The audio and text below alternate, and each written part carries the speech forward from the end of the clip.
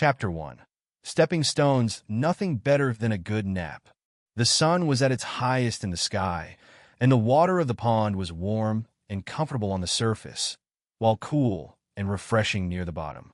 At the center of it all, an old and rugged acacia tree with grayish bark grew out of a small islet, its sparse leaves swaying ever so lightly in the gentle summer breeze. All that could be heard in the morning air were the birds singing and the calm, continuous flow of water rolling down the cliffside rocks. Right by the edge of the pond, a steady stream of little bubbles would occasionally surface from where the large crab had buried himself, leaving just the top of his gray carapace exposed to the sun's rays. I would not trade this for anything.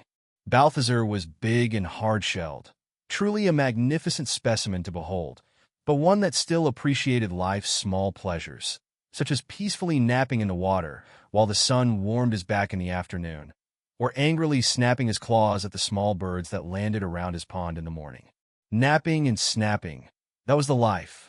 And life was good at the little corner of paradise that was his pond, a modest waterfall feeding it from the much larger river that surrounded the snow-capped mountain above, the imposing branches of the central tree overlooking the peaceful surface, as a myriad of fish swam below and insects buzzed above it, and no one to disturb Balthazar's solitude, except for the occasional birds. The pesky, smug little feathery balls mocking him from high up. He'd nab one someday, and that would show them. There were no other crabs at that pond, only Balthazar. Ever since he could remember, it had just been him, and he had no complaints. That's how he liked it. Better alone than in bad company, he always said, to himself, because it's not like he had anyone else to say it to. He wasn't the sociable type. He didn't want to have to share his favorite sunbathing spots. Having company was highly overrated. He was a crab after all. He had no concept of boredom. No, of course not. That was beneath him. Just as the lonely crustacean was dozing off, amid thrilling thoughts of what color of fish he would snack on later, something nearby disturbed Balthazar's rest. Stomping echoed into his shell and jolted him away from his pondering. Rolling his eyes from under the sand, he tried to shake off the blurriness of the sunlight. The stomping continued, growing louder, now accompanied by the rattling of metals. It was getting closer, and it was coming from the road. Growing irritated, the sleepy crab raised himself from his muddy resting spot, just enough for his eyes to surface and spy his surroundings.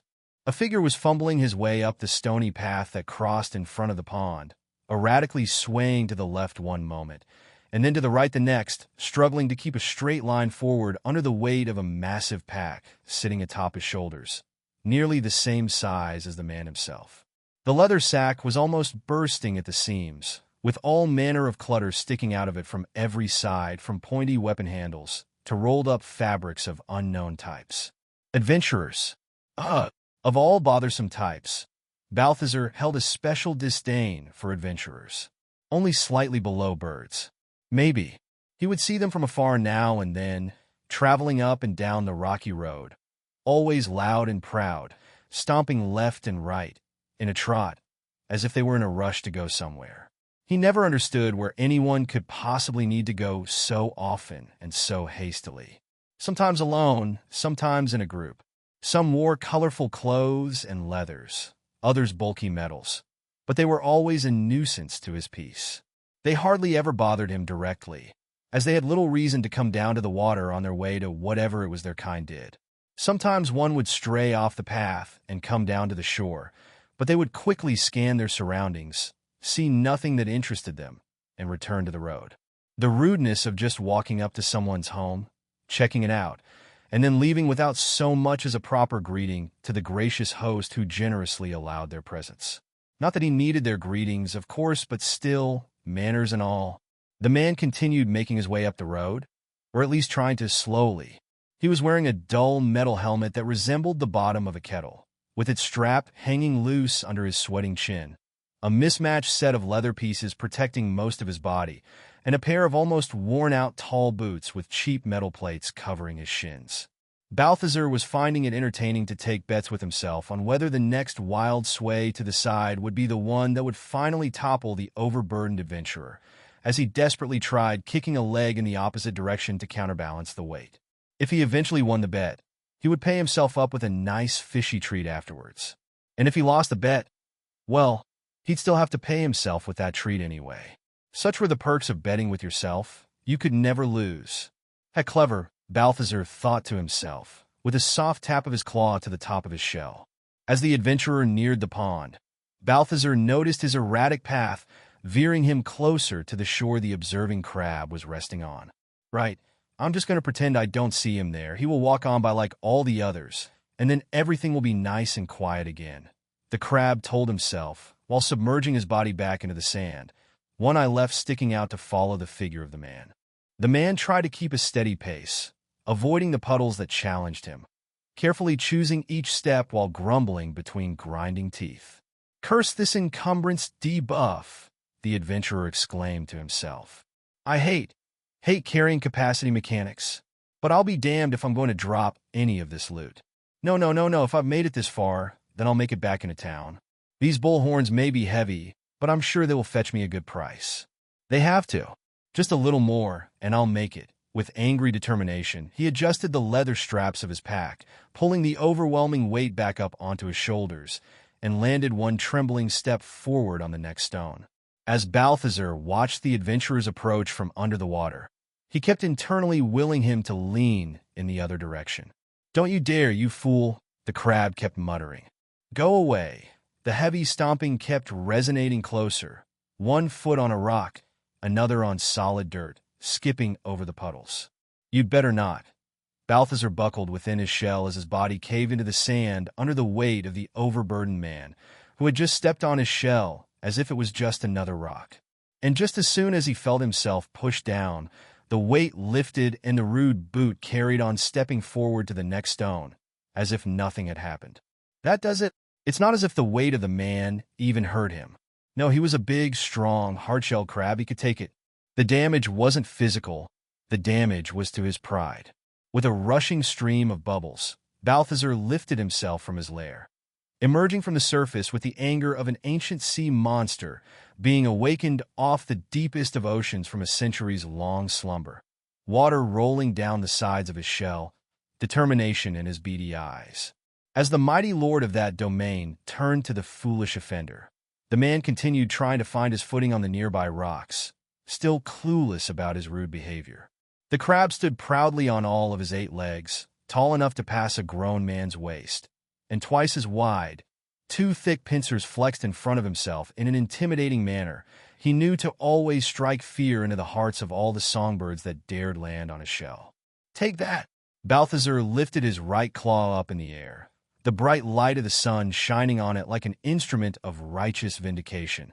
And with one swift downward motion, he took a swipe at the man's right shin, the metal plate protecting it crumpling between his claw. "What the OW?" the adventurer cried, as he tried to turn around and face the consequences of his own actions. But with his right leg firmly held in place by the mighty pincer of karma, he finally lost his balance. With widening eyes, the doomed adventurer found himself falling over to the side, his helmet flying off his head. Surprise and shock painted on his expression, as he was diving face first into a group of rocks that cluttered the sides of the pond. The adventurer's head hit the stones with a loud crack. His ugly helmet splashed onto the water and floated upside down. His leather pack finally burst open, spilling its contents everywhere. And the crab stood there, claw still tightly holding the man's now limp ankle. He stared down, slightly confused, and gave it a small shake, as if looking for a reaction. "Well, that serves him right," Balthazar finally said, letting go of the leg. The rudeness of these adventurers. Not only do they run up and down the path in front of his pond all day with no consideration for how much of a disturbance they cause, but now they would even step on him like some common stone on the road? No way, he would not take that lying down, even if that was his favorite position to be for most of the day. Balthazar turned and looked at the aftermath of the ruptured pack. There were all sorts of random trinkets and doodads scattered around his precious slice of heaven. A large cooking pot had landed upside down on the road. A sword that went flying was now firmly stuck with its tip between some rocks. Books of all types scattered by the shore, and even some form of undergarments had somehow gotten stuck all the way up on a branch of the central tree, blowing in the wind like an embarrassing flag. An absolute mess. The more he looked, the more chaos he spotted. "Look at what you've done, you idiot!"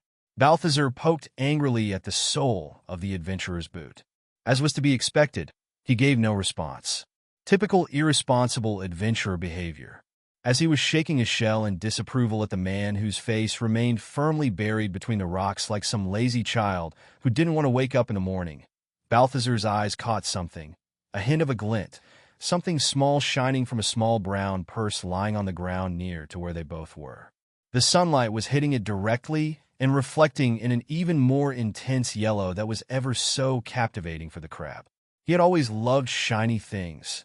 Ever since he was a wee little crab playing around in the sand, anything that shined brightly would always grab his attention. He had a very dull childhood, one could say. As he approached the mysterious source of the glow, he saw it was not one thing, but multiple items that had spilled out of the purse. Perfectly round, thick slices of a yellow metal with some kind of figure carved on its surface, all identical in size, shape, and design. Balthazar had never seen such a thing before, but he knew in that moment that they were simply beautiful. With the care and precision his massive pincers allowed, he started dutifully pushing his precious new treasures back into the purse, where their beautiful glint couldn't capture anyone else's greedy eye. The crab turned and scanned the treetops, his eyes squinting in suspicion. They were there, always there, with their bird's-eye view, watching and plotting. He knew it well enough, but not this time, little ones, not this time. As he turned back to the now closed purse, he saw something else fall out of the adventurer's pack. Some kind of rolled-up tube of a smooth, pale material. It didn't shine or reflect any light, but it still looked curious. It also didn't look much like food to him, but he reached one arm forward to get a feel for what that peculiar thing might be. "Ah!" Balthazar screamed and jumped a couple of paces back, which in itself was quite the surprising event, seeing as until then he didn't even know crabs could jump. But the bigger surprise came from the mysterious roll, which had reacted to his claw's touch by lifting itself up into the air, hovering slightly above the ground, while glowing with an intense, humming white light. This crab had seen many crazy things in his life, but never anything like this. Fine, maybe he hadn't exactly seen that many crazy things in his mostly sheltered life spent sunbathing in a pond, but even then he was quite certain that ranked fairly high in terms of insane things to happen to a crab. Despite his apprehension, Balthazar slowly approached the glowing item again. After all, it wasn't doing anything except hover there and ruin the decor. His curiosity took charge, and he stretched a firm, clenched pincer towards the object a second time. He touched it, and a slight shiver ran down his arm as the tube unrolled itself, revealing a white, bright page, and a set of words appeared, glowing on its surface. Scroll of Character Creation. Allocate Attribute Points. 10. Chapter 2.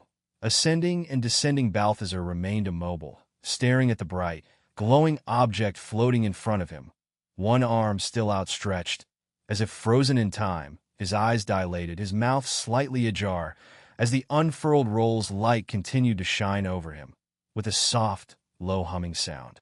He was in utter shock. It was simply unbelievable. Yet there it was. How could it possibly be?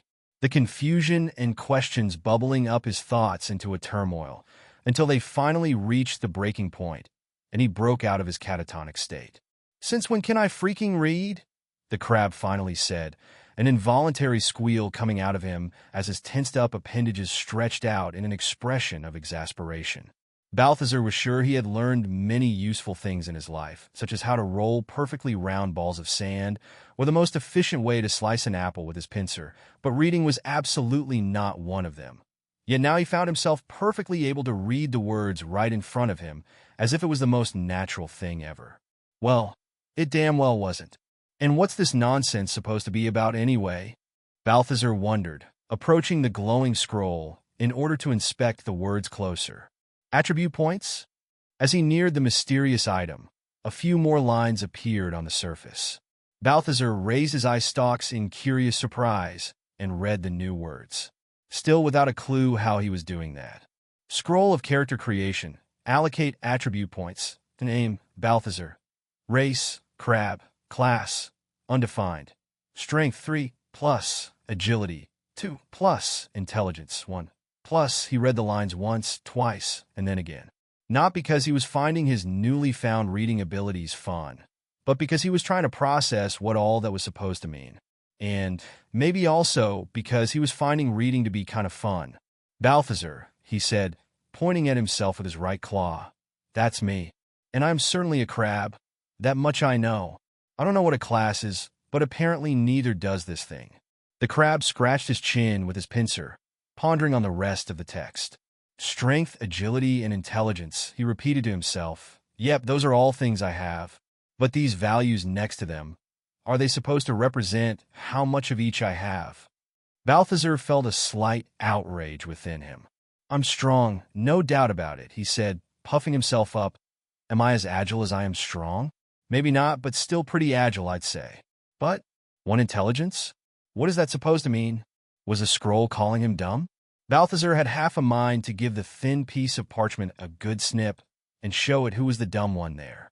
But then again, clawing angrily at an, apparently, inanimate object sounded quite dumb, so he restrained himself. 10 points, he slowly considered. So does that mean that if I press this? Reluctantly, Balthazar touched the plus sign next to the intelligence level on the scroll, and the value changed from 1 to 2. Oh! Balthazar exclaimed, with excitement in his eyes. And I still have 9 points left now. The crab crossed his arms in deep consideration. I could spread them evenly, he began, opening one arm in one direction, as if weighing an invisible object. Or I could focus on one attribute. He stared back at his intelligence value on the scroll, the low number taunting him.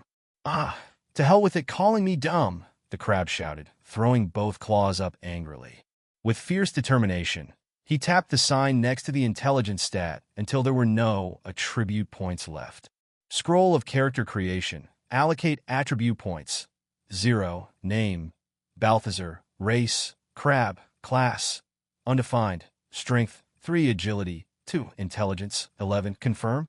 Damn right I confirm, Balthazar said proudly. I confirm that I'm intelligent as hell, baby.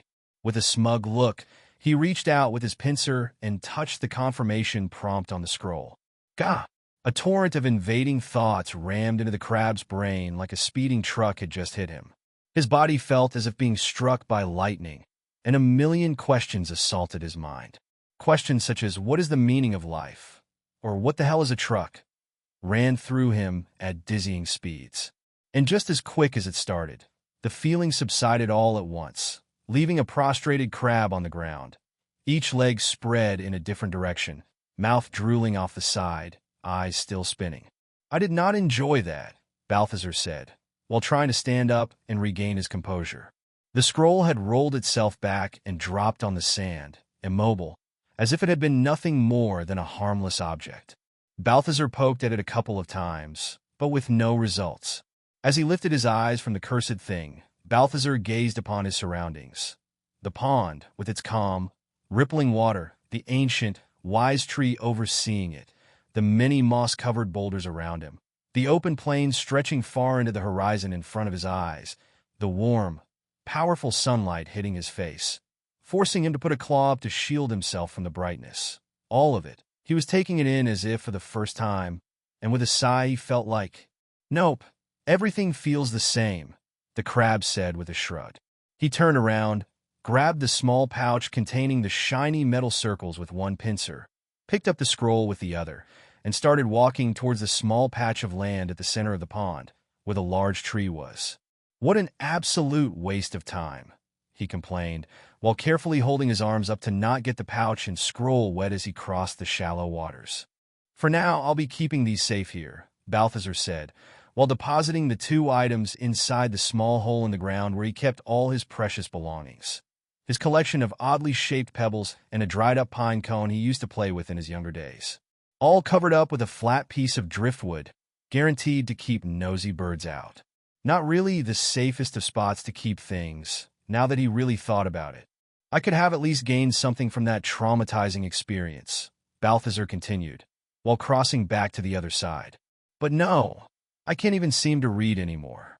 He held up one of the books that had spilled over from the Adventurous pack and stared at its cover, puzzled, trying to make sense of each unknown glyph written upon it, but with no success. Pointless. With one frustrated thrust, he threw the book, which landed squarely on the stones at the edge of the road. Looking back at the dead adventurer, still lying between his bed of rocks, burst pack hanging loose from his shoulders, the crab released one more sigh. "Well, you're surely not going to help me clean up this mess, are you? No way." Balthazar jumped in place, startled by the loud exclamation. As he turned, he saw a young, skinny man wearing long gray robes and a tall pointy hat rushing up the road from the same direction the recently deceased, by his own fault, adventurer had arrived earlier. "I can't believe it," the overly excited young man said. "It really is a tome of levitation." The odd fellow picked up the book Balthazar had cast aside just moments before off the ground and marveled at it, holding it with arms stretched, mouth open into a goofy smile. "I've been looking for one for ages, and then I find it just like this, at a randomly generated roadside event of all places." The man was so captivated by the book in his hand that he was completely ignoring the fact that there was a crab standing not too far off to the side, staring at him in confusion and disbelief. As if this day hadn't been bizarre enough so far, Balthazar now had to put up with yet another lunatic adventurer. The young man began frantically leafing through the pages of the book, his eyes darting from one direction to the other, running through the length of each page like someone afraid the book would be taken away from him at any moment. It was nice that at least he seemed able to read it. Balthazar pondered whether he should try to approach and learn more about the mysterious texts, or simply hope the annoyingly excitable man would just leave on his own, when the loud slamming sound of the book being closed cut his thoughts short. "Eureka! Ah, I finally have it," the young man said excitedly, book still in one hand, while shaking the other wrist out of his oversized sleeve and assuming a ready stance. Balthazar watched as he murmured something unintelligible, snapped his fingers, and slowly began rising from the ground, as if being lifted by the shoulders. "Magnificent!" the young man roared as he continued ascending. "Well, I'll be damned," Balthazar said to himself, as he continued watching the robed figure going up, already floating higher than the top of the old tree of the pond. Balthazar wasn't exactly jealous of the man, not only because he had never really wished to fly. Flying was for puny birds, not for mighty crabs, but also because if he was going to feel anything of that sort, it would be envy, not jealousy. He wasn't exactly sure when or how he had learned the difference between those two, but that didn't really matter right then, because something else up above was recapturing Balthazar's attention. The small figure in the sky had changed demeanor and had gone from excited joy to frantic concern. "Oh crap, crap, crap," the young man shouted. "What was the duration of this thing? I didn't even check." He was quickly turning the pages of the book back and forth, desperately looking for what he couldn't find, while trying to maintain his balance with no surface to hang on to. "Please tell me this also gave me immunity to fall damage. Please, please, please," he pleaded to nobody in particular. Balthazar watched from below, with one claw in front of his non-existent forehead and his eyes squinting with equally non-existent eyelids. "Damn it," the speck far up in the sky echoed in frustration. "Where's the part about maneuvering this stupid, oh no?" Without warning, the slow ascension ceased, being replaced with the high-pitched screams of the robed young man as the gravity of the situation came down on him, just as he was now coming down towards the ground at an alarming speed. The gravity of the situation," Balthazar chuckled to himself. "Nice one." The crab focused back on the falling figure, just in time to watch him slam into the ground with a loud crash and a cloud of dust, the book flying off and landing in one direction, and his pointy hat in another. Balthazar approached the mangled figure now carved into the ground slowly and gave his foot a small shake. "Well, this one is not flying again anytime soon." Just as Balthazar finished his sentence, a bright, bold block of text popped out of nowhere in front of his sight, causing him to stumble back and fall upside down on his shell, squeaking in affright. "What? Get away! Shoo!" He desperately waved his claws all over, punching nothing but air, while trying to tilt himself back onto his feet. Once the crab finally regained his footing, he continued looking in all directions, trying to shake off the intruder in his eyes, but no matter where he looked, the text followed. "Opponent killed, experience gained. Level 7 Wizard slain by cleverly placed trap. You have reached level 2. Now I can read again. Chapter 3. Easy as pie as Balthazar regained his breath and composed himself, looking around to ensure no birds or adventurers were around to laugh at his embarrassing moment. He focused back on the floating text covering the center of his eyesight. It was similar to the one from the scroll, except that had existed as if projected from the parchment, floating in the air, while this was clearly inside Balthazar's eyes, as every time he tried to grab at it his claw did nothing but pinch the empty air in front of him. Opponent killed, experience gained. Opponent? And what in the world is this experience anyway? The crab asked, puzzled. Level 7 Wizard slain by cleverly placed trap. Wizard, that must be this guy, he said, tapping the tip of the wizard's shoe, who remained firmly stuck in his crater. And what does this mean? What trap? Balthazar raised his eye stalks in realization, looked around first at the dead wizard, then up at the sky where he had been floating just moments ago, and finally at the book that was now lying back on the ground, not too far off from where he had tossed it before the young man appeared. Is this thing blaming me for his death? Balthazar finally said. Hey now, wait just a moment, I couldn't possibly know. It was his own fault. I did nothing. He paced from side to side, the words in front of him unchanging, ignoring his pleas of innocence. You have reached level 2. And what's this supposed to mean? Balthazar said, finally focusing on the last line of text. He wasn't sure what a level was supposed to mean here, only that whatever it was, the wizard had been a 7, which Balthazar knew was more than 2. Yes, he may have been just a crab, but he still knew how to count. It's a vital skill to anyone with as many legs as he has. Never know when you might get into a scuffle and walk away unsure if you still got all your appendages. Well, he doesn't look that superior to me now, the crab said with a disdainful look at the young wizard's twisted expression of horror still stuck to his face. Again, not that it was me who did this to him, of course, he hurriedly added, to nobody in particular. The block of text remained in his sight, and Balthazar began wondering if it would ever go away, or if he was stuck like that forever. Whatever it was inside his head, inside his mind, so he tried to concentrate on pushing it away. The task would have been so much easier if he had the ability to blink. Just as Balthazar began considering rubbing his eyes in the sand, his focus on the last line of text caused a small click, and the words disappeared with a smooth slide to the side, as a new block appeared from the opposite direction.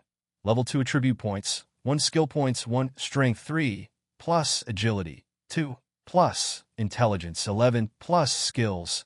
Oh, this again, Balthazar said, staring out into the open, reading the new words only he could see. He scanned each line carefully, rubbing his chin with the back of one claw. These attributes I've seen before, but skills are something new, and it would seem like I can increase one of these 3 again. He pondered on whether he should select strength this time, but he never felt himself to be weak. He was the strongest around. No fish or bird ever dared stand up to him.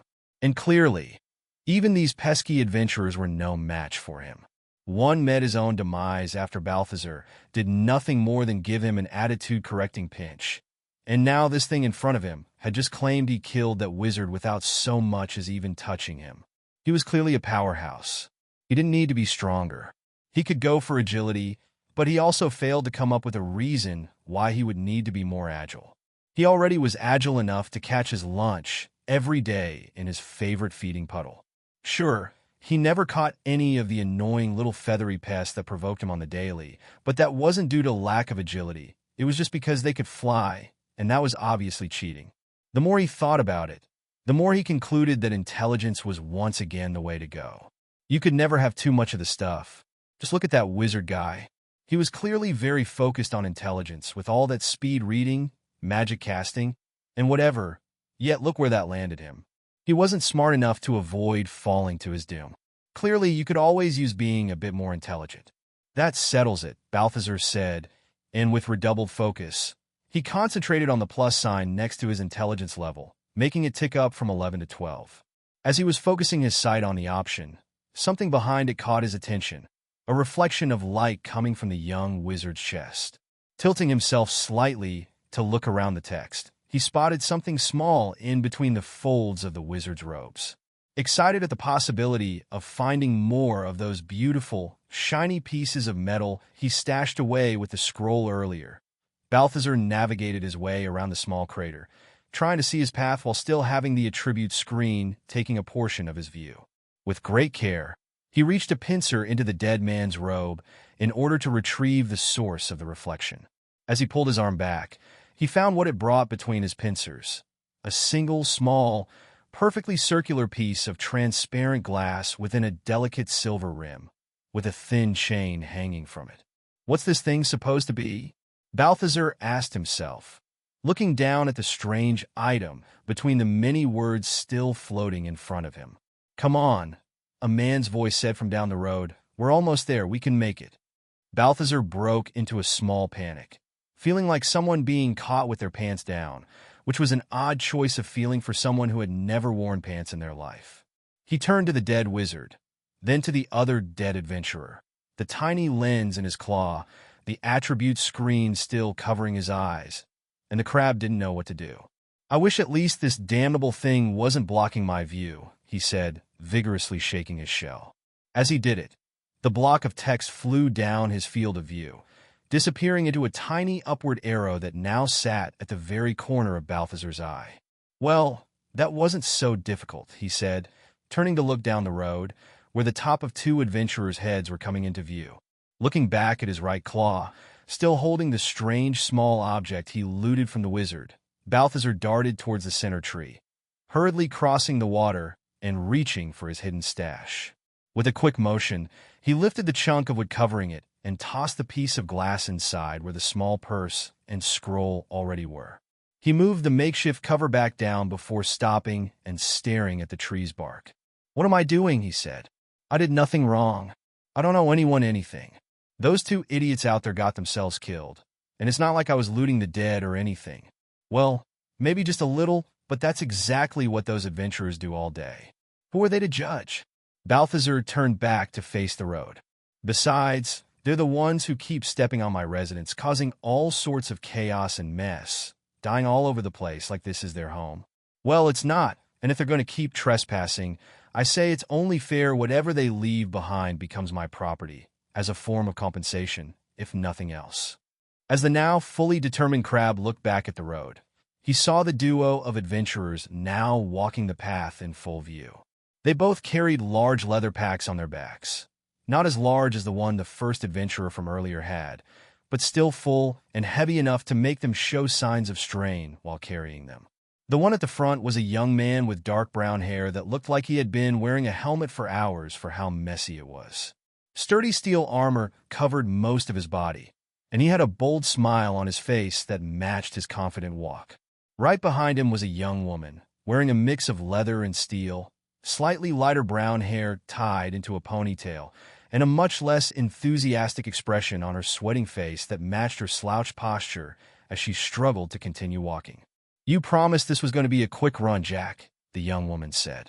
"It's been 2 days now, and we're only going back because we can't carry any more loot. I swear this is the last." "Hey, are you even listening?" The young man was clearly not paying her any attention, as he struggled to step on top of 2 stones, trying to get closer to one of the swords that had gone flying out of the bursting pack earlier, the one that was stuck between 2 large rocks. "Leah, look, it's an enchanted sword," he exclaimed, pointing at the sword, which seemed to have a thin layer of color glowing across the surface of its blade, waving and pulsating slowly. "Oh, come on. You know we're overburdened as is," his partner said, taking a step around the body of the adventurer with a ruptured pack whose face remained firmly planted into the rocks. "Do you want to end up like this guy?" "Yes, I know, but I can't let this opportunity pass. I have a good feeling about this one," Jack said, without looking back and while trying to devise a way to better reach the rocks holding the sword in place. "I'm not carrying it, that's for sure," Leah declared, with the expression of someone who is already tired of the situation. Balthazar was still standing on his small islet at the center of the pond, watching the pair bickering, annoyance growing in him. He was really getting tired of all those adventurers. First one steps on him and spills trash all over his beautiful home. Then another comes by and decides to make an ugly crater in his front garden. And now those two show up, ignore him completely, and begin pillaging his residence? It might have been trash, but it was his trash now, and this crab just about had it with their kind. No more standing idly by, expecting things to sort themselves out. He was taking matters into his own hands. Claws, pincers, whatever. He was going to show he's not a crab to be messed with. With determination in his eyes and shell held high, Balthazar stepped across the shallow water to the edge of the pond and straight towards the steel-clad man trying to reach the sword still stuck in the stones. "Hey, you listen here," the crab shouted to the young man. "I've had a very stressful day, and my patience is running thin, so you and your friend better scram and leave my stuff alone." The two adventurers turned their heads to face the angry crab. "Look what you've done," Leah said. "Now you aggroed a crab on us." Why is it squealing and waving its arms like that?" the man asked, confused. "How should I know? Do I look like I speak crab?" she responded. "Fiends, no manners, no respect," the crab continued. "Let's just go. I'm way too exhausted to fight, even just a crab," the tired woman said over the crab's continuous squealing. "Wait, hold on. I think I have an idea," said the confident adventurer. "So you leave my stuff where it is. Take yourselves up that road to wherever you were going, and leave my pond alone," Balthazar said, agitation spilling from him. But it was to no avail. He could tell they weren't understanding a thing of what he was saying. He knew already that adventurers weren't exactly the brightest kind, as demonstrated by the two previous specimens already cluttering his residence, but he hadn't realized their education was so appallingly bad that they didn't even learn crab language. Truly a primitive and simpleton race, they were. While Balthazar reflected on the faults of the adventurer education system, the young man in front of him had taken his pack off, placed it on the ground, and was now squatting down, hastily looking for something within it. The crab put both of his claws up and tensed up his legs. So there was to be a fight, it seemed. He had already dispatched two adventurers today, sort of. What was one more to add to the list? Surely the one by the road would run away in fear once she saw him defeat her friend, right? All he had to do was give him a good slash and a smash through his solid steel armor. That sure looked pretty thick, now that he looked at it up close. Balthazar began wondering if tossing that book the wizard picked up earlier would work a second time. "Ah, here it is," the smiling man said, pulling something out of his bag. As he stood up from his pack, he held a small object in his right hand, wrapped in a simple white cloth, and began unwrapping it with his left hand. "Here you go, buddy. Don't be grumpy. I'll trade you this for that sword." "How's that?" Jack offered with a wide smile on his face, as he placed the open cloth down on the ground in front of the crab. Balthazar stood with claws still ready, cautiously looking at what the man had just laid out in front of him, when a smell reached him, a smell he had never felt before, but that filled him with the purest of joys and happiness. He did not know what that triangular piece of soft-looking something was, but he instantly knew he must taste it. Completely disregarding the two adventurers, Balthazar lunged forward at the unknown piece of food and tore a small piece of it off with the tip of his pincer and brought it up to his mouth. The whole world turned brighter around him, and he was sure stars could be seen dancing in his eyes. It was soft and slightly humid, with the tiniest crumbly feeling on his tongue. And the taste, he had tasted fruits before, from bushes and small trees around the area, when the season was right, but this was like something else entirely. Sweet, smooth, with a rush at every bite. "Seriously, you're feeding apple pie to the crab?" the female adventurer said to her partner with disdain. "It worked, didn't it?" he responded. "Look how happy he is with it." Without the weight of his pack, the young man climbed up to the stone where the sword was, and with an imposing posture stuck both of his feet firmly to his sides, grasping the hilt with both hands, and with a sharp exhale pulled the blade out of the rocks, lifting it up to the skies with his right hand, its edge shining against the sunlight, a huge victory smile stamped on his face. "Yay, hooray, congratulations, chosen one, whoa," his companion said in a sarcastic tone. "Can we go now? Mock all you want. I'm telling you, I have a good feeling about this sword," Jack said with conviction, while jumping down from the rocks. "And yes, let's go now." As the two adventurers carried on up the road, Balthazar finished eating his slice of pie, no longer caring about them or any silly sword. That had been a life-changing experience. He felt a satisfaction he had never experienced before. His mouth could still taste the subtle delight that had just gone through it. All he wanted to do was lie down, take a nap, and dream about that delicious treat. As he smiled and his vision began to blur, a sudden block of glowing text assaulted his eyes. High-value item traded. Experience gained. Sword of Heavy Might. Traded for slice of apple pie. You have reached level 3. Gah! Son of A. Chapter 4. Skill Issues Pie. Balthazar exclaimed. That's what the delicious thing was called. It was apple pie. Shaking himself fully awake again, he stared at the new level-up prompt in front of his eyes, slowly moving away from the central focus of his attention, the pie, and to the rest of the words. So I can level up from trading things too, he said. That's good to know, I guess. Was that sword that special that it warranted me gaining all that experience? No, surely not. It must have been the pie. It was clearly some kind of divine item. Looking back at the text, Balthazar tried focusing the same way he did before in order to bring up the next screen. With a smooth slide, the increasingly familiar stats presented themselves again. Level 3, attribute points, 1 skill points, 2, strength, 3, plus, agility, 2, plus, intelligence, 12, plus, skills. That's right, I completely forgot about this whole skills thing, thanks to those two. Figuring he might as well stick to his winning strategy, Balthazar bumped his intelligence up to 13. Now let's see what this is all about, he muttered, while focusing his eyes on the skills option. The previous text moved out of the way, and from above, as if cascading in front of his eyes, a stream of many small text cells began sliding in front of him. This is a lot. I'm not even sure what half of these are. The options were so many they wouldn't fit within his field of view all at once, scrolling down as his eyes reached the bottom each time. Obvious things such as archery or carpentry, but also strange ones like dark magic and necromancy. And what in the world was knitting? While scanning through the many skills, a few stood out to him, as they were listed at the top and marked differently. Medium armor, B. Fishing, C. Slashing weapons, C. Skipping down the list, he noticed everything else marked with an F instead. Balthazar wondered what those letters were supposed to mean, and just as he began considering possible F words, a small label on the top right of his view conveniently caught his attention.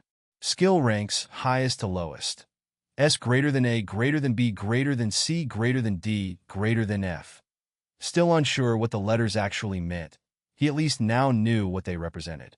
Returning to the top of the list, he reflected on his top skills. Fishing. I suppose that makes sense. I've been fishing for most of my life.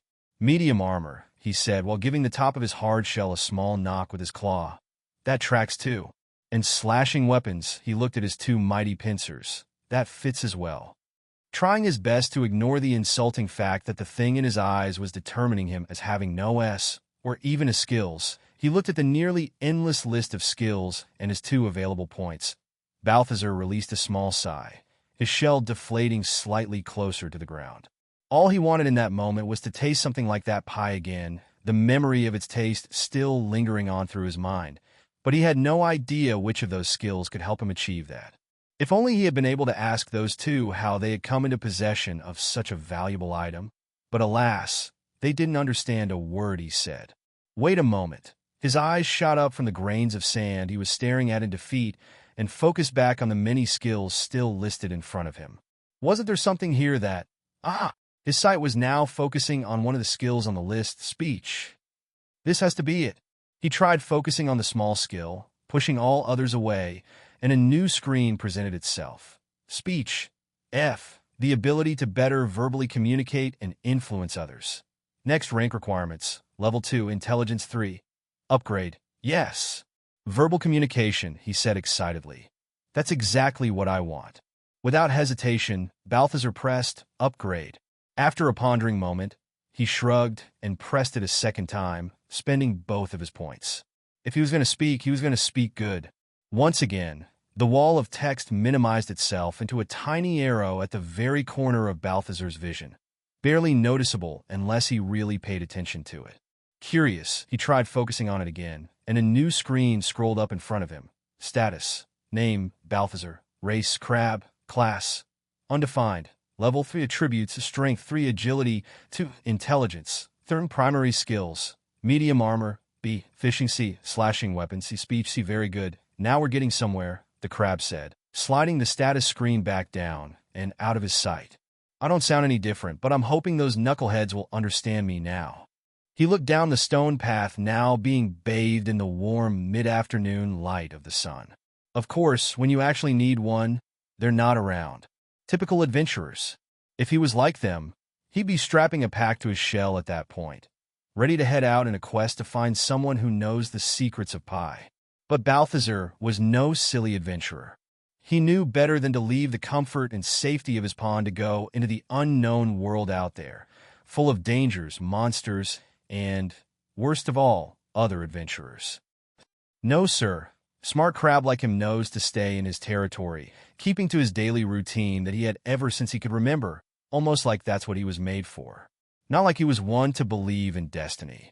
He knew he belonged where he was because that was his choice, not because some external force decided that's where he would dwell his whole life. That'd be silly, and also a little depressing, shaking away the ridiculous ideas of stepping outside his comfort zone and risking losing his beautiful abode to the next crab who came along. Balthazar looked back at his pond, which was still a complete mess. Dead adventurer here, dead wizard there, items everywhere. And then he remembered that small piece of glass that he acquired from the wizard but never had a chance to inspect properly. Skittering his way back under the tree, he lifted the driftwood cover and retrieved the small object. Carefully holding it between his massive pincers, the thin silver chain attached to the rim swinging under it, he looked over the strange trinket once more, still none the wiser as to what its purpose was. Bringing it closer in front of his eyes, the crab tried peering through the glass surface. "Oh, what's this?" Balthazar said, with his mouth open in an inquisitive expression. The scroll he had hidden in his stash was on the other side, but on the surface of the glass he could see a line of small letters, similar to the text he'd seen before on both the scroll and his own vision. Scroll of character creation. Moving the lens slightly to the right, he looked at the small pouch sitting next to the scroll. Coin purse 12. With childlike excitement, Balthazar pulled the purse out of the hole and carefully opened it, retrieving a single object from within and holding it in front of the glass. "Gold coins, so that's what these things are," he whispered. "Coins." With great satisfaction in learning the name of his now second favorite thing in the entire world, pie was still currently number one. Balthazar put the coin back in the purse and carefully stashed it in the hole before turning around, ready to find out more about everything around him.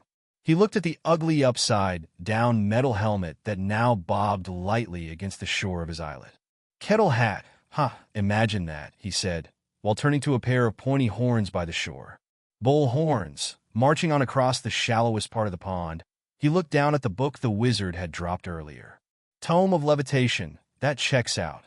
Circling around to the other side of the crater, he picked up the fallen hat of the fallen wizard.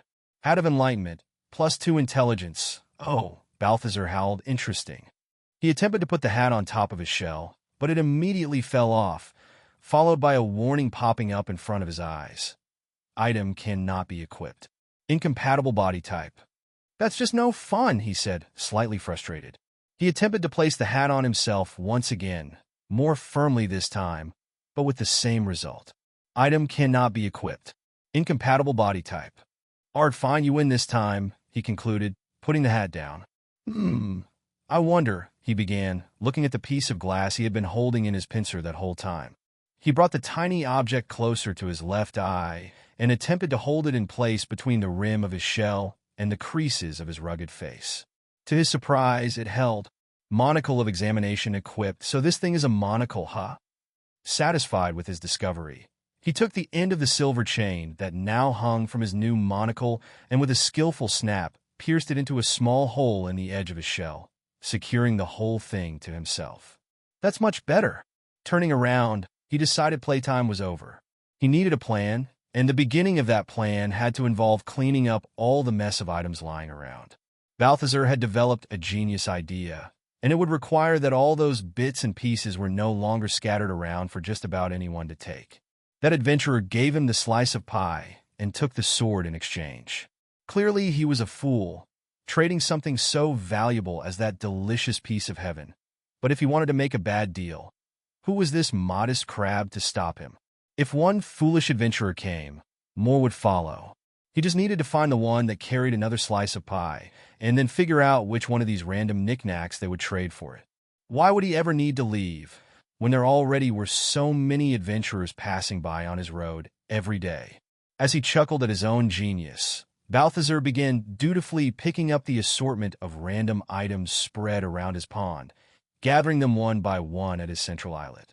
Forks, knives, small daggers, empty glass bottles, bottles with various liquids, some shoes, even socks. Everything went into the pile. "Why would you even carry this with you?" Balthazar said with a puff, as he propped a large and heavy wheel of cheese on top of his shell and carefully took it to the other side of the water. Picking up the tome of levitation and holding it between his pincers, he wondered about its contents. But then he remembered the falling wizard. Nah, better not risk it. He had seen enough magic on that day to know it was a fool's demise. He was better off staying far away from it if he valued his shell. Who had ever heard of a wizard crab? Anyway, time passed and the busy crab continued his task, slow and steady, until all the contents of the adventurer's bag, as well as the few items the wizard carried, were gathered at the center of the pond, where he could easily keep an eye on them. Satisfied with his hard work, Balthazar wiped the top of his shell above his eyes with the back of his claw. He wasn't exactly sure what for, as crabs don't sweat. Crossing back to the edge of the pond, he inspected the ground around the stone path, ensuring no object had been missed, when a shivering feeling ran up the back of his shell, like he was being observed. Quickly turning, he saw his unannounced observer, their eyes locking, rage building up inside the crab. "You little turd!" Balthazar exploded. "Get out of here!"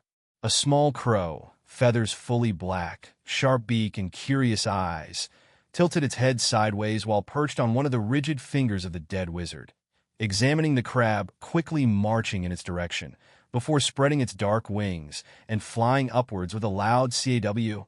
"I should have known," Balthazar said, while angrily shaking his claw at the crow disappearing in the distance. "One of your kind would show up, eventually."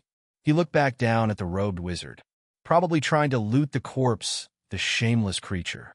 Crossing his arms, Balthazar looked back and forth at the two dead adventurers through his totally not looted new monocle. One looking as if he was taking a peaceful nap, except for the fact that his pillow was a group of hard rocks. The other still firmly interred within his shallow crater, entire body stiffer now, all limbs contorted in awkward directions. To make matters worse, Balthazar couldn't avoid noticing the surrounding stench. "Yeah, I need to get rid of these two. Dead bodies are definitely not good for business. Who knows what kind of bad things they could attract?" Chapter 5. Trading bodies. As the sun began its way down the horizon, announcing the fast-approaching dusk, the determined crab attempted for the third time to dislodge the firmly stuck wizard from the ground, but with no success. The body was not only too tightly held in place, but also too stiff to be maneuvered by Balthazar. No matter how much he tried to wiggle one of his limbs out, they wouldn't give in. "Bah! No use, this is getting me nowhere." He finally conceded, turning to the other deceased adventurer. "Let's see if you're more cooperative." Grabbing each ankle with a pincer, Balthazar began trying to use all his weight to leverage the body out of its resting spot, but it barely budged. "Oof, you're heavier than you look, buddy." Having already taken all the items the adventurer was carrying earlier, including his armor, there wasn't much else Balthazar could do to reduce the man's weight any further, except perhaps removing his remaining clothes, for what little difference that would make. "No, not doing that. I'm perfectly aware I may not be wearing any clothes myself, but I still got a sense of self-respect." Accepting the fact that simply pulling wasn't cutting it, Balthazar shuffled his naked backside, heading to the center of the pond, where all the items were. "Oomph," he muttered. "I'm sure I put it here somewhere." Searching through his newly acquired collection of goods, he pushed a pincer under a pile of animal leathers, blindly fishing for something. "Got it!" Pulling his arm out, he held it up victoriously, holding a small metal shovel by its wooden handle. Skittering back to the other side, Balthazar began looking for a good spot around the wizard's body. "Right, now all I have to do is dig up some dirt, cover you both up, and let the worms sort the problem out." Choosing a soft dirt area with some short grass covering it, He awkwardly tried pressing the shovel down into it. Using his other pincer to aid him, he attempted to hold the handle between his large claws, but in doing so, it slipped from his grasp and fell flat on the ground. Arg, stupid thing! Balthazar tried to pick the shovel back up, but his pincers being too massive for the thin handle caused it to keep slipping and dropping on the dirt time after time. Screw this, he finally shouted, pin-up rage erupting from him. These things were made for tiny, fragile little human hands. They can't handle proper appendages like mine. Stomping his little crab legs around the shore, Balthazar looked down at one of the more shallow pools that formed within the pond, spotted a small fish with vivid red scales that reflected the dim light of the sunset, and with one precise strike impaled it with his right pincer. Bringing it up from the water, he examined his catch proudly. Who needs tools when your pincers are already the best tools you could ask for, anyway? Shoving the fish in his mouth, he began chomping on it vigorously. He was prone to comfort eating, occasionally. If I can't do something about those two eyesores soon, they'll scare away other adventurers with their smell. Balthazar kicked some grains of sand into the water, which would have been perfectly fine by me before. The less they bother my home, the better, but now I actually want to lure them in, so I can learn more about their mysterious pie. His mouth began watering and his eyes drifting away, his thoughts going to his earlier memories of tasting pie, when the sound of rushing footsteps alerted him to an approaching figure by the stone road. Turning his attention back to where the two dead bodies were, he could tell someone was heading right for them. Damn it, this is terrible timing. Who's even still prancing about this close to nightfall?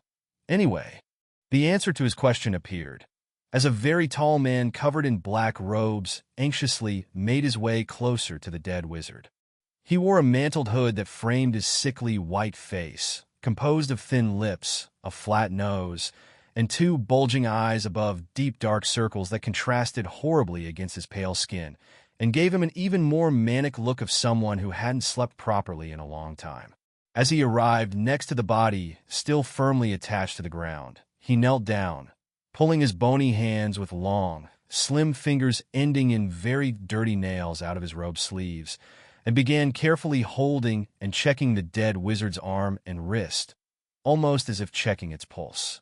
Balthazar observed the stranger from the side of the pond with an expression of slight disgust, as the man moved over to the other adventurer with a pep to his step, got down on his knees, the dirt all over his robes seemingly not bothering him, and let out an excited "oh" between the nervous smile on his face as he gently pressed and felt the dead adventurer's ribs. Great! Is it weirdo hour now? Balthazar said to himself. Turning his sight to get a better look at the figure, he noticed his monocle display a label above the man's head. Level 9 Necromancer. So this thing can examine more than just items. It can identify beings, too. That could be useful, Balthazar quietly said, while peering through the lens. I'm not exactly thrilled about it, but I did ask for new adventurers to come by, so I guess beggars can't be choosers. Let's see if this works out. Taking a deep breath and stepping forward, the crab approached the necromancer with a straight posture, hoping the speech skill really did what he was hoping it did. Hey there! Balthazar winced as his words came out much more blunt than he intended them to sound. This was going to be awkward. He was sure of it. The pasty-looking man turned abruptly to Balthazar, eyes bulging out even more than before, the nervous smile gone from his face, looking for whatever interrupted his careful toe examination. Locking eyes with the crab now standing at face level with his crouched figure, the necromancer spoke with a raspy voice. These yours? He pointed his morbid-looking index finger at the wizard, and then at the other dead adventurer. Balthazar dry swallowed, and felt a brief appreciation for not having a neck that gave it away in that moment. This guy not only seemed unfazed that a crab had just talked to him, but he was now interrogating him with uncomfortable questions. What was he supposed to answer to that? Was it some kind of accusation? Were they even his? Technically, they were on his property, and it's not like anyone else was claiming them. But did he want to admit ownership of two adventurer corpses to another adventurer? Would he think Balthazar killed them? And would he react aggressively if so? Or maybe he would be intimidated. That could work in his favor. Yeah, they are, he finally responded, his answer sounding far more aggressive than he had planned. How much? The necromancer quickly replied. Huh, how much for the two of them? The necromancer stood up, Balthazar's eyes following him, still dumbfounded. "You want to take them?" he asked the tall figure, who seemed to grow impatient. "Yes." "How much do you want for them?" he responded, pulling a familiar-looking purse from his black robes, producing a clinking sound as he did it. As if something had clicked in his head, Balthazar abandoned his astonishment and changed demeanor. Well, how much are you willing to offer for them?" 50 gold for this one." The man pointed at the face-down body under him. "And 40 for the other one. It has a lot of broken bones. 100 gold for both. Take it or leave it," Balthazar declared with determination.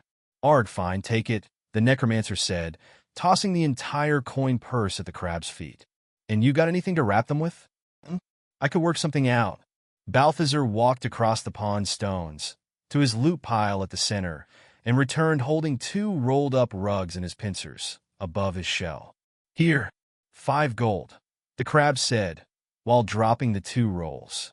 The pale man produced another coin purse from his pocket and began counting coins out of it. "Each," Balthazar added. With a grumble, the necromancer took 15 coins and dropped them in a pile in front of his pincers. "And I'm taking the shovel too. All yours."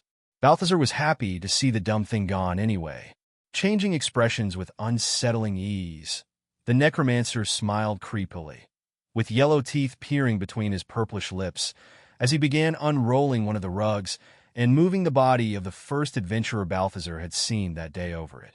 After dislodging the wizard's corpse with some difficulty and a few bone-cracking sounds, he now had both adventurers firmly wrapped into their respective rugs. Standing up, visibly satisfied, he wiped his dirty hands on his already filthy robes and his forehead on the sleeve. "I should get going," the man said nervously.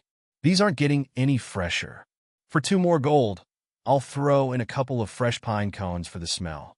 The necromancer looked at the crab, the corpse rolls, and then his pocket. "Give them to me," he agreed, tossing another 2 coins.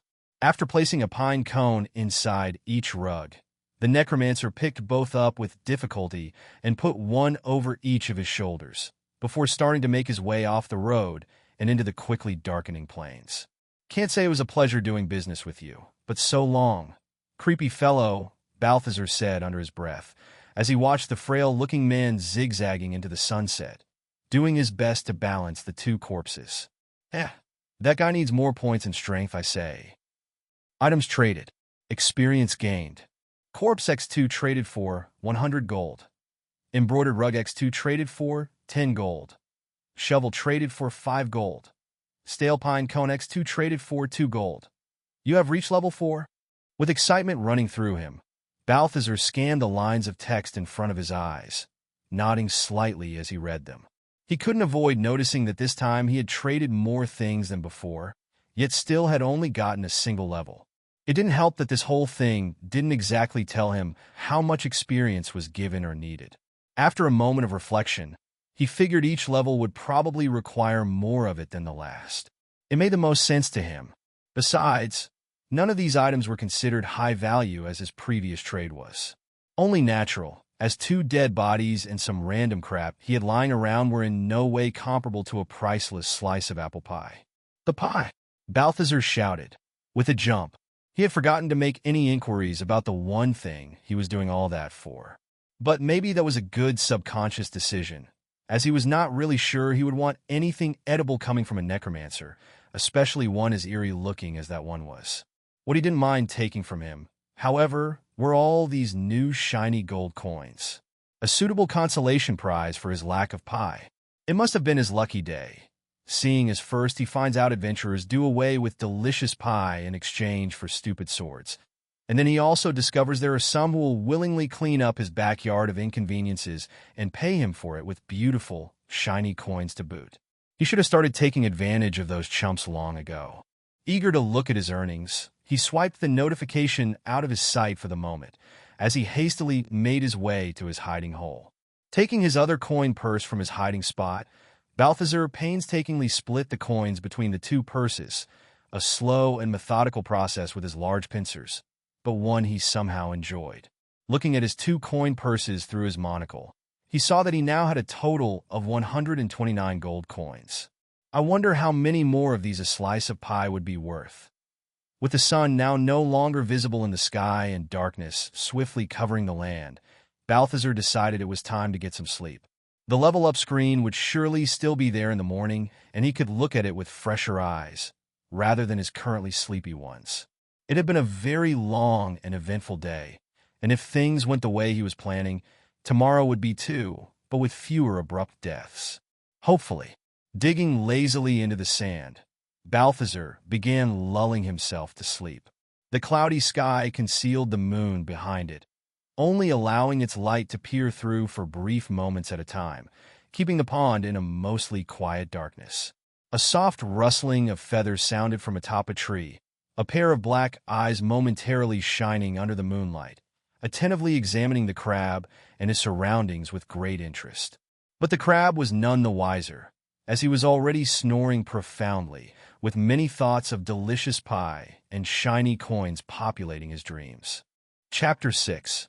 Expanding your sights. The sun began rising in the sky, while the birds started singing up on the trees. A groggy crab reached one arm out of the sand, feeling his way to a pile of junk next to him until he found an old shoe and blindly threw it at the source of the singing above him. "It's too early. Let me sleep a little longer," a muffled voice said from under the sand.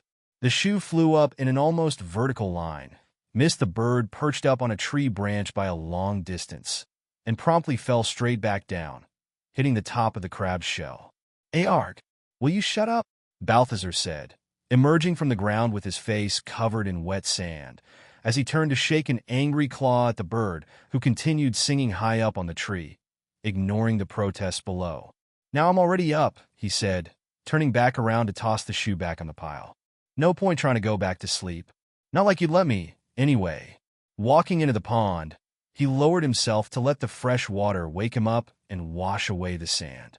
Making his way over to one of the smaller puddles that formed on the side, he lazily pinched a small fish out of the water and brought it to his mouth, eating it while looking down at something nobody else could see.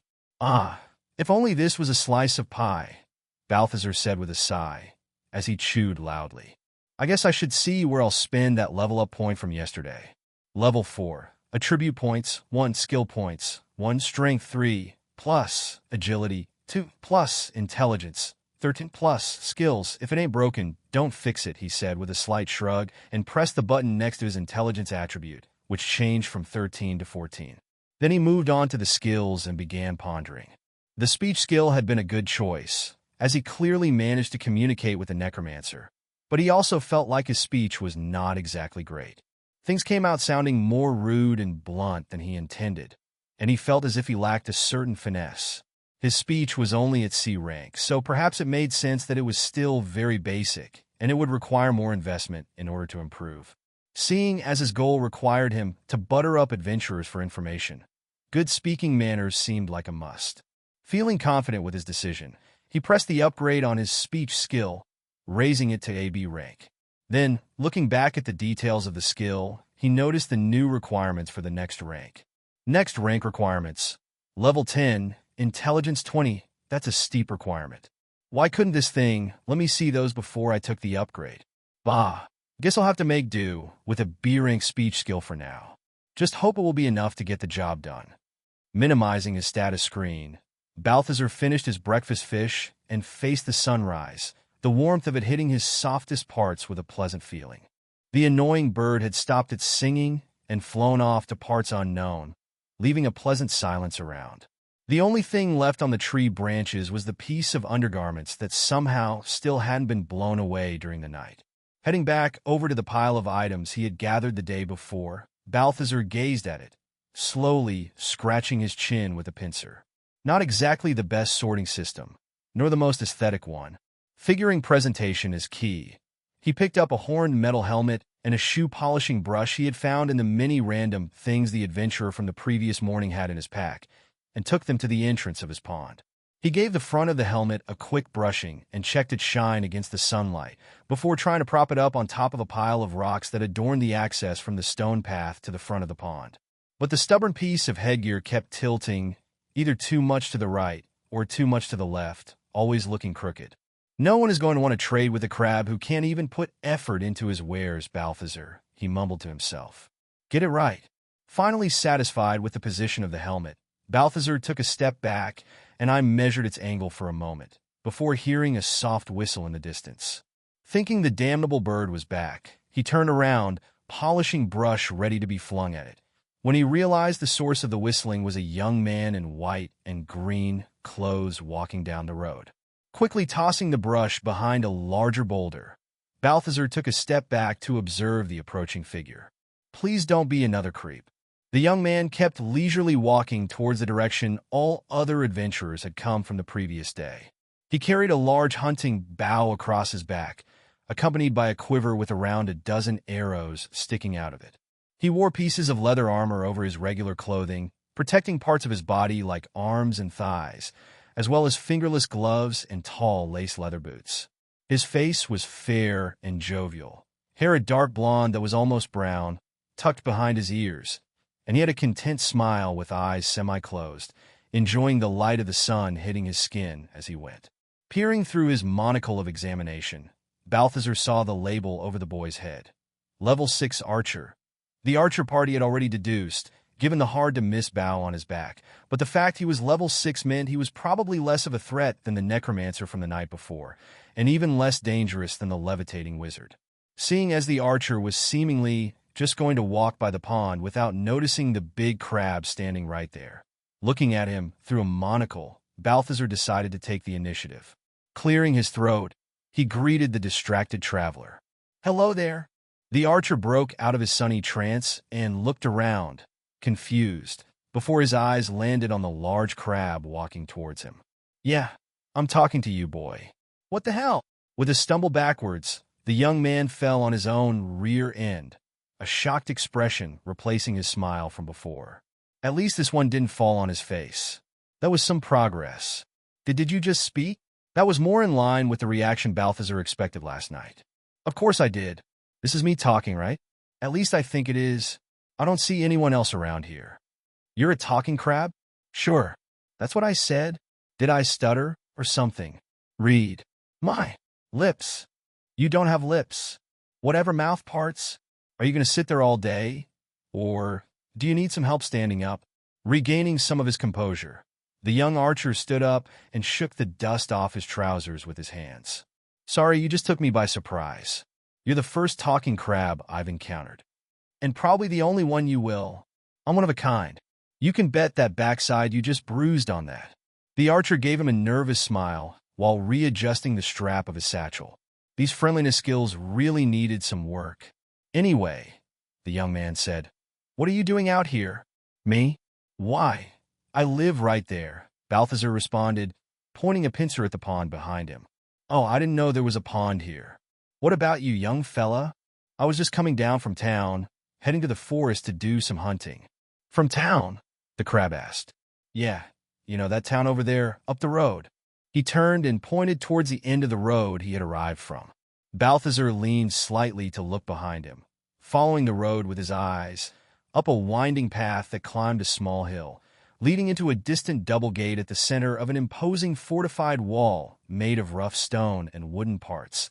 The construction stretching out of sight around buildings of many sizes and shapes that hid behind its protection, their roofs peeking over against the light blue sky. Huh, I guess I never really noticed that was there. You live right down the road from Ardville and never noticed it? Balthazar produced a shrug, or whatever equivalent a crab could produce with its anatomy. I don't go out much. Why not? The young man asked, a smile forming on his face. There's so much to see in this world. You mean so much trouble to get yourself into, the cantankerous crab responded. This is my territory, and it's where I like to be. Crabs like me weren't made to be trekking about like you adventurers do. Mate, you have to expand your horizons, the archer said. See the sights, explore what the world out there has to offer. You would find you love it, I'm sure. Yeah, no thanks, I'm very content with my little pond. Balthazar dismissed his enthusiasm with a wave of his claw. But I suppose it doesn't hurt to know what's around me. Well, if you care to know, to the north you have Ardville, the big town I just mentioned up there, the adventurer began, and to the west here you have mostly plains all the way to the seaside. To the east, behind your pond, there's the big Semla Mountain that I'm sure not even you could have missed. And finally, to the south, you have the great Black Forest leading into the marshes and the Badlands. Balthazar pondered over what he was being told, realizing just how little he had bothered thinking about the world beyond his little pond until that moment. Was it the scroll that gave him a new perspective on things? Was it because of his new levels of intelligence? Or was it the slice of pie experience that changed him? He did not know, but his gut told him it was probably the pie. Interesting. Thanks for the information, he said, still reflecting. Hey, no problem. I really enjoy exploring this world ever since I arrived, so I'm always glad to share what I know about it. My name's Rai, by the way. What's yours? The archer extended his hand at the crab in a friendly manner. Nobody had ever asked his name, and it felt slightly odd for some reason. Name's Balthazar, he responded. And let's maybe not do that, for your own good. Opening his eyes from his wide smile, Rai looked down at his own hand and then at Balthazar's claws. Oh yes, maybe you're right. Say, Balthazar started, looking up at the young man still smiling at him. You wouldn't be interested in trading some goods, would you? Oh, you don't just talk, you also sell stuff? Rai said, with a hint of surprise. I sure do. Come with me. The boy followed the crab across the shallow part of the waters, tiptoeing his way carefully over the rocks to avoid setting foot in the water. I'm sure I have something here that will interest you, Balthazar said, while rummaging through his pile of items. There we go. What do you think of these? Held carefully between his pincers were 10 finely crafted arrows made of smooth wood and ending in perfectly finished steel tips. My, these are some quality arrows, the archer said, as he carefully inspected their make. Where does a crab even acquire something like this? I have my sources, he replied, trying to disguise his nervousness. I certainly wouldn't mind having these, but I'm not exactly the richest of customers, you should know. Well, you see, I am looking for one item in particular. The crab's eyes began widening. And if you happen to have one for trade, some of these could be yours. What would that item be? Rai inquired, his eyebrows rising slightly. Have you perhaps, in your travels, ever encountered, or at least heard about the slice of apple pie? Balthazar finished with a dramatic flair. You mean if I've ever seen a slice of apple pie? The young man said with slight confusion in his tone. Yes. I mean, sure, I've seen plenty of pies, eaten some too. You jest?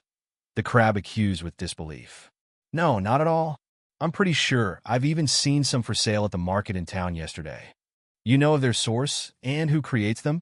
Balthazar's 8 legs were outstretched, and he was standing as tall as he could make himself, his monocle almost reaching the young man's chin. You mean a baker? Not exactly, but I'm sure I could find one. Please, you must find them, the crab pleaded, his face pushing up as close to the archer's face as possible. You may have all 10 of these arrows if you arrange for them to come and meet me. All right, I can do that, no problem, but please calm down. Your breath really stinks of fish. Rai placed both his hands up in front of his chest, palms out, while taking a step back. Fantastic. Here, you may have the arrows. Now find the maker of pies. Balthazar shoved the arrows into Rai's quiver and began leading him back to the road. Hey, whoa, hang on, I was actually heading the other way, and now a deal's a deal, so get to it, find the baker. The crab gave him a gentle tap on the back and turned around, walking away. Fine, I guess I'm heading back into town, Rai said, accepting his change of plans. A baker. So that was the name of the maker of those most heavenly creations. Balthazar figured something like peer would make more sense, but for some odd reason, that word was already taken for something else. He hadn't even considered the possibility of finding the pie creator. He was just hoping he could find more slices. Filled with excitement and a fair amount of gluttony, Balthazar returned to his wares with renewed enthusiasm. If he was going to purchase more pie, he was certainly going to need much more of their gold currency.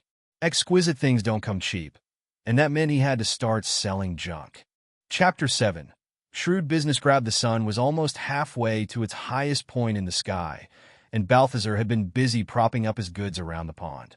This crab always knew he had a knack for decoration, but he had impressed even himself today. Putting his pincers on whatever equivalent of hips a crab might have, he looked around with pride. 2 pieces of chest armor were leaning against a large boulder on the way to the shore. with 2 matching helmets sitting above them on the surface of the rock. Neatly lined up around a bush was a small collection of different types of shoes, each carefully stylized in their pose.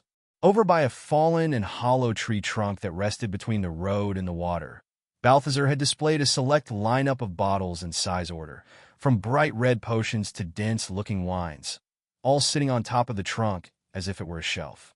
On a clearing near the stone path, he had laid out a rug similar to the ones he sold to the necromancer, carefully displaying some of the smaller trinkets over it, such as necklaces, some crude rings, and random cutlery. If I could reach it, I'd be patting myself on the back. As Balthazar meticulously removed some bits of dirt from the edges of the rug, he heard approaching voices. "Clients," the crab said with excitement. Correcting his posture and adjusting the lens in front of his left eye, Balthazar turned to face the 2 men approaching from town. "Morning, fellas," he greeted, in his best attempt at being cheerful. "I'll be damned."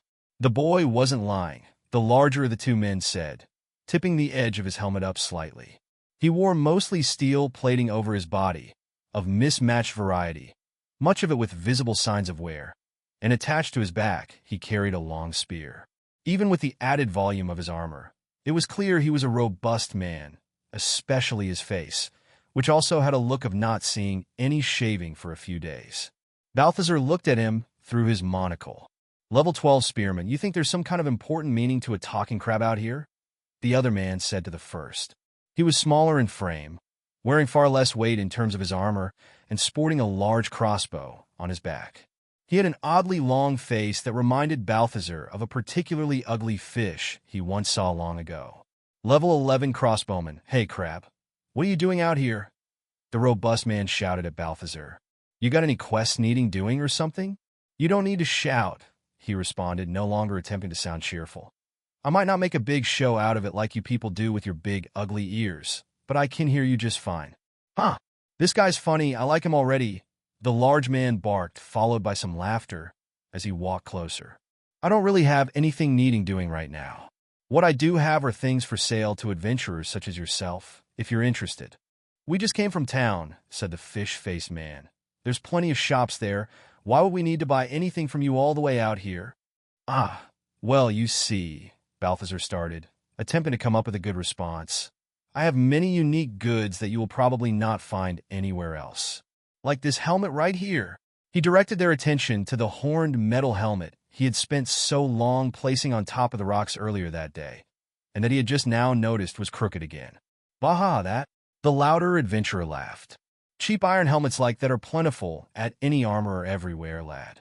This archer boy back in town was telling everyone who'd listened to him how there was this awesome talking crab out here, selling items out of his pond. "But I'm starting to think you're kind of a scam, aren't you?"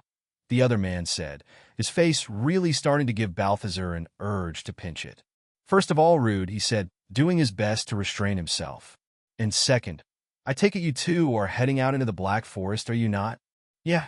What of it?" said the fish face, with an eyebrow rising. "It's a dangerous place, as I'm sure you two know. And I'm sure you also bought plenty of supplies in town for the trip, including," Balthazar took a glance around at his items. "Poison cure potions, right?" "Poison cure?" the burly man asked. "Why would we need them?"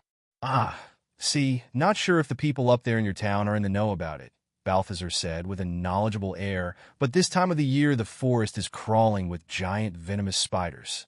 The crab had never so much as set foot inside the forest. It was too far away from his pond, but he was certain there would be spiders in there, and they'd surely be big too, so it's not as if he was making things up. It was just sensible conjecture, and warning them was the right thing to do, obviously. "Did you bring any poison cures?" the spearman hurriedly asked his partner. "No, I didn't know we might need any," the crossbowman responded. "They grow huge over there," Balthazar continued casually. "Fangs bigger than my claws. Damn it, you know I hate spiders, right?" "We're not going back into town now, after making it all the way out here," the slimmer adventurer said. "You fellas are in luck," Balthazar interrupted, "for I just so happen to have 2 bottles of poison cure left right here." Reaching towards the tree trunk, Balthazar grabbed 2 small bottles of a dense, white liquid. All right, fine. How much?" Balthazar took a moment to think. He had no idea what to ask for any of those things, and he couldn't keep relying on telling every adventurer to make an offer. What if they try to lowball him? 20 gold each, he finally said, hoping for the best. Are you crazy? The smaller of the two exclaimed. Those cost 10 coins or less back in town. You're welcome to walk back up there and buy them then, Balthazar said, maintaining a straight posture. Maybe they wouldn't even encounter any spiders on their travels, but the peace of mind of having those potions was certainly worth it. You can't put a price on being prepared. Or, well, you could. This crab had just done that, but no price is too high to pay for things you might not need later. Just pay the crab, and let's go. I'll split the cost with you, the other told his travel companion, pulling a coin purse out of his pocket. And give me one of those wine bottles you got there, too. I'm going to need them if we're going to encounter any spiders. Morning had passed, and Balthazar had kept busy satisfying the curiosity of the many adventurers who came down from town, investigating the rumor of a talking crab trading items out of his roadside pond, and also making them buy something whenever possible, because he was there to make business, not be a sideshow attraction. And then there were also those who were heading back to town from their adventures, like the lady Balthazar was trying to haggle with at that moment. All I'm saying is, the woman said, what reason do I have to even trust you, crab? You're not a real merchant like the ones in town. How do I know this isn't a scam, or that I'm not falling for a trap? Huh? The woman wore a simple brown dress and had messy gray hair, both in dire need of a wash. She carried a huge burlap sack on her back and two slightly smaller ones in each of her hands, which she seemed reluctant to put down, despite how full they were and her clear struggle to carry them. I'm here and I got coin. How much more legitimate do you need me to be? My offer is more than fair. You should take it. Balthazar's patience was running low. As much as he liked his shiny new gold coins, he was quickly realizing that soon enough he would run out of things to sell, and counting on dead adventurers filled with loot to fall from the sky around his pond would not be a reliable source of merchandise, despite the previous day's examples. He was going to have to invest, even if that meant buying some new junk from those passing fools. So long as he could turn it around for a profit, he would still come out on top. Give one coin with one pincer, take two with the other. It's what he called crab economics. Why shouldn't I just go into town and sell all my stuff there like everybody else does? Look, the crab began, of course you could do that, and they might even pay you a few more gold coins than I do. But think about it. How much is your comfort and well-being worth? Are you threatening me? No, of course not. That's not what I meant. But just think about it. Balthazar moved next to the woman and turned to the uphill road. Look at that road, at that treacherous path. All those holes and loose stones, the incline. And then look at how much weight you are carrying. It's downright unfair that they expect hard-working adventurers to make the trek up there with all your goods. And for what? A few measly extra coins? Meanwhile, here I am at the bottom of the hill, happy to provide a public service, make everybody's life easier. And then I get accused of not being a legitimate trader? All because of what? Me being a crab. Is that it? Oh no, that's not what I meant, the embarrassed lady quickly said. I have nothing against your kind. I mean against crabs. I would never. I'm not like that. Some of my best friends are, well, not crabs, but I just meant, it's all right, I understand, Balthazar calmly said, one pincer softly patting her arm. I'm sure you're not like some other adventurers. You're reasonable, and you can appreciate someone trying to make a living while providing a service to others. Right, yes, of course. Now that you mentioned it, it is quite nice of you to set up here. Exactly. I was sure we'd understand each other. Now, about all that bothersome extra weight you're burdening yourself with, well, the disheveled woman said, I guess I could sell you one of these sacks, and it would make my trip up the road a bit easier. To be honest, it would be a good help. My bunions are killing me. I got blisters like you wouldn't believe. Here, I'll show you. That's all right, I'll take your word for it. Let's just stick to business, Balthazar quickly said, stopping the woman halfway through taking her shoe off and possibly eradicating half of the local fauna. Fine then, how much you said you'd give me for this sack? She asked, landing the largest bag in front of the crab with a loud, rattling sound. 35 gold coins. Oh well, I guess it beats breaking my back, taking it up to the gates. Deal. After giving her the money, Balthazar watched as the strange woman carried on up the road, slightly faster pace, having only 2 sacks over each shoulder now. Question now is, he said, while looking inside the sack, how am I going to convince someone to buy a bunch of small animal bones? Deciding that was a problem for later, the straining crab dragged the sack away from the road and next to his other wares. Moving over to his hiding hole, he brought his trading logs in front of his eyes and gleefully counted his earnings from that morning that now rested next to his scroll. Coin purse, 100. Coin purse, 88. Nearly 200 gold already. He wasn't sure how much or little that was exactly yet, but seeing the glint of all those coins was already filling him with satisfaction. And also a reinforced desire to get even more. He wanted enough shiny coins to fill a whole pond with them, enough so that he could swim in them. Not that swimming in coins would really be very comfortable or even possible. Any water-dwelling creature like him would know that wasn't feasible. Except for ducks, maybe. A duck would be dumb enough to try it. But the point remained. He craved more of the little things. While thinking about cravings, Balthazar felt a rumbling in his stomach. Until then, he had led a pretty lazy daily life, and starting a trading post was a lot of busy work, so while the time had flown without him noticing it, his belly sure did, and it demanded sustenance. Figuring it was time to take a short break for lunch, he started heading to his usual fishing spot. Staring down at the tiny little fish swimming around in the water, he let out a deep sigh. If only one of you tasted like pie, the crab lamented.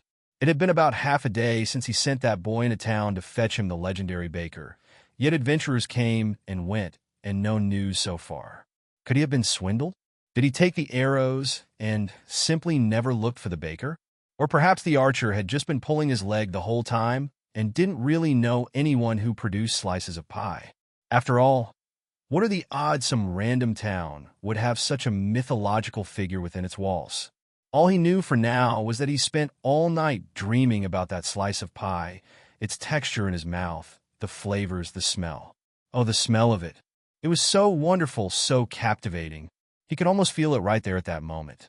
In fact, it was so strong, so real, he realized he wasn't just imagining it. He was actually smelling it in the air. Chapter 8. The baker girl turning around with a jump. I stalked shooting forward. Balthazar smelled the surrounding air. There was no mistaking it. That was the wonderful smell he had experienced the day before, but somehow even stronger and more delicious. Tripping over his own legs, he rushed towards the road, and looking up in the town's direction, he saw the small frame of a girl with a basket hooked to her arm. She was a young woman, but her sun-kissed skin and slightly toned arms implied she was no stranger to labor, as did her peasant outfit, composed of simple shoes, a common white dress, and a headscarf tied above her forehead, keeping off her face any stray hairs not tied in the strawberry blonde braid that was draped down her back. She was clearly not like the adventurers Balthazar was used to seeing around. Quickly peering through his monocle, he confirmed what he already suspected. Level 5 Baker, hello. The girl waved at him with a friendly smile. Are you Balthazar? Standing on the side of the road with a dumb expression and eyes fixated on the basket she was carrying, the crab only managed an attempt at mouthing a few words. Except instead of sound, they produced small bubbles. Oh no, I hope I didn't get the wrong crab. No, no, the crab shouted, snapping out of his trance. Me, Balthazar, that's me, yes, I'm me. Oh, good. I was worried there for a moment, the girl said, smile back on her face. I heard you were looking for a baker? Yes, yes. Are you the one? Do you create slices of apple pie? Balthazar's tiny eyes were shiny, like the ones of a small child pleading to their parents. The girl looked at the crab with a blink before letting out a hearty laugh. Well, I do make pies, and some of them are apple pies. And I suppose I often cut them into slices too, so yes, I guess that's me. Magnificent, Balthazar exclaimed. The nice man that told me about you mentioned the part about the pies, so I figured it was a good idea to bring some with me. Taking the wicker basket off her arm, she leaned over slightly and lifted one lid, revealing not just a slice, but an entire perfectly circular fresh apple pie. Balthazar felt all 8 of his legs going weak, but trying to hold himself together, he signaled the girl. Not here. Come, follow me. Quickly crossing the water to his inner islet with the baker close behind, doing her best not to get her shoes wet, not very successfully, or fall in the water, They both sat down next to a wooden board with some recently purchased items on it that Balthazar had been sorting through. "Can never be too careful," he began, scouting the surrounding skies with a slightly paranoid look. "They might show up when you least expect them." The girl inquired, trying to look for something in the air that wasn't there. "Yes, the birds, tricky little beasts. Never trust one if you know what's good for you." He quickly changed demeanor. "But never mind them now, please, would you mind?" His eyes were greedily staring at the basket she had laid down in front of her knees. "Of course," she said, with a warm smile while opening the basket. Pulling the plate with the pie and a knife from within it, the girl placed it on an empty area of the wooden board and carefully carved out a generous slice, its moist apple filling glistening as she brought it up from the main piece and handed it over to the crabs awaiting pincers. With no hesitation, Balthazar took the tip of the triangular slice and bit into it. There were no words he could find to express the joy he felt in that moment, finally tasting that delicious treat again. It was even better than the one he had received from the adventurer, probably because this one was much fresher than the slice that, most likely, spent a couple of days or more traveling inside a bag. Each thinly sliced piece of apple covering it perfectly caramelized, its filling was the sweetest thing he had ever experienced, and even the crust was soft and the right amount of crumbly. "It's just so good," Balthazar said, with his mouth full between loud chewing. The girl smiled and chuckled at the crab, a satisfaction painted on her face despite his poor manners. "I'm really glad you like it," she said. "It really makes my day to watch someone truly enjoy something I made." "I don't just like it, I love it," he responded, tossing the last piece of his slice into his mouth. "Where are my manners?" "I just realized I haven't properly introduced myself," she suddenly said, clapping her hands together. "I'm Madeline, pleased to meet you." "All right. Nice to meet you, Madeline," he said, while clearing the crumbs around his mouth with his pincers. "I'm Balthazar, but I suppose you already knew that." "Yes, your envoy told me your name," Madeline explained. "And that's a very nice name, Balthazar." "Thanks, but may I ask you, how do you create these?" "The pie?" she asked, looking at the plate between them. "I just bake them myself, get ingredients, make the dough, add some love, put it in the oven, all that. I started when I was little. It was my grandmother who taught me." "Of course," Balthazar pondered, rubbing his chin, which still had some crumbs on it. "It makes sense this would be an ancient knowledge passed down through the generations and required years of practice." "You're a funny crab. You know that?" Madeline laughed. "It's just baking. Plenty of people do it. I'm no one special. Even in town, there are many others who bake things, pies, other cakes, bread, cookies, you name it. At most, I might be the only one who does it as her full-time job, but that's about it." "You joke, surely?" the crab asked in disbelief. "There are others who produce these treasures, and there's other varieties besides this one?" "Of course. In fact," the baker said as she lifted the other lid of her basket, "I wasn't sure which one to bring over, so I decided to bring both an apple and a pumpkin pie." Balthazar's jaw dropped as he saw a second pie, this one more orange in color, and with no slices of fruit covering it, emerged from the basket. "Would you like another slice?" "You know I do, Miss Baker." With a joyful smile on her freckled face, Madeline served the crab a slice of pumpkin pie before cutting a slightly smaller one for herself. They both sat under the sparse shade of the old tree, as the water calmly rolled from the creek and across the surface of the pond, gentle ripples fading before reaching the shore, the beautiful sound of no birds singing in the air while enjoying their treat. "So, tell me," she said between small bites of her slice, "how did you discover pie in the first place?" "Oh, you see, there were these two adventurers," Balthazar began between not-so-small bites, "and one of them wanted this sword stuck in that stone over there. So, long story short, we made a trade, a slice of pie for the sword. A sucker. That one was, I tell you." The girl looked at him with an amused expression of someone who wasn't sure if he was joking or not. "Well, all right then. That's one way to earn a slice of pie, I guess. And since then, I've been looking for an opportunity to ask an adventurer where I could get more of it." Balthazar took another big chunk of pie into his mouth. "So, you're a trader too? You sell these in town?" "I wouldn't call myself a trader," she said. "I just bake my little things and then sell them for a few gold coins at my little market stand in the town square. It's simple work, but I enjoy it." Sounds like trading to me. And you work alone like me too? Yes, I do. Her smile died down slightly, but not completely. It used to be me and my mother. We had a much bigger market stall then, but sickness took her years ago, so now it's just me and my pans. Oh! The crab stopped chewing, unsure how to handle the unfamiliar situation. I'm sorry. It's all right. She always taught me not to let bad things get me down, and I've been doing that ever since, the girl said, her smile slowly returning in full. Me and my pans staying busy every day baking away. Glad you enjoy what you do, Balthazar said with an attempt at a smile, as he returned to his chewing, glad to have avoided an awkward moment. How did you learn to speak, anyway? Asked Madeline. Interrupting his chewing, Balthazar did his best not to choke on the piece of pie that had just gone down a little too fast. He wasn't exactly looking forward to the explanation of how he touched a mysterious glowing scroll taken from an adventurer who died right in front of him the previous morning. I just woke up like this one day. Really? She asked, surprised. Yep. One day I was just doing normal crab stuff, and the next I wake up and I was like this. Weird, I know, but what can you do? The gods sure work in mysterious ways, the baker said, pensively. Sure do. Anyway, since then, and once I realized I needed to find more of this delicious pie, I began trading goods with passing adventurers in order to earn some coin. Which reminds me, Balthazar pulled out a coin purse and carefully opened it with the tips of his pincers. How much for these? Oh, the girl said, you really don't have to. While I do sell my baking at the market in town most days, I can't really bring myself to take the money of someone who went to such lengths just to taste something I baked. The whole reason I came here in the first place was because I couldn't believe there was a talking crab asking for a pie baker, and I wanted to see it with my own eyes.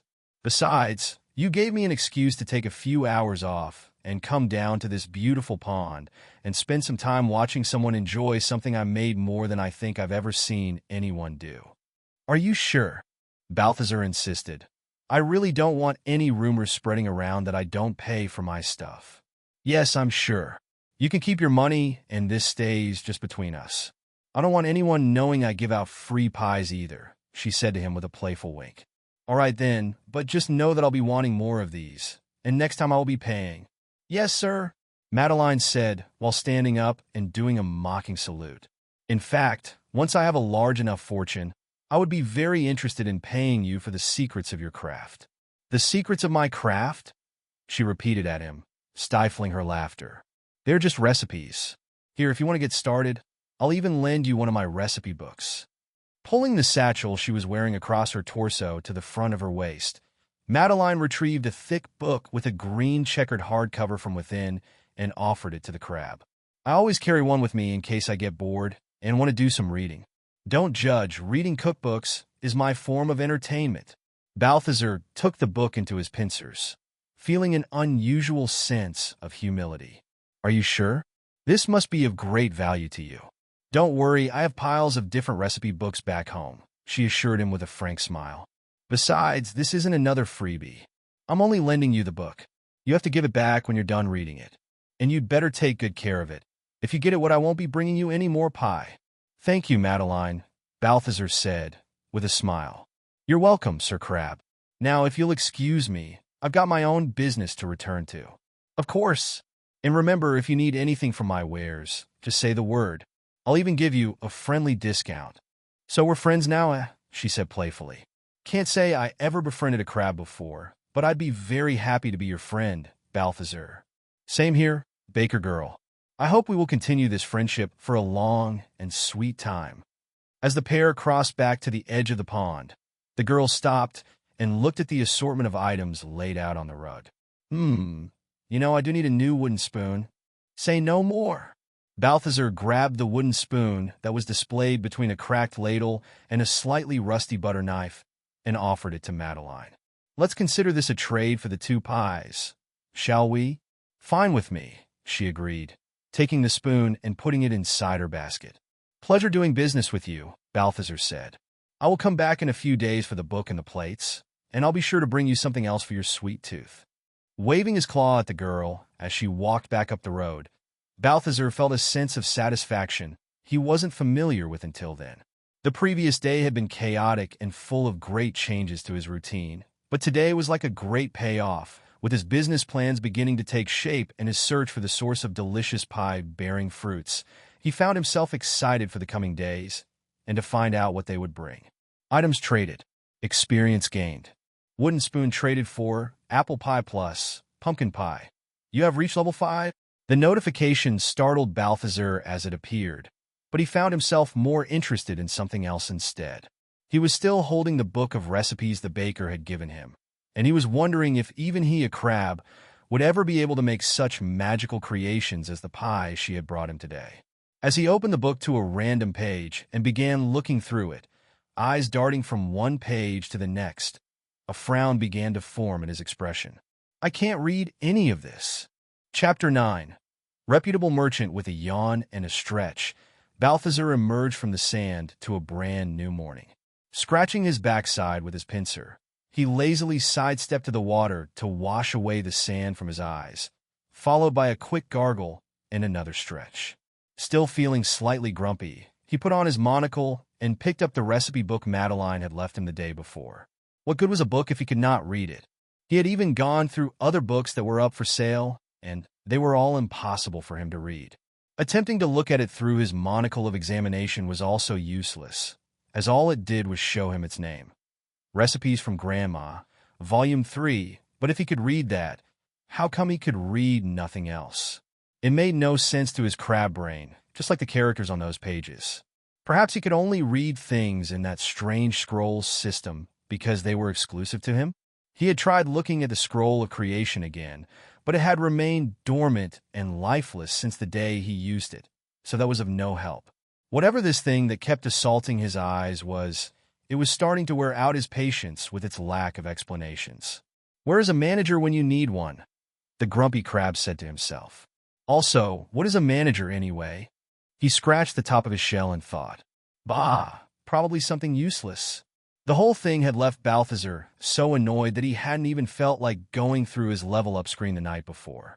He had invested so much in being intelligent, and what good did that do for him if he couldn't even read?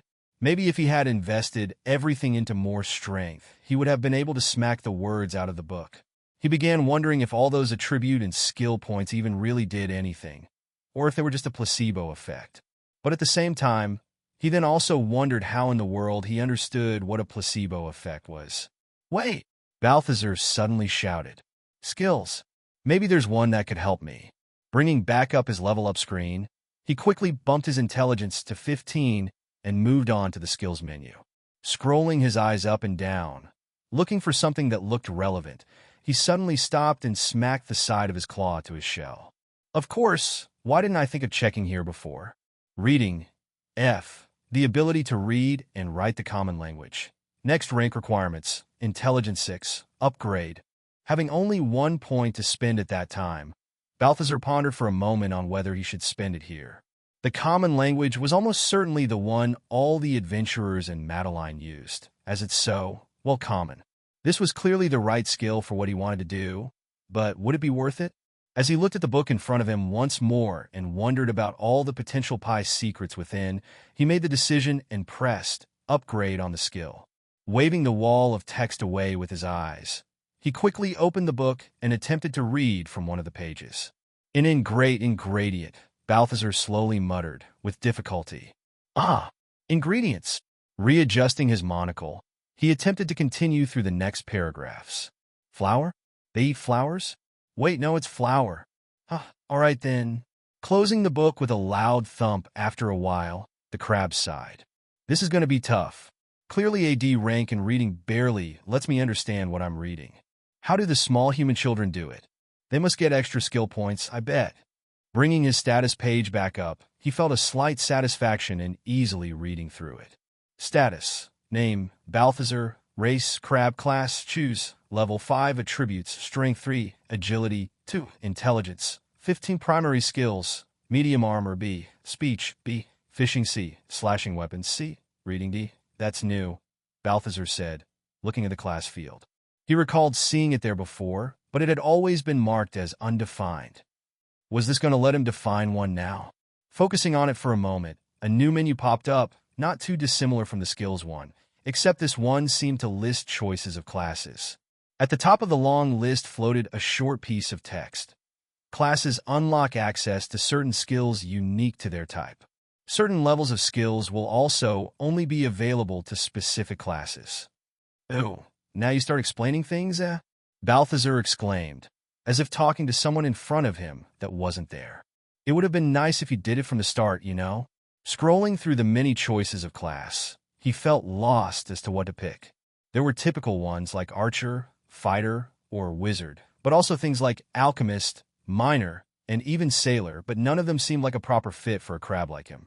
He tried thinking what his talents were, and looking around, he concluded he had been showing a good sense for trading, selling, and buying things, making deals, and that's when he saw a class that caught his eye. Merchant specializes in trading, can sell and buy things for better prices, as well as start their own merchant business. "That's it, that's my pick," Balthazar said, one pincer stretched forward.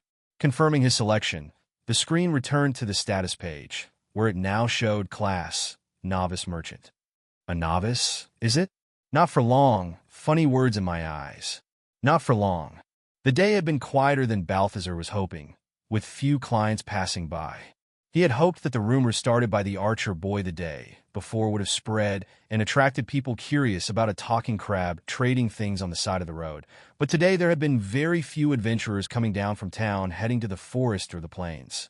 One possible explanation was the fact that Ardville also had another gate facing west, with roads leading both west and southwest, which was apparently much busier than the south one, as he had learned from an adventurer who stopped by and bought a couple of trinkets. Since there wasn't much else other than the Black Forest to the south, not as many people came that way. Taking advantage of the quiet afternoon, Balthazar had tried picking up on his reading skill, making it a few pages in a Madeline's recipe book before realizing he had no idea how most of what it described worked. He had always just eaten his food as it was: pick it up, put in mouth, eat. Simple. But these humans had entire rituals around their food preparation. They took things out of it, they added others, they heat it up, then cool it down, they cut it, then they mix it back together. It was madness to him. Why would anyone spend so much time playing with their food like that? But he also kept remembering the end result that was Madeline's pies, so maybe there was a good reason behind it after all. He still couldn't conceive of ever doing half of the stuff described, however. Maybe cracking walnuts, that step he could see himself doing better than any human. Accepting that his calling was in coin-making, he came to terms with leaving the baking to true artisans like Madeline, and focus himself on gaining more money in order to get more pies. He was going to earn that dough. There were still a few other books lying around that he could now understand, so he put himself to reading the ones that sounded like they'd teach him useful information, such as a book with the local history of the area, a financial journal, and even a guide to windmill maintenance. That last one wasn't particularly useful to him, but it had lots of drawings and figures, which he liked. It was while deep in one of his reading moments that Balthazar heard a horse trotting up the road. Putting his book down, he moved over to the entrance of his pond and watched as a robust brown horse approached, pulling an open two-wheeled cart behind, surrounded by two adventurers slowly walking alongside it, plus another in front of the horse, leading it with one hand on the reins. All with tired expressions on their faces. Mud and other unknown forms of goo splattered all over their armors and vestments. They were all different classes of adventurer. The one at the front was level 14, while the other two were level 12. The horse was just level 3. Seeing the leading adventurer hold his step and clutch the hilt of his sword when noticing the large crab staring at them on the side of the road, Balthazar quickly broke the tension. "Hail, adventurers. Nice day for a stroll, ain't it?" While he thought his attempts at being friendly could still do with some more work, Balthazar was relieved to see the man relax his hand from the sword. "Oh, that's right," the man said in a casual but tired tone. "I heard about a talking crab on this road. Guess that's you." "Sure am," the crab confirmed. "And not just a talking crab, but a merchant too, in fact." "Merchant, is it?" said one of the other two adventurers as they both joined at the front of the cart to see the crab. "Sell us a couple of nice beds? Would you?" "Ah, yes, I certainly would if I had any, but I'm afraid I'm fresh out. I might be interested in buying some of the loot you fellas have there, though." "Loot?" said the front man. "It's not loot we're carrying back to town, crab." "It's not?"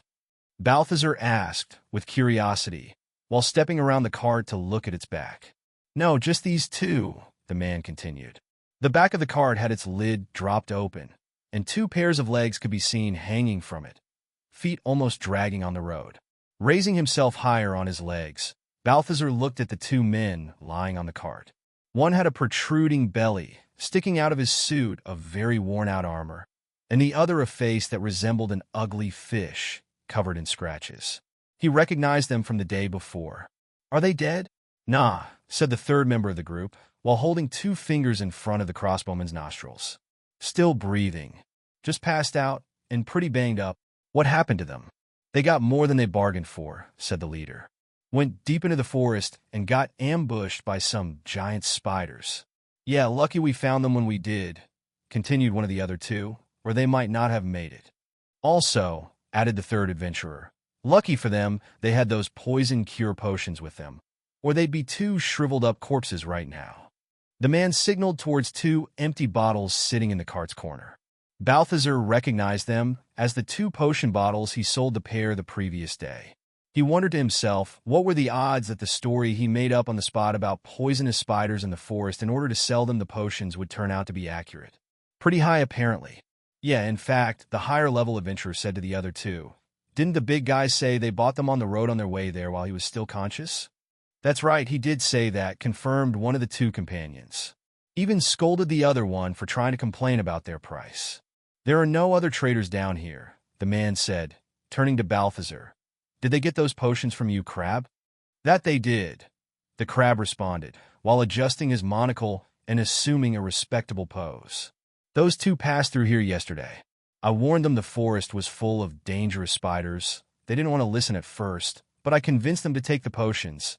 Nearly forced them into their hands for free, just because I didn't want the worst to happen, as apparently it nearly did." "I'll be damned," said one of the two lower levels, saved by a talking crab. "Who would have thought? That was mighty noble of you." "What's your name, Crab?" the leader asked. "I'll be sure to put in a good word for you with the Adventurers Guild once we get back in town and drop those two off at the healer. They need to know there's a good merchant down here." "The name's Balthazar," the Crab announced, puffing his front up. "And any adventurer coming this way is welcome to trade with me. I've got the best deals for their journey, guaranteed." As the cart continued its way up the road towards the gates, Balthazar saw a new notification coming up. Adventurers Guild Reputation +1. Balthazar had no idea until that moment that there was some kind of reputation system, and he also wasn't yet sure how he had managed to stumble into the good graces of the Adventurers Guild so easily, but he knew that if he had any hands in that moment, he would be rubbing them together. Chapter 10. The Goblin. "Can't you do at least 15 gold? 10 is all you're going to get, pal. Come on, man, this is an alpha wolf pelt. It's definitely worth it. I know very well this is a common wolf pelt. It's 10 gold, and if you try to fool me again, it will be nothing at all." Balthazar adjusted his monocle with the top of his claw as he looked the clearly novice adventurer over. Most of them knew better than to haggle with a stubborn crab, but there would always be some that needed to learn the hard way. His reputation boost with the Adventurers Guild was proving fruitful, as more of them were choosing to drop by during their outings, to check his wares or sell their excess loot. But with more customers also came the annoyance of newbies, as he heard higher-level adventurers call them. "Come on, at least do 12 gold. That's what they'd pay for it up in Ardville," the young adventurer insisted. This one was only level 3 and was desperate for coin. After apparently having spent all of his money buying the huge mace hanging next to his hip from a shop in town, despite not meeting the required strength to actually use it. "Then why don't you go sell it there?" the Crab asked with a glance. "Because, well," the boy started while rubbing the back of his neck and looking down at his own feet. "I'm trying to stay away from the market for at least a couple of days. Let things cool down a little. I may have accidentally failed a seduction attempt on the blacksmith's daughter." "Yeah, sounds to me like it's going to be 10 gold then," the Crab declared, with a hint of smugness. "Oh, fine," the adventurer finally conceded. "You're terrible, you know. And on top of it all, I had to get my boots all wet just to get here." Balthazar handed him the 10 gold coins and watched the young adventurer splash his feet as he walked away from the inner islet. He had a point, and he wasn't the first one to complain about it.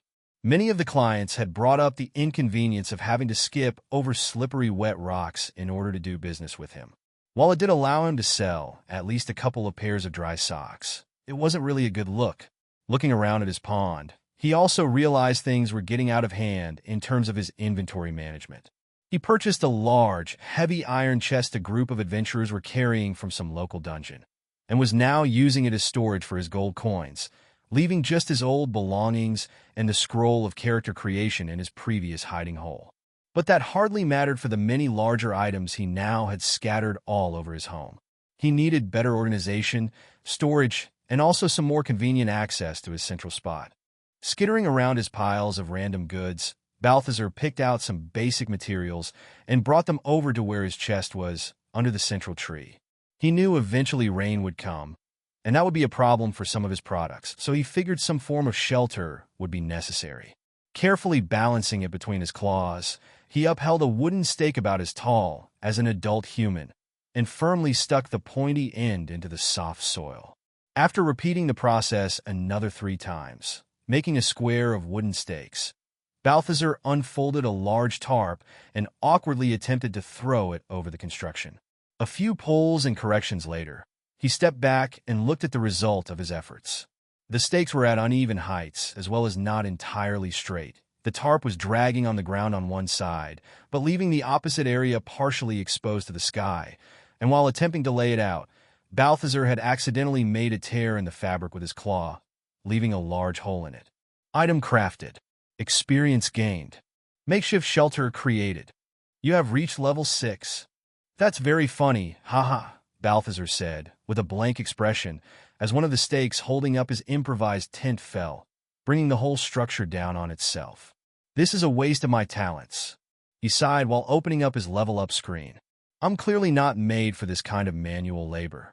Seeing as most of the skills relevant to his merchant class were related to intelligence, he had decided to continue putting points into that for the time being. After increasing his intelligence from 15 to 16, he moved on to the skill screen, eager to upgrade his reading skill from AD to AC rank. Hopefully this will let me read faster than before, Balthazar said, while picking up the geography book he had started on earlier. Looking at each of the words on the page, he found them coming together and making sense much more easily, only stumbling on those with many syllables. He also noted he now understood what a syllable was, despite not recalling ever hearing about it. He figured that's just what being intelligent was like. He just knew stuff naturally because learning was so last week. Closing the status screen and tossing the ruined tarp and stakes to the side, he began contemplating the area between the islet he was on and the edge of the pond leading to the road. Some kind of bridge would be ideal, so that his clients could walk across without getting wet. He didn't understand their aversion to water, but who could understand humans, anyway? Going through some more of his materials, he picked up some wooden boards he had bought recently. They would make for a decent floor, but not as they were now. Eyeing the hacksaw next to him with suspicion, and then his own pincers, he dropped the wooden boards and turned around to return to his book. Nope, not even going to try that. Flipping the last page of his book, Balthazar slammed it shut with satisfaction. While it wasn't very fluent yet, he could tell his reading had improved considerably. So much, in fact, that he would soon run out of books to read and would need to rely on adventurers returning to town from their exploring with more. Taking the book in his claw, the crab crossed the water to the front of the pond and placed it next to all the others he had neatly displayed in a row over the rug with the trinkets and baubles. Looking up at the sky, Balthazar was pleased by the lack of birds, even if it made him feel a little suspicious. They had been very absent lately, and while he would like to believe it was because of some kind of migration, or simply because of all the new commotion around his pond, his instinct told him that they must have been up to something, perhaps something nefarious. As he pictured dozens of songbirds descending upon his home to pick up his storage chest and fly away with it, something caught his attention in the distance. A small black dot on the horizon, approaching from the plains. Shaking off some grains of sand from the edges of the rug and readjusting his monocle, Balthazar readied himself to greet his potential new client. But as the figure became clearer in the distance, he began having a feeling of slight unease growing inside him. It was a man, straight posture and determined walk, all his clothing black, from his expensive-looking shiny boots to his silk shirt, covered over the shoulders by a long cloak, dark as a moonless night. Standing out from all the darkness of his clothing was his long, straight hair, of a nearly white silver color, despite his still young facial features, which surrounded two piercing, icy blue eyes.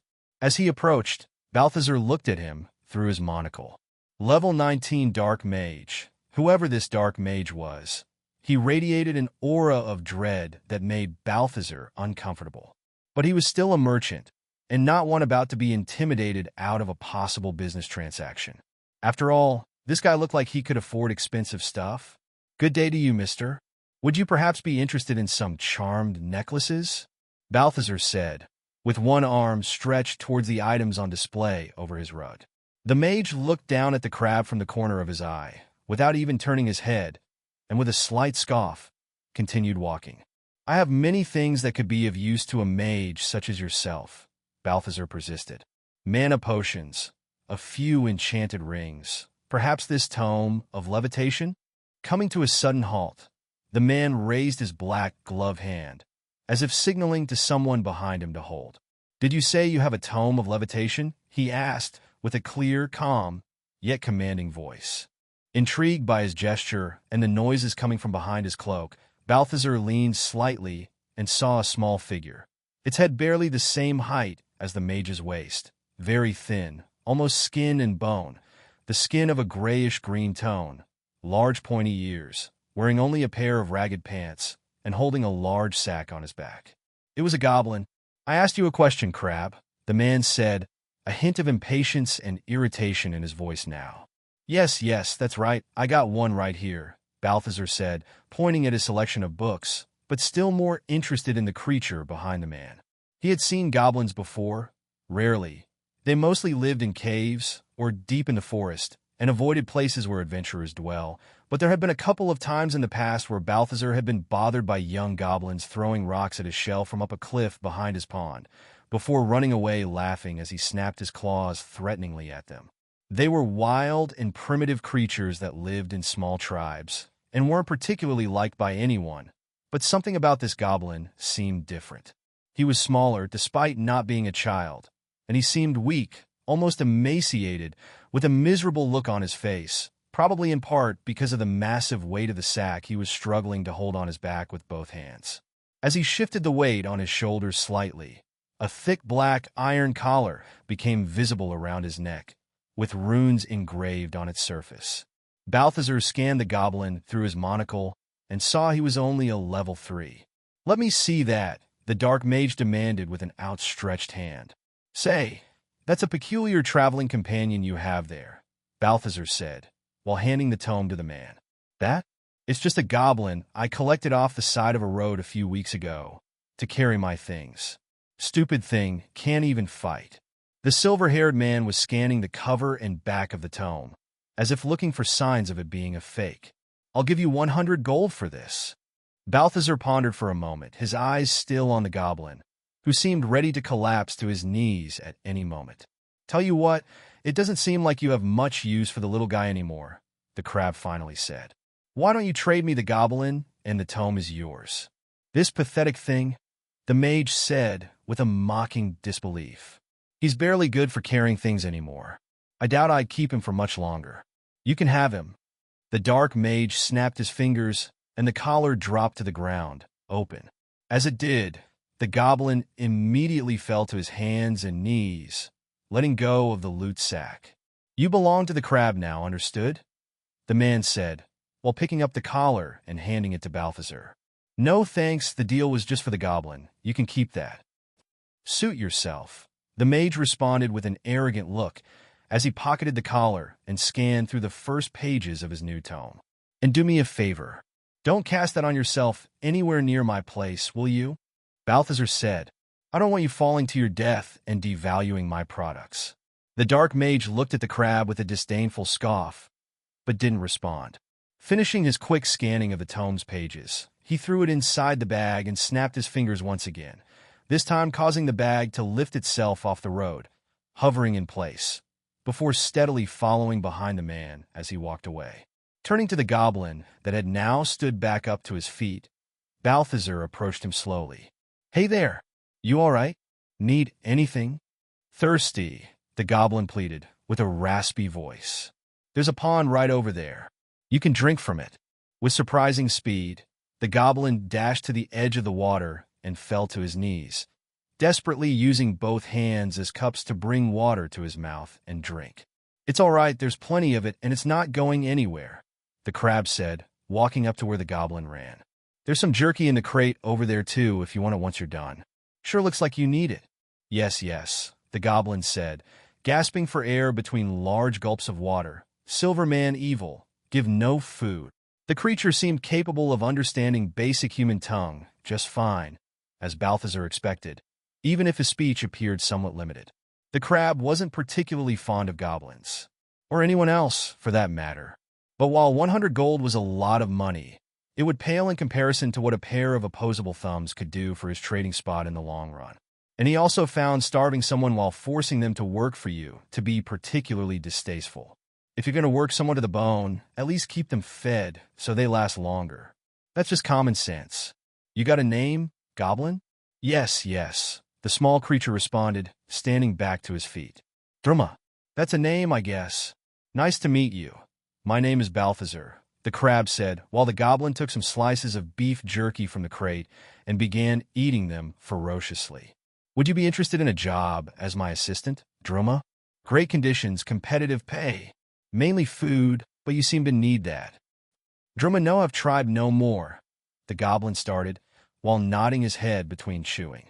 "Crab free Druma from Evil Man. If crab give Druma meat, Druma follow crab now." "That sounds like a fair deal to me," said Balthazar, as a prompt appeared in front of his eyes. "Add Druma to your party?" "Yes, no. Why the hell is this system throwing me a surprise party?" Chapter 11.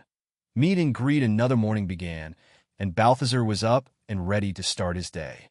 Druma had spent the night sleeping on a small stack of hay covered with a discarded tarp, with a belly full of meat, which had shown an effect on him already, as his skin looked a more vivid green, and even his ribs seemed less protruding than the night before. While he knew the goblin needed a good night's rest to regain his strength, Balthazar also didn't plan on spending precious food he could sell to adventurers on a lazy assistant that didn't help him at all. "Time to wake up, meat lover," Balthazar said, while holding 2 pieces of beef jerky next to his new assistant's bulbous nose.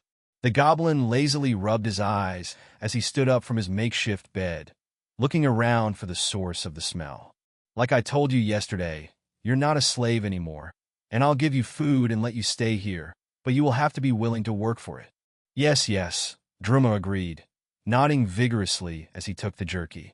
"So, come with me," said Balthazar, while stepping closer to the shallowest part of the pond, where he left some wooden boards.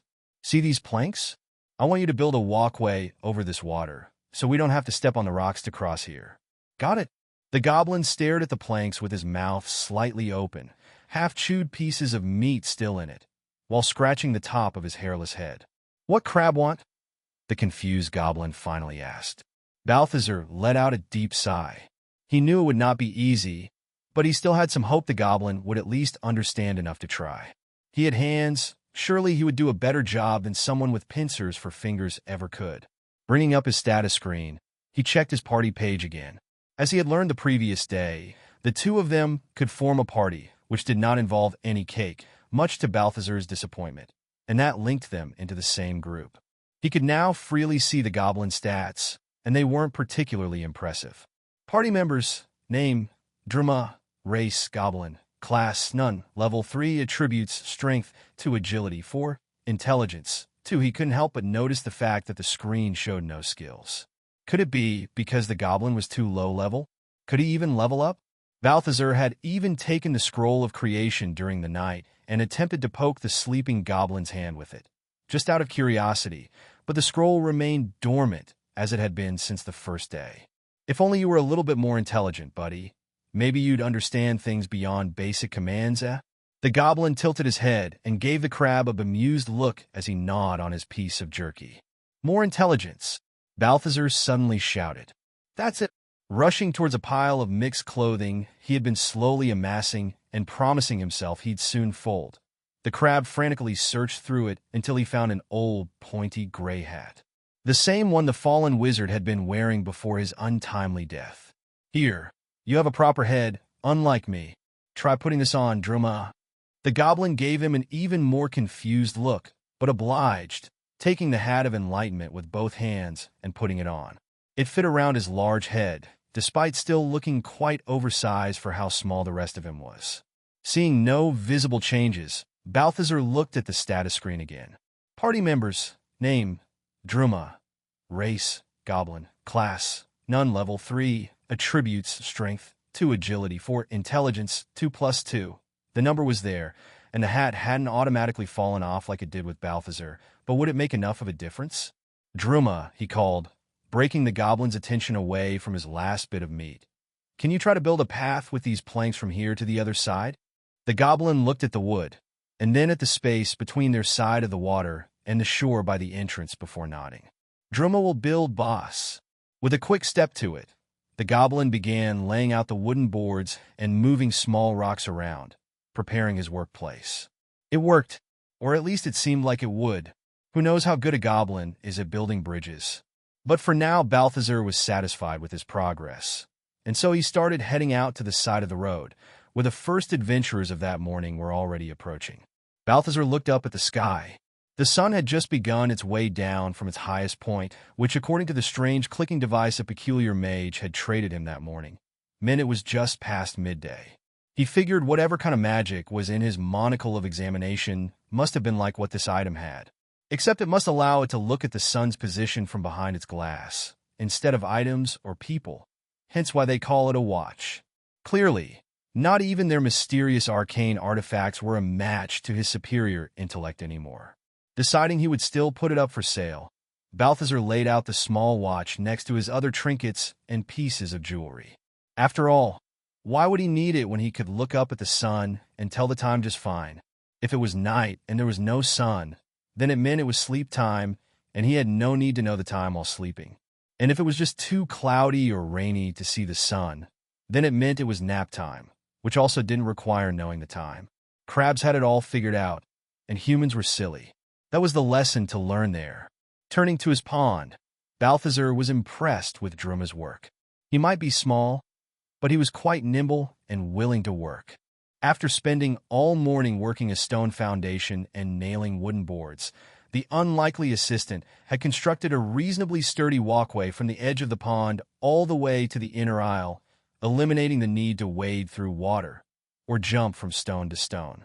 The goblin was now doing his best to drag a large wooden stake around the central area in front of the old tree, preparing to make the shelter Balthazar had attempted and failed to create before. It had somewhat of a comedic aspect to it, watching a scrawny goblin in ragged pants going around doing manual labor while wearing a large wizard hat. But whatever got the job done, Balthazar figured, turning around to move some boxes away from the road. The crab saw a familiar figure coming down from town. The white attire, long braid dropped over her shoulder, and the large wicker basket in hand filled Balthazar with excitement. "Madeline," he greeted loudly, vigorously waving one claw at her. "Hello again, Mr. Crab," she responded, with an open smile. Carefully grabbing them from behind some rolled-up towels, Balthazar offered 2 plates on top of a book to the baker. "I washed them for you." "The plates, of course. Not the book." "Thank you. That's nice of you," Madeline said, with a laugh, as she received the 3 objects. "I knew they would be in good hands. Well, good pincers." Putting the plates and book in her basket, she opened the other lid and retrieved something flat and circular, of beige color, with browned edges, and covered in what looked like fine white sand. "Try this," she offered. "What is it?" "It's a cookie. A butter cookie." "Go on. Give it a taste." Intrigued, Balthazar held the small and fragile cookie in his pincers. It smelled quite nice once it was closer to him, just not as intense as the pies. He gave it a nibble, and tiny pieces of it crumbled in his mouth, less dry than he expected from their texture. The sandy substance covering it was very sweet, and he suspected it to be what the recipe book had listed as sugar.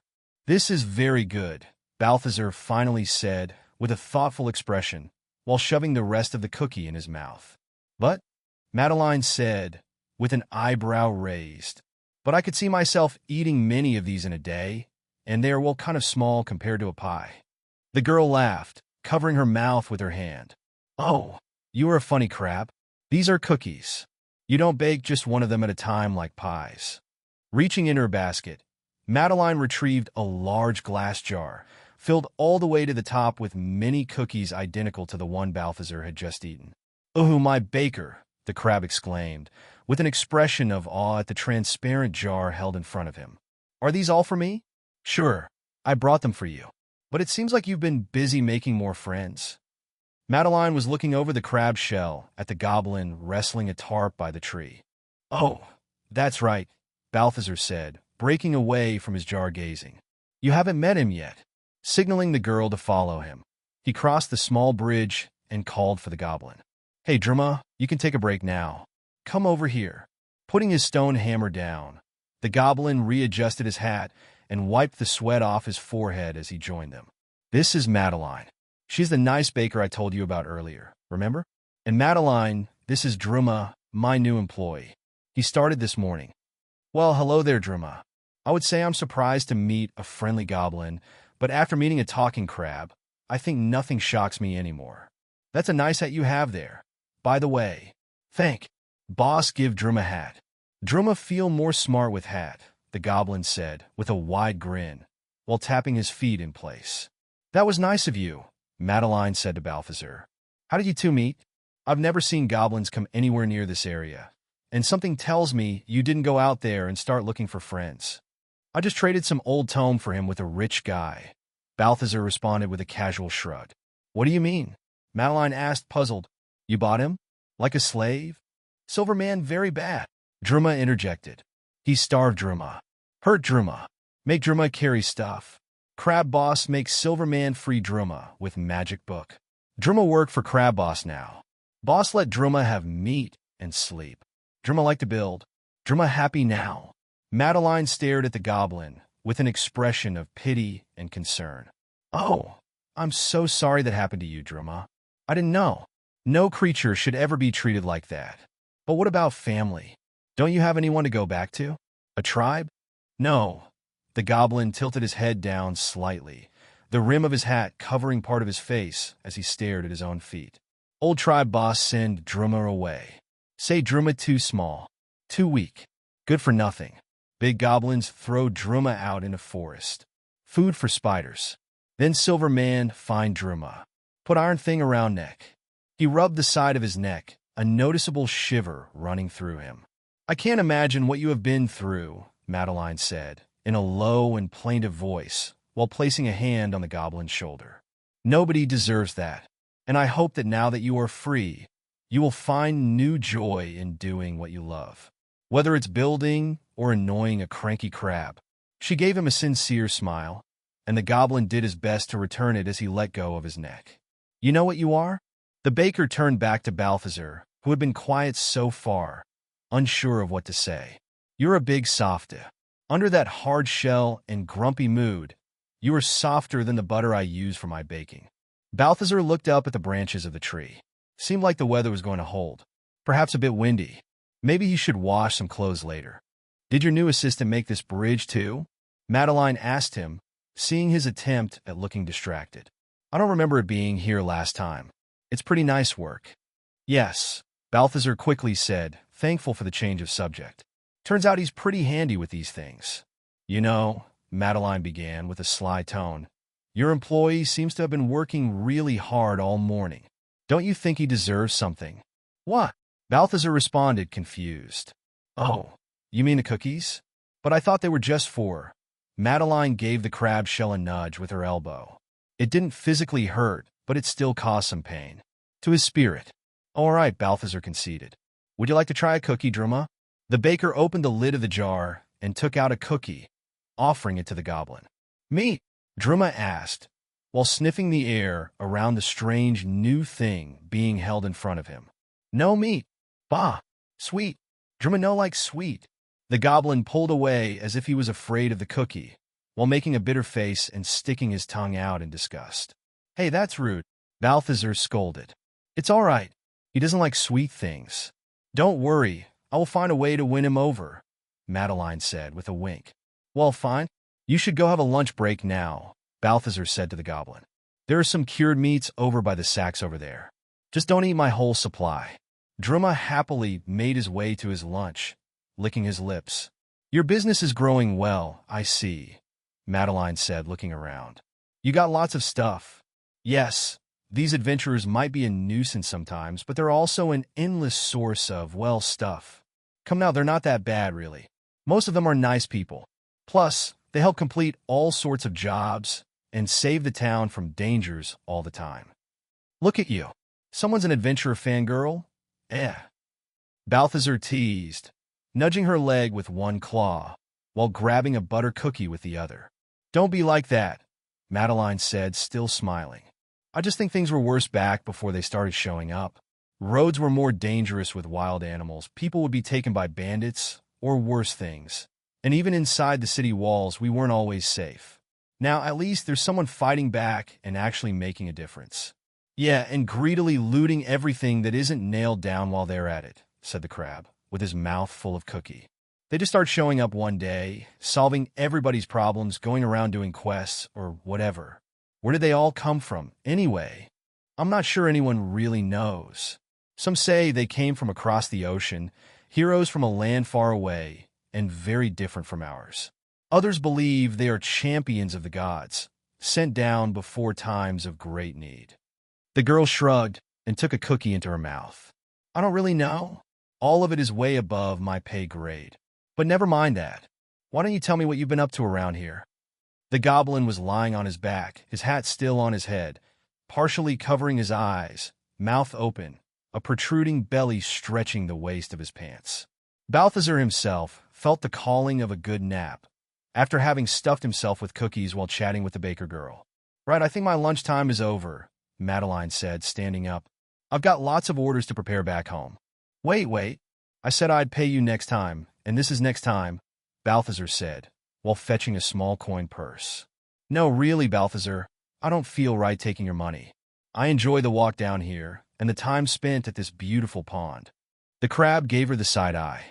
I even enjoy our conversations, despite your grumpiness, if you can believe that, the girl joked. You can't just keep giving your products away for free. That's no way to run a business. Trust me, I would know. I'm a merchant, Balthazar said, leaving the novice portion out. All right, fine. How about we do like last time? I really need a new bowl to mix my ingredients, and since I got here, I've been eyeing the one you have over there. She pointed at a large bowl resting on top of the fallen tree trunk, next to some potions. What do you say, my cookies for the bowl, and next time I'll bring something made in it? Girl, if I wasn't so full and ready to fall asleep, you wouldn't be walking out of here without a good haggling. But have it your way, the bowl it is. Much obliged, the young girl said, with a smile and a twirl, grabbing the bowl on her way out. See you next time, Balthazar. Bye, Druma. The goblin only managed to briefly raise an arm in a wave before dropping it and falling back into his food coma. That premium quality cured ham was worth at least 50 gold. That goblin better build a goddamn castle around the pond once he wakes up. Chapter 12. A spider problem. It was another sunny summer morning at Balthazar's pond, and the crab prepared himself for another day of trading by happily munching on a butter cookie. Druma had already chomped down his own breakfast and was hard at work assembling another set of makeshift shelving, the wizard hat still firmly fit around his head. Despite still being quite small, even by goblin standards, he was beginning to bulk up, looking considerably less skinny and becoming slightly toned, thanks to all the hard labor and the plentiful meals of meat he kept having every day. While costly, Balthazar would have a hard time denying it was a good investment, as the goblins' work around the place was becoming very noticeable. There was a footpath between the shore and the center islet, which itself contained a large, tented area, with a heavy iron chest where the gold was stashed at the back, an exquisite rug at the center where Balthazar rested, as well as sacks and crates with food on each side. The small assistant had also finished crude tables and shelves to better organize and display the items for sale, slowly reducing the clutter around the place and bringing organization to the trading post. Hey, Druma, Balthazar called. I'll be out here by the road. The morning's pretty hot, so don't forget to take some breaks. Yes, boss, the goblin responded, while nodding vigorously before turning back to his hammering. As Balthazar reached the side of the road, an adventurer was already approaching, with a bag over his shoulder. Morning, the man said. "You open for business yet?" "I'm always open, if the business is worth making. What can I do for you today?" "I've been making my way back to town all night, and I'm pretty spent. I sure would like a stamina potion or two right now, if you got some for sale." "Ah, unlucky. I'm fresh out at the moment," Balthazar said, while discreetly using one of his back legs to push a crate full of shiny green potion bottles behind a stack of bigger boxes, and out of sight. "Dang it, just my luck," the adventurer said. It was not as if Balthazar didn't want to sell the stamina potions he had. It was just that he had quickly learned adventurers returning from their travels will feel much more inclined to sell some of their heavy loot to him there if they're exhausted and about to head uphill to the town gates. "Unfortunate indeed," Balthazar said, attempting to sound sympathetic. "I could always help you out by giving you a good deal for some of that loot you got there, so you at least lighten the load before heading up the road." "Sure, I guess I could drop some weight." "Let's see here."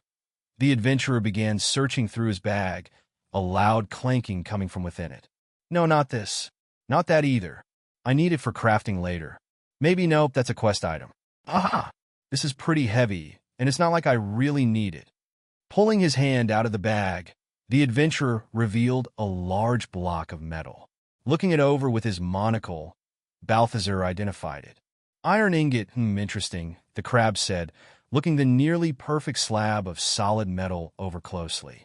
"I see adventurers with pieces of iron or often, but not ingots." "Yeah, I got this off a bandit hideout. It was a pretty tough fight. I'll give you 20 gold for it." "How's that?" "Sure, I'll take that. I don't even use iron weapons anymore. What am I going to upgrade with it, anyway?" As the adventurer took off on his way up the road, Balthazar pondered on what he had said. Upgrade? What exactly could he mean by that? The thought of asking occurred to him, but then he'd be risking sounding dumb if it turned out to be something really basic. And he can't have other adventurers catching rumors about him being an uneducated crab with very little knowledge of the world outside his pond. Sure, he might be exactly that, but he wasn't about to admit to it, was he? Looking up at the sky, Balthazar saw a handful of dots circling above.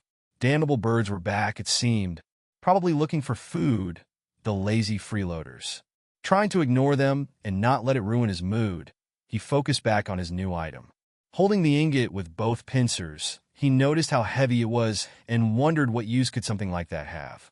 It wasn't even all that shiny. Suddenly, a sound interrupted Balthazar's thoughts on what to do with the ingot. Leaves rustling, coming from a nearby group of bushes that extended off the edge of the forest. Standing still for a moment, he observed the bushes quietly, waiting for any movement. But nothing happened. "Must have been the wind," the crab said with a shrug, to the completely motionless air around him. Turning around to head to his center islet, returning his attention to the ingot, he heard sounds from the bushes again, but louder this time. He looked back and only had time to drop the ingot before quickly sidestepping away from the hideous leg that was coming at him. "What the hell?" Balthazar shouted, with a mix of horror and disgust at the creature that had just jumped out of the bushes. A giant spider, nearly the height of a horse, was standing in front of him, all 8 dark, hairy legs flexed, ready to pounce at any moment. Its 2 massive fangs dripping with either drool, poison, or a mix of both. The creature looked terrifying and extremely mad. Forgetting all his composure, Balthazar skittered and stumbled away from the spider's reach, towards the bridge. The creature hissed and tried to take a jab at him with the tip of one of its legs. It barely missed. Now halfway across the bridge, Balthazar took a moment to regain his breath. The bridge was not wide enough to fit all the giant spider's legs properly, and it seemed hesitant to step on water. Taking the opportunity, he grabbed the dangling monocle that had fallen off when the monster tried to jump him and adjusted it back into its usual spot. Level 11 giant spider. "This is definitely a problem," Balthazar said, his panic increasing as he looked around for a solution he didn't have. "Ugly, creepy crawly. Leave boss alone." Feeling a small rush of wind passing next to him, Balthazar saw Druma charging at the spider. His hat barely holding on, both of his hands were tightly holding a wooden stake with the sharp end pointed at his foe. "Druma, get back!" "Don't!" Before he could finish his sentence, the spider kicked the goblin to the side with one of its legs, sending him crashing through a pair of wooden shelves. his wizard hat falling limp in front of his feet. Fearing the worst, Balthazar quickly brought up his status screen and checked his party info. Party members: name, Druma, race, Goblin class, none, level 3, health 2060, attributes, strength 2, agility 4, intelligence 2. He had never seen a health stat on any of his screens, but in that moment he was just thankful it wasn't displaying a 0. Focusing back on the spider, Balthazar realized it had now turned its gaze to the goblin lying on the ground. "Hey you, over here! Why don't you stick to someone with as many legs as you?" Balthazar shouted, waving both claws up in the air and making as much noise on the floorboards as he could. Turning its 8 dark, beady eyes back to the crab, the spider cautiously started stepping in his direction. "Ah, damn it! Why did I open my big mouth?" Balthazar quickly made his way across the bridge and to the center of his islet, but the spider was no longer held back by the water. After having tested the depth with one leg, it was now slowly crossing its way to the other side. Balthazar started frantically looking around for something, anything that could help him. There was a short sword on a wooden rack, but he didn't have hands to wield it. There was a bow next to it, but Balthazar had no idea how to shoot it, and that was not exactly the best time to learn. There was also a small bottle of poison on a shelf, but all he could do was groan at the pointlessness of it in that moment. With the spider now nearly through to his side, Balthazar put his arms up, opened his pincers, and with a quick thrust, putting all of his skills gained from snatching up unaware fish off the water, wrapped a pincer around one of the spider's legs, closing it with all of his might. To his surprise, it did nothing, not even a dent. At most, it served only to anger the beast even more. Giant Spider resisted Kite and Claw. Pulling away quickly, the crab hoped to everything his shell was hard enough for what was coming. "Oi, what's a big bugger like you doing here?" The voice came from the road, followed by the sound of multiple footsteps rushing in. The noises caused the spider to turn around, and when Balthazar looked behind it, he saw 3 adventurers rushing in, each taking a different position around the creature. "Pretty sure this pond already got enough multi-legged ugly bastards in it. You should have stayed in your forest. Big mother!" The stocky man kept shouting at the spider, steel shield held high in front of him, sword at the ready in his other hand. The other 2 carefully closed the distance from different sides, causing the spider to grow even more aggressive, unable to back away into the deeper waters of the pond without losing its footing. With a loud shout, the adventurer charged a shield up at the spider, making it snap its fangs at him, and allowing the man to smack its face dead center with the steel. Taking the opportunity, the other 2 adventurers charged in from the sides. The woman on the left used her axe to swiftly cut off one of the spider's legs at the joint. With a splash of water around his submerged feet, the man on the right swung his warhammer with huge force, breaking another 2 legs. "Yes!" Balthazar cheered. "That's what you get. And stay out of my pond." Looking around, he grabbed the first thing that came to his pincer, a boot, and hurled it at the spider. The old piece of footwear hit its huge abdomen and bounced off into the water. The spider screeched in pain because of its lost legs, not so much because of the boot, turned for a moment, and then stumbled back, falling on the sand, its massive body no longer able to sustain itself on its remaining legs. Without hesitation, the largest of the 3 brought his hammer down with all his strength, crushing the spider's head and putting a stop to the horrible screeching sounds. Giant Spider slain, assistance experience gained. You have reached level 7. Balthazar glanced at the boot that was still slowly floating away and decided to just shut up and not question anything in that moment. The shielded adventurer cautiously poked one of the spider's legs with the tip of his sword. Content with its lack of reaction, he sheathed his weapon. "Few lucky we were traveling this road today." "That was a close call, wasn't it, Crab?" "Yeah, I guess you could say that," Balthazar said, while avoiding stepping too close to the spider's remains. What was a giant spider doing all the way out of the Black Forest, anyway? "They don't usually step out of their territory like this," the axe-wielder asked. "Dunno," the apparent leader of the group responded, checking the front of his shield for damage. "Maybe all the hunting people been doing around their lairs lately has them all stirred up or something." "It's a brood mother," grumbled the 3rd adventurer, while ripping out one of the spider's fangs and attaching it to a chain around his belt. "Oh, lucky," said the other man. That should finish the quest we took last week. Balthazar diverted his attention away from the adventurers and turned to the goblin that was crossing the bridge, hat in hand, rubbing his head with a pained expression on his face. "Look alive, boys! We got a goblin now," the woman with the axe shouted, grabbing her weapon again. "Wait! Hold on! He's with me. He's my worker. He's not a threat," Balthazar hurriedly said, while moving in front of them. "This goblin works for you?" the adventurer said, with an expression of confusion on her face. "Yes, he does, and I'd appreciate it if you guys didn't go chopping at my employees, all right?" The leader of the pack started. "I'd usually find a goblin doing honest work weird, but when he's working for a crab who is a merchant, it makes as much sense as anything else. But speaking of appreciation, we did just save your hide, didn't we?" "I don't have a hide," Balthazar said begrudgingly, "but yes, I guess you did. And I suppose you expect some sort of reward for it now." Balthazar wasn't too keen on giving free stuff to adventurers, as it might spread the wrong impression about him. Or worse, they might start coming around thinking he's one of those quest giver chumps. But he also didn't want the bad reputation that would come with being ungrateful. "Here," Balthazar said, grabbing several bottles off a shelf with both pincers, "a cure poison and a health potion for each of you, for the valiant risk you took, blah, blah, blah, I thank you," and so on. "Appreciate ya," the stocky shield user said, taking the potions into his pack. "You're not so bad for a crab. And don't you worry, we'll be taking this nasty thing off your property now, so we can present it to the guild as proof of completion for a quest."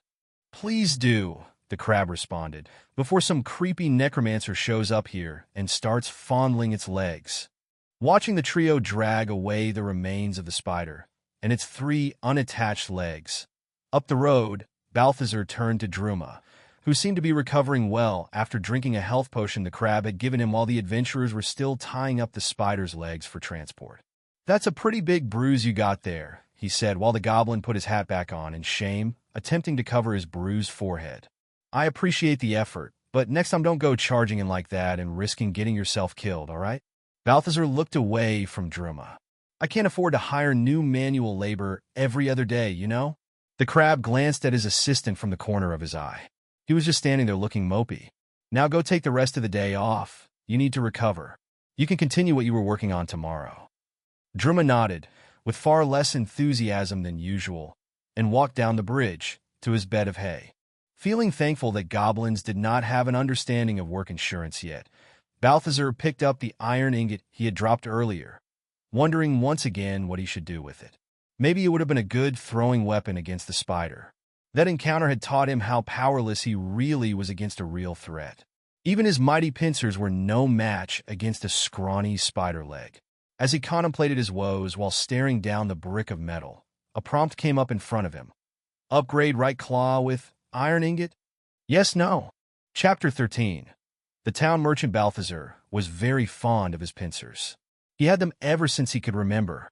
They were always there with him, never let him down. Whether it was for catching fish, snapping branches, or scaring away birds, they always got the job done. Even when it came to teaching a rude adventurer a lesson, they still stood up to the challenge. But on that day, when up against an angry giant spider, his mighty claw was no match for it. Was he really that weak? Did he really need an upgrade? Staring at the words in his eyes, and then at the iron ingot he was holding, Balthazar weighed his options. His chitin was strong, but definitely not as strong as the iron he had in front of him. But what exactly would this upgrade do for him? And how come this strange system of menus and prompts always seemed to pop up with something new exactly at the most convenient of times? Deciding to set aside all those questions for the moment, he confirmed the upgrade, hoping to at least get one answer out of it. Imbuing rank D required for upgrade. Oh, come on. Really? Balthazar said with frustration. Checking his list of skills, he found the imbuing skill and opened it. Imbuing. F. The ability to infuse materials into other objects in order to upgrade them. Next rank requirements. Level 5, Intelligence 17. Upgrade. Balthazar noticed that to upgrade that skill, he would need to get exactly 1 more point of intelligence.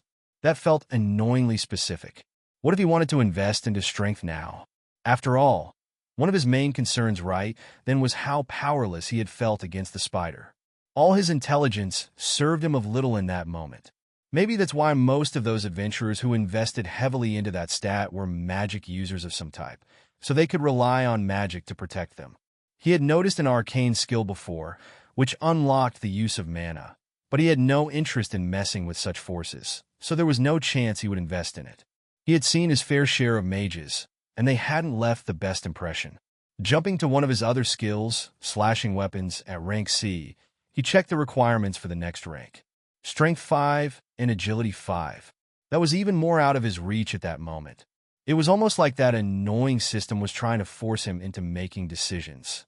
He only had one available attribute point to use from reaching level 7, thanks to his heroic boot throwing contribution in the fight against the spider. Looking at his options and his now piqued interest about the iron ingot, Balthazar conceded that once again, intelligence was the way forward. He was destined to be a genius, so it seemed. Balthazar leveled up his intelligence from 16 to 17 and used his one skill point to upgrade the imbuing skill. Status: Name: Balthazar. Race: Crab. Class: Novice Merchant. Level: 7. Attributes: Strength 3, Agility 2, Intelligence 17. Skills: Medium Armor B, Speech B, Fishing C, Slashing Weapons C, Reading C, Imbuing D. Returning to the ingot in his left pincer, he brought up the upgrade prompt once again and selected yes. Hammer required, Balthazar groaned. While turning around to look through a nearby crate for a hammer, he remembered having somewhere. What was the logic in needing a hammer for that? Not that he really knew how this imbuing thing was supposed to work, or even what it was, but it felt like he was being mocked. And why couldn't that thing just tell him everything all at once? It was always dripping information to him, as if he was too slow to comprehend more than one thing at a time. He was a smart crab, and he didn't appreciate this system's constant attempts at treating him like he was dumb. All right, now how do I use this thing? The crab said, pulling a ball-peen hammer from the crate and holding it upside down in his pincer. Balthazar awkwardly poked the iron ingot with the bottom of the hammer's handle. I thought I had already established my appendages weren't made to use stupid human tools. Damn it. Deciding to give the whole thing one last go, he brought the prompt up once more and confirmed the upgrade while holding the ingot in one pincer and the hammer in the other, still upside down. The iron ingot vanished without a trace or sound. It simply was there one moment and gone the next. Balthazar looked around under himself and even up at the sky, but no sign of it. Then a new notification appeared in front of his eyes. Right claw upgraded to Iron Claw, plus 5 damage. Balthazar looked at his right claw, still holding the hammer. To his surprise, it was now shinier with a metal finish to it, his pincers looking sharper and pointier. He dropped the hammer and gave it a couple of clacks, feeling the tension in its grip. It felt more powerful, and he liked it. Rushing to a bush on the side of the road, he picked a thicker branch in it, and with a quick snap, broke it in two with little effort. After a few more snapped branches, his attention turned to something that would provide a harder challenge: small loose stones from the road. Placing a rock the size of an apple between his pincers, he squeezed. Despite a moderate amount of effort required, he had smashed it into dust and tiny fragments. This is awesome. The crab went on to snap, cut, and crush all sorts of things with great joy for the next few hours. Balthazar sat on a rug by the road, under the afternoon sun, watching the wild rabbits running and jumping across the plains, a cracking sound making them stand up and perk their ears every few seconds. The sound came from the crab's right claw. Every time, he cracked open another walnut. He did not actually like walnuts. They were dry and tasteless, but he took great joy in cracking them open. As he cracked each, he would then carefully place their contents inside a little baggie, which he intended to give to Madeline next time she visited. He had read a recipe for a type of cake in her book that required walnuts as one of its ingredients, so he thought it would be a nice offer. Luckily for him, you could always trust an adventurer to take the strangest of things from a bandit hideout, even a huge sack of walnuts. Maybe the fact that Balthazar kept buying their stuff was part of the problem, further enabling their weird behavior. But so long as the merchandise kept moving, who was he to question the invisible pincer of the market? Happily continuing to crack nuts open, Balthazar looked in the town's direction and spotted a figure walking down the road. He was used to seeing lots of adventurers walk up and down that road every day, but something about this figure struck him as different. As the man approached, The first thing that stood out were his clothes. Not a single piece of armor, nor magical robes of any kind. Instead, he wore bright clothing of clearly exquisite quality. Reds mixed with yellows and blues. Their silky material immaculate, without a hint of wear or tear. On his head, he wore a yellow cap, adorned with a feather. He was clearly not coming from field labor or heading out for monster slaying. Once close enough, Balthazar looked him over through his monocle. Level 12 merchant, good afternoon.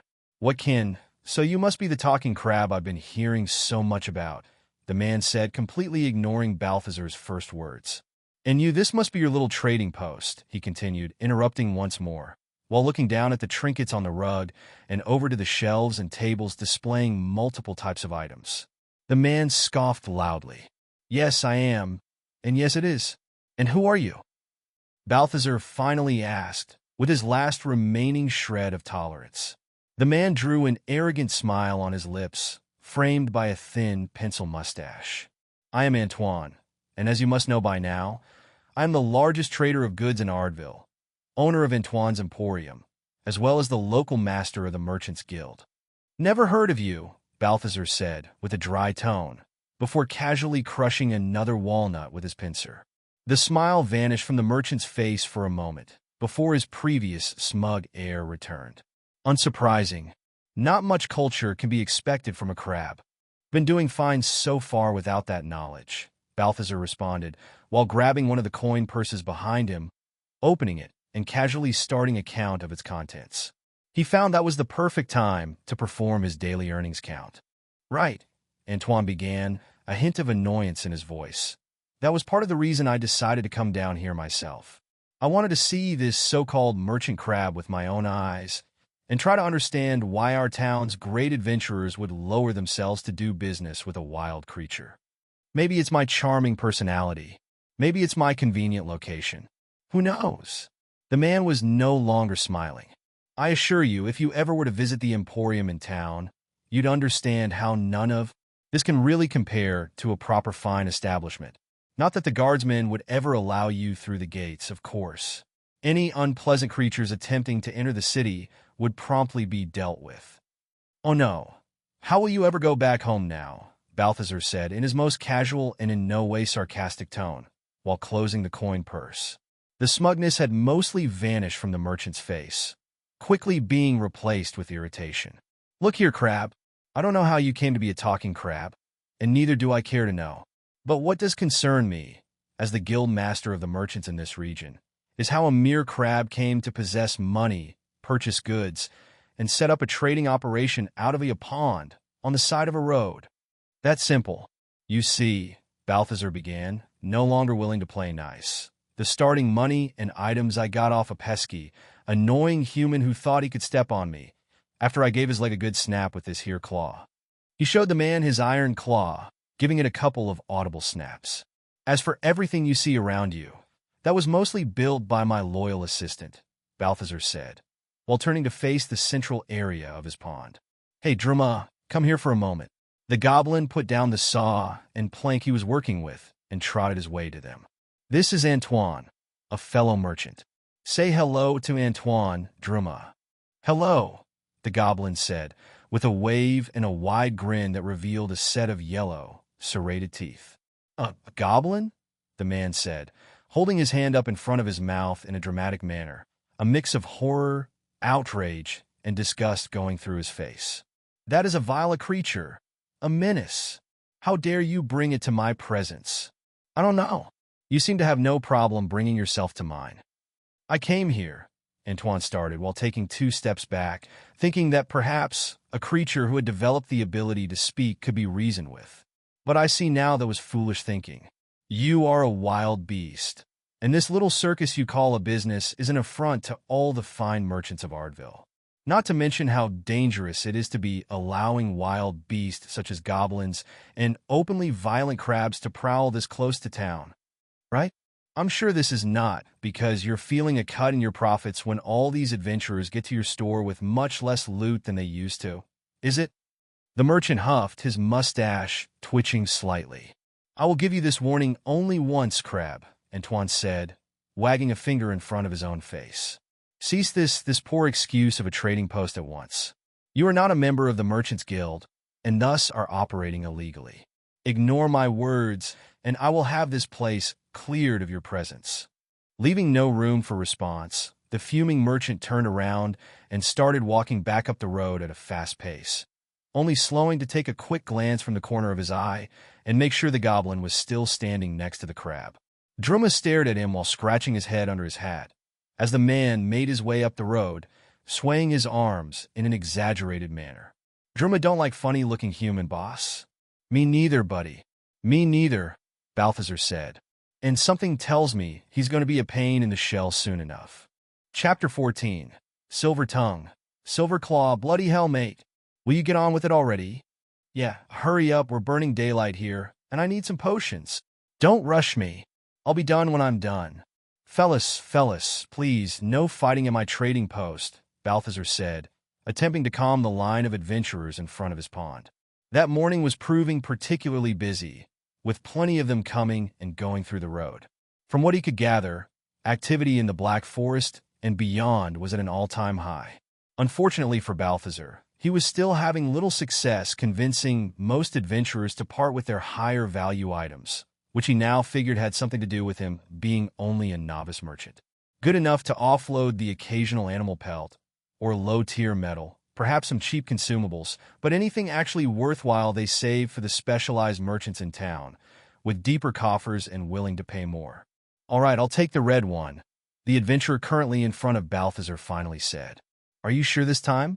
Balthazar asked, a hint of frustration in his voice. "Yes, I am. Well, the blue one is quite nice too, but no, definitely the red one." "Deal. Here you go." "Thank you, please come again." "Now get out of here before those guys start throwing their shoes at us," Balthazar quickly said, while taking the man's coin purse and shoving a crude silver necklace with a red medallion into his hand. "Next." "Morning, Balthazar," a young man said, his face and clothes dirty from what seemed like a mixture of dirt, soot, and blood. "Damn, what happened to you?"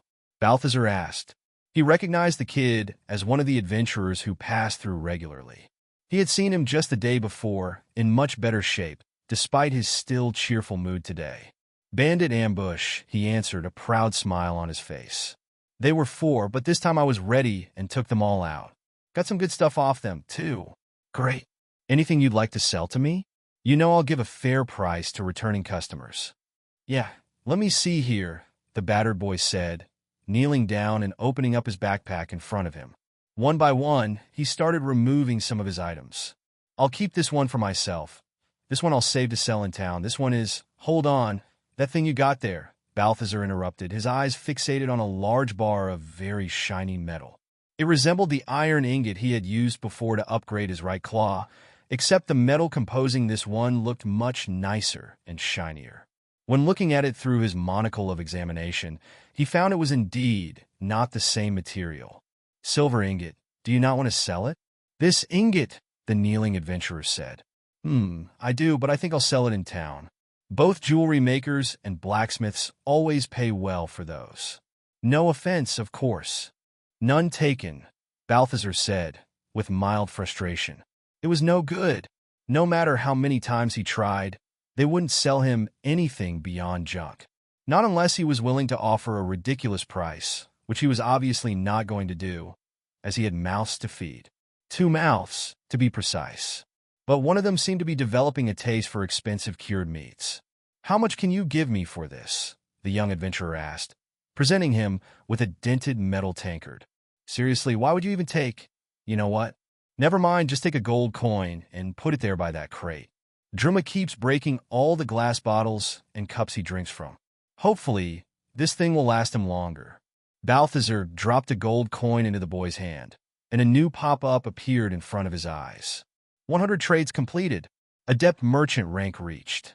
"Seriously? From an old tankard?" "What?"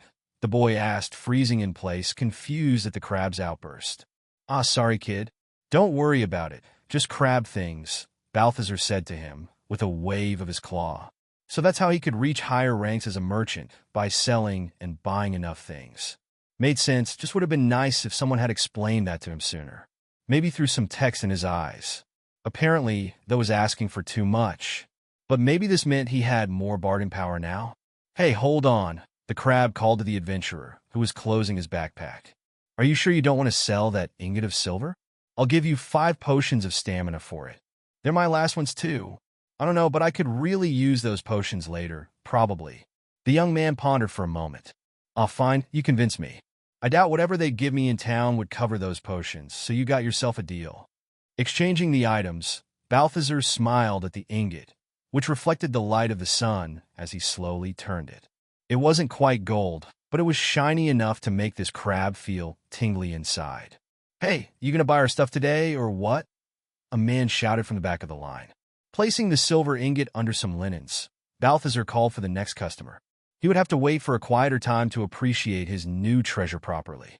Alone at last, Balthazar retrieved his new silver ingot from its hiding spot.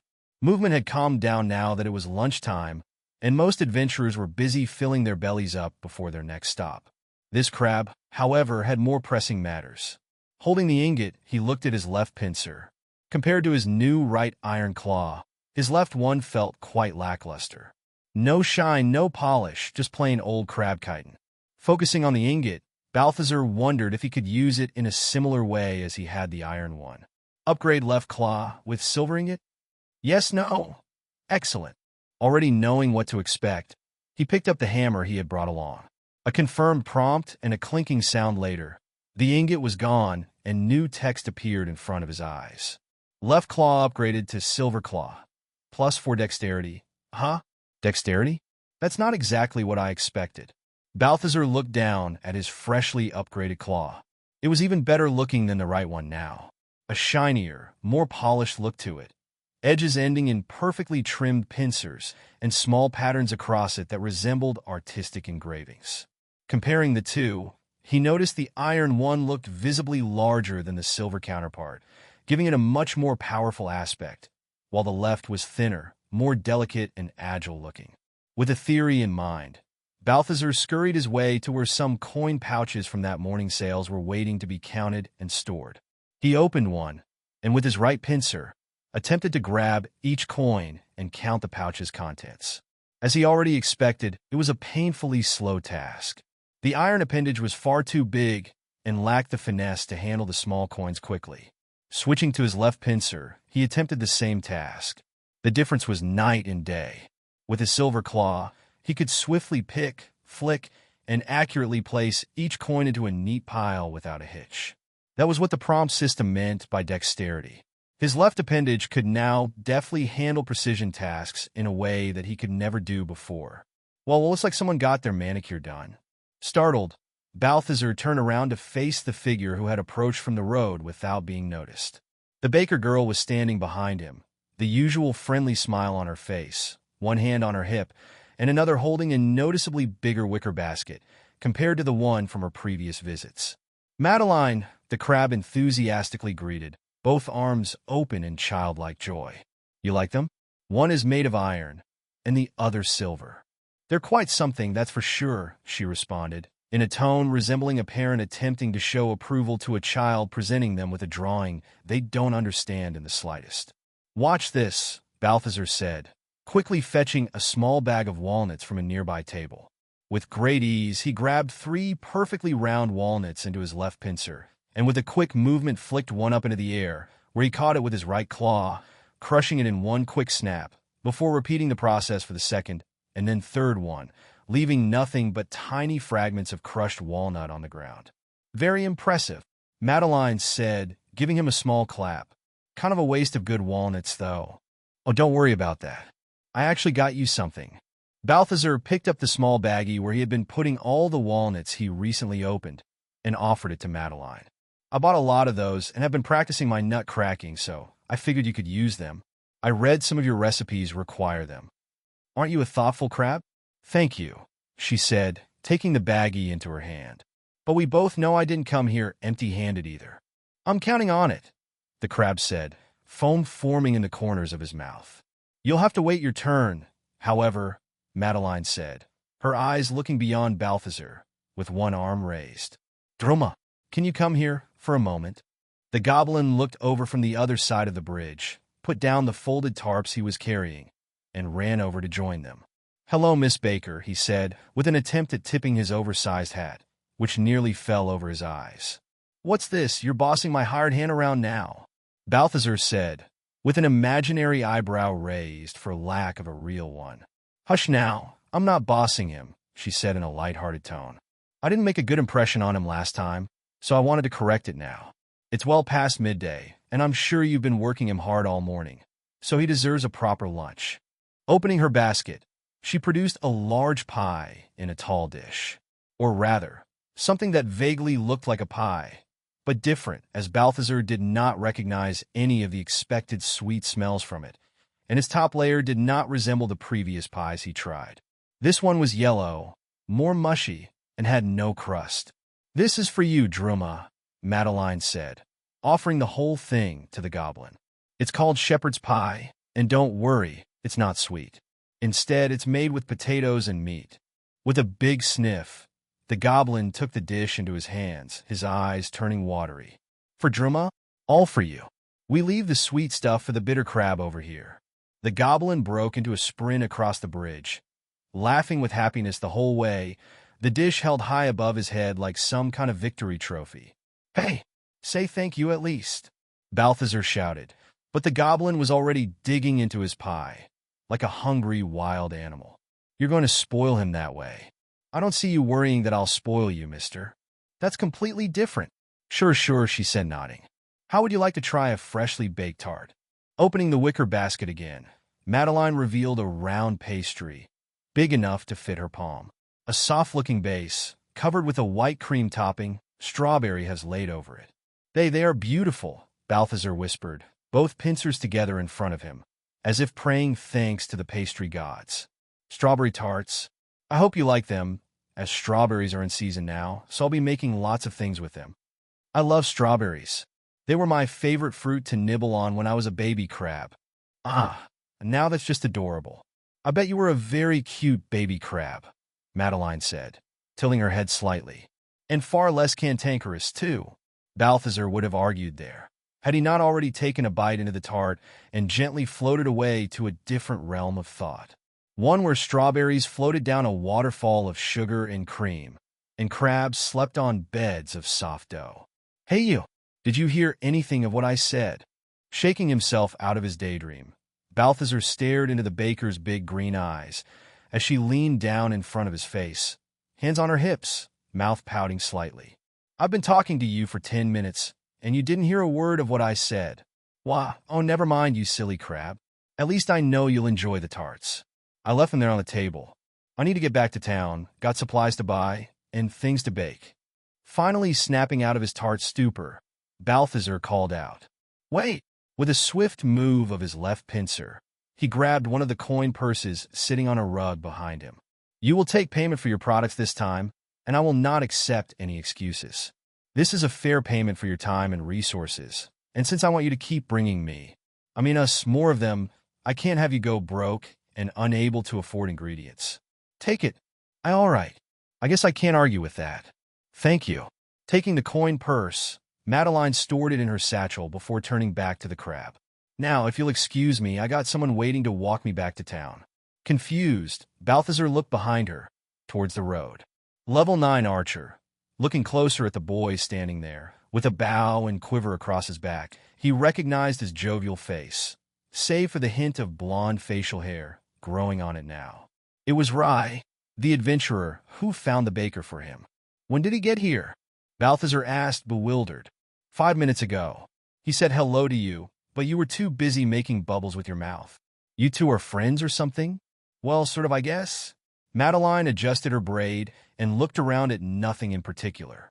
"I didn't know him until you sent him on a baker hunt, and since then he's visited my stand in town a few times, bought some sweets, we chat sometimes, and now he was passing by on his way back to town and offered to accompany me. There's nothing wrong with that." Balthazar stared at the baker with piercing eyes. "What?" she exclaimed. "I have to go. I'm late already. Bye, see you soon." Taking off with a little run, Madeline joined Rai on the road, where they gave the crab a quick wave, before starting their walk up the road, smiling and chatting. Balthazar watched as they disappeared in the distance, a sneaky feeling building up inside him. It wasn't a nice sentiment, but he was still feeling it regardless. He couldn't help it. Even if he tried to ignore it, it wouldn't shut up in the back of his mind.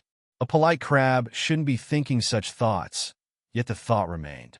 Son of a mule took one of my tarts while I wasn't looking, didn't he? Chapter 15. Red-handed dirt, dirt, dirt, everywhere dirt, the crab complained. And who put that there? Balthazar was hard at work, sweeping around his jewelry pieces with a feather duster, taking advantage of his skillful new silver claw. He had bought the duster off some adventurer hours before. Not so much because he saw the utility in it, but mostly because its making had clearly involved a lot of birds being plucked, and that gave him great satisfaction. But once he had actually tried the thing, it did prove useful for sprucing up his displays. Looking south, he saw two figures approaching.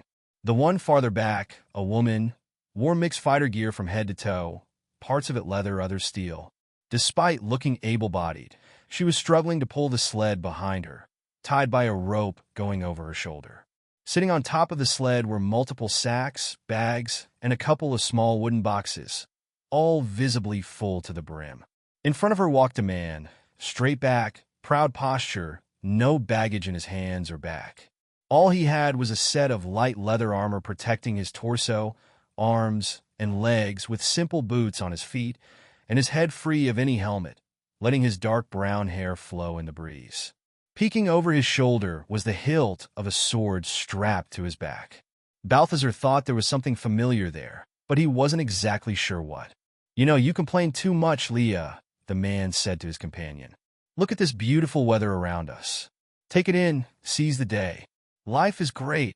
Maybe for you," the struggling adventurer responded. "I'm the one who's been pulling this damn sled for days, and it only keeps getting heavier while you carry nothing at all." "That's not true. I carry the most important of our belongings. And you know that if I don't carry any of the loot, it's not because I don't want to. It's because I must remain burden-free and able to fight anything that comes our way. You know who'd love to do some fighting too? Me," the young woman said bitterly. "Hello there, adventurers," Balthazar greeted, as the two of them reached a spot by the road. "Jack, am I hallucinating from the heat? Or did that crab just talk to us?" No, you're not. He really just talked," Jack said, bewildered. "New around here, eh? I'm Balthazar, and this is my trading post." "Wait a minute, Jack. I remember this place. Isn't this where you found that stupid sword?" Leah said to her partner, pointing at the sword on his back. "And this crab? This is the crab I gave that slice of pie to." Balthazar glanced at the sword in its sheath through his monocle, as realization started hitting him too. Sword of heavy might. That sword. I remember you too. Balthazar focused on the pair through his lens. "Level 12 swordsman, level 11 fighter. What are you guys doing back here?" Balthazar asked. "You'd better not be looking to get the pie back. I don't do refunds." "What? No. Why would we never mind that?" said the swordsman. "How come you can talk now?" "Maybe I always could, and I just didn't want to talk to you?" The girl stifled a laugh. "You know, I think I liked you better when you didn't speak," the man said, unamused. "Oh, cheer up. I'm not here to chatter. You got plenty of loot there, and I'm always open to buy it. So why don't we do business?" "Yeah, Jack, listen to the crab. I really wouldn't mind losing some of this weight before heading up that road. Well, I guess if they put a merchant on the road here, we might as well make use of it. I don't know who they are supposed to be, but let's just get down to business already. I got accounting to do," Balthazar said, while moving next to the sled. "Please tell me you'll buy this," Leah said, pulling a massive piece of dark tree trunk from one sack, a strange purple sap still dripping from it. "I'm sick and tired of the smell." Sure. I can think of at least one or two alchemists who'd probably buy that." "Huh. And what do you think of this, crab?" Jack retrieved a staff from a box. It was made of crude wood, twisting into a knot at the top, wrapping around a perfectly smooth and opaque green orb. "Staff of magic bolts, very fancy. I'll take it. But please, just put it down over there. No magic around my place." "Not a fan of arcane stuff?" Jack said, a sly smile on his face. "Can't blame you. The creep we got this from was some necromancer who took over an old fort southwest from here." The adventurer stood up from the sled, and his friend rolled her eyes. "Here we go again. He had a bunch of skeletons posted around the place," he began, 1 foot up on a rock. But we came in and made short work out of them. I took out at least a dozen. There were at most 10 skeletons, and of those, half were cut down by me, Leah said, with a bored expression. And it wasn't short work. It took us over an hour to even get inside. Because the necromancer was cunning and kept reanimating the skeletons from within his lair. Jack opened his eyes wide as he wiggled all his fingers in the air. That was one skeleton, and it wasn't reanimated. You just didn't kill it properly in the first place, so it put its leg back on and got up. And once we finally made it inside and down to the main chamber, Jack continued, ignoring his friend, we found the fiend with his 2 bodyguards by his side. Not skeletons, proper reanimated dead, much tougher than dusty old bones. Jack jumped on top of the rock, puffing his chest out and attempting a heroic pose. I wasted no time. Quickly rolling under the table before he could use any magic, I put my sword through the chest of the undead wizard and finished him off with a blow to the head. I must have used more strength than I had planned, as he fell down like a sack of broken bones from just a head impact. The other one was tougher, however. His face was all mangled up, real nightmare stuff. No idea what kind of weird stuff the creep had done to him, but the walking corpse actually managed to charge me and bring me down to the floor, my sword flying out of my hand. I wrestled him with all my might, but the thing felt no pain and wouldn't go down. Thankfully, I'm a keen eye, and I spotted a weak point. His right ankle was all twisted and nearly broken, so once I kicked it and finished the job, he could no longer stand. I rolled again, grabbed my sword, and took him out with a clean cut to the neck. Balthazar stood there, staring at the adventurer's awkward pose. He wasn't really sure he should say anything, which wasn't a common feeling for him. Leah had her face buried in her palm, slowly shaking it in shame. They were both level 6s or something, she finally said, lifting her head from her hand. Meanwhile, the necromancer was higher level than us, and I'm trying my best to not get hit by some death blast from him, so I don't become his next plaything. Until I finally put an arrow through his eye. Yes, Leah, great assist, a trusty companion as always, Jack said, jumping down from the rock and giving her a pat on the shoulder.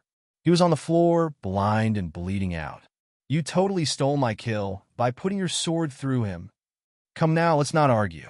Partners share experience, and it would be immoral to leave our foe suffering unnecessarily. Leah opened her mouth, but words failed her, and she huffed in frustration, giving up on the pointless exercise. Fascinating, Balthazar said. But can we just get back to business? I'm not an adventurer, so I don't actually have my whole day free, you know? Finalizing a few more deals, the pair headed their way, sled visibly lighter, a fair share of its contents now piled next to Balthazar. Hey, Druma, he called out to the goblin, who was nearby, drinking from a dented tankard. Help me out with moving all this junk to the crates back there. You take these sacks while I sort through these small items. Druma slammed the tankard down on the table with great force, before cheerfully running his way over to pick up the sacks. Balthazar used his silver pincer to pick up one of the precious gems the 2 adventurers had just sold to him, and looked at it carefully through his monocled eye. Emerald. Good quality, very pure. Should sell for a nice price. He carefully placed the green stone on an empty table to his side before grabbing the next one and repeating the process. Sapphire. Good size. He put the gem down on the same empty table too. Another emerald. Not as pure, but still worth something. Reaching with his left pincer, he once again placed a gem on the empty table. Then he stood still for a second. Empty table. Place a gem, then another, and another. But still, empty table. Balthazar put all of his intelligence points to work and really pondered on that line of thought. One time, and then another, until he finally turned to the table with a sudden motion. A hand was emerging from within a bush behind the table and carefully plucking the emerald from its surface. Hey! Balthazar shouted, while swiftly reaching for the hand with his iron claw, giving it a pinch and making it drop the gem back on the table. Ah! A loud scream came from the bush, and a man emerged from it, grasping his right wrist with his left hand, and sending leaves flying everywhere. My hand! You broke my hand! The slender man kept screaming, the black hood he wore on his head falling back from all the jerking motions he made while crying in pain. Had he any ears, Balthazar would plug them with his fingers at that point. That is, if he also had any fingers. Which he didn't. The point being, the thief's screaming was very loud. Maybe you shouldn't be using it to steal. Now stop screaming, before I do the same to your windpipe. Druma came running from the other side of the bridge, his improvised spear in hand. Thief? Thief! Boss want Druma to poke thief with pointy end. Calm down, Druma, I got it under control. No poking for now. The man had ceased screaming, and was now only sobbing, while continuing to grasp his limp hand, which was quickly turning red and swelling. Balthazar didn't necessarily intend to break his hand, but he was also clearly not fully used to his new iron claw yet. Perhaps a little less force next time. Come out of that bush, he told the thief. And no sudden movements, or it will be your ankle next. With 2 thick tears running down his face, the thief slowly stepped out of the bush. He was fully covered in black leather armor, tightly fitting his scrawny physique, his hands and head being the only exceptions. His attire had pockets all over, from his chest, forearms, and even over his thighs, but nearly all of them appeared completely empty. Level 8 thief. You know what you took, Balthazar said to the thief, eyeing him through his monocle. Now put them back. With a sob, the man retrieved the 2 gems from a chest pocket and sheepishly placed them back on the table. So you thought you could rob me, huh? What's your name, thief? Rob. That's what I said, Rob. Now, are you going to tell me what is your name? Or what? No, my name is Rob. Balthazar stared at the thief for a moment. Seriously? You're a thief, and your name is Rob? Why, yes. Oh, for the love of forget it. Why were you trying to rob from me, Rob? There's got to be far wealthier merchants up in town with much more valuable goods. Yeah, but they also got security. And if they catch you, there's also the city guard who'll throw thieves like me in a cell. Here there are no guards and no jail.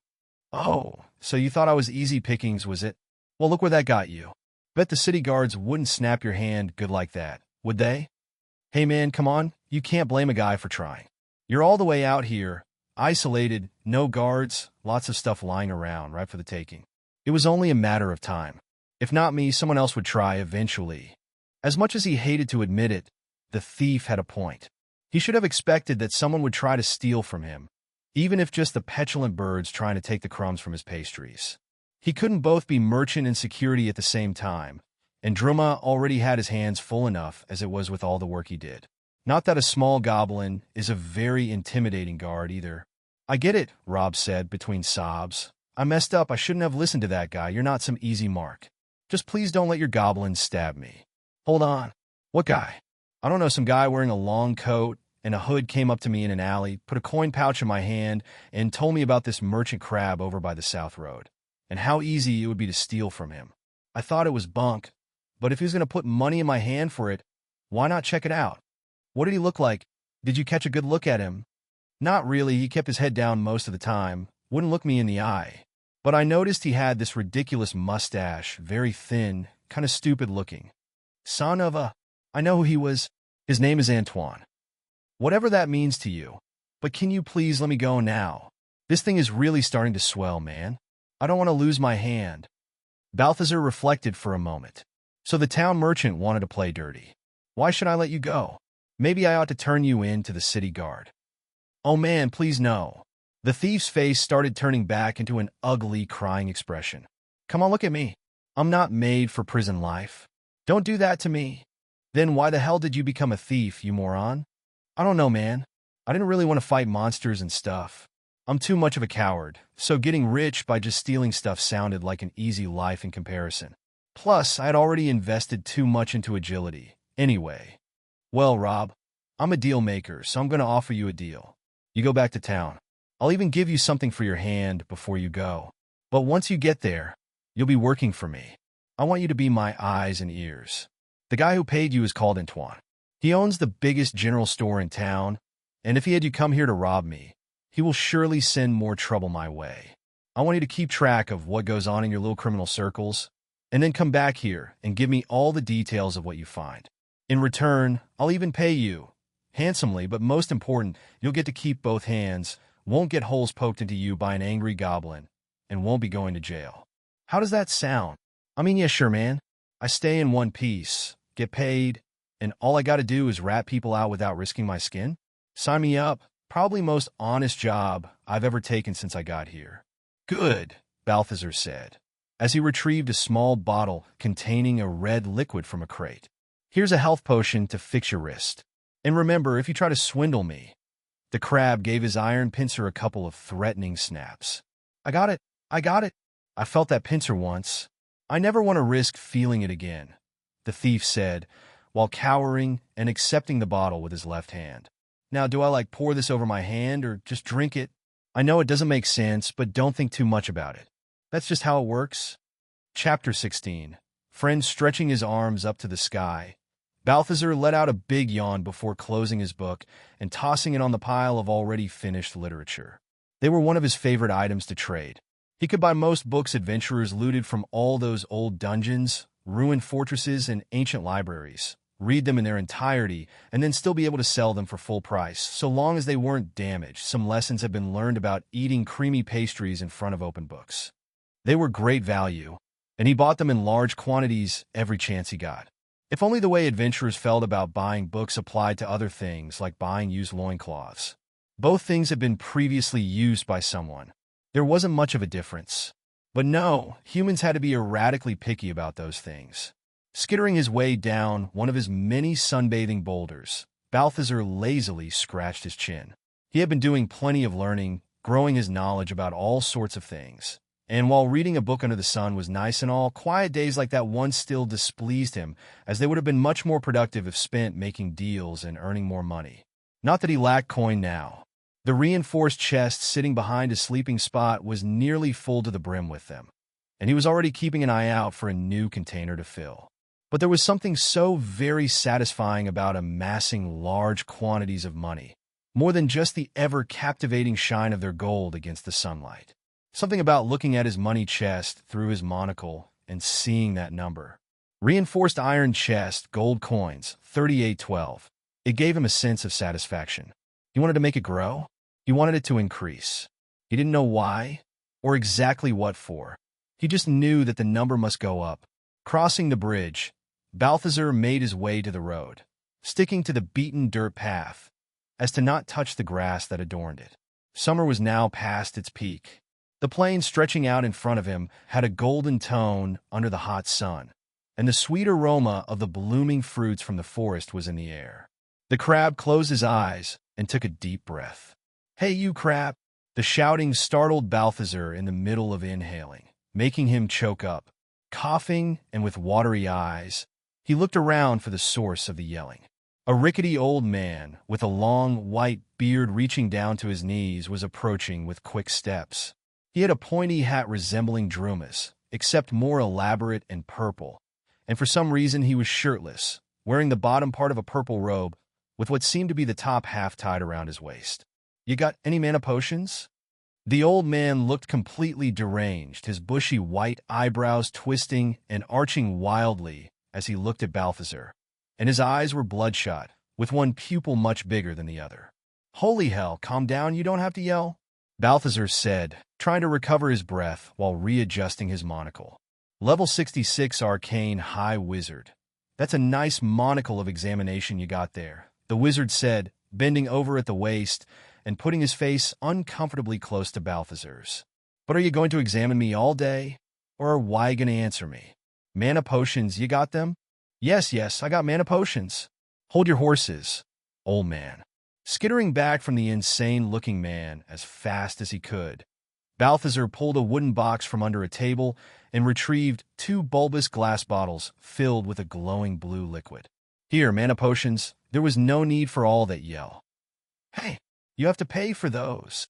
Standing on no ceremony, the wizard snatched both potions, popped the cork of one with his thumb, and started chugging it with loud gulps. Before Balthazar could even get another word out, he was already turning the second bottle upside down on his lips, blue liquid rapidly disappearing from the flask. The man smacked his lips and let out a loud burp. "Ah, that hits the spot. What the hell is your problem?" Balthazar finally let out, in an outraged outburst. "What?" the High Wizard said. "I was down in the forest going at it with a bunch of fairies, tricky things, those ones. And next thing I knew, I was all out of mana and no potions either. And at my age, my mana regeneration is complete crap. I don't want to know about your fairies. You still got to pay." "Oh, don't get your pinchers in a twist. I'll pay. What do you want for those?" "It's 25 gold coins each," Balthazar said, trying to regain his calm. The wizard reached behind his back and produced a large purple bag out of seemingly nowhere. The crab decided, for his own sanity, not to question where he was keeping that. Gold coins, the old man said, while shoving his whole arm down the sack, far deeper than it should be able to accommodate, given its size. "Didn't think we were still using those. You'd better not tell me you can't pay." Worry not. I'm sure I got something here worth trading for the potions." With a sudden pull, he produced a hardcover book from the sack, the front of it filled with strange glyphs. "How's this?" "A tome of levitation. First edition too, I think." "No!" Balthazar shouted. "You put that back." All right. Not the scholarly type, I see." He put the book back in the bag and continued rummaging, one eye shut, and tongue sticking out from the corner of his mouth. "Oh, this should do it." Pulling his arm out one more time, the wizard revealed a dark red orb, big as his head, with a perfectly smooth, stony surface. "What is that thing?" Balthazar asked, cautious curiosity on his face. "You're the one with the monocle. Why don't you tell me?" The eccentric mage answered, a slightly crazy smile under his white mustache, irises still disturbingly uneven. "Golem core. What in the world is a golem core? Don't tell me it's some kind of weird magical exploding thing?" the confused merchant said. "Exploding? Nah, at least I don't think so. Might have to try that sometime," said the wizard, looking at the orb pondering. "As for magical, isn't everything around us magical, my talkative crab friend? If you mean arcane, then no, this thing doesn't require any mana or arcane abilities to use. I'm still not sure I want to accept that as payment." "Bah, don't be ridiculous. I have no idea how much this thing is worth out here, but I'm positive it's far more than 2 mana potions. Here, I'll even throw you this as a bonus." Putting the golem core down on the ground in front of Balthazar, the topless man reached into his sack once more, this time revealing another book of a light brown color, and presenting it to the crab, the title Normalcy for Dummies written on its cover. Balthazar wasn't sure what the mysterious item was exactly, but he had a clear feeling it was quite valuable. And looking at the ancient book, he felt a growing curiosity about what was written within it. "All right, this seems fair.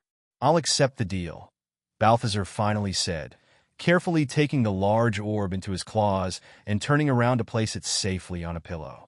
"Excellent. Now if you'll excuse me, I got some fairies to get back to." "Toodles!" Balthazar heard a crisp pop sound, and by the time he turned around, the strange wizard was gone, not a trace of him either up or down the road. "What the?" Balthazar said, looking left, right, and then up at the empty sky, where no cloud or even bird could be seen. Deciding to just not question any more adventurer oddities for the day, he turned his focus to the brown book on the ground. Balthazar took it in his pincer and sat next to the peculiar orb, beginning to leaf through its pages. Despite the slightly insulting implication of the title, he found its contents to have little of dummy to them, instead describing concepts, theories, and procedures that were far beyond the crab's understanding. Not that he would ever admit to it, but thankfully it's not as if anyone could know half of what he was reading was going over his head. His thoughts safe inside his shell, the crab focused on the one portion he managed to grasp. Most of the book described the complex process of making such cores, but once one was completed, as the one resting next to him was, its application was apparently quite simple. Golems were constructs, that much Balthazar had already read in other books and bestiaries, but they were also a form of artificial life. An artificial soul imbued into an artificial body, usually made up of some sturdy or powerful material, the will of their creator sparking it into being.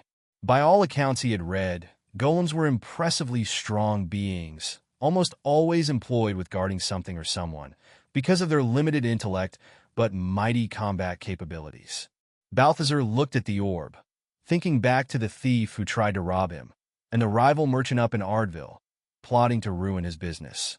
He remembered the intimidating dark mage who had enslaved Druma, and all the other adventurers who tried to squeeze him out during trades because they thought he was just a lowly crab who could be pushed around. If he had a bodyguard, a proper or powerful bodyguard, everyone would have to think twice before messing with him. He might not be too fond of magic, but this wasn't even like casting spells. Using a finished core was very basic. Even he could do it with no training, he was certain of it. Making his mind up, Balthazar jumped back up on his 8 legs and took the golem core into his pincers. The book said a core should be imbued into a vessel, preferably a single piece of one material type. Some examples were golems made of pure iron, but he didn't have anywhere near enough metal for that. Other golems were made of more volatile elements, like fire, but Balthazar wasn't exactly keen on the idea of setting fire to his trading post while performing his crazy experiment. What he had plenty of were rocks. Rock golems were described as slow, but extremely strong and resistant to most forms of physical blows, and even magic.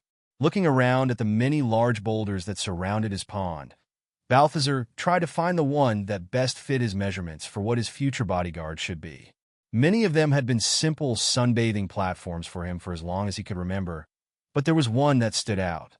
One peculiar boulder, green moss covering its lower half, an odd shape to its tip that resembled a square head, and on its flat surface, a tiny inscription, made long ago by much tinier pincers. Not a letter, or even a symbol, just a crudely made X to mark it as the favorite spot of a small crab who had no one else as company other than a funny-looking boulder. Breaking away from his nostalgia trip with a sniff, Balthazar climbed up to the stone surface. He hadn't realized how long it had been since he last stood atop this particular boulder, probably not since he had become too large to sit on it. He looked down at the scratch mark on the rock, slightly faded and much smaller than he recalled, reminiscing on the silly name he had given his made-up friend, Boldy. Shaking his shell at the thoughts of all the silly things he had told that rock in his youth, but still with a slight smile to his face, the crab got on with his experiment. Holding the golem core over the rock surface, he remembered the book's instructions and tried to focus on his wish to imbue life into that vessel through the offered core.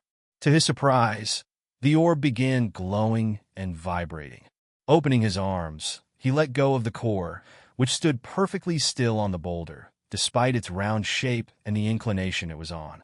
With expectation in his eyes, Balthazar watched as the core started sinking into the stone as if it was a liquid surface, until it fully vanished within. Standing still in anticipation, he waited for something to happen. Well, damn it, I should have known better than to take a deal from a crazy old wizard. As Balthazar turned around to leave his failed Normalcy experiment, he froze in place as he felt a slight vibration from underneath. The vibration quickly grew into a rumbling as the rock under him began shifting in place, forcing the crab to jump off the boulder. Looking up with his jaw dropped, Balthazar watched in awe as the huge boulder rose from the ground, unearthing parts of itself long hidden beneath the surface. Dirt and roots pulled with them, segments of the freshly uncovered rock taking shape under it as 2 massive legs. From its sides a pair of arms began forming from the main body, hard rock turning liquid once more, before settling back into its intended new shape. The top of the now standing stone, which used to be its front platform, where a tiny crab had once stood valiantly snapping his pincers at the flying birds for the first time so many seasons ago, was slowly turning in place, its squarish shape settling into a vague semblance of a head, as 2 small glowing orbs of a dark red color surfaced where its face would be, with a horizontal gap opening under them to complete a mouth. The golem finally stood upright, eyes slowly gaining life and scanning the horizon, before looking down at the perplexed crab it was towering over. Its mouth formed a crude attempt at a smile before opening and speaking in a deep, reverberating voice. Friend. Chapter 17. Bold assumptions. The crab stood slack-jawed, his eyes looking up at the imposing golem standing in front of him, easily 3 times his height, as the newly formed being slowly extended one of its massive stone hands towards him, a smile still carved on its crude face. Boss! Boss! Danger! Run! Druma shouted from the bridge, one hand holding a hammer, the other trying to hold his hat as he ran towards them. "It's all right," Balthazar said, signaling to the goblin approaching from behind with a pincer, while keeping his eyes on the golem. "He's not a threat. I think he's friendly." "Friend," the golem said, his smile widening even more on its rough stone face as it turned its gaze to the goblin standing next to the crab. Balthazar briefly glanced at Druma, who was looking at the living construct with a mixture of apprehension and suspicion on his face, before turning back to the golem. "Yes, this is Druma. He's a friend," Balthazar said slowly while pointing at the goblin. "And I'm Balthazar. Friend." The big rock's eyes closed as he smiled, even more. "Yes, and you are?" "Boldy, I guess. And we are all friends." Balthazar extended his right pincer to touch the golem's outstretched hand, which was even larger than the crab's iron claw. "Add Boldy to your party." "Yes, no," Balthazar smiled, and with a nod, confirmed the prompt. "Be careful," Balthazar yelled, exasperated. "You're going to break something." It had only been a couple of hours since the golem had taken form in front of them, but Druma's initial suspicions about the giant walking boulder had quickly dissipated once it became clear he was friendly. They had both been happily playing with one another for the past hour. Except the goblin and a golem's version of playing consists of one throwing small rocks at the other, who catches them in his gaping maw and crushes them with a smile every time.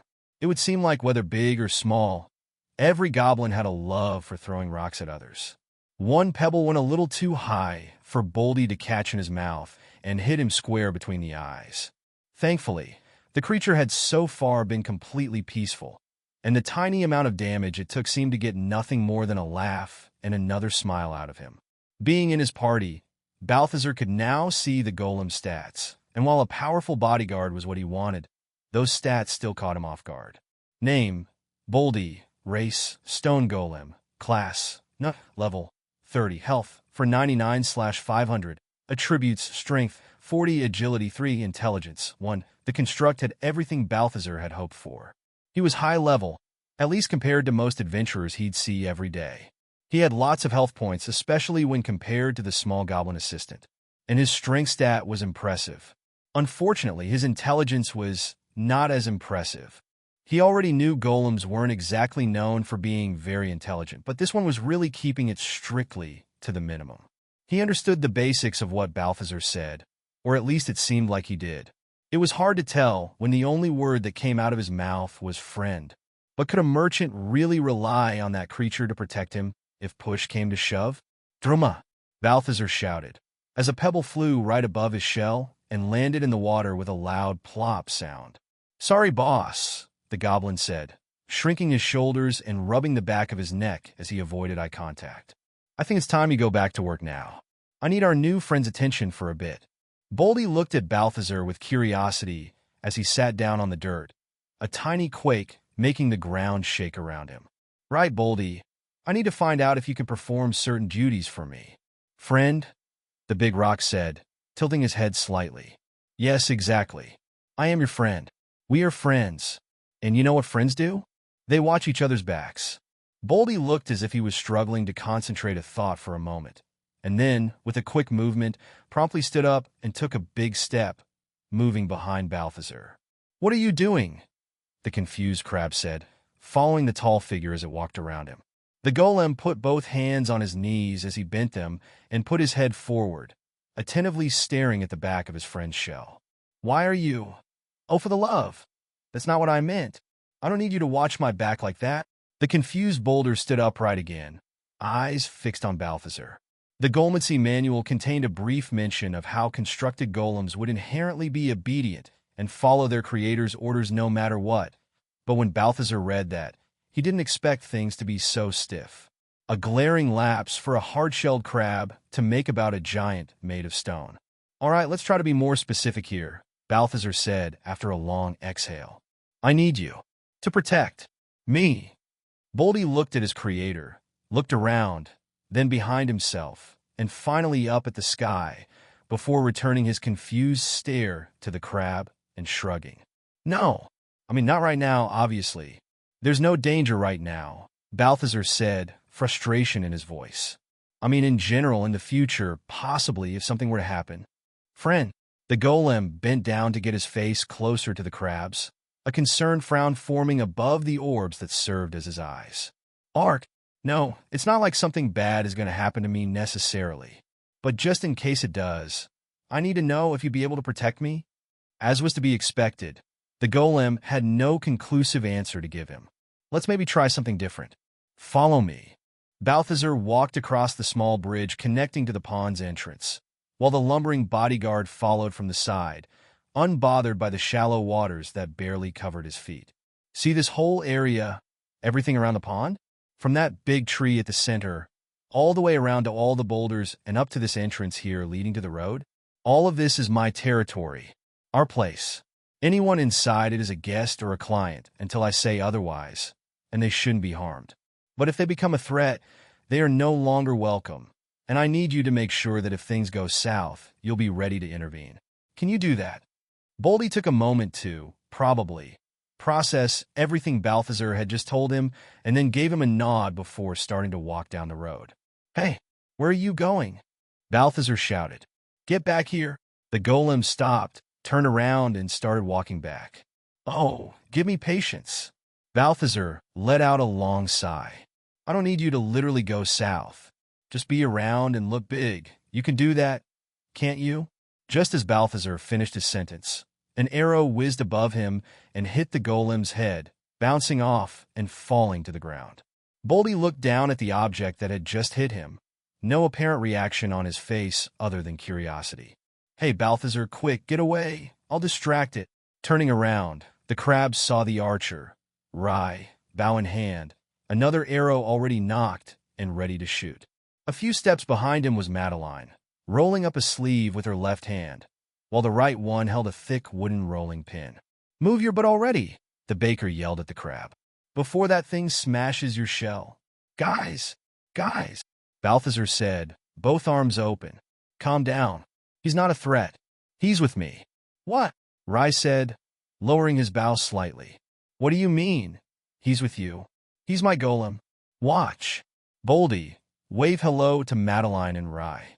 The golem moved his attention away from the fallen arrow and waved at the pair up the road, a dumb smile carved on his face. You scared the living lights out of us, you know that? Madeline said, as she walked towards the crab, some of her previous battle anger still visible. We saw this big thing in front of you and thought you were about to be turned to pulp. Balthazar couldn't help but notice the large rolling pin she was still waving around in her hand as she talked. He felt more intimidated by it than he ever was by any blade or club any of the adventurers he saw every day carried, for some reason. Yeah, I had to hold her back from rushing in first, Rye said as he joined them, a large basket in each of his hands. I thought we were screwed once my arrow did nothing to it.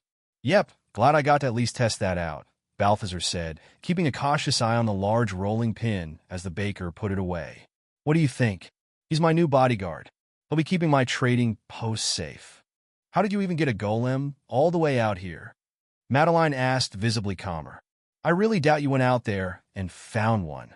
Yeah, golems are supposed to be pretty rare, Rye said, staring up at the golem that was still smiling at them.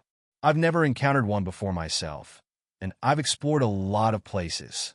I didn't find him, I created him, Balthazar said, with a fancy adjustment to his monocle. You what? Said Rye. How did you do that? Ah, those are secrets of the trade, my friends. Friend? The golem said, startling the two humans. Yes, that's right, Boldy, Balthazar said, looking back at his guard. These are Madeline and Rye. They're friends, not threats. Just remember, I only want you to smash threats, not friends. The golem nodded and smiled at them. Friend, did you just call your golem? Boldy, Rye asked, both of his eyebrows raised. I had already came to life with that name. It's just a name like any other. What is that mark? Asked Madeline, pointing at the small X mark on the golem's chest. I don't know. You expect me to know every random mark on every rock around my pond? The baker and the archer exchanged looks of suspicion with each other. Never mind that, Balthazar exclaimed. Why are you two together again? Just happened to come through the road at the same time again. Was it? Rye looked up at the sky in a poor attempt at looking casual. No. I was heading down here with more pastries for you, Madeline interjected, putting her hands on her hips. And Rye here, seeing me carrying these heavy baskets, offered to carry them for me, like the nice gentleman he is. Good manners. You're familiar with those, aren't you, Mr. Crab? Of course I am, said Balthazar. It's usually adventurers who aren't very familiar with them. Maybe we should take my pastries back to town and leave you to play with your rocks again.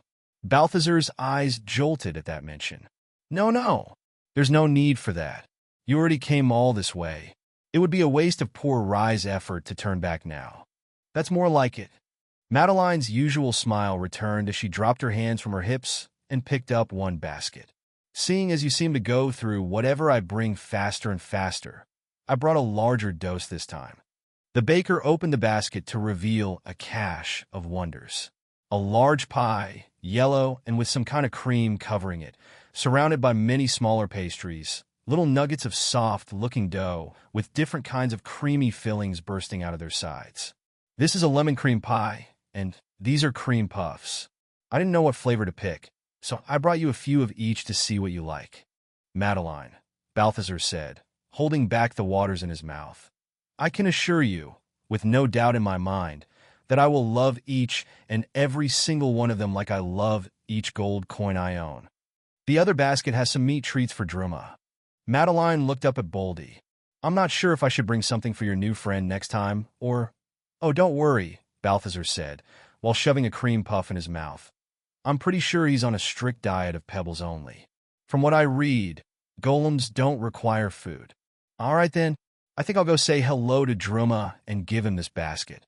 As the baker headed towards the bridge, Balthazar turned to the archer and gave him a piercing gaze. So, boy, the crab began, pink cream all over his mouth. What's the deal between you and Madeline? What do you mean? Rye said nervously. Don't play dumb because I'm not. I can see you two are spending a lot of time together. Is there something I should know? Hey man, you're the one who sent me looking for her.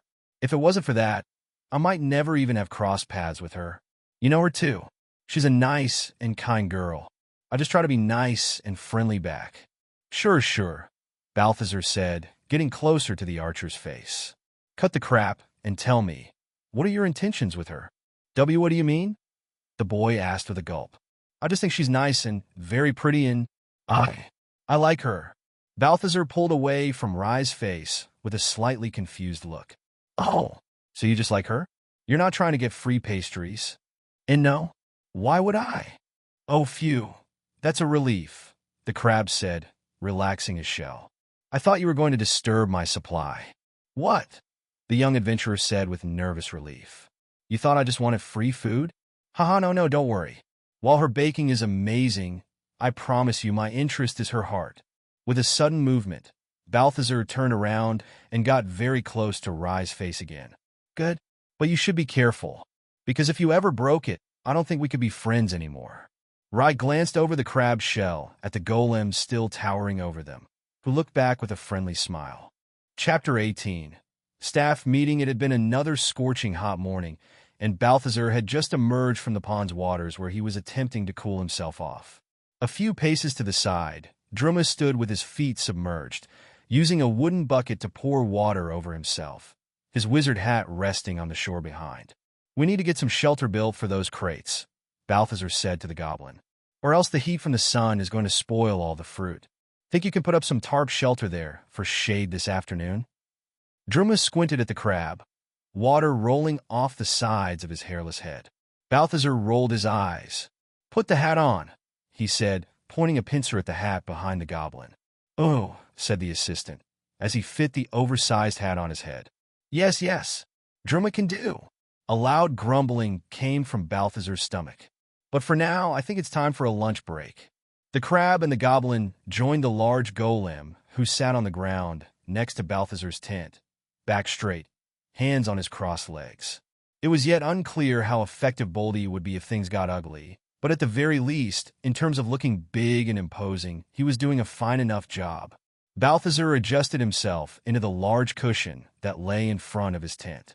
It was his place of choice to look over his pond. Perfect view of the whole area, allowing him to keep an eye on any adventurer who came in from the road and browsed his wares displayed on the many wooden shelves and tables Druma had been dutifully building for the past few weeks. And best of all, sitting on it made him look very regal. Or at least he felt so. He had never actually seen a king in person, but he felt sure they had a lot of common tastes. Living a life of luxury, surrounded by gold and servants, eating delicious food all day. That certainly sounded like a good deal. Not so much the part about having to put up with a whole kingdom of annoying people, though. With careful precision, Balthazar carved a generous slice of lemon cream pie with his silver claw and took a bite at it. Sitting on a small pile of hay, Druma was already munching on one of the meat pasties Madeline had made for him. "Something wrong?" Balthazar asked, noticing the goblin's concerned look towards Boldy. "Boss, sure, Big Rock, don't want food?" Druma responded between loud chewing. "Yes, don't worry about it. I told you, golems don't need food. It's magic stuff or something. You wouldn't get it. Big Rock don't need food, but maybe Big Rock still want food?" Balthazar looked up at Boldy's permanently smiling expression, which was currently fixed on the goblin eating beneath him. "I don't think it's food he wants," the crab said, sending crumbs flying from his mouth as he spoke. "He just wants to watch over his friend." Druma squinted his eyes in deep thought. "Boss never have tribe? Other crabs? Who, me? No. None of that," Balthazar said, slowing his chewing. "Crabs don't do tribes like you goblins do." A pigeon landed on Boldy's head, who seemed entirely unaware, or at least unbothered by it. "Damn it!" Balthazar exclaimed, spewing pieces of pie from his mouth. "Get that thing off your head, Boldy!" The golem moved his head in order to look up, causing the bird to flutter away. "Did you used to like it in your tribe?" Balthazar asked, returning his attention to the goblin. Druma produced a shrug. Druma too small next to other goblins. Druma liked to build stuff. Other goblins like to destroy stuff. The small assistant swallowed and stared at his pasty without going for another bite. Big goblins called Druma smarty pants and throw rocks at Druma. "Oh," Balthazar said, deciding it probably wouldn't do much good to point out the goblin's low intelligence in that moment. "One day humans attacked tribe village," Druma continued, with a vacant gaze. "Many goblin die in fight. Druma too small to help. So Druma hide. Tribe chief say Druma coward. Druma don't help tribe." The goblin frowns. "Druma don't hide no more." Balthazar looked down at the crumbs underneath him, feeling unsure about what to say. "Oh, for crying out loud," the crowd shouted. "The damn pigeon is back." The round bird landed in front of the tent and began frantically pecking the ground for pie crumbs. "Shoo! Get out of here! They're my crumbs!" Balthazar yelled as he unsuccessfully attempted to swat the winged menace, who kept fluttering and dodging. "Druma help boss," the goblin said while grabbing his pointy stick. Joining the fray, he started trying to poke the pigeon while the crab continued to snap at it with his claws. Neither one of them being able to stop the determined bird in his mission to gobble up every single crumb it saw. Boldy watched from above, smiling at the scene like it was all friendly playtime. "Don't just sit there smiling," Balthazar shouted at the golem. "Help us!" The lumbering stone got up to his feet, causing the ground to shake. The pigeon flew back and away, scared by the vibration, but still hovering above the tent. "Stupid bird!" Druma yelled, taking his spear over his shoulder and throwing it at the bird. The stick barely gained any altitude before dropping back down and splashing into the pond. The pigeon continued hovering above them, unafraid. Balthazar decided it probably wouldn't do much good to point out the goblin's low strength in that moment either. "Boldy, grab it," the crab told the golem, while pointing his pincer at the damnable bird. The big rock smiled and slowly moved a hand in the bird's direction, slowly closing it around nothing, as the pigeon had already steered away from it, now hovering slightly lower. "Druma got you now," the goblin said, blindly reaching for another stick atop a table nearby, eyes fixed on the bird just within reach above him. Balthazar looked back at what his assistant was grabbing. "Druma, that's not a spee." The goblin thrust his stick upwards at the bird, and a stream of glowing green orbs shot out, pummeling the bird, who fell down on the ground, leaving a trail of feathers floating above it. Druma stood dumbfounded, looking at the staff of magic bolts in his hand. "Boss, is Druma wizard?" "I know, of course you're not," Balthazar began, unsure of what to tell him. "Now put that back before you hurt someone with it." The goblin looked at the staff with curiosity while scratching his head under his wizard hat before putting it back on the table. "Is Bird dead?" Druma asked, joining the other two in a circle around the pigeon, who laid on its back on the ground, wings spread, tongue sticking out the side of its beak. "I don't know," Balthazar said. "Poke it, see if it reacts." "Druma don't want to touch Bird," the goblin said, sticking his pointy tongue out in disgust. "Oh, you big," the crab said, annoyed.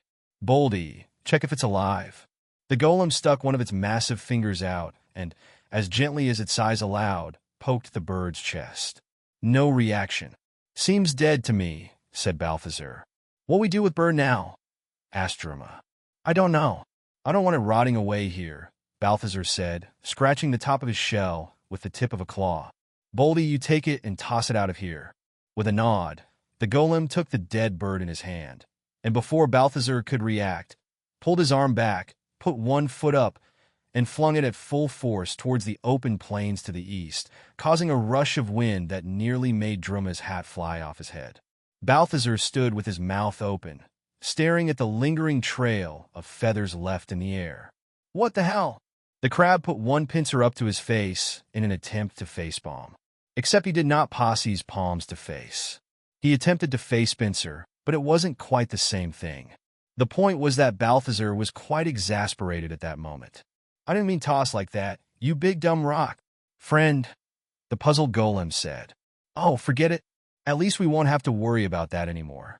A few hours had passed in the day, and soon the sun would set, which meant it was time to pack in. Balthazar was carefully folding a towel with necklaces displayed on it when he heard wheels pulling up to the entrance of his pond and stopping. Heading towards the source, he saw an adventurer in leather and steel armor jumping off her small one-horse cart. "Good day," the woman said. "Almost night," the crab responded with a not very convincing forced smile. Balthazar loved to make money, but that didn't mean he didn't dislike last-minute clients. They were some of the worst. They'd always show up right as he was about to close up for the day and head to sleep, maybe have a late-night pastry, perhaps take a nice bubble bath to relax after a hard day of trading. But no, because some annoying adventurer with no one to put up with him at that hour felt like it, he would be stuck watching them leisurely browse through his wares as if it was still the earliest hours of the morning, and they had all day. And Balthazar would love nothing more than to shove them out of his pond, but they always had to be the ones who looked like they had the most coin to spend, for whatever reason. Money doesn't buy friends or hobbies, he figured. Thankfully, the crab didn't need either of those things, so just money was fine with him. "Say, friend, you wouldn't happen to have some nice helmets for sale, would you?" the adventurer asked, running a hand through her long, dark curls. "Of course I do. Helmets, right here. Just take your pick. Anything in particular you're after?" "No, not really," she responded, looking over the small shelf with about a dozen headpieces displayed on it. As her eyes perused the items, what until that moment had just looked like a normal boulder behind the furniture turned its head and looked at the woman. What is that?" the apprehensive client asked, hand on the pommel of her sword. "Oh, don't worry, that's just my guard golem," Balthazar responded in a casual tone. Is it friendly?" "Oh, yes. In fact, I think friendly is all he is," the crab said with a hint of disappointment. The big rock smiled at them. "Friend," relaxing her hand from the sword, she attempted to focus her attention back to the helmets. "Anyway, as I was saying, whatever is affordable and sturdy. You know it's dangerous out there. Can't afford to be fighting baddies with an exposed head. That's for the big stars, haha." Balthazar decided to ignore his questions about how the stars in the sky would ever wear helmets in the first place, and instead try to get on with his business, so he could attend his next meeting with a very important cream puff. "Got just the thing for you here," Balthazar said, holding up a horned iron helmet in his pincers and presenting it to his client.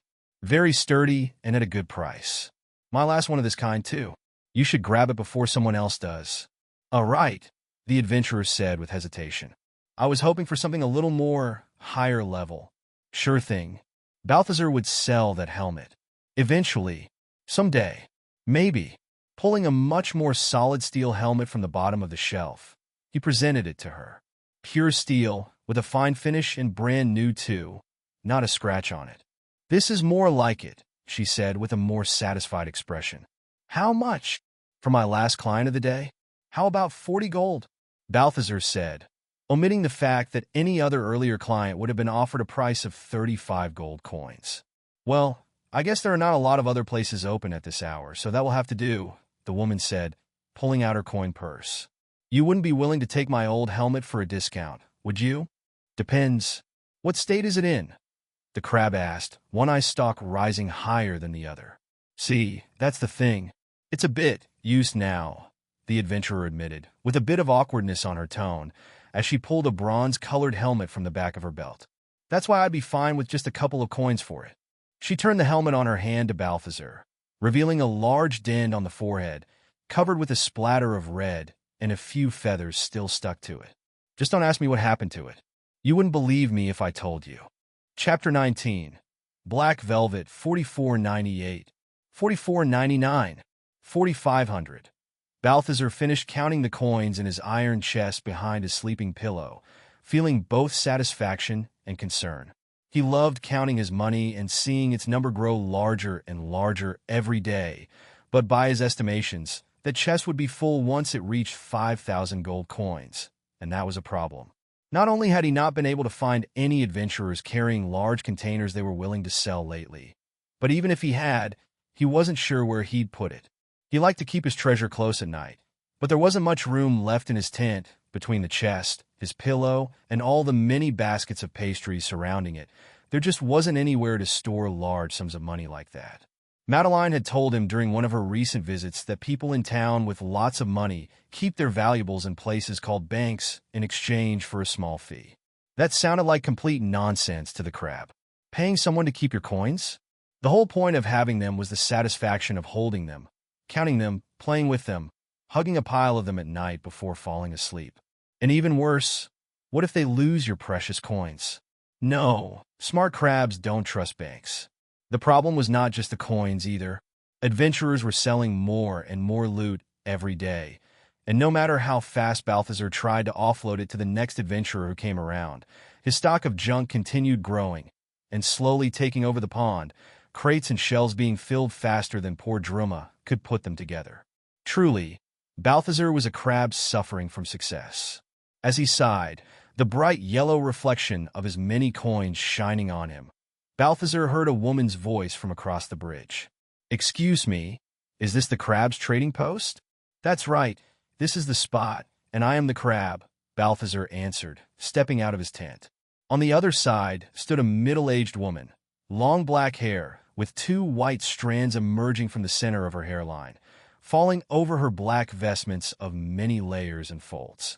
Her large blue eyes shot at the crab as he appeared, and a wide smile appeared on her face. Balthazar felt slightly uncomfortable. "Level 42 alchemist, which—" "Oh, excellent, excellent," the woman said, clasping her hands together in front of her chest. "Just who I was looking for. Can I help you?"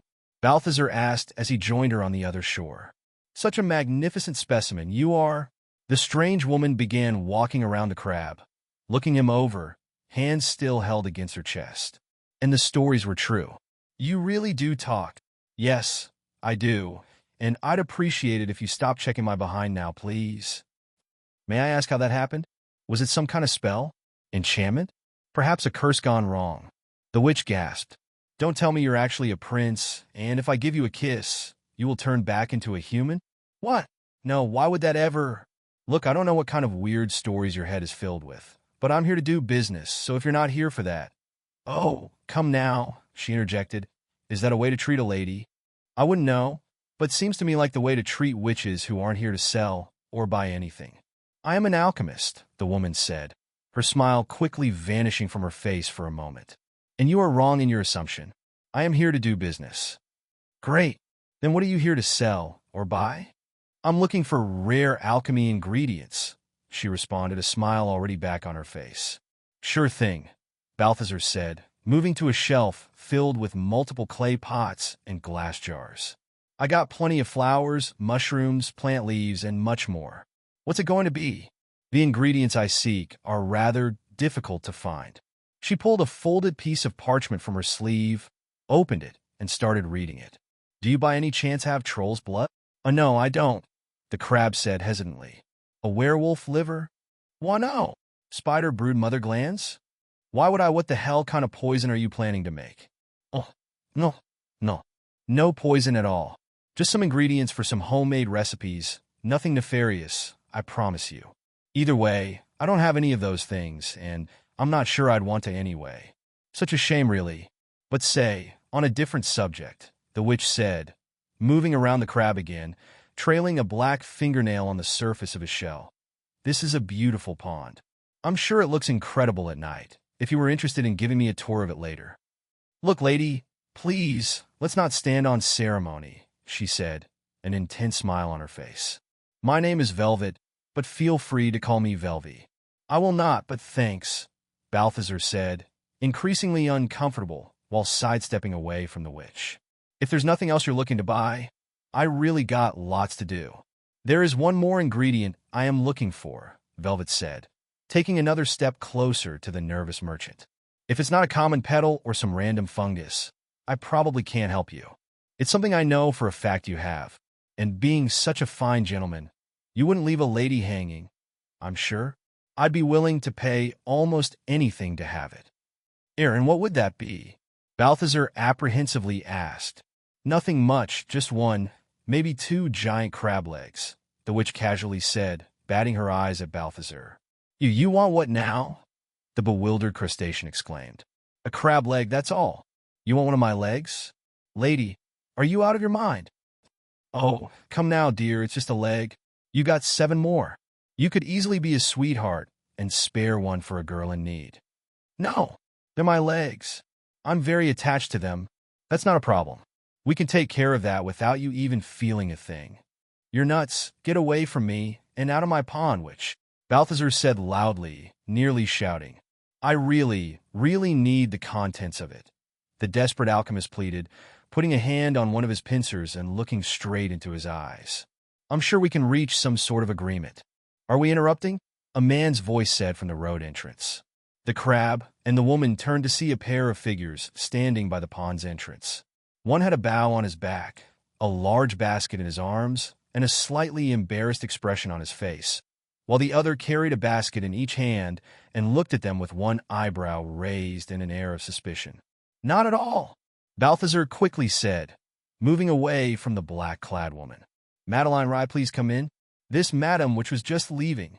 The expressions on the archer and the baker changed, becoming visibly apprehensive. Rye put his basket down slowly and rested his hand on his waist to give him quick access to drawing his bow. Madeline spoke first. Which you said? Your client's not causing any trouble, is she, Balthazar? As I explained before, I'm an alchemist, Velvet said, no longer smiling, while sizing up the 2 arrivals. And I take it you 2 are his clients as well, yes? Well, I'm not done yet, so if you don't mind waiting your turn. A frown formed on Madeline's face, and she opened her mouth to speak, but Balthazar interjected before she could get a word out. Haha, no, they're not clients, they're here for the delivery. Yes, that's it, a delivery. So now, if you don't mind, I really have things to take care of. My, that is so impolite of you, the woman said, not moving a step. Not to mention unprofessional. I thought you were a merchant? We're not done haggling yet, are we? Yes, we are. I already told you, I'm not selling what you're after. Balthazar, what is going on here? Madeline asked. What does this woman want? Now, Velvet said, interrupting Balthazar as she turned to the baker. The adults are talking. You shouldn't stick your nose in, little miss. She gave a sly smile. But if you want to know so badly, Balthy and I were discussing the price of parts of his body. Balthy? The crab repeated, befuddled. The price of what the hell? The baker exclaimed, her face turning red. What kind of dealings are you making now, Balthazar? Me? None. This crazy woman came in here and started trying to buy one of my legs. Oh, darling, the witch said in a dramatic tone as she bent a knee and grasped the crab's left pincer. I would take all of you, but if I cannot, even just a leg would satisfy my heart's desire. Balthazar stared, perplexed, at the woman, and then at Rye and Madeline. He was lost for words and actions. His face would be turning red at that moment if he had the skin for it. "Mate, are you sure you're all right?" Rai said, a concerned smile on his face. "Did she cast some kind of spell on you or something?" "Oh," Velvet exclaimed. "I'm the one who has been put under a spell. From the moment I laid eyes on you, Balthi, I knew I had found the one." She placed the back of her hand against her forehead in an exaggerated pose. "Guys," Balthazar pleaded. "Come on, you don't seriously think I have anything to do with this witch, right?" "I don't know," Madeline said, her face an even brighter red now. "Maybe she offered you some nice sweets? That would probably sway you, wouldn't it? Maybe we should take these back to town, if you're already set here." "Ah, you must be a baker, are you not?" Velvet asked, eyeing Madeline's white blouse and skirt. "So what if I am?" The girl responded, defiant. "That's adorable," the witch said with a wide smile, before turning back to Balthazar and placing her piercing blue eyes close to his. "I could prepare you concoctions sweeter than anything you've ever tasted, my dear, if you just be a little more friendly with me." "Wah, no," Balthazar said loudly as he stepped away from her, trying to snap himself out of his befuddlement. "You should leave. I want to trade nothing with you, and I definitely do not want to be your friend." A large piece of rock with eyes appeared above a shelf and smiled at the group. "Friend." Velvet looked up at the golem towering above her from behind the shelf, and then at the pair by the entrance, one with a hand on his bow, and the other with her hands on her hips, her face looking ready to fume. A goblin wearing a wizard hat joined them from across the bridge too, attracted by the noise and commotion. "Well," the witch said, her smile no longer as smug, "I can see there's no swaying you at the moment, and that your friends aren't going to let us conduct business. So maybe I will get going." "That would," Balthazar started saying, before a very loud baker interrupted him. "Yes, that would be best. Good day to you. The road is over there. Be on your way." The witch in black began calmly walking to the exit, taking a moment to turn her head back to the crab. "We'll catch up on our business some other time, darling." She winked at him before walking away, her dark vestments waving behind her. "That was weird," Rai said, taking his hand away from his bow. "You're telling me?" Balthazar said, feeling as though he had been holding his breath that whole time and only now could finally exhale. "I don't know where that one came from, but she gave me the weirdest feelings in." "Rai." The archer was looking over the crab's shell with a scared expression. As Balthazar turned, he encountered the baker, who was leaning down towards him, wrists against her sides, her freckled cheeks a bright crimson, green eyes shooting daggers at him. "Would you like to tell us what was that all about?" The crab gulped, unsure why he was so intimidated by a small baker, but still sure he didn't want to find out either. I'm not sure," Balthazar stuttered. "She first came here wanting some weird alchemy ingredients, and then she says she needs one of my legs for something she wanted to make. It was all very weird. I'm just glad you two showed up." "Yeah, haha, right, good thing we did. Who knows what your new suitor would have done to you otherwise," Rai nervously said, attempting to lighten the mood. Unsuccessfully. "Yes, Balthazar," Madeline said, tapping her foot on the ground rapidly. "What would have happened if we didn't show up? Would you have let the witch do her weird stuff to you? You seemed very flustered in her presence." "Of course not. And I'm not exactly used to some of your strange human behaviors. I just don't know how to act around them." "There, you happy now?" Madeline pulled back and exhaled, losing some of her ire. "I was just concerned about you. I know about witches. They are evil and tricky, and well, you're a grumpy crab, but you're our grumpy crab. I don't want anything bad to happen to you." Balthazar stared at her for a moment, confused. "So, wait, you were worried about me? And because of that, you also get mad at me? What the hell kind of sense does that make?" "I don't know," Madeline exclaimed, throwing her arms up. "That's just what people do sometimes." "You humans are an irrational bunch," Balthazar said, shaking his shell. "Yeah, well, maybe so," the archer started saying with a sheepish smile. "But at least we can make great pastries, right?" The crab and the girl continued looking away from each other, both with their arms crossed. "Oh, come on, you guys," Rai said. "That was a witch. Their class's whole thing is being tricky, manipulative, and sowing discord. You two are friends. Are you really going to let her have the last laugh by staying upset at each other?" Madeline sighed. "Rai is right. I rarely get this upset at things, but I really lose it when it comes to the ones I care about being in trouble. I'm sorry I got mad at you, Balthazar. Balthazar looked at her from the corner of his eyes, without uncrossing his arms. Fine, I accept your apology. Rai gave him a look of disapproval and nudged the crab's shell lightly. And fine, I apologize too, for anything. The archer groaned and rolled his eyes. It's all right, Madeline said. I'm sure that took a lot of effort from you, so I'll take it. Just please promise me if you ever see that witch again, you'll run the other way with all your 8 legs. Don't need to tell me, Balthazar responded, finally relaxing. I don't want to go through that kind of discomfort ever again. Hey now, Rai started, with a smirk. Maybe a witch would be the perfect match for your grumpiness, eh? They both looked at the smiling adventurer with the same sour expression. Druma, who had been sitting on the ground under the golem's shadow with his legs crossed and quietly observing since joining them, finally broke the silence. Druma hungry. Can eat now. Chapter 20. Molten Gold. It was the middle of the afternoon, and Balthazar was sitting on his cushion by himself, chomping away at one of the chocolate cookies Madeline had brought him.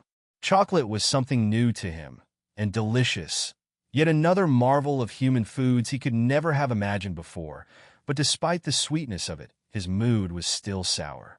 Whoever that strange witch woman had been, she managed to catch him off guard. All his wit, cunning, and intelligence served him of little when she started acting so oddly around him. The archer and the baker kept teasing him during their visit about how he was flustered because of her, whatever that meant, but all Balthazar knew was that there was something about her, something around her that made him feel disarmed. And a crab without arms is as good as a dead crab. Balthazar had been racking his brain for an explanation ever since that encounter. Surely it must have been some kind of magic, a spell perhaps? She was a witch after all, but also an alchemist, so maybe a potion? But he was sure he didn't drink anything around her. Maybe a potion sprayed in the air, like a perfume? He did notice she smelled quite nice, so maybe no, surely it was some kind of evil magic. It had to be. Damnable magic users and their stupid magic. Stuffing another whole cookie in his mouth, Balthazar tried focusing on something else and not think about Velvet and her waving black hair anymore. A young girl with a small crude bow on her back was browsing his shelf of arrows nearby, and he decided to place his focus on her instead. Hey you, gonna buy anything or just wear all my items out with your eyes? The crab said in a bitter tone.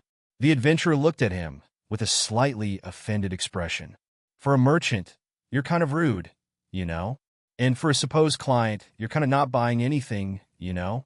The girl huffed and turned around to leave. Keep your junk, crab. She stopped for a moment and looked back. And maybe lay off the cookies.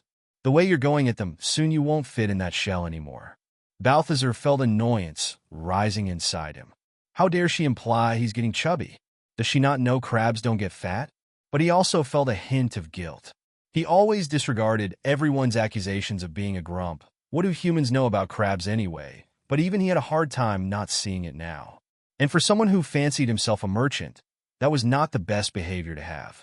What good was his speech if he was using it to antagonize possible clients? He needed to get his shell back in the game. As the young girl was reaching the exit to the road, 2 other adventurers were arriving. Good day, one of them greeted with a nod to the girl. Maybe for you. That one over there seems to be having a bad one, she responded, pointing her thumb back to the crab, and wants to make everyone else have the same, apparently. Don't let him snip you. The 2 men, both level 25 fighters, raised their eyebrows as they made way for the girl to leave, following her with their gaze as she passed. Once she was no longer within earshot, they turned their attention to Balthazar, who had gotten up and crossed the small path over the water to join them. Did something happen with that one? Ah, just an unsatisfied customer. Guess not even I can keep a perfect record. But don't mind that. I'm sure you didn't come here to chat. So, what's it going to be, buying or selling? You're right. We're in a bit of a rush, the first adventurer said, while the other moved to the shelves and began browsing through them. As for your question, a bit of both. We heard a giant has been spotted somewhere to the west in the plains, and we are going to head there, but don't got time to go into town. So we figured we'd stop here, get some supplies for the task, and offload any unnecessary extra weight. A giant?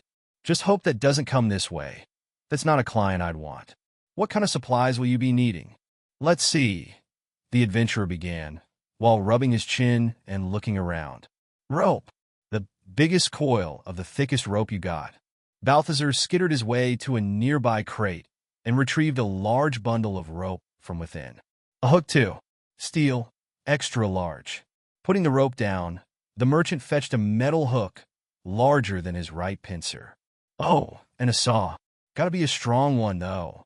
Placing the hook next to the rope, Balthazar turned and called out, Droma, get the big saw, the one for big wood logs.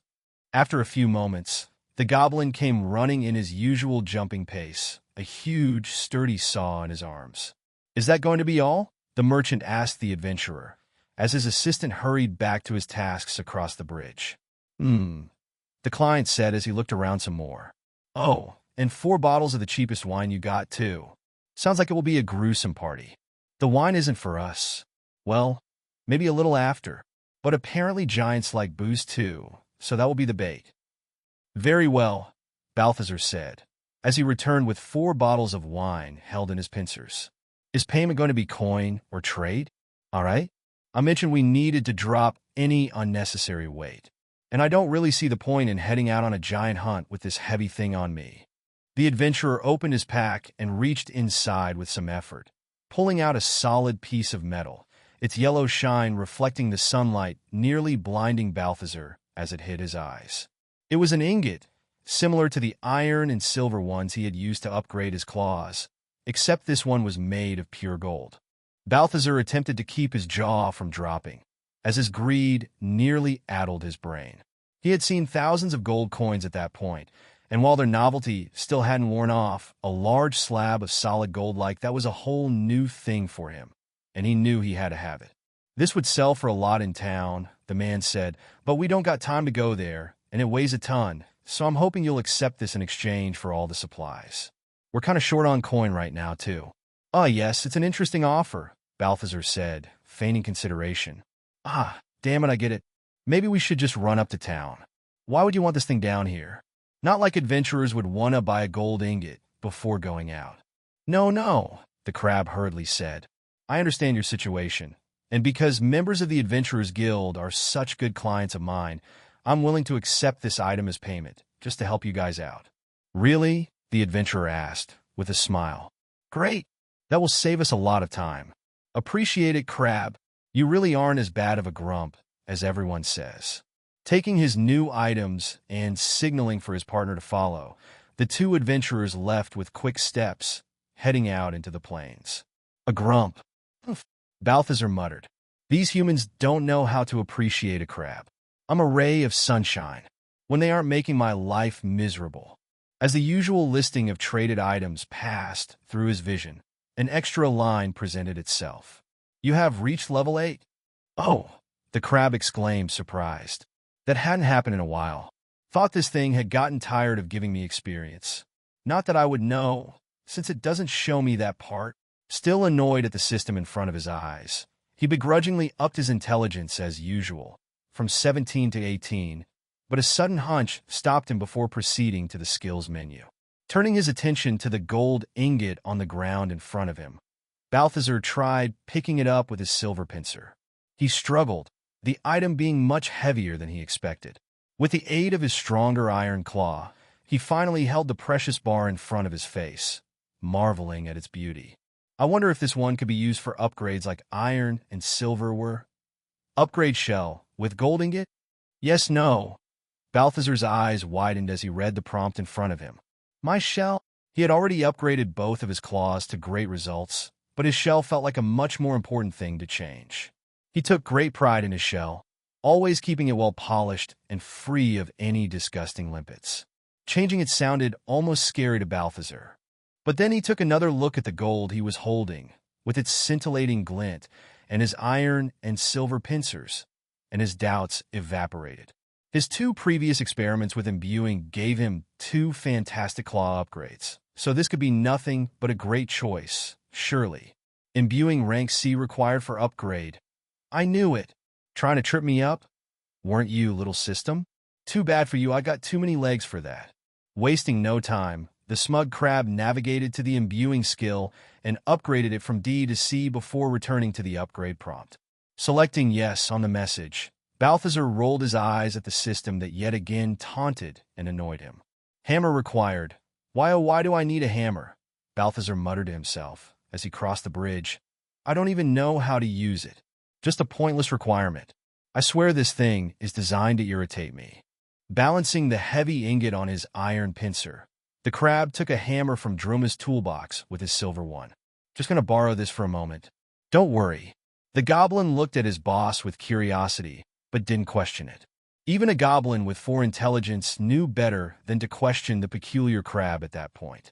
Returning to his purple cushion, Balthazar held the gold ingot and the hammer, prompt up and ready to be confirmed. All right, here it goes. I can't wait to see what I get.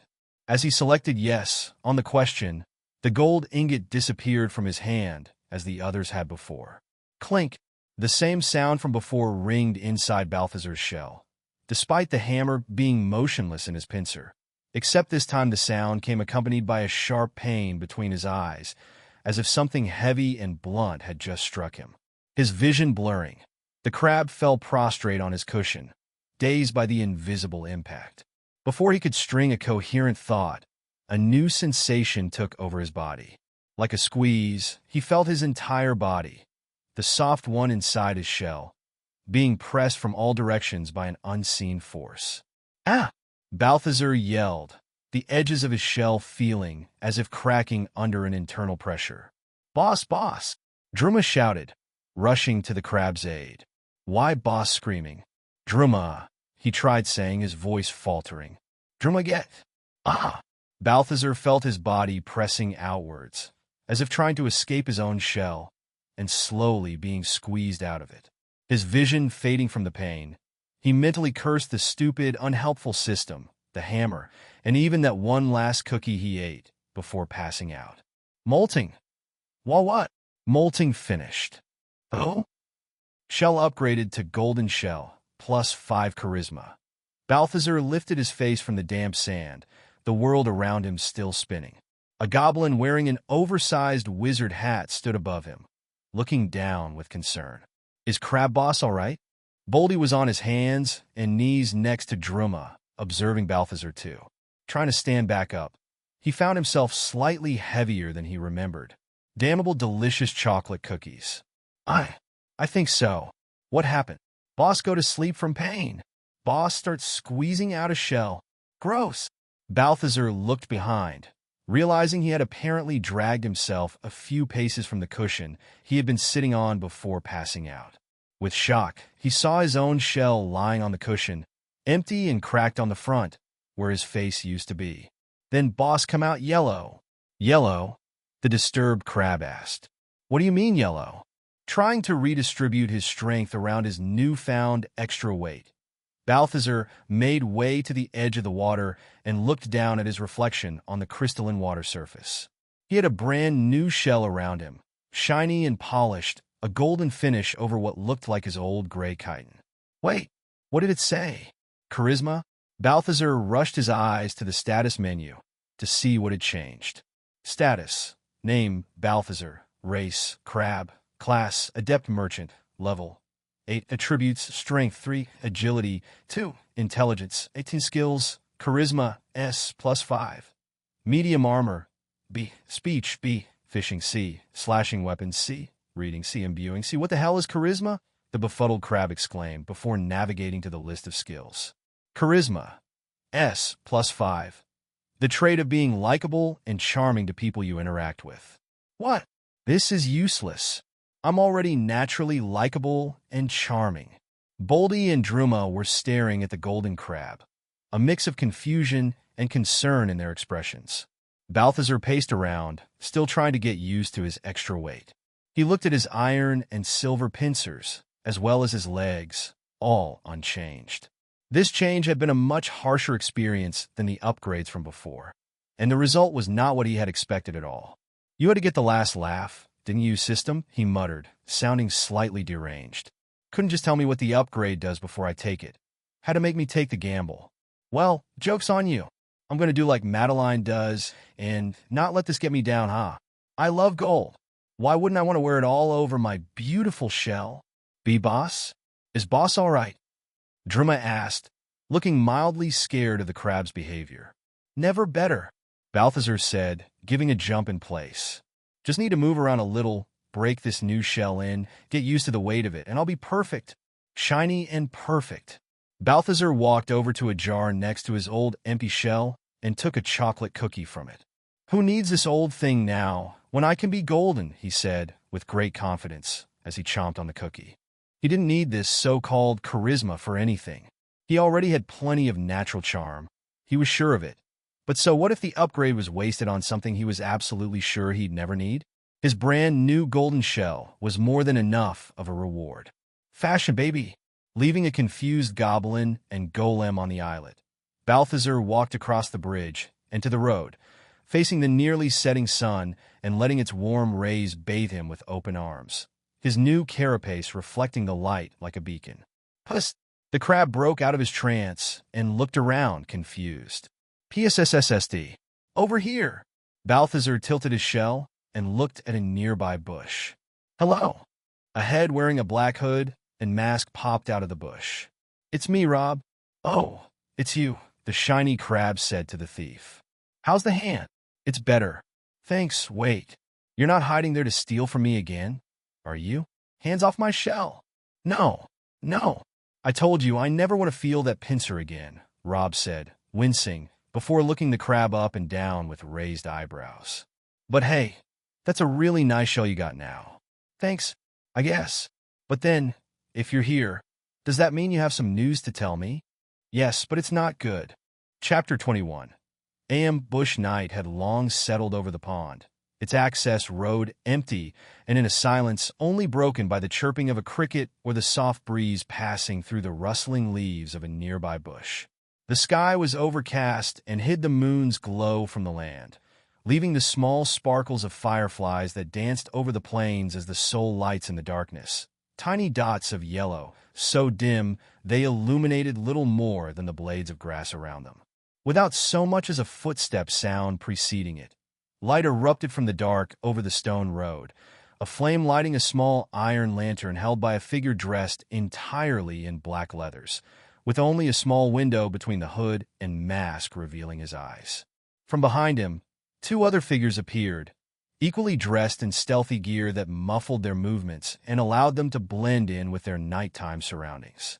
One was a stocky man with very broad shoulders who wore nothing over his completely bald head, while the other was a slim woman of small stature, only made smaller by standing next to the man accompanying her. The one holding the lantern spoke first, in a hushed tone that reached no further than the ears it was meant for. All right, this is the place.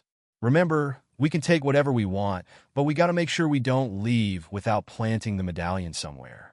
And if the crab or the goblin wake up, the other man asked in a low and deep voice. Knock them out if necessary, but no killing. Client says that would get half the Adventurers Guild to look into what happened, and we don't need that kind of attention either. Who's the client, and why do they care so much about this stupid crab anyway? Asked the woman. Don't know, the leader of the trio said, and considering how much gold he put in our hands, I don't care to know either. Now let's get in and get this done. The man snuffed out the light from the lantern, and the three of them quietly moved into the area surrounding the pond. Pointing two fingers to his own eyes and then to the center islet, the leader ordered the larger man to go there and keep watch. The other nodded and started crossing the bridge, a large club held tight in his hands, while doing his best not to make the wooden floorboards creak. The woman moved in between a group of crates, looking for one not sealed, while her boss began looking for a good spot on the shelves to place the gold medallion held in his left hand. As the lookout reached the center of the pond, he saw a very dim light coming from inside the tent. With careful steps, he approached and peered inside, where he saw the back of a gray carapace, quietly resting on a large purple cushion, barely illuminated by a small oil lantern sitting in the corner. As he began backing away from the seemingly sleeping crab, something caught his attention.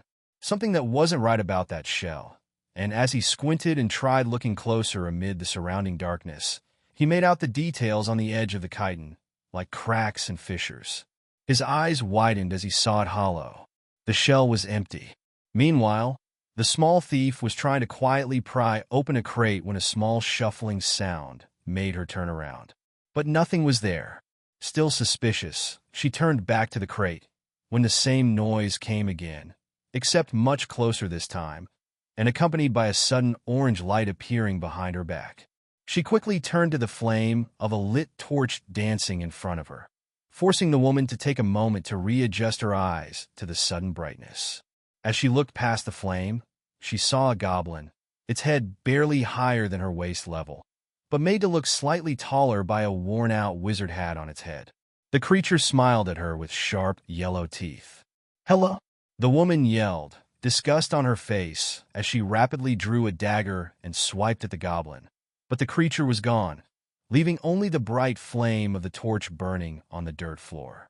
Alerted by the scream, the thief in command stood up from the shelves, looking for the cause of the commotion, when his attention was captured by the man on the other side of the bridge, waving his club up in the air. "It's a trap." Quickly stuffing the medallion in one of his pockets, the thief noticed something moving around the tree behind his partner on the opposite shore. A strange glow, something reflecting the tiny amount of moonlight that passed between the clouds. Something shiny and golden. "Behind you!" the leader shouted. The other thief turned to see the large golden crab appearing from behind the thick tree trunk that separated them. Two large pincers held open, one much larger than the other, but both with a metal shine to them. "We're closed now. You should come back tomorrow." With a quick jab, Balthazar wrapped his iron pincer around the large man's shin and squeezed. The thief howled in pain and faltered but did not fall down. "Huh, feels like steel plates under that." "Lucky," Balthazar said, before shouting past the thief holding his leg in pain. "Boldy, light the fire now." With a quick turn, the thief's leader looked past the shelves, trying to identify what was causing such loud, shifting noises. With fumbling fingers, the man lit his lantern back up, just in time to see a thick arm made of stone reach past him and hold its hand above a fire pit composed of several wooden logs covered with thick oil and surrounded by a circle of stones. The hand struck two of its rocky fingers together, producing several orange sparks that fell over the wood and set it ablaze with a fiery roar. As the flames from the pit lit the surrounding trading post, the baffled prowler followed the length of the stone arm all the way up to its head, standing nearly twice as tall as his own. A wide face of stone looked down at him with two smooth orbs reflecting the orange brightness from the fire. The rock smiled, and the man stepped backwards, tripping on his own feet and falling on his back. Opposite of him, the small frame of the woman thief was frantically looking around, searching for the goblin. "I freaking hate goblins. Where are you?" "Druma magics you," the small creature yelled, as he jumped on top of a crate, staff in hand, pointed at his target. The nimble thief tried rolling for cover behind a rock, but the glowing green bolts that came shooting out of the staff hit her mid-jump, sending her flying straight into the pond with a loud splash. "Yes, Druma magic. Druma get thief," the goblin yelled, jumping up and down on the crate in celebration. Stumbling back to his feet, the leader of the thugs tried to run for the exit. "Don't let him get away," Balthazar shouted to the golem from the other side. "Grab him." As the panicking thief turned to face the road, a stone hand grabbed him by the foot and lifted him up with great ease, holding his upside-down face in front of the golem's friendly smile. "Friend?" "No, you dolt, he's not a friend." Balthazar barely had time to skitter back and narrowly avoid the strike from the man who was no longer holding his leg in pain, and was now limping his way towards the crab with rage in his eyes and a very thick club in his hands. "That pincer really hurt," the panting man said. "Can't wait to rip it out of you and see how much it will sell for." With a much quicker motion than his stature would suggest, the man lifted his club and smacked it down on the ground in front of Balthazar, who barely managed to dodge it. "A little help over here?" Balthazar yelled. "I don't want to become crab soup tonight." Boldy lifted his gaze from the man he was still holding upside down and looked towards the crab with his back against the tent's wall, and the burly thief approaching with his club held high, ready to bring it down once within reach. "Friend!" Dropping the leader of the thieves on the ground like a sack of rocks, the golem broke into a sprint, making the ground shake with each step as he rushed to the center islet. Stumbling from the quickly approaching quake, the club-wielding man looked back just in time to see a huge backhand of stone coming right for his chest, swatting him away like a pestering mosquito and launching him against the tree's bark with a loud crash that caused the old trunk to shake and several leaves to break off from their branches. The thief landed on his face, motionless. "Wow, Boldy, you actually?" A sloshing sound cut Balthazar's words short as he turned to see a soaked woman emerging from the shore, dagger in hand, blade held forward in his direction. She was moving too quickly, and Balthazar had nowhere to back away to. "You crabby son of a—" The crab recoiled, putting his pincers up in front of his eyes and hoping she wouldn't strike anything vital. "HMRPH." Balthazar peeked over his iron claw. The woman was clawing at her own face, struggling to untangle herself from a piece of tattered, worn-out undergarments that had just fallen from the branches above them and right on the thief's head. "I can't believe those bloomers were still up there," Balthazar exclaimed. "You leave boss alone, thief." Coming out of the corner of his eye, Balthazar watched as Druma kicked the blinded thief on her shin before smacking her knee with his wooden staff, causing her to fall to the ground, unmentionable still wrapped around her head. "Druma got you now," the goblin said, while taking a coil of rope off his shoulder and quickly beginning to wrap it around the thief's arms. Remembering there was still one thief left, Balthazar scanned the shoreline opposite the islet until he spotted the leader of the gang, trying to stand up and make his way to the road. "Boldy, don't let him get away. Grab him," Balthazar ordered, pincer firmly pointed at the man. With a nod, the walking boulder quickly crossed the water to the other side and pinned the fleeing criminal to the ground with one rocky hand. "Yes, good job," Balthazar cheered, both pincers held high in victory. "We got them. Druma, help me tie the big one before." As the crab rotated to face the previously unconscious man under the tree, he saw a shadow loom over him, a bulky figure rising with one arm up, club in hand. "Screw this job." Before Balthazar could react, the blunt weapon fell upon him, hitting his shell right above the eyes, and the world went spinning away. Health, 5 out of 100 each, #/$0. System failure. Balthazar couldn't see anything other than the text in his eyes. System restoring. All he could hear was the familiar sound of his pond's waterfall, always present in his daily life, except more distant and somewhat distorted. System error. "Oh, shut up, stupid system thing, my head hurts." System anomaly detected. "No, you're an anomaly." Unidentified parameters. Checking system. "Why do you gotta be so chatty now of all times? When I actually want information, you never explain anything." System version out of date. Balthazar could swear he was feeling the smell of fresh pie. Attempting update. "Yes, please. Some pie would be great right about now." Update failed. Huh? System connection failed. Balthazar strained to see through the darkness around the text, but nothing was there, only an approaching sound, like tiny feet. No nails, tapping their way closer. Ow! Balthazar felt something pecking at his shell. Oh no, anything but the stupid birds.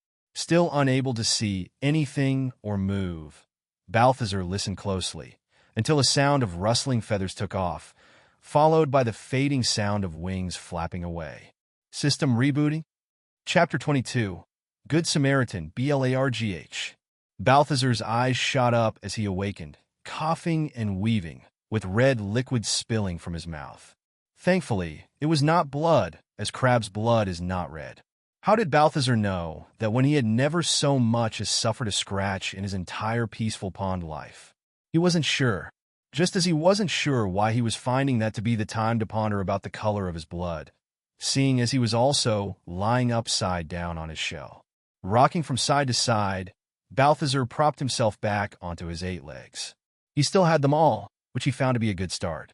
Trying to focus his blurry vision against the bright light of what seemed to be the sunrise, a familiar set of words appeared in front of his eyes.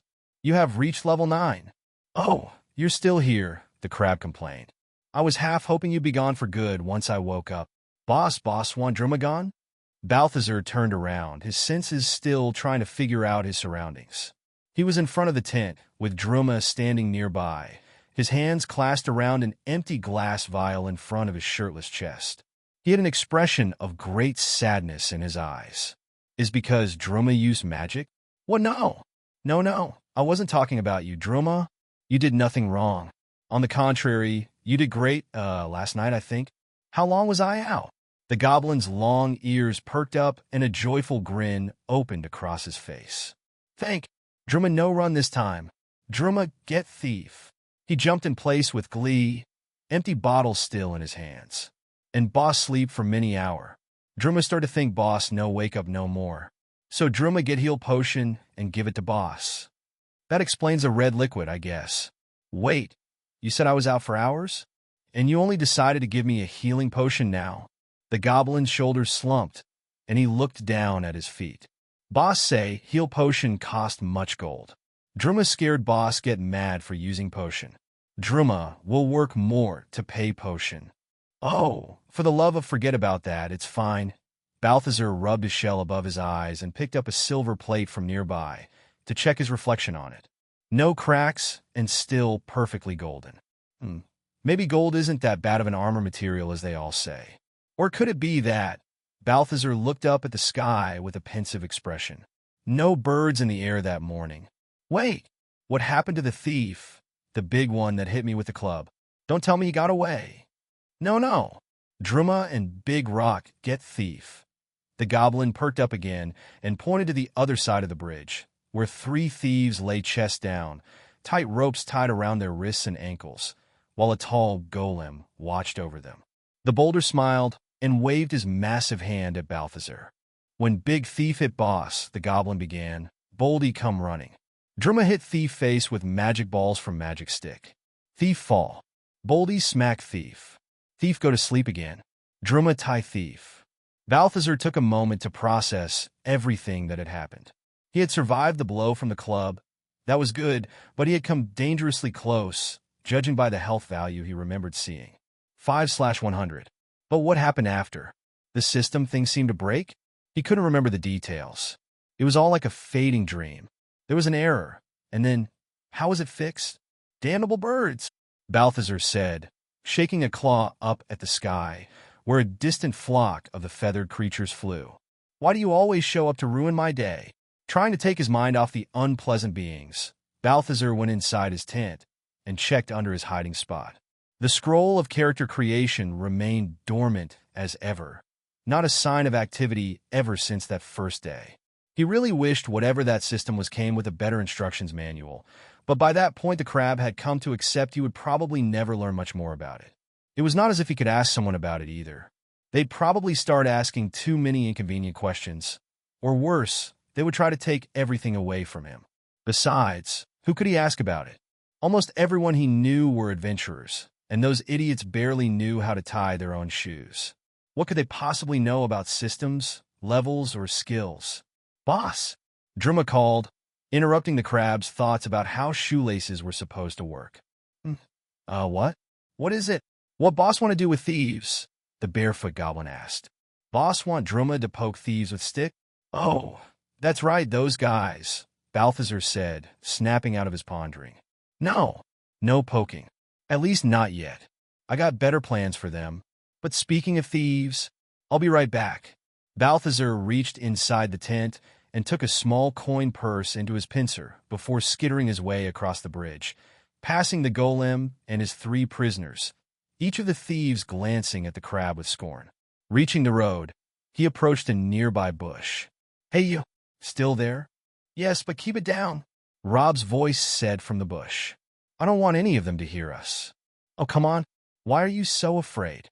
Maybe you don't get it, but after this I still have to go back to town, back to the alleys and the thief's life.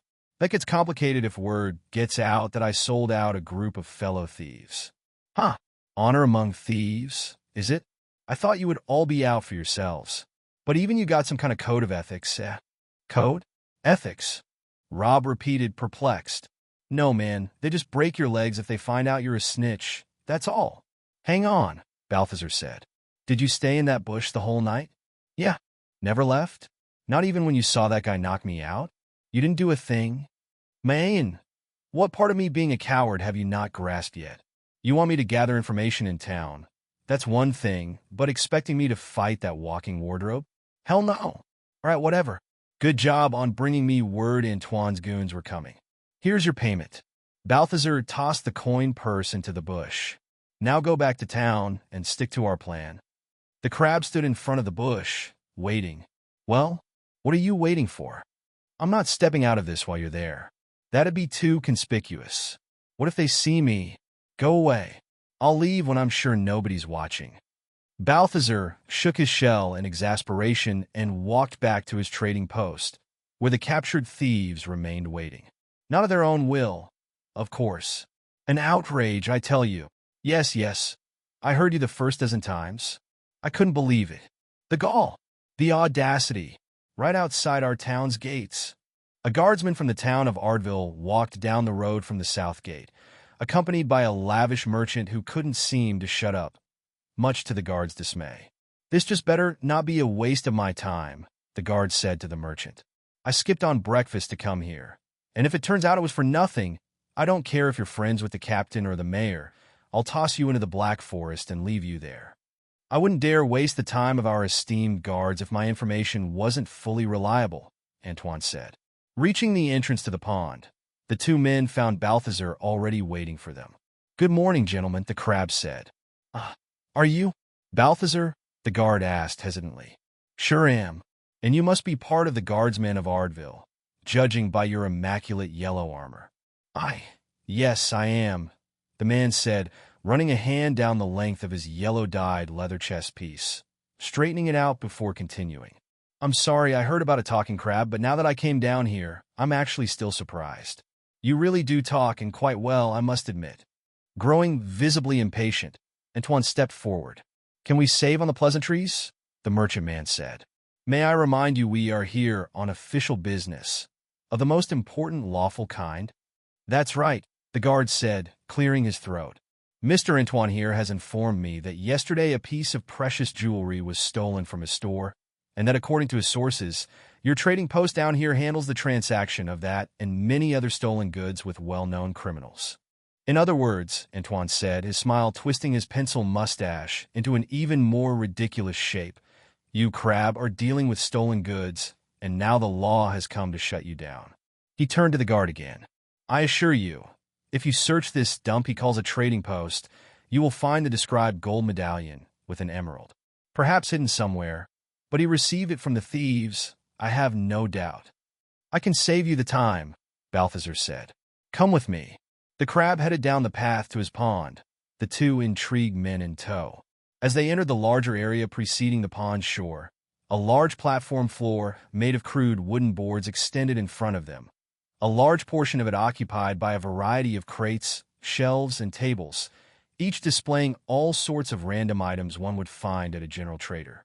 But what really got the attention of the guard and the merchant was the towering golem at the center of it all, watching over two men and a woman sitting on the floor, all tied up. Is that a real golem? A perplexed Antoine asked.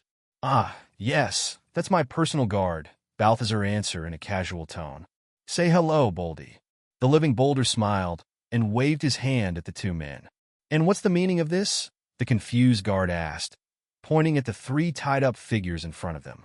These are the three thieves we caught last night, trying to rob my trading post. And I believe this, Balthazar said while revealing a gold medallion with an emerald from his silver pincer, is the stolen item you were both looking for. The thief in the middle had it on him. Perhaps they were on a thieving spree, hitting all the general merchants of the area. First Mr. Antoine here, then me. Luckily we got them. Preposterous, the irate merchant exclaimed. The crab is clearly trying to play us for fools. He knew we were coming. Somehow, I don't know how, and he set it all up. I don't see why I would do that, Balthazar calmly said. If I was actually fencing stolen goods and I knew the guardsmen were coming, I would simply get rid of the medallion and any other stolen goods and tell the thieves to not be here. Why would I be serving up my own customers and my precious contraband to a guard? He kind of has a point, the guardsman said, looking slightly baffled. Stepping up to the trio of thieves, the guard looked at their faces closer. I know these three. We've caught them multiple times before, always stealing something. You got anything to say in your defense? The leader remained silent, while the muscle of the group showed his disdain for the guard by spitting on the floor, and the woman called the guard a colorful name. "Well," the guard started, "didn't expect to come here and walk away with my job done for me so easily and so quickly, but I'm not complaining." "What?" Antoine blurted out. "You can't be serious. You are clearly being tricked by this crab. He's a menace. He even shelters a wild goblin here." "You mean my loyal assistant, Druma?" Balthazar said, signaling with a pincer to the other side of the bridge. The goblin came trotting across the wooden footpath.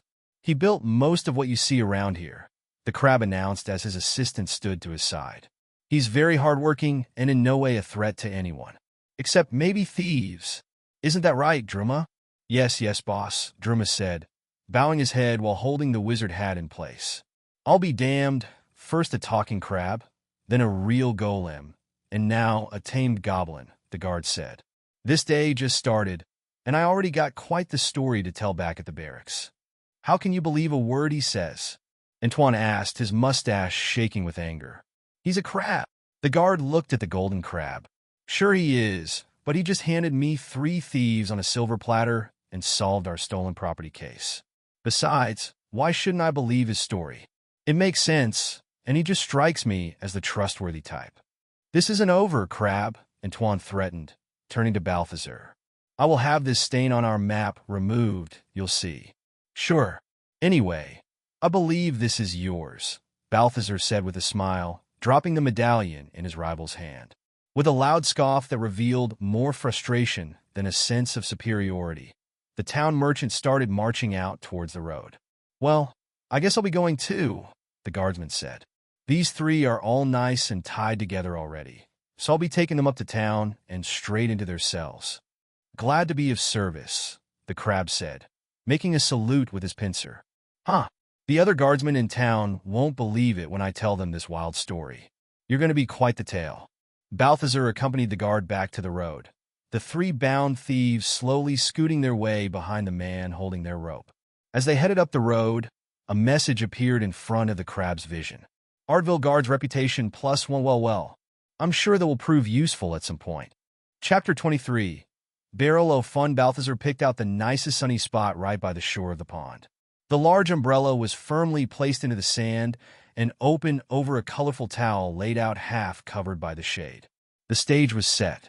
Crushing a whole lemon in his right pincer, the crab let its juice flow into a cup full of sugar, before carefully mixing it all with a tiny spoon delicately held in his left pincer. Once done, he stuck a little straw into it and topped it all off with a miniature umbrella on the cup. Carrying his fresh glass of lemonade in his silver claw and a plate of cookies in the other, Balthazar skittered back to the towel, where his brand-new book already awaited him. Scooting himself down comfortably onto the towel, golden carapace left exposed to the sun, his face and claws under the shade of the large umbrella, he was ready to begin his reading, cookie chomping, and lemonade slurping. Finally, some me time. Balthazar sipped through the straw, took a nibble at one of the cookies, and opened his book on local geography and territories to page 1. "Hi? Hello? Anybody home?" A young girl was timidly standing at the trading post's entrance, looking for a response over the tables and crates that filled the area. "Arg, I hate adventurers," Balthazar muttered to himself, as he stood up from his towel and begrudgingly left his book and snack behind. "A new adventurer, my favorite," the crab said, with an extremely genuine and convincing joy in his voice that in no way sounded forced. "Oh, hi, good day, Mr. Crab. I'm sorry to bother you. I hope I'm not interrupting," the shy girl said, concern dancing on her eyebrows. "No, not at all," Balthazar loudly exclaimed. "I'm here to serve. What could I possibly be doing that would be more important than trading junk with you fine adventurers?" "Nothing, I say." The merchant took a quick breath in. "So, what's it going to be, young lady?" "Oh, okay," the girl hesitantly said, looking unsure of how to interpret what she had just heard. "I'm new around here, and some of the other adventurers told me I should go explore the plains for now, but stay away from the forest.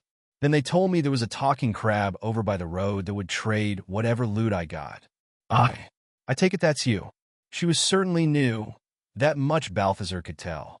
Fresh level 1. Where all those new adventurers kept appearing from was a question that kept bugging him. "Me. the monocled crab said. No, no, no. That's a different talking crab further down the road. I'm the talking crab that sings and dances. The girl stared at him, blinking. Of course that's me. Look around. Can you tell? Now, you got something for me or what? Startled by the cranky crab's outburst, the young girl quickly fumbled through her satchel, looking for something. I'm not sure you'll buy these. They're all I got as loot from the plains. She revealed a small bundle of rabbit's feet held together with a string. They're luck charms, I think. The crab inhaled and did his best not to roll his eyes. 4 gold coins. No haggling, he said, turning around to fetch the money from a coin purse. As he was picking 4 coins out of the purse with his silver pincer, an uncommon feeling itched in the back of his brain. A slight sense of guilt. The girl was clearly new around there and did nothing wrong to him. Perhaps he was being too harsh and bad-tempered with her. He imagined Madeline's disapproving gaze if she could see him right there, and then being so grumpy to an innocent young girl just because he wanted to read and sunbathe. Hey, look, girl, Balthazar said, as he turned back to the girl with the coins in his pincer. I should probably... The confused crab stopped as he saw the young girl staring at her feet, cheeks bright red, biting her lip to contain her smile. Is there something wrong? He hesitantly asked. No, no. Gosh, I should be apologizing. I'm making such a fool of myself. It's just that everything is so new and exciting, and I haven't gotten used to any of it. And then I come here, and I just wasn't expecting you to be so cool. Balthazar stood perplexed in front of the girl, coins held in his pincer, in an awkward moment of silence. What? He finally said. Oh, I'm so sorry. This is so embarrassing, the girl said, avoiding eye contact with the crab, the blushing taking over her entire face. I should go. Thanks. Quickly taking the 4 coins from his hanging pincer and leaving the charms on the table, the girl took off, running back to the plains across the road. Balthazar watched her leave, completely befuddled. What the hell was that all about? Still processing the exchange, the crab started making his way back to his towel. He had been entirely too rude to her. Unfairly, so even, and yet, she seemed to think he was cool. She was impressed by him. He couldn't rationalize the how or why of that. Charisma, Balthazar muttered to himself. Don't tell me. Like old, rusty cogs and gears moving inside his shell, thoughts began fitting together. The golden upgrade to his shell gave him +5 in the charisma skill, which was now at an S. The skill mentioned being likable and charming to people he interacts with. Could that have been? He thoughtfully said, while rubbing his chin with his silver claw. But I'm sure I already was very likable before. Or was I? As much as Balthazar hated to admit it, even if just to himself, he was concluding that maybe his brand new golden look was doing a lot more for his charm than his winning personality ever did. Indeed, humans were strange, superficial creatures, if a dumb skill from some magic scroll made them like him more than his natural personality. How shallow. Biting into a cookie and opening his book once more, the crab suddenly remembered his recent level up. I completely forgot I had a point to spend between all that chaos this morning. Bringing his status page up with his eyes, Balthazar mindlessly increased his intelligence as usual, from 18 to 19, and quickly moved to the skills list. He had a target plan out for a while now. Reading rank B, all right. Eager to try out his new reading skills on his book, the crab swiped the system menus away and started leafing through the pages. The speed at which he could read each word was considerably better, and his comprehension had improved too. He wasn't sure how much had to do with his reading skill, and how much was because of his constantly growing intelligence, but at that moment he didn't care to give it much thought either.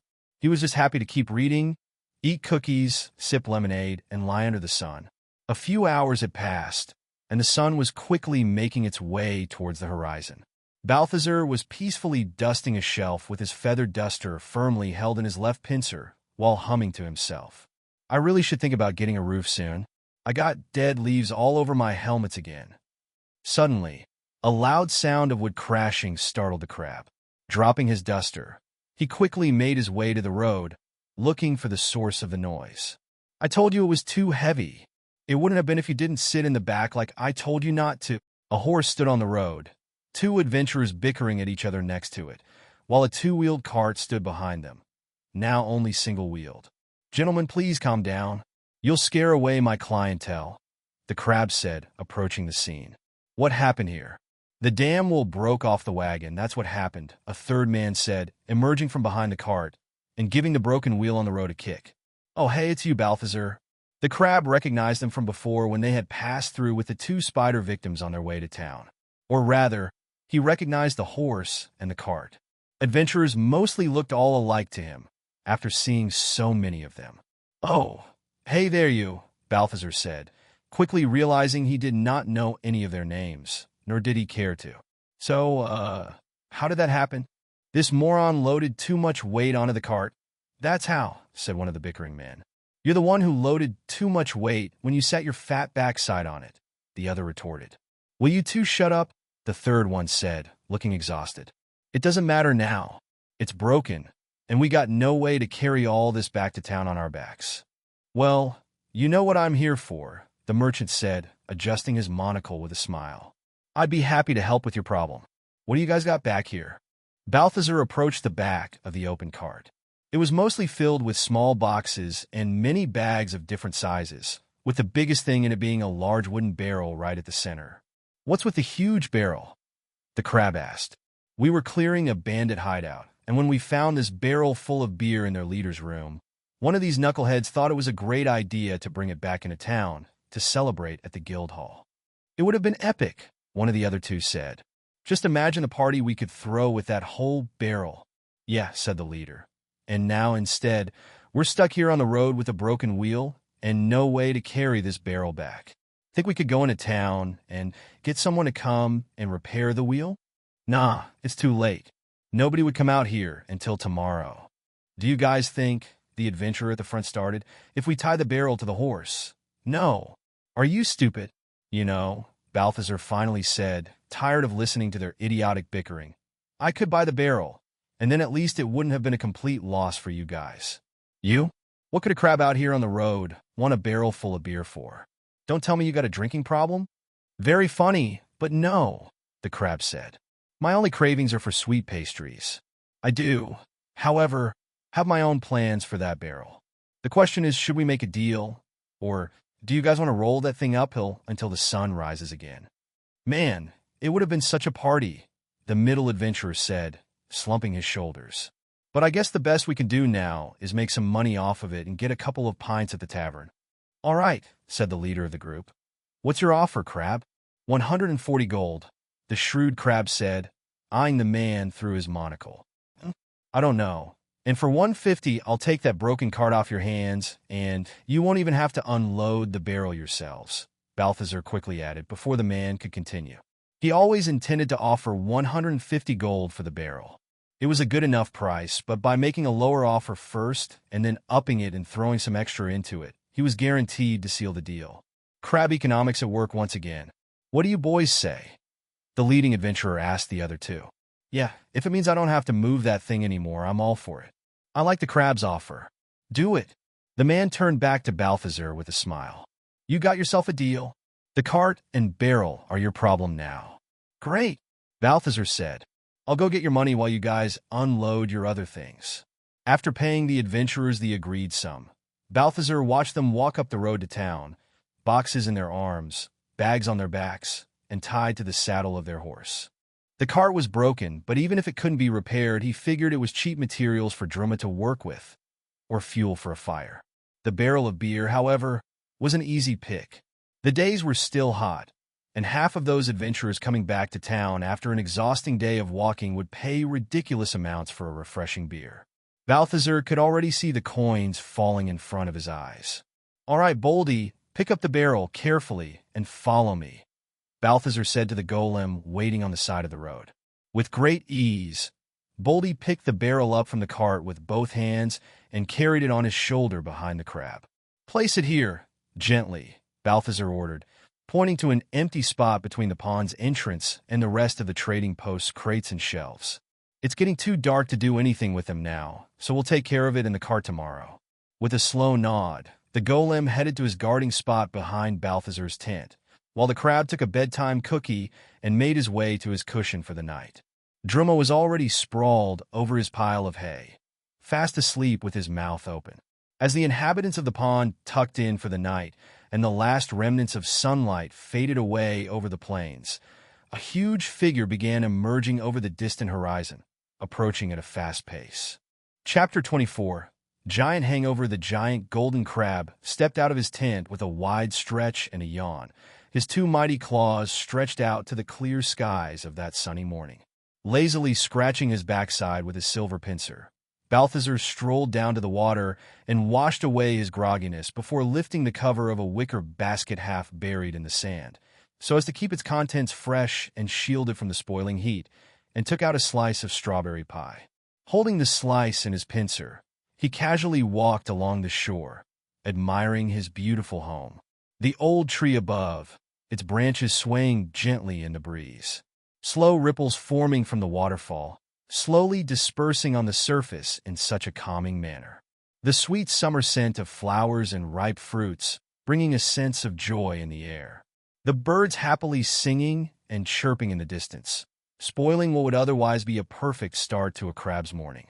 Balthazar sighed and took another bite of his pie before crossing the wooden footpath connecting the islet to his trading post. Druma was still fast asleep on his bed of hay.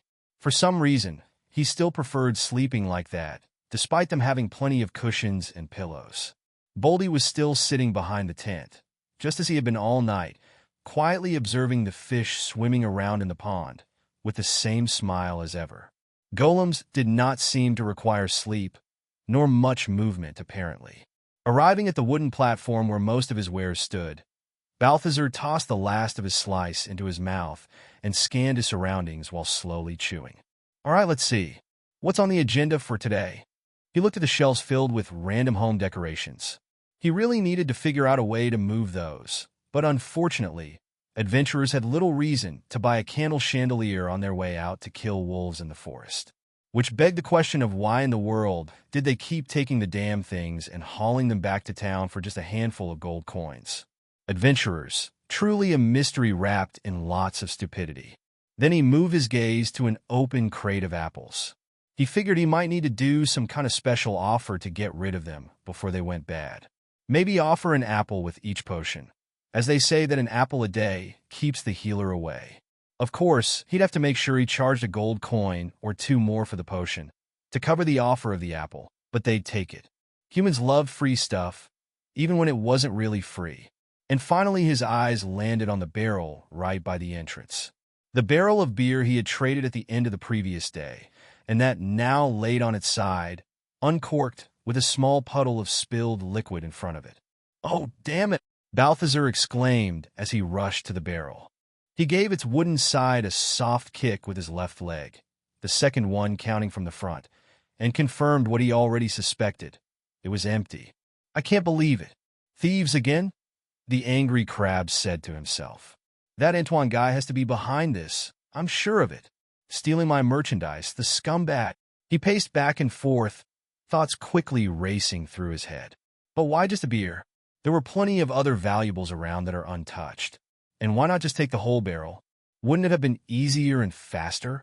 Balthazar looked down at the ground and noticed a trail of spilled beer droplets leading out to the main road. Adjusting his monocle with his pincer, he carefully followed the trail. A strange noise seemed to grow louder the closer he got to the road. With his face very close to the dirt, the crab suddenly stopped when he nearly collided with the huge sole of a foot. Slowly lifting his gaze from the ground, Balthazar saw the foot belonged to a humanoid figure lying on the road, arms and legs sprawled, huge protruding belly sticking up as it slowly moved in rhythm with the snoring of the creature. "The hell?" Balthazar involuntarily said, the words escaping his mouth at the sight of the giant lying asleep in front of him. But asleep the giant was no more, for Balthazar's surprised exclamation was enough to cause a loud snort from the creature, who stopped snoring and began turning its head, its eyes lazily opening. "Oh, no, no, no." The not-so-giant at that moment crab muttered while slowly backing away from the behemoth who was awkwardly trying to move onto his hands and knees in an attempt to stand up. Stumbling for a moment, the giant finally stood, both arms still held out as if expecting a loss of balance at any moment. He was tall, nearly as tall as the old tree at the center of Balthazar's pond. Next to him, not even the top of Boldy's head would go much higher than the giant's ribs. His skin was not much different from that of a human, except with a more grayed-out hue to it, and visibly rougher. His head was bald, but his face had a long and bushy brown beard, with eyes that looked old and very, very tired. He wore a loincloth made of what appeared to be a bear's skin wrapped around his waist, with a long animal pelt extended over his shoulder and connecting to the back. Balthazar stood in awe of the figure standing in front of him, his silver pincer quickly having to reach up to keep the monocle from falling off his eye as he stared up. Level 35 giant, glancing back towards the center of his pond. Balthazar considered calling for Boldy, but his inaptitude to follow orders properly and images of the golem being crushed by an even larger giant played in the crab's mind, making him hold his tongue. The massive being blinked slowly, apparently still unaware of his surroundings, and a loud gurgling echoed from his stomach, causing him to throw his head back before a belch erupted from his mouth, loud enough to make Balthazar's shell vibrate around him, and a flock of birds to fly away from a nearby tree. "Oh, goodness gracious!" Balthazar blurted out in disgust, while waving away the smell with a pincer. Alerted to the crab's presence, the giant looked around for the source of the complaint, having apparent trouble pinpointing it, until finally focusing his sight down on him with difficulty. The giant frowned slowly, as if taking a long time to process the strange creature he was towering over. With his mouth slowly opening, a conclusion began forming in his expression, and he spoke in a deep, hoarse voice. "Crab!" He raised one foot over Balthazar, readying to crush him underneath it, the crab trying to skitter away from the huge shadow growing over him. But before the foot finished coming down, the giant lost his balance from standing on just one leg and fell down, sitting with a loud thump on the ground. Stopping his mad dash, Balthazar looked back at the sitting creature, his gaze looking distant and hazy. "You're completely wasted, aren't you?" he said, slowly approaching the giant once more. "Hungry," the other loudly said, attempting to reach for the crab with one hand, but missing and falling with his face down. "Hey, I'm not your snack, you big oaf," Balthazar exclaimed. "Hands off!" "Gold crab.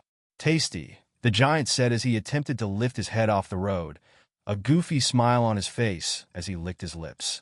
"You're one big—" "Hey, look at me," the crab angrily said, snapping a pincer at the giant whose eyes were drifting away again. "You drank my entire barrel of beer, didn't you?" "Beer!" the drunken lout slurred. "Unbelievable. You know how much that could have made me?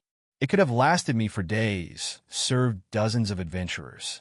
I could have charged a fortune for each pint, and you drank it all in one night."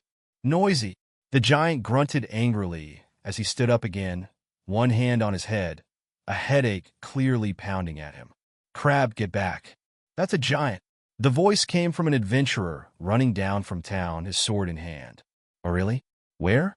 "I must have missed him between the short grass," Balthazar sarcastically replied.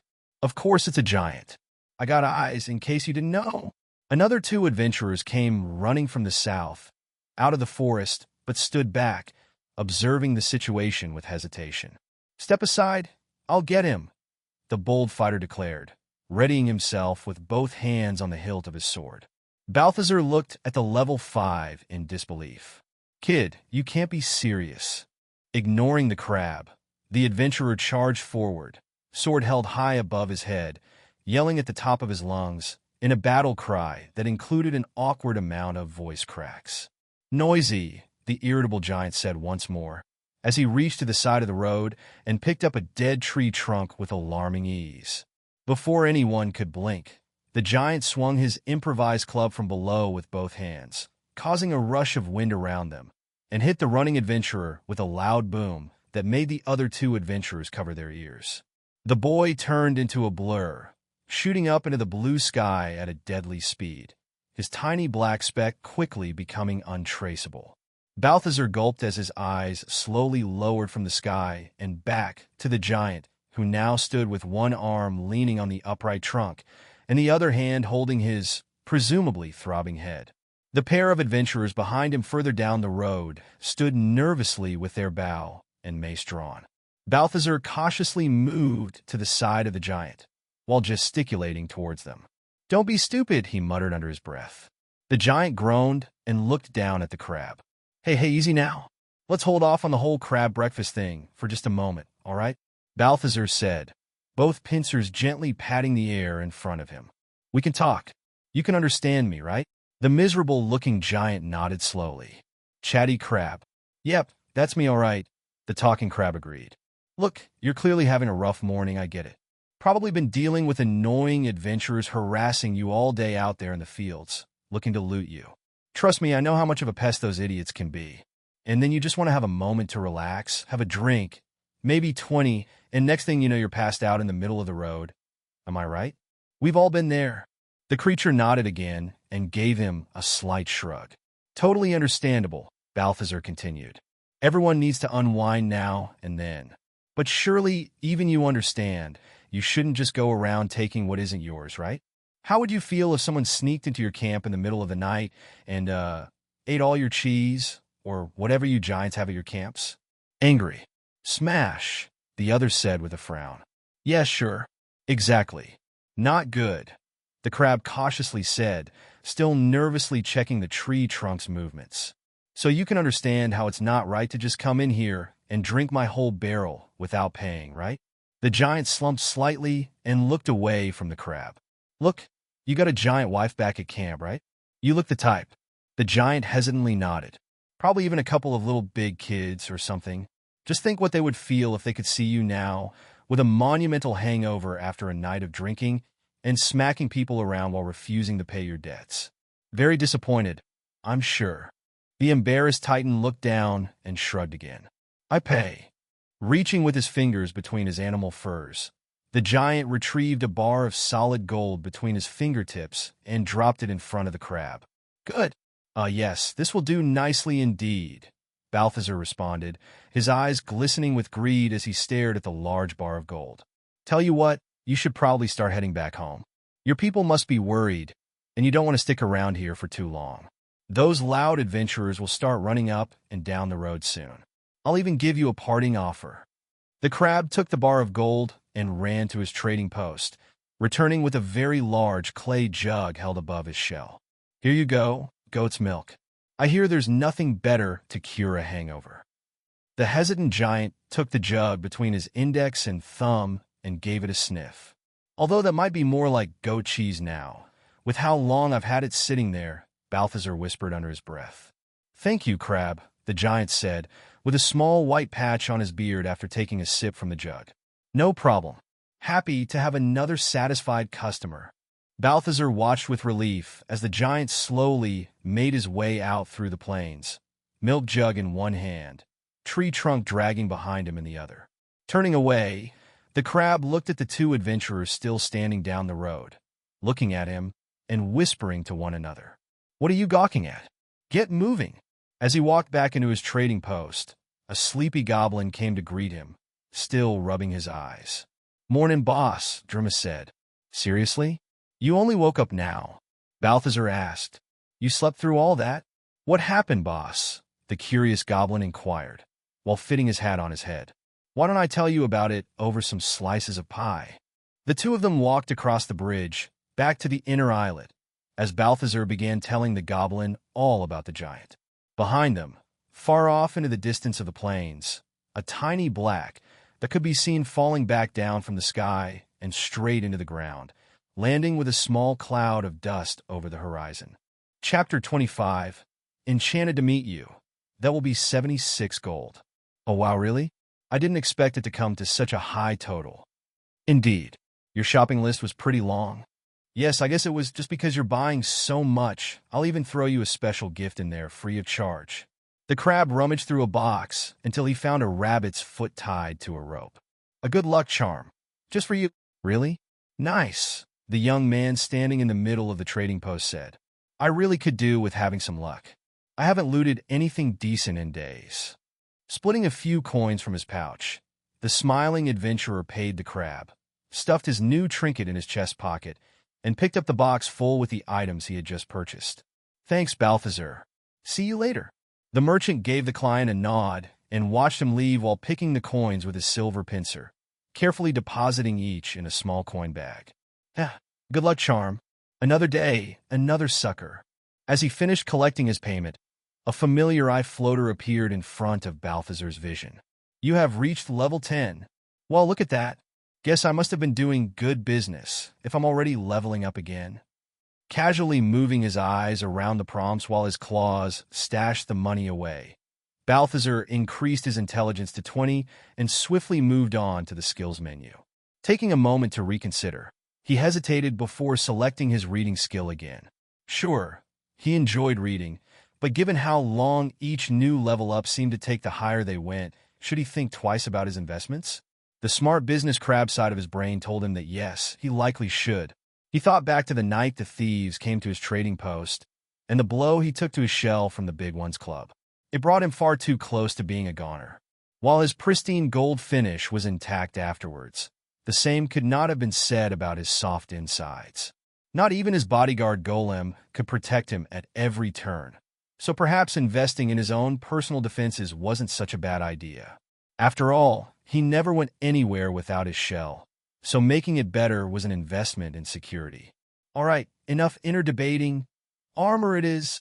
Selecting his medium armor skill, Balthazar applied his 1 point into it, bringing it from B tier to an A. Feeling a brief numbness in his joints, the crab shook with a shiver at the feeling of his shell tightening slightly around his body. Ooh, that tickled. Convinced he was feeling sturdier, Balthazar went back to his status page, where he noticed his adept merchant class was blinking. With curiosity and flashing text in his eyes, he selected it. Select a class perk. Oh, something new? Maybe it's tied to reaching level 10? With a hint of excitement at the prospect of getting some new advantage for his trading business, he pressed the option with his eyes. Select a perk for class. Merchant. TODO. TODO. TODO. TODO to do. The crab slowly muttered before raising his voice in exasperation. What the hell does this thing mean? This system isn't just unhelpful. It's also lazy. Is there even a point to these levels? Excuse me? Balthazar froze in place for a second, pincers in the air, halfway through his outburst, before quickly turning to the voice. A tall woman with red hair tied into a tight bun stood at the entrance of his trading post, wearing a long, dark red robe with complex embroidered details of a scintillating golden color. The merchant cautiously peered at the woman through his monocle, and she returned the gaze with her own, her dark green eyes looking at the crab from behind a pair of thin glasses, as if piercing his shell and seeing straight through him. Level 32 Enchantress. Can I help you? Balthazar carefully said. He felt like a little crab who had just been caught pinching what he shouldn't. Did I hear you say something about a system and levels? The woman asked, with a clear and calm voice that yet still revealed a hint of sizzling curiosity under it. I think you must have heard wrong, the nervous crab replied. He wasn't sure how to explain his outburst, and he wasn't too keen on getting into the specifics of the stupid thing in his eyes that gave him numbers and the ability to speak and read, as well as occasionally frustrating him to no end.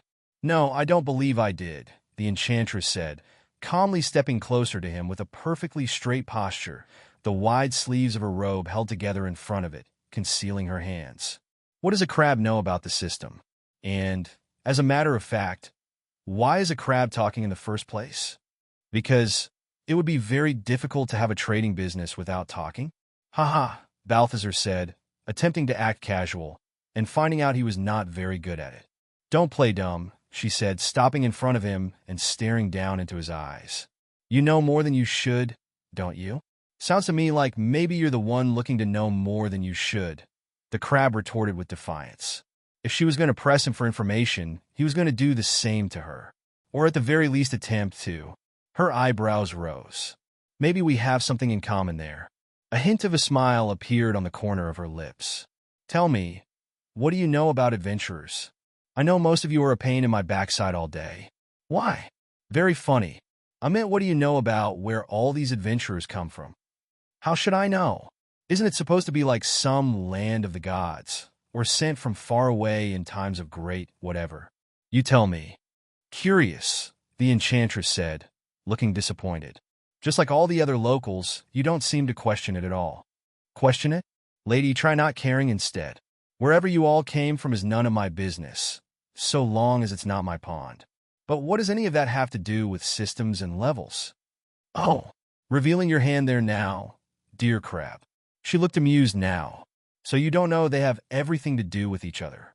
Balthazar wasn't sure how he could have possibly revealed something he didn't have, but at that moment he did not care to ask either. His curiosity had been piqued. What did those reckless and dim-witted adventurers have to do with his gained abilities? How so? The crab asked. You seem to understand levels. Have you never wondered why only adventurers' levels increase, but everyone else's does not? Oh, I never actually paid enough attention to that, Balthazar said, looking up while trying to search through his recent memories. So, others don't level up like we do? Very interesting, the robed woman said, a smile fully forming on her lips. So you admit you can level up? The merchant opened his mouth for a moment and then closed it again. She got him good, and he hadn't even noticed. Whoever this enchantress was, she was clever. Who are you anyway? He asked, his mind in a frenzy to regain the upper hand, or at least buy some time to think. Nobody special. Just another adventurer trying to make it in this world, she casually said. My name is Ruby. Pleased to meet you. Yeah, well, I'm Balthazar, and I'm just a crab trying to earn some coin. Now, don't be so modest, Ruby quickly said. A regular crab wouldn't care for money. And you're not some adventurer in disguise, I can tell. So what is it that makes you so special? Balthazar tried to read the woman, but he could not decipher what her intentions were. Yet his curiosity now grew, after finding someone who apparently knew of this strange system. Then he remembered his supposed charisma. You're right, I'm very special, he finally said, attempting to sound confident and resplendent. But what is it you think I know? She chuckled. Are you trying to use your charisma on me? She asked, looking amused. You should know, while it can be a useful skill, the higher the difference in levels, and the higher the intelligence of the other, the less efficient it is. The crab exhaled sharply, but refused to respond. That's an interesting golden shell you have. It's not an enchantment. I'd certainly know if it was. So, does that mean it's perhaps an imbuing? Curious. I've never seen one like it in all my time here. It's also supposed to be a temporary upgrade, but I've been hearing about a golden crab for days on the road. You can't possibly have enough gold to be maintaining it permanently for so long. You'd be rich as a king if you did. What's the trick? Temporary? What are you talking about? Balthazar asked with a confused expression. The enchantress looked slightly disappointed again. Apparently, you know even less than me. And yet, you seem to have far more knowledge than you're meant to. Meant to? Yes. You locals are all created for a specific purpose. If you're one to believe in destiny, divine will, or any of that, you don't need a system, skills, or to level up. As you were created, so you shall be, no choice, no freedom. Well, excuse me, I make my own choices. Thank you very much. Exactly, the robed woman said, excitement making her take her hands out of her oversized sleeves. What happened that led you to break the norm? How did you unlock access to a system only meant for those sent here from other worlds? Other worlds? Balthazar repeated, his eyes fixed on hers. It was she who slipped up this time. Ah, my turn to tip my hand. I suppose we're even now, Ruby said, returning to her straight posture. Yes, other worlds. I would expect it shouldn't take much thinking to figure out all these adventurers running around don't exactly belong. Then where did you all come from? The increasingly curious crab inquired. Many places from different lives, brought here by some unknown entity acting like some benevolent being, giving us a gift. But while others might readily accept that flimsy excuse and take the opportunity at a new life in this fantastical new world, there are a few like me who want to know more. To know the truth behind the veil. The answer to the real question. Do you know what that question is, Balthazar? The enchantress stared Balthazar down with an intense gaze, a fire burning in her eyes, begging for him to answer. Balthazar's eyes widened, and he hesitated for a moment before speaking. What is the origin of pastries? The crab finally said, his eyes shining with wonder. The woman froze, staring at him for a moment. What? Ruby rubbed the bridge of her nose between her eyes, looking frustrated. Why would that be the question that comes to your mind, crab? she slowly said, trying to remain calm and collected. Or in fact, don't answer that. It's not important. No, the real question is why are all these adventurers being sent here with the ability to level up and become more powerful, while everyone else cannot? We all strive to reach as high of a level as we can, but barely anyone ever even comes close to 100. What would even happen if someone did? What is the purpose, the objective, that whoever is behind this whole charade is trying to achieve? Oh, Balthazar said. Sure, I guess that would be my next question. What does that got to do with me, though? Don't you get it? The woman said, raising her voice and opening her arms. You got something you're not supposed to have. You gained access to a system not meant for you. That means the system has flaws that can be pulled at. Whatever you did could be the answer to the whole mystery I've been trying to solve for so long. Yees, look, miss, that seems fascinating and all, but honestly, it sounds like a you problem, not mine, Balthazar said while sidestepping away from her. Big global conspiracies, divine entities, all that stuff. It's not my bag at all. I'm very content with my little pond and have enough with my daily worries. So if you could leave me out of it and forget we even had this conversation, I'd prefer it that way. Ruby shook her head in disapproval. You really don't understand. Part of you is still clinging to the comfort of your routine, the safety of sticking to your assigned role. You cannot ignore it forever. The question is there. Eventually you will want answers too. If only, she paused, her eyes looking up at the sky, where a flock of birds was passing. Balthazar followed her gaze, and saw a handful of the pesky creatures breaking away from the group and perching themselves up on the branches of his tree, looking in their direction. Stupid little pests, the crab complained, attempting to shoo the creatures away with a towel and his pincer. Yes, an annoyance indeed, the enchantress said, her eyes still fixed on the birds. Suddenly, she leaned down very close to the crab's face and spoke in a quick and hushed tone. Be mindful of whom you discuss these things with. You cannot be sure if they are friend or foe. And even if the former, simply making them aware of more than they are supposed to know could put them in great danger. As quickly as she leaned, she returned to her straight posture and changed demeanor back to an indifferent tone. It would seem you're too preoccupied at the moment, and my time is also scarce. I truly wish you will come around regarding what we've discussed, and that perhaps next time we meet, it shall be under more agreeable circumstances. Farewell. Balthazar stared, dumbfounded, as the red woman quickly made her way out. Hey, wait a moment, the crab said, chasing after her to the road. It's not like you have to leave so abruptly. You didn't even buy some. As he turned the corner and reached the road, he found it deserted, not a sign of the enchantress or anyone else. Could have at least bought a lucky charm before leaving, Balthazar muttered to himself, as he threw the towel over his shell and turned back to his pond, where the tree was now empty once again, all the birds having seemingly flown away. Chapter 26. A different kind of pies. Balthazar sat in front of one of Druma's crudely crafted tables with a pensive expression, his right claw holding a cup of lemonade, while his silver pincer idly flipped a golden coin up in the air repeatedly. The crab sighed. Why did she have to put so many questions in my head? As much as he did not care for the affairs of adventurers and their pointless quests, after his encounter with the mysterious enchantress, new questions were burning a hole into his hard shell. In his disregard for things that weren't his pond, money, or pastries, Balthazar had somehow failed to notice nobody else who wasn't an adventurer ever seemed to move up in levels.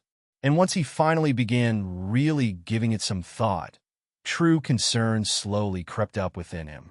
With shivers of discomfort from just considering it, he found himself having to ask the most horrifying of questions.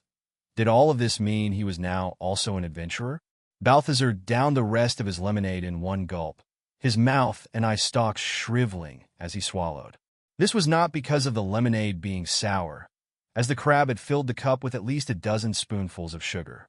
It was merely a reaction to the thought of technically being an adventurer, a most awful and unacceptable prospect to a proud crab like him. I'm not going out there to do anyone's quests, that's for sure. Playing with the coin between his pincers, he considered what little he knew. He had touched a strange scroll. It let him assign points into some arbitrary and simplistic stats, and now he gained levels from doing random things and learned how to talk or even read from pressing things with his eyes. The crab did not know, in fact, much of anything. "Ah, curses!" Balthazar exclaimed, pinching his coin. "Why is there no instructions manual for this stuff? None of the books I ever get mention anything about this either. If only there was some kind of I don't know, tutor to explain it all." Looking down at the coin he was holding, the pensive crab considered whether it would be a wise move to prod other adventurers for answers. It could mean finding out more about that strange and dysfunctional system, but it could also lead to some unwanted attention. How long could he avoid the subject of how he got it in the first place? Also, the dead adventurer who was carrying the scroll, and the dead wizard, and the selling of their bodies to a necromancer. There sure were a lot of things in his recent past that would be awkward to explain. Everyone has done one thing or another they are not particularly proud of, so he figured it might be for the best to just keep the sordid details out. Another problem was the fact that digging into something he knows nothing about could lead to unforeseen consequences. What if adventurers suddenly turned against him? He could lose his business, his money, and worst of all, access to baked goods. As frustrating as that whole system was, he still did not wish to lose some of the benefits that came from it. Tired of his own indecision, Balthazar decided to consult with one of his closest and dearest friends. Flipping his coin in the air one more time, he watched as it landed on the table. Heads, and he would try getting more information about it all. Tails, and he would shut up and enjoy what he already had in blissful ignorance. He watched intently as the coin spun on the table surface. For what seemed like an eternity, his breath held in anticipation, until it finally stopped. Balthazar stared at the side that landed facing up for a moment, realization washing over him. I don't freaking know which side of the coin is supposed to be heads or tails. Throwing his pincers up in frustration, the angry crab left the coin on the table and picked up his cup, deciding to fetch another drink. Picking a large lemon from a nearby basket, Balthazar looked around at his pond. His two assistants had stepped out to move off the side of the road the remains of the broken cart he had recently bought. The place looked so quiet, yet so much more chaotic than what it used to be, thanks to the plethora of junk he had amassed in the past weeks. The crab slowly walked back to the table, still in deep thought about his recent life choices. As he placed the cup back on the table and prepared to squeeze the lemon over it, Balthazar realized the coin he had just flipped was gone. Confused, he looked around the table and under it, but no signs of any currency lying around. Suddenly, a sharp sound from nearby caught his attention. A raspy chattering that instantly irritated the crab. With a quick turn, Balthazar spotted the source of the insufferable noise, a bird. Its body was barely larger than the lemon in his pincer, with a long, wedge-shaped tail. The feathers were mostly black, with splashes of white on its back and wings. It stared at the crab with mockery in its tiny brown eyes, a shiny gold coin firmly held in its beak. "No, you did not!" Balthazar exclaimed, disbelief mixing with outrage within him. Angrily throwing the lemon on the ground and breaking into a mad dash, the crab charged towards the avian thief, pincers out for justice. Unsurprisingly, the winged creature flew out of the giant crab's reach and landed atop a shelf on the other side of the table between them. "Get back here right now," the irate merchant demanded. As was to be expected, the bird did not oblige, continuing to side glance at him, coin still held high in its beak, producing a glint as the light of the sun hit it from above. Flipping the table out of the way with his right pincer, Balthazar rushed at the creature again. But despite his considerable size for a crab, he was not tall enough to reach the top of the shelf. Muttering curses at the bird, he began vigorously shaking the piece of crude furniture with both pincers. The bird shook side to side, up and down, almost as if dancing with the rhythm of the shaking, but did not fly away. "Ark, you little!" Balthazar shouted, as he finally toppled the shelf, causing the small thief to flutter away once more, as the structure under it hit the ground with a loud crash. The crab followed the bird with his eyes and watched as it landed on the floorboards at the end of the bridge connecting to the other side of his trading post. "I will get you now." In yet another predictable turn of obvious events, the crab did not, in fact, get the bird. Running through the footpath, Balthazar launched himself forward, claws stretched out into an ungraceful dive, but the creature flew up once again, and he landed face first in the dirt, his pincers snapping at nothing but empty air. "You miserable thing," he said, as he spat out bits of soil. The coin snatcher cackled as it landed on a nearby table that stood in front of a few shelves. Standing up with raging steps, Balthazar noticed a small fruit crate sitting empty on top of a shelf behind the bird. A devious smile forming on his face. The mad crab slowly reached for a nearby sack and grabbed a turnip. Carefully aiming it with his dexterous silver pincer, he pulled back and flung the root vegetable not at the bird, but at the crate above it. The creature watched as the thrown turnip flew far above it and hit the crate perfectly, causing it to fall upside down off the shelf and land perfectly on the thief, who unsuccessfully attempted to fly away in surprise, letting go of the coin that rolled off the side of the table. "Thought you were smarter than me, didn't you?" a smug Balthazar said, as he picked up the rolling coin coming towards him. He peeked between the sidebars of the wooden fruit cage, a small shiny brown eye looking back from the inside, followed by a squawk. "That's what you get, you little whatever you are." Pausing for a moment, Balthazar remembered one of the books in the pile he had recently traded with an adventurer. Looking through a shelf, he found it and pulled it out. A thick volume with a green cover, its front revealing it to be a book on ornithology. Balthazar had found that was the word for the study of birds from another book, a dictionary. He couldn't recall in what book he had found what the word dictionary meant, however. "Know your enemy, I say," the crab indeed said, as he began paging through the book, looking at the drawings of birds on each page, trying to find the one that matched his prisoner. "There!" Pointing a pincer at one page, he looked back and forth between the drawing and the bird jumping around under the crate, visible through the spaces between the bars. "Wait, this can't be right," Balthazar said, incredulous, as he read the text entry next to the image. "This type of bird is called a magpie? Who would name such a despicable thing with the same word as something so delightful as a pie? That's an outrage." With spite in his expression, Balthazar tossed the book aside. "Stupid bird lovers." Peeking between the bars, the magpie cackled once again. "What are you laughing at, Pipsqueak? You think this is funny?" the crab asked with his arms crossed. "The book says magpies supposedly like to steal shiny things. Well, tough luck for you, my shiny things are not for stealing.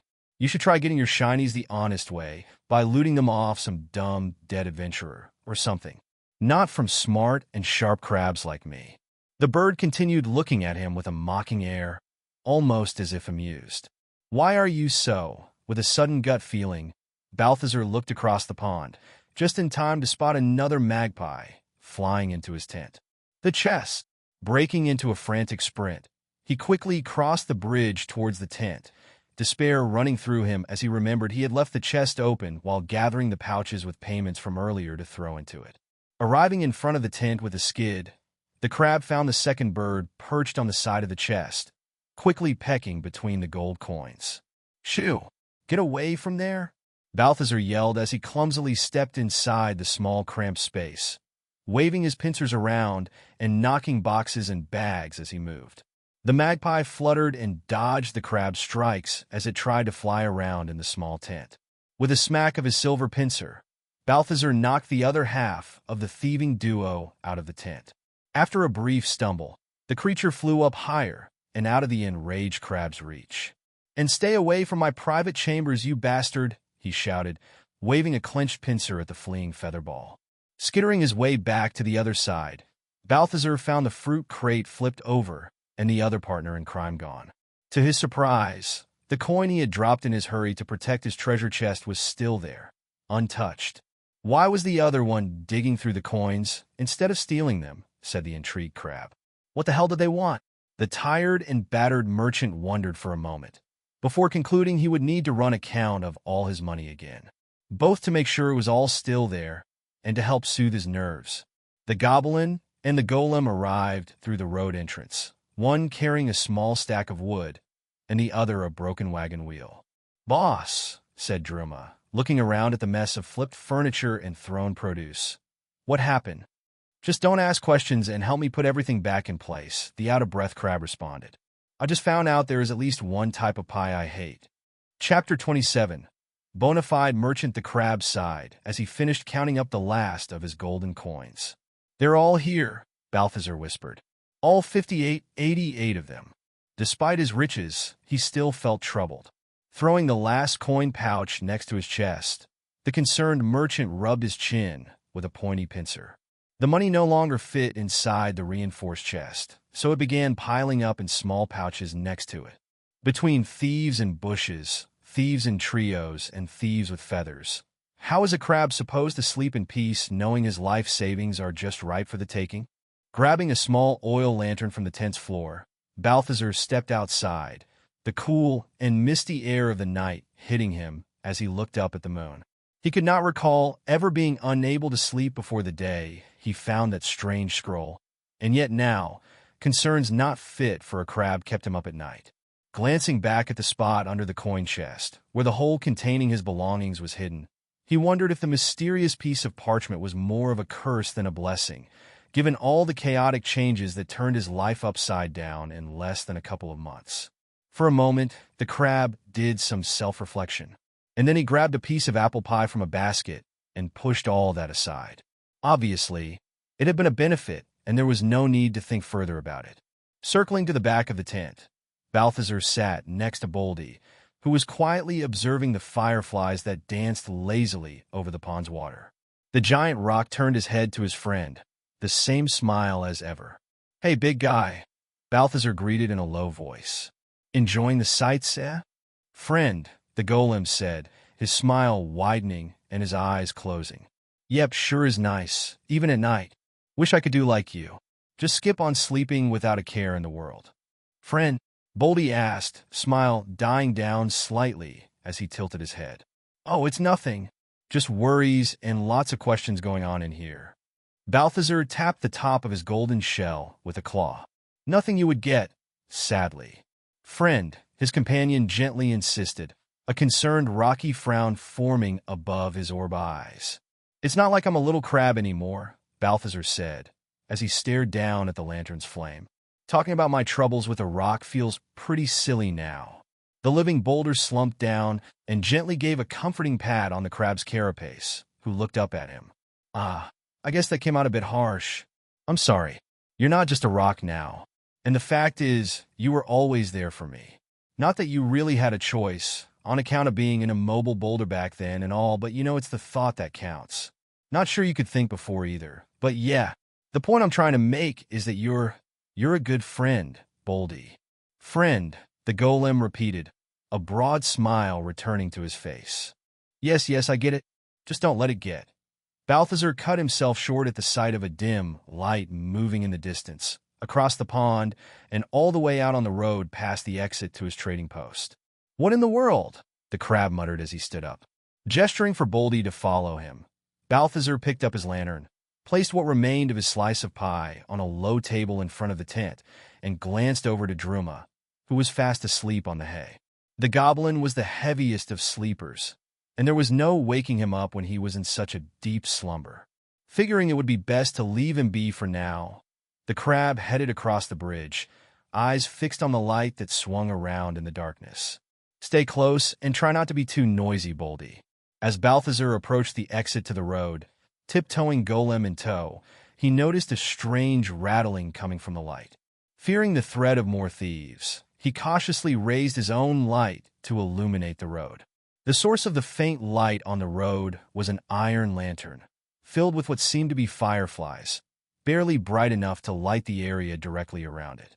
The lantern was swinging from the tip of a tall wooden stick, held upright by a figure facing away from them, wrapped in a ragged cloak, a huge, bulky pack on its back, and frantically looking for something on the side of the road. Every movement produced an unnerving, rattling noise. "Who goes there?" said the crab, attempting to sound unafraid. The cloaked figure turned suddenly, a bony face appearing under the light, two dark and empty eye sockets staring at Balthazar. "Ah!" Balthazar screamed as he stumbled back. "A walking skeleton!" The skeleton recoiled and screamed in affright as well, walking cane held in front of him. "A talking crab? Don't let him touch me!" the spooked merchant yelled at the golem. Boldy tilted his head, looking down at the two figures, unsure of what to do. "Hey, whoa, hang on," the skeleton pleaded, looking up at the towering figure behind the crab. I'm the one who doesn't want either of you touching me. Shoo, go away, crabby. What? Balthazar said. Wait, you're sentient? Bah, of course I am, the other responded. But you're a crab. What in blazes is a crab doing talking? And leading a golem around in the middle of nowhere at night? What do you mean? You're right in front of my territory. My trading post is right there, the exasperated crab said, pointing his lantern at the path leading down to the pond. Ah, fiddlesticks, said the skeleton. I got lost again, didn't I? Wait, did you say trading post? There's a trader around these parts? Of course there is. It's me. I'm a trader too. He pointed a bony fingertip at his own smiling skull. A merchant skeleton? An incredulous Balthazar asked. You can't be serious? That's rich, coming from a talking crab who also fancies himself a merchant. Balthazar opened his mouth to rebut, but hesitated for a moment. Right, you got a point there. Fair enough. But I thought skeletons were all supposed to be these spooky and mindless shambling undead trying to kill anything living. Bah, nonsense, the talking skull said with a wave of his hand. That's adventurer prejudice. Granted, it probably comes from the fact that most of us do try to kill them on sight, but hey, that's just business.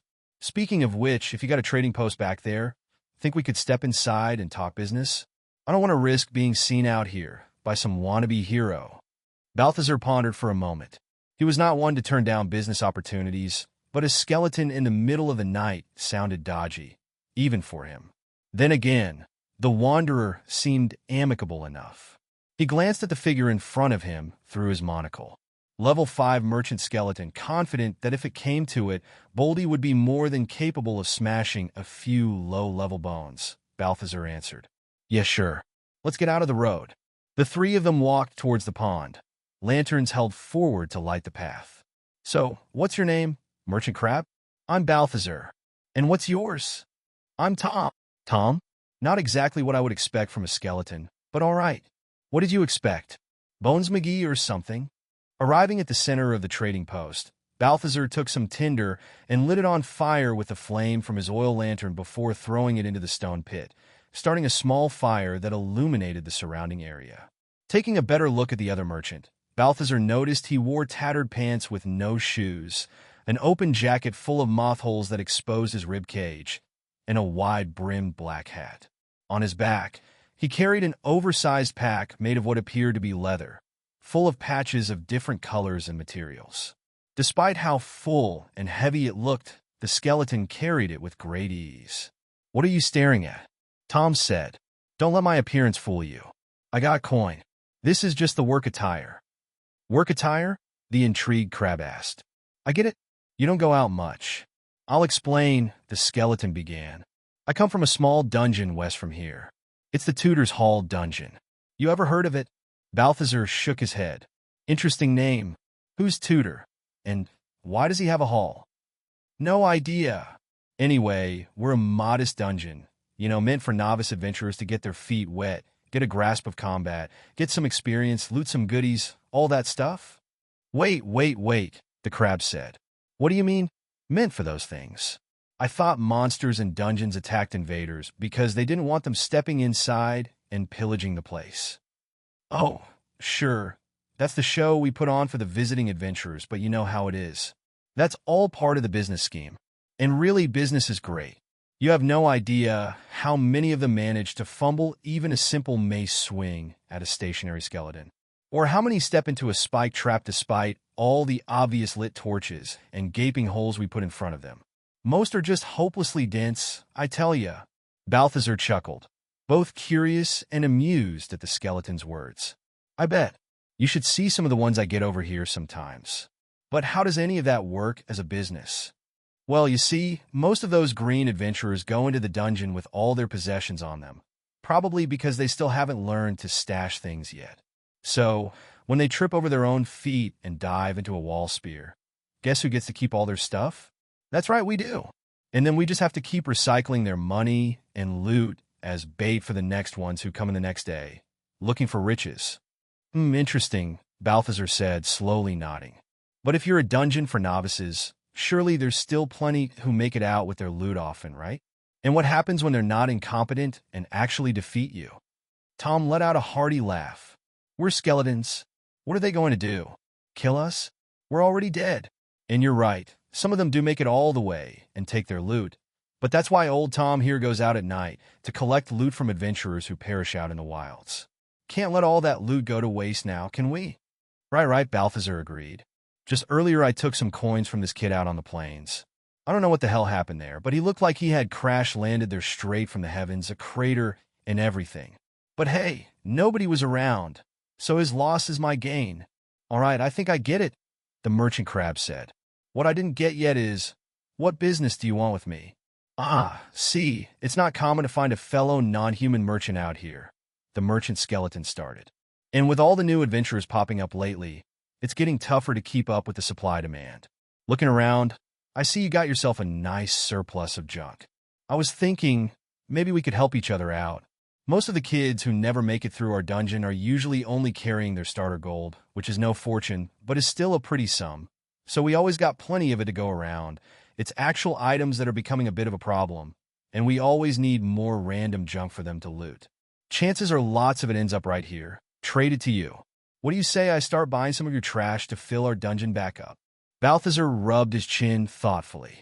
Despite the strangeness of the one offering it, the deal sounded exactly like the thing the crab was looking for, especially if it meant getting rid of all the excess garbage he had piling up everywhere. You know what, Tom?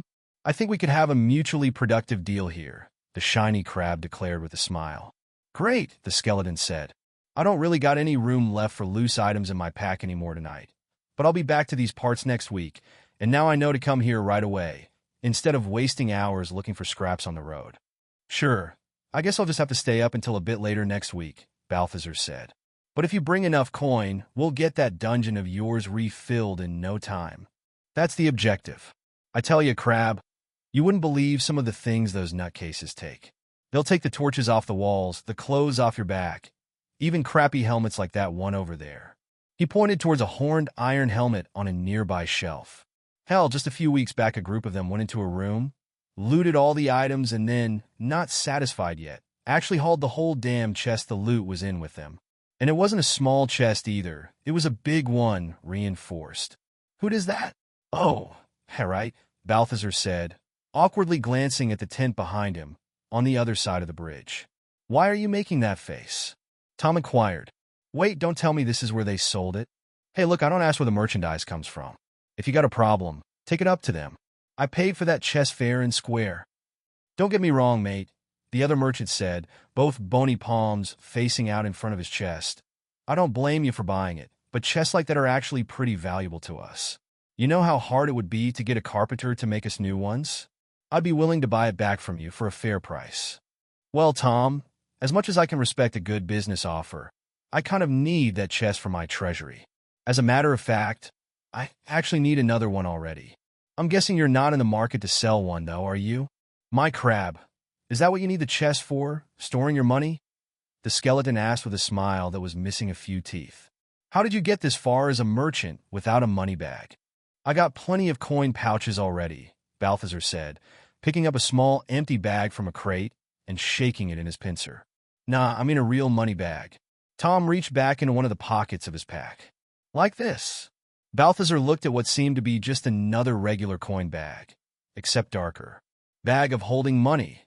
Can hold up to 100,000 gold coins. 100,000? The incredulous crab exclaimed. In that small bag? How? Don't ask me, Tom said with a shrug. Maybe magic or whatever. I'm a merchant skeleton, not a wizard skeleton. What I know is that with this you could easily carry all your money everywhere with you, without bothersome heavy chests. I'll trade you this for that old chest. You know that's a more than favorable deal for you. But I like you, and we just really need that chest back home. Knowing the skeleton's words to be true, the crab nodded in agreement. You got yourself a deal? You'll just have to wait while I unload all the money from it, and then the chest is all yours. Although I'm not sure how you plan on taking it with you. Don't worry. These old bones are much stronger than they look. Balthazar spent the next half hour shoveling coins with his pincers into the bag of holding money. No matter how many more he poured into it, the bag continued to not weigh more than if it had just a couple dozen in it. Yet, all he had to do was reach inside with a pincer, and he could feel them all stuffed inside. Having Boldy carry the empty chest back to Tom, Balthazar watched as the skeleton dragged the heavy chest behind him with one hand, heading back out to the road, his firefly lantern quickly fading into the night after a mutual agreement to meet again in a week's time. "What an odd fellow.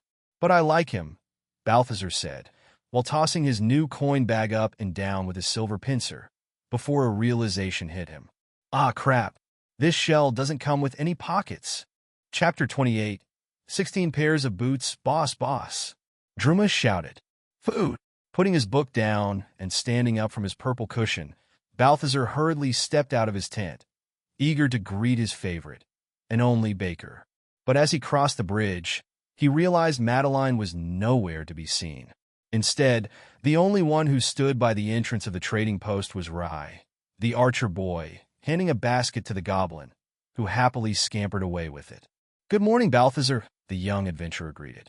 "Hello," the crab reluctantly responded. "Where's Madeline?" "She sends her apologies, but she couldn't make it down here today," said Rye with a slightly bothered expression. "Why not? Something happened to her?" Balthazar hurriedly asked. "I better not find out this has something to do with you, boy." "Hey now, wow. Easy. I did nothing," the other quickly pleaded. "I'm actually kind of worried about it myself. She has been taking on a lot of extra orders lately. That's why she couldn't afford to come here today. She's busy baking. Sounds like business is good. Why is that a reason for concern?" "Because she's clearly overworking herself. Apparently, the rent she pays for her stall space at the market has gone up, and she's having trouble keeping up with the price, so now she's doing more work to compensate." "That's ridiculous," Balthazar exclaimed. "Why hasn't she said anything sooner? She barely even lets me pay for all the food she bakes for us. And what about you? You fancy the girl, but you won't even offer to help her? What's wrong with you? You think I didn't try," the archer said, opening both arms in frustration. "But you know that baker. She's as sweet as she is also stubborn for some things. She said her mother didn't raise her to depend on no knight in shining armor to sustain her." "What's the problem, then?" Balthazar asked, genuinely confused. "You're an archer, not a knight. And I've never even seen you wearing any metal armor." That's not really the point," Rye awkwardly said, rubbing his forehead with his fingertips. "The point is, she won't just let someone solve her problems for her. And I will not try to give that one any orders. In fact, she's the one who's ordering me around. Here's your delivery, sir." The boy picked up another wicker basket from the ground and presented it to the crab. "I believe she said today's specials were strawberry jam scones and custard pie." "Smells great," the crab said, trying to contain his salivation. "But say, do you have a few moments to talk?" "Sure. I'm not doing anything urgent." "What's up?" The two moved next to a low table, where Rye placed a basket before sitting on a wooden bench. "I can tell you've been improving," said Balthazar, examining the archer through his monocle and seeing he was now level 12. "You've been growing stronger during your adventures." "Thank you," the young adventurer said with a proud smile. "I've been spending a lot more time in town lately, but I still try to keep up and get out there when I can." Sure, Balthazar responded while nodding in agreement. "It's important to keep reaching new levels of experience, am I right?" The crab stood still for a moment, staring at the young man, who awkwardly stared back with a confused frown. You right there, Balthazar?" "Yes, sure. No, never mind that. I was just thinking." "All right, if you say so." "Say, Rye, I was wondering the other day," Balthazar started, trying to sound nonchalant. "Where exactly are you from?"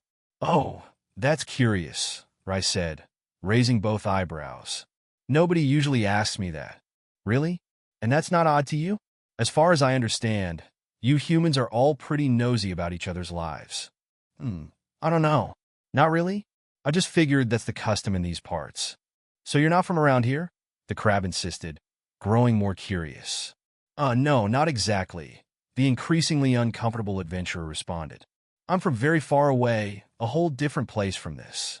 "Like what?" "A different world?" Balthazar inquired, determined to get a reaction out of the young man. "How did you know that?" Rye apprehensively asked. "I'm a very resourceful merchant. I got my sources. Don't worry, I'm just trying to learn more about my baker's suitor." "Well, all right," the other conceded, relaxing slightly. "Yes, I was from another world, very different from this one."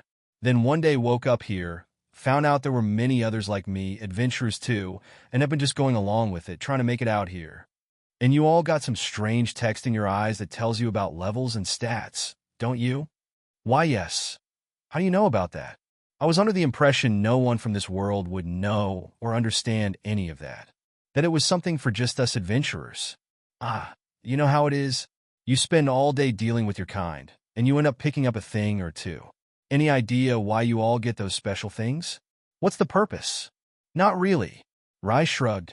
We're basically given the choice to come here, start over, given the task of improving and gaining levels, but beyond that, we're kind of left in the dark. Many think there's some kind of reward, riches, power, maybe even divinity at the end of it all. But I don't really know about any of that. Who gave you that choice anyway? The very intrigued Crab asked. How did you end up in this world in the first place? I'm not really sure, a hesitant Rai said. I don't think anyone really knows who that voice was, just that the alternative wasn't good. I don't remember well what happened before. It's all a bit hazy and feels like a lifetime ago. I was in my world. Then something happened. Something not good. And then here I was on a beach with a scroll. The adventurer rubbed his temple with his fingers, like someone straining to think. Sorry, it's always really hard trying to remember anything from before, for some reason. I got more questions. You said something about I'm sorry, Balthazar. What were we talking about exactly? Rai said, straining his eyes with discomfort. Either way, I really need to get going now. I've always heard it was better for everyone if we don't talk about any of this stuff with the locals, so maybe let's leave it at that. I'll catch you later. Balthazar started, but the archer was already up and halfway to the exit. The golden crab stood alone on his trading post, thoughts ricocheting around in his shell. Someone was definitely behind the arrival of all those adventurers into that world, and they didn't seem too keen on anyone knowing how or why. Prodding Rai for information did not seem to have gone well. Who could say what would happen with other, less receptive adventurers?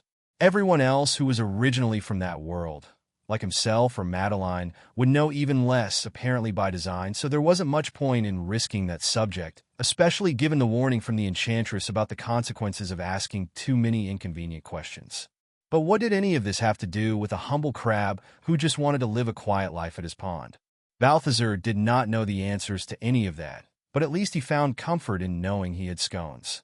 Holding a slice of custard pie in his silver pincer, Balthazar rejoiced at its flavor from behind a large crate. The day had been busy with adventurers going back and forth, not giving him a break to enjoy a snack. Oh, sweet Madeline, you did it again, he said, eyes closed into a dreamlike state. Simply delicious. Anybody home? A young voice said. Balthazar rolled his eyes open, and his smile turned into a frown. Just one moment of solitude was apparently too much to ask. Yes, here I am, the crab said after quickly swallowing and tossing the rest of his slice into the hidden basket behind the crate. He was willing to sell almost anything standing on that platform, except for the contents of that basket. Hey there, Balthazar, a young adventurer greeted, with a smile and a wave. Oh, hey there, the merchant hesitated.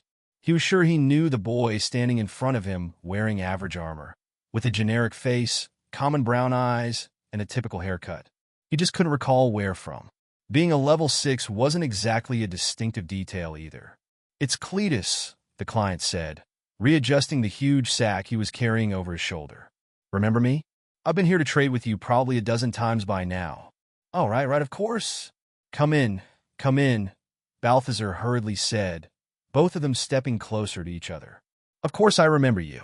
You're the one who sold me that nice ingot of silver that one time. The crab still had no recollection of ever asking for his name, despite being confident the kid had probably told it to him before. Unfortunately, Balthazar tended to not get too attached to his clients, on account of them having the bad habit of dying all the time. Yes, I did. Cletus responded with a proud smile, letting the heavy sack drop from his shoulder and onto the ground. I still remember the day I got that. One of my first bandit ambushes. There were 4 of them. All right, kid. No need to reminisce, we remember, Balthazar said, despite not remembering the story in the slightest. Let's talk about today instead, shall we? Oh, sure, the other said, perking up. I came across a whole bandit hideout. The place was crawling with them. You sure bump into a lot of bandits in your travels, don't you? Are you sure that's not intentional? I had to take out the lookouts on the watchtowers with my bow first, the boy continued, apparently not hearing a word of what the crab said. Then I made it inside the outer walls and dispatched another 4 at least. But once I made it inside the building, damn, I went through at least a dozen more. It was rough. I had to slowly sneak my way through, taking them all down one by one. By the end, I took out at least 16. Very impressive, son, Balthazar said, making little effort to hide his boredom. I'm sure so many bandits mean a whole lot of loot. You got anything good for me? Oh yes, Cletus responded with growing excitement. There was so much gear I couldn't really carry it all, so most of it I had to leave on them. The adventurer untied the large sack and let it unfold, revealing its contents. A pile of assorted shoes, boots, sandals, and other footwear crumbled in front of them. I'm open to selling them all to you. I don't have time to go up to Ardville. Balthazar stared at the pile of shoes in front of him, slack-jawed, slowly counting them. Kid, there are 16 pairs of shoes here. Did you only loot their shoes? Nothing else? Yes. Cletus answered sheepishly. Just why? The incredulous crab asked. I'm sure there was lots of other loot around the place, and even on the bandits themselves. Hell, there would have probably been lighter parts of their gear you could have taken that would be worth more than their damn boots. Yes, I guess you're right, the young man said, glancing to the side while grasping his elbow. But, I don't know, I guess I just took their shoes instead. Balthazar's face scrunched up. You didn't take a single necklace, or even ring, but somehow you found the time to strip each and every one of those bandits of their shoes? You do realize that's very weird, right? Can I just please get some money for those and go? The crab stared at the boy for a moment, unsure if he wanted to think any further on the subject. 64 gold for the lot, Balthazar finally said, deciding it was probably for the best to not delve any deeper into it. I will not haggle. Just take a kid. Yes, that's fine. I'll take that, please. Thank you, Cletus quickly said, still avoiding eye contact. The merchant grabbed his new money bag that was tightly tied to the side of his shell and retrieved the money to pay the embarrassed boy. With 2 quick and clumsy bows of his head, the adventurer rapidly made his way back out, avoiding the crab's gaze the entire time. Not sure if I even want to know what kind of strange world all these weirdos are coming from, he said, shaking his shell as he walked back and forth, throwing the shoes into a sorting crate one by one. As Balthazar picked up a shoe and a sandal, a quiet cough came from the road entrance. A short man in a long green gown stepped into the trading post, 2 guards in tow. Yes? Looking for something? The merchant asked. Yes, I am looking for Mr. Balthazar, the man said in a slow and monotone voice. Please let him know the local tax inspector would like to speak to him. Balthazar's eyes went wide, as his right claw snapped the sandal in 2, and the other shoe dropped. Chapter 29. Dessert and Taxes. Balthazar had spent a great deal of time reading books. Some were about geography, some about history, and some were even bestiaries. But out of all his readings, all the many creatures of myth, horrifying legends and stories, one creature always stood out to him as the most terrifying: the taxman. Half man, half tax collector, the despicable being now stood mere steps away from the crab, and he felt his blood run cold, which was fairly normal, considering crustaceans are cold-blooded. He wore a long green gown that reached down to his ankles, a hat with square edges, and a thin chain around his neck from which a thick badge of solid gold hung. His face was old and his cheeks sagged, like 2 droopy bags jiggling at every turn of his head. A pair of tiny round glasses sat precariously on the tip of his nose, far lower than his eye level, leading to him constantly having to tilt his head up to look through the lenses. The 2 Ardville guards stood straight behind him, their spears firmly held vertically against the sides of their yellow-dyed leather armor, as the much shorter man leisurely perused the titles of the books on a nearby shelf, hands behind his back. Balthazar slowly peered through his monocle at the abominable creature. Level 15 Tax Inspector. Well, the tax inspector said, glancing at Balthazar. I'd like to speak with the merchant responsible for this establishment. Go fetch him, will you? I'm him. The merchant is me. I'm Balthazar, the crab said, hesitation taking hold of him, faced with his greatest of foes. "You're Balthazar?" the short man asked, taking a few steps closer and giving the merchant a better look through his glasses. "Goodness, you're a giant crab. That is certainly irregular, but ultimately meaningless, I suppose. Laws are laws. For everyone." You came looking for me, but you didn't know I was a crab, Mr. Abernathy," the other answered. "And no, I'm afraid the report made on your activities did not include that fact." Balthazar perked one eye stalk up in curiosity. "A report? On me?" "Yes. It would seem another citizen, Mr. Antoine, has filed a report on your unlicensed mercantile activities here, concerned you were dodging our fair tax on any business." "Of course it had to be him," the crab muttered with spite before returning to a normal voice. "I'm surprised the accuser didn't come along after reporting me." "Oh, do not misunderstand my words. The report was not filed today." Abernathy pulled a small notebook out of his waist pouch and began paging through it. "In fact, it was made a little over a month ago. But, as is the nature of this hard work, sometimes bureaucracy means there is a waiting list." The man lazily waved a hand up, making Balthazar doubt hard work was something he was ever familiar with. "Regardless," the man said, lifting his face from the book, his eyes slowly accompanying the movement a second later. "We are here to talk about you, Mr. Balthazar. It has come to my attention that you have been running a business operation out of this roadside pond, buying, selling, and trading goods to adventurers. All of this without a permit, a license, proper regulation, and most importantly, without paying your due taxes. What do you have to say for yourself?" Balthazar considered whether it would be too late to feign ignorance and revert to speaking crab only. He quickly concluded that would not help him much. I wasn't aware there were taxes on what I'm doing here," the crab said, his mind racing for a way out of his predicament. "Please, Mr. Balthazar, that excuse won't work, not even for a crab. You seem to have no trouble grasping the concepts of trade and marketing." "Well, what is supposed to happen here?" the apprehensive merchant asked, eyeing the two guards behind the inspector. "Before we can proceed any further, an inspection of your establishment must be conducted to evaluate the dimension of your business, your profits, as well as anything that might be out of order." Balthazar did not like the idea of some inspector going through his place and his things. Not one bit. A thought occurred to him.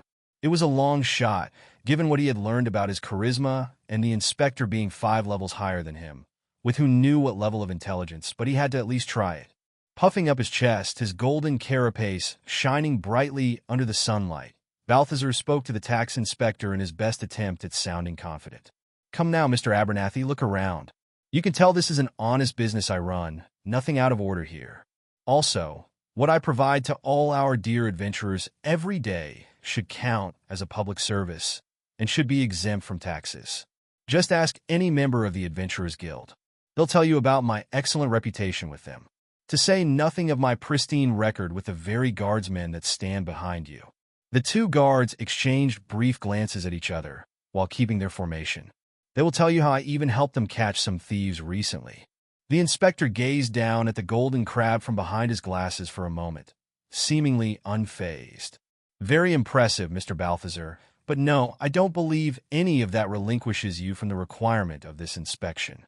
The deflated merchant slumped down.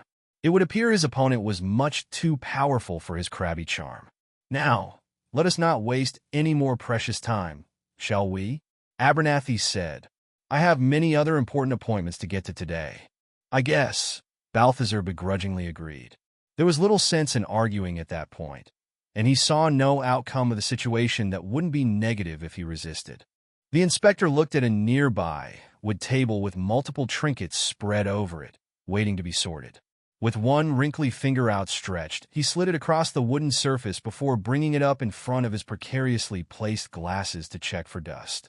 The nerve of the villainous fiend, to be checking the crab's immaculate establishment like it was some unkempt low-category shop.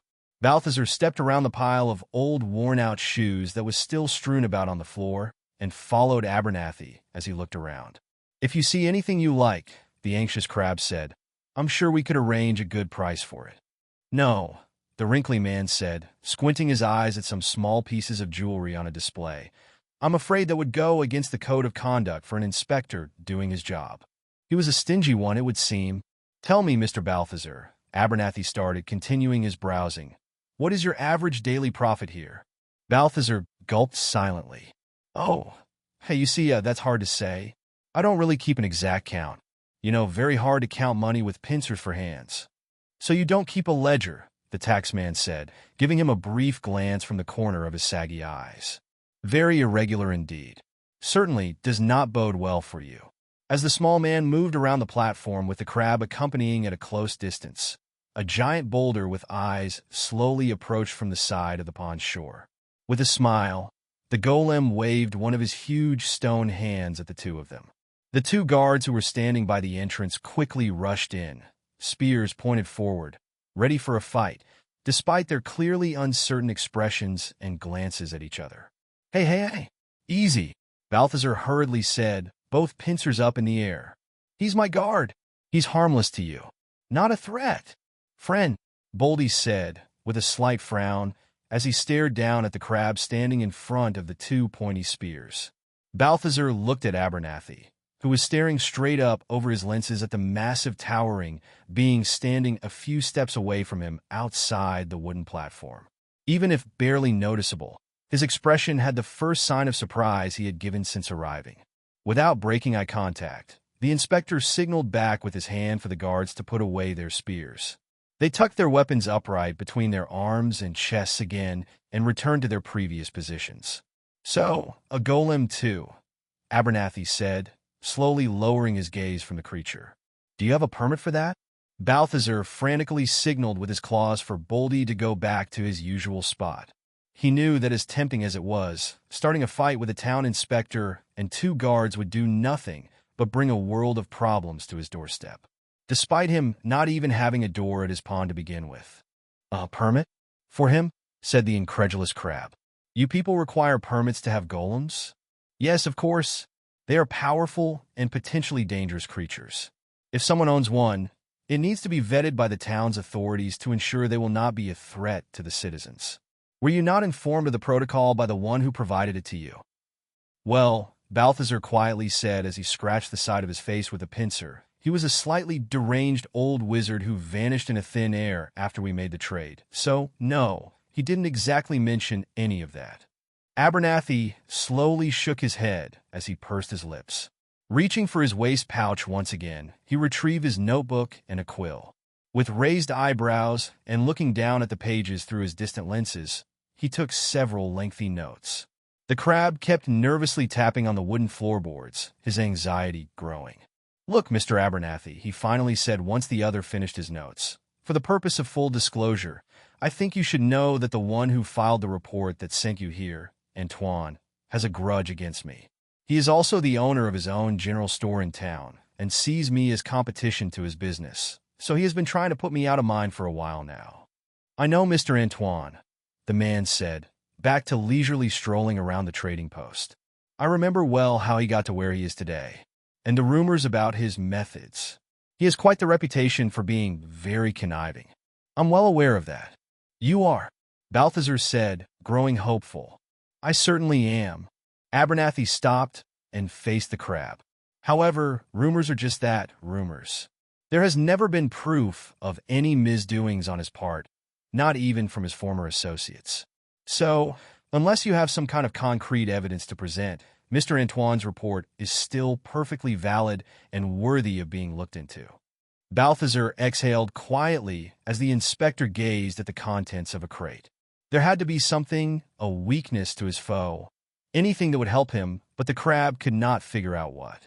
You clearly have a lot of supply, the man said. From my experience, I can safely say you must be doing fairly well for yourself, Mr. Balthazar. Me? The gilded crab said, pointing a silver pincer at himself. Not really. Business is all right, but I'm not rich or anything. Just getting by. Please, Mr. Balthazar. I've been doing this job for a long time, and I certainly know a bag of holding money when I see one. Abernathy gave a nod towards the bag tied to the side of the crab's shell. Just as I can tell when they're not too empty. Foiled again, Balthazar chose not to respond.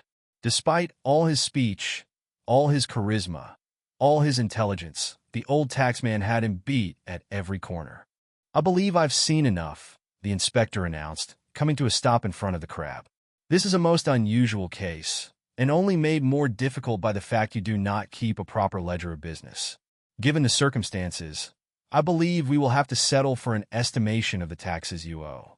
Balthazar felt his throat go dry before opening his mouth to speak.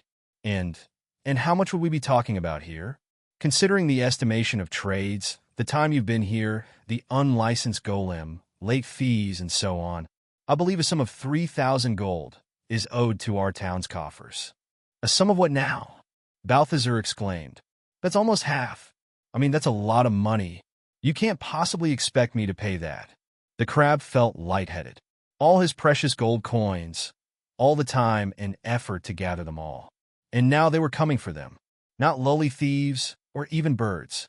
No, it was the taxman, to be more precise. It's always the ones you should expect the most.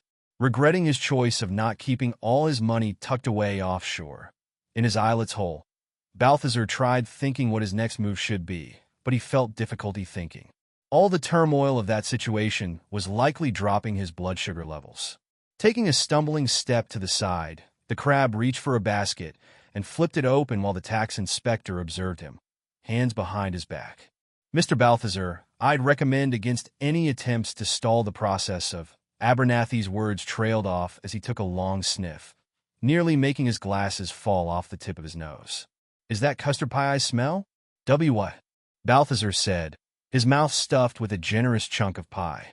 "My, that certainly is a divine smell," the old man said, some of his former composure shedding away. "You'll have to excuse me. It's been quite some time since I've felt that smell. I've sworn off sweets by my wife's demand. Health reasons, she says." Realization slowly crept up the crab's shell, and he glanced at the half-custard pie resting in the basket. As much as it pained him, desperate times called for desperate measures. "It's as delicious as it smells, I can tell you," Balthazar said, as he swallowed and put on his best smile. "You would like a slice?" The words cut him on the inside as he said them, but he endured. "Oh, no, I shouldn't," Abernathy replied, with a clear lack of conviction. "My wife would be furious with me." "Oh, now, Mr. Abernathy, your wife is all the way up in town. We're here. It's just us. Nobody would tell a soul. Right, boys?" Balthazar leaned to the side, looking at the two guards who, once again, awkwardly glanced at each other without a word. Is a life without pie even enjoyable? "Go on." The crab grabbed a plate and offered a slice to the inspector, who looked at it with gluttony in his eyes. "All right, fine. Just a slice can't hurt." With an eagerness and joy that resembled the crab, the small man tore into the slice. After a few minutes of pure delight, the man handed the plate back to Balthazar. The glasses had come off, and his eyes looked almost on the verge of tears with joy. "That was delightful. Simply wonderful. I have to thank you for it, truly." "Great. Glad you enjoyed it," Balthazar said, trying to sound cheerful about the pie he had just given away. "Say, given your agreeable mood, there wouldn't be any chance we could discuss the previous matter a little better?" Now, Mr. Balthazar," Abernathy said, wiping his eyes and putting his glasses back on. "That might have been a delicious experience, but I still haven't lost my senses. I take my work very seriously." The crab felt his shell deflating once again. "However," the man continued, "I think, given the special circumstances, that we could arrange for at least some leeway. I will give you 1 week to set your affairs in order, and then I shall return here to discuss matters further." Balthazar looked suspiciously at the inspector before slowly nodding. "Right, I see. That's very kind of you. I'll make sure I will be better prepared next time, and that we can more properly discuss the situation, perhaps over some more pie." "See that you do," Abernathy said, turning to the guards. "Now I must get going. I feel incredibly sluggish after that, and cannot wait to get back to my office and rest my eyes." Watching the 3 figures leave, Balthazar sighed. That was a close battle, and it was not over yet. But at least now he knew what must be done. It was time to retaliate and deploy his secret weapon, pastries. Chapter 30. exotic grade goods, laws and order, taxation and representation, fiscal matters, taxonomicron. The books were spread around the crab and his cushion, each one thrown to the side in his frantic search for useful knowledge. Know thy enemy.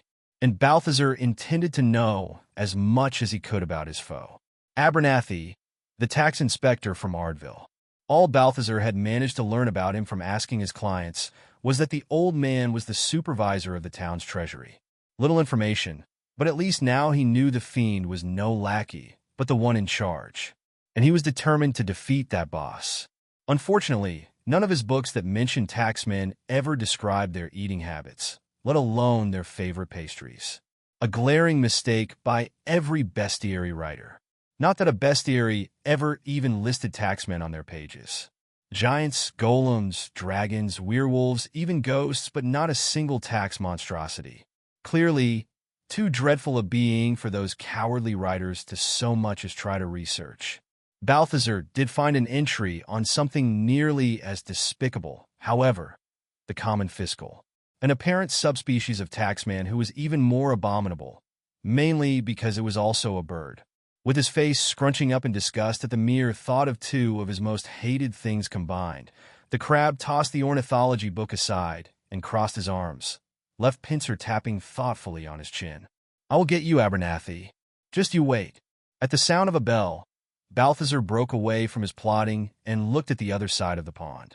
Tired of hearing adventurers yell for him all day, the crab had traded a bell from one of them and instructed Druma to install it by the entrance of the trading post for clients to ring whenever they came in to do business.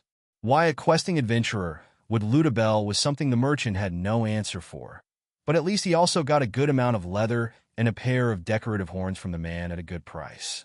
Hopping up from the cushion, Balthazar quickly crossed the bridge to meet the arriving client.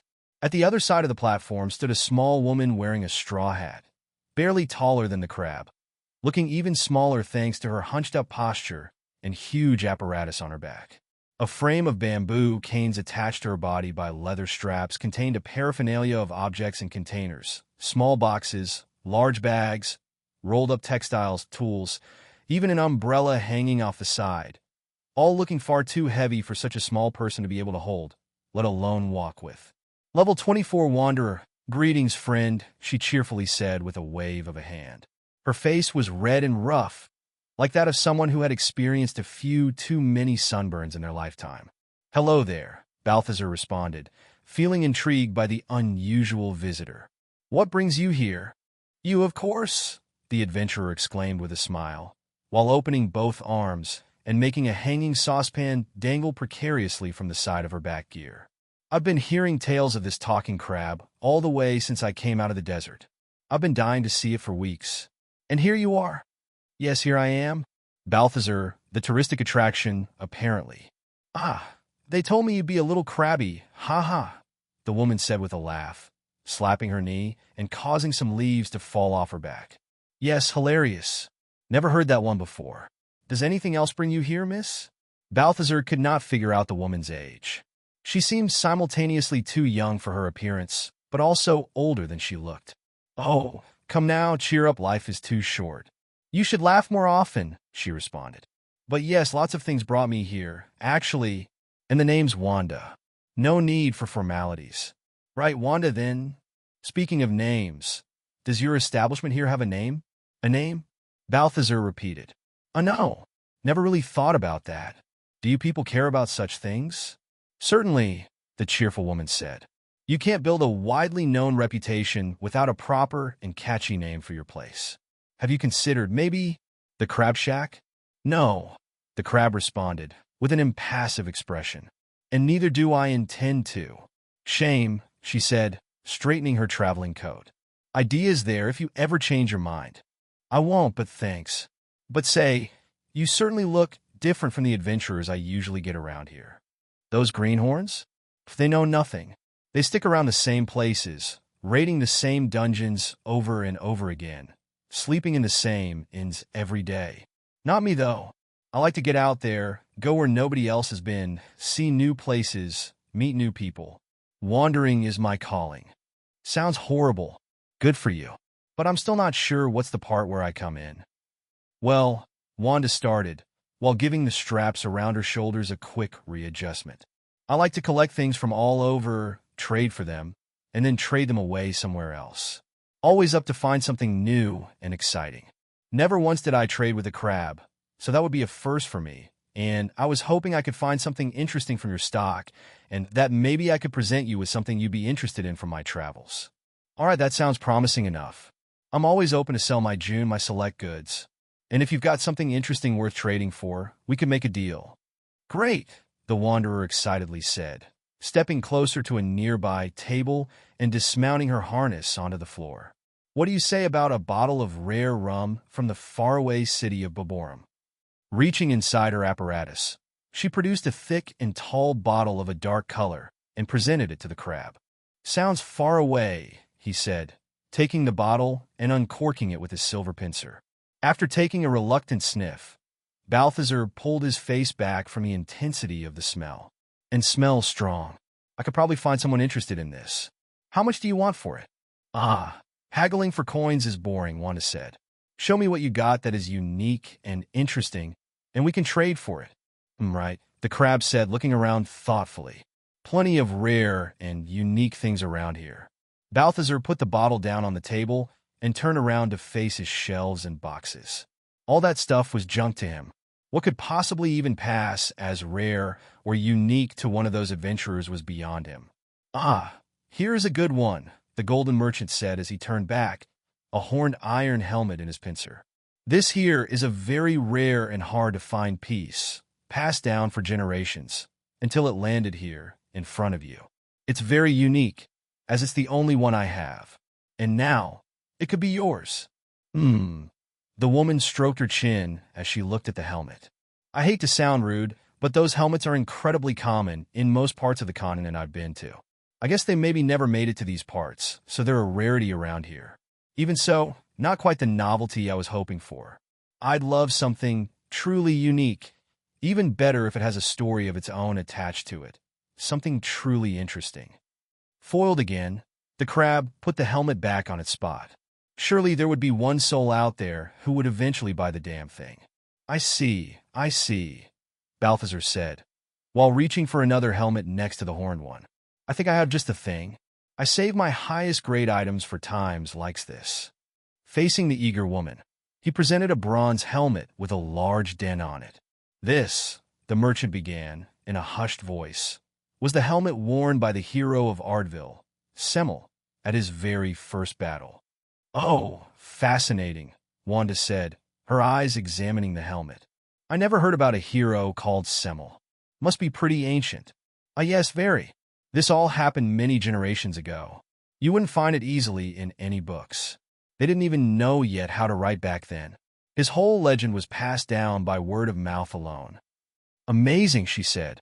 And what's the story behind this big dent? That was in the battle, there was this golem, big one, came charging at Semmel, struck him right here on the head. But proof that this helmet is a quality one, the hero survived his first battle and went on to write his name in history. I thought you said they didn't know yet how to write. He also went on to invent writing. He was a multifaceted hero. All right? Now, do you want the damn helmet or not? Sure. I'm a sucker for a good myth anyway, the eager adventurer said, taking the helmet from his claws. Speaking of things of myth, the wanderer retrieved something wrapped in a thick shawl from her pack. As she untangled it from the surrounding fabric, the object was revealed to be oval and the size of a large melon. Its surface was scaly, rugged, and of a dark gray color that appeared to shimmer with a blue hue at every turn in her hand. Balthazar peered through his monocle, intrigued. Unknown egg. This is a rare find, Wanda said, marveling at the object she was holding in her hands. An egg of unknown origins, perfectly preserved. I've seen nothing like it before, and I've been around for a while. What kind of egg is it? The suspicious crab asked. Nobody knows, she answered. The adventurer I got it from said the other adventurer he had bought it from also didn't know, as neither did the one before that, and so on. Apparently, everyone has been looting this thing forever, expecting something special from it, but it never happened. I think it makes for a nice piece of decoration, at least. The blue color that reflects off of it is so captivating, isn't it? It sure is, Balthazar agreed, his eyes fixated on the shine of the egg scales. I take it you're interested then, the other said, an excited smile on her face. I'm certainly intrigued by it. Nice. What other curious artifacts do you have for trade then? Wanda asked, while carefully placing the strange egg on a bowl that sat in the middle of a nearby table. Oh, right, artifacts, said Balthazar, breaking his attention away from the scintillating object and looking around once more, with little idea of what to make up next. I think I have just the thing to go with that helmet.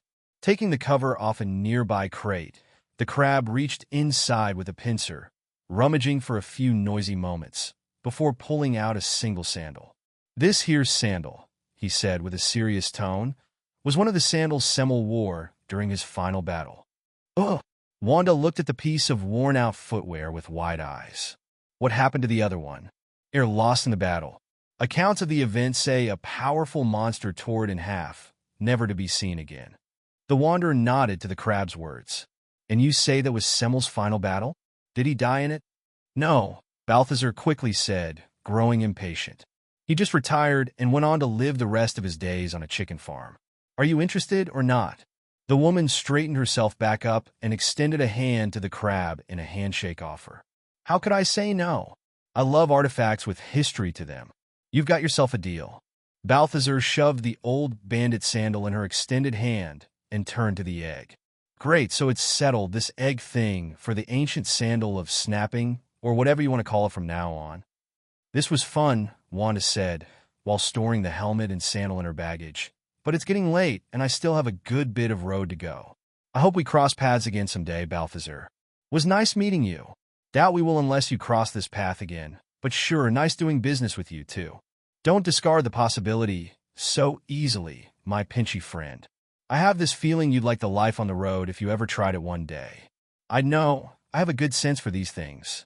If you say so, Balthazar replied, accompanying the Wanderer on her way out, eager to see her leave so he could get to his mid-afternoon pastry snack. As the two of them walked towards the road, the mysterious egg remained on the bowl, glimmering with a soft blue tinge over its dark, rough surface. Chapter 31.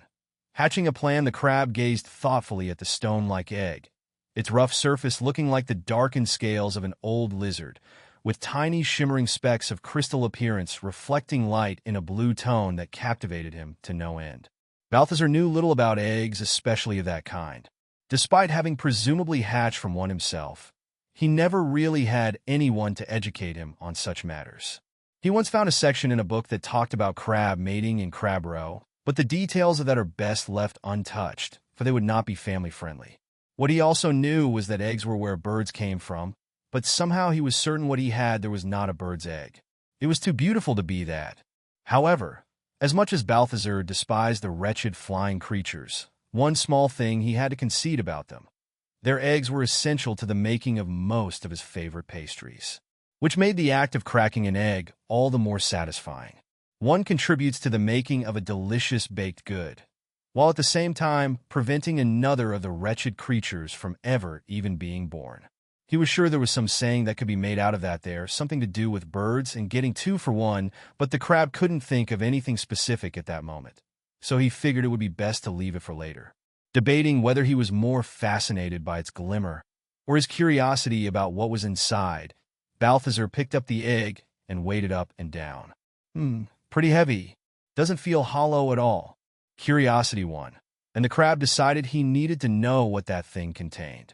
Struggling to wrap his iron pincer around the egg, he used his silver claw, carefully adjusting the position until it was firmly secure in his grasp. All right, now just a little squeeze to make it crack. Balthazar pressed once. Balthazar pressed twice. At the third press, he was already straining to squeeze any harder, and the hard stone surface was showing no signs of giving in to his mighty pincer. What the hell is this made of? He said with a slight panting. With the pinching approach producing no results, Balthazar tried bashing the top of it with the blunt side of his right pincer. Growing increasingly annoyed with each strike, the crab hammered at the thing over and over, without so much as a dent being made. No wonder this thing passed through so many hands, the flustered crustacean said. I bet none of them could do anything with it, so they just kept selling it to the next sucker. Refusing to accept defeat, and determined to prevail where less clever humans failed, he considered what other ways he could try to get to his prize. Balthazar looked over to Boldy. The golem would likely be able to crush the thing with just one hand, but brute force would probably not be the right approach there, as whatever was inside would probably end up destroyed too. As he often did, the crab thought back to all the books he had recently read, looking for the one piece of information that might help him crack the case. With a snap of his left pincer, Balthazar perked up. That's it. He hurriedly crossed the bridge with the egg. The merchant had found very early on that he wasn't destined to be a baker himself, or a cook, given his lack of puny, delicate hands. But there were still times where he would read a cookbook, even if just to pass the time, when every other piece of literature was already consumed. It was a basic recipe from one such book that he remembered. Out of the many ways humans had to prepare eggs, baking was just one.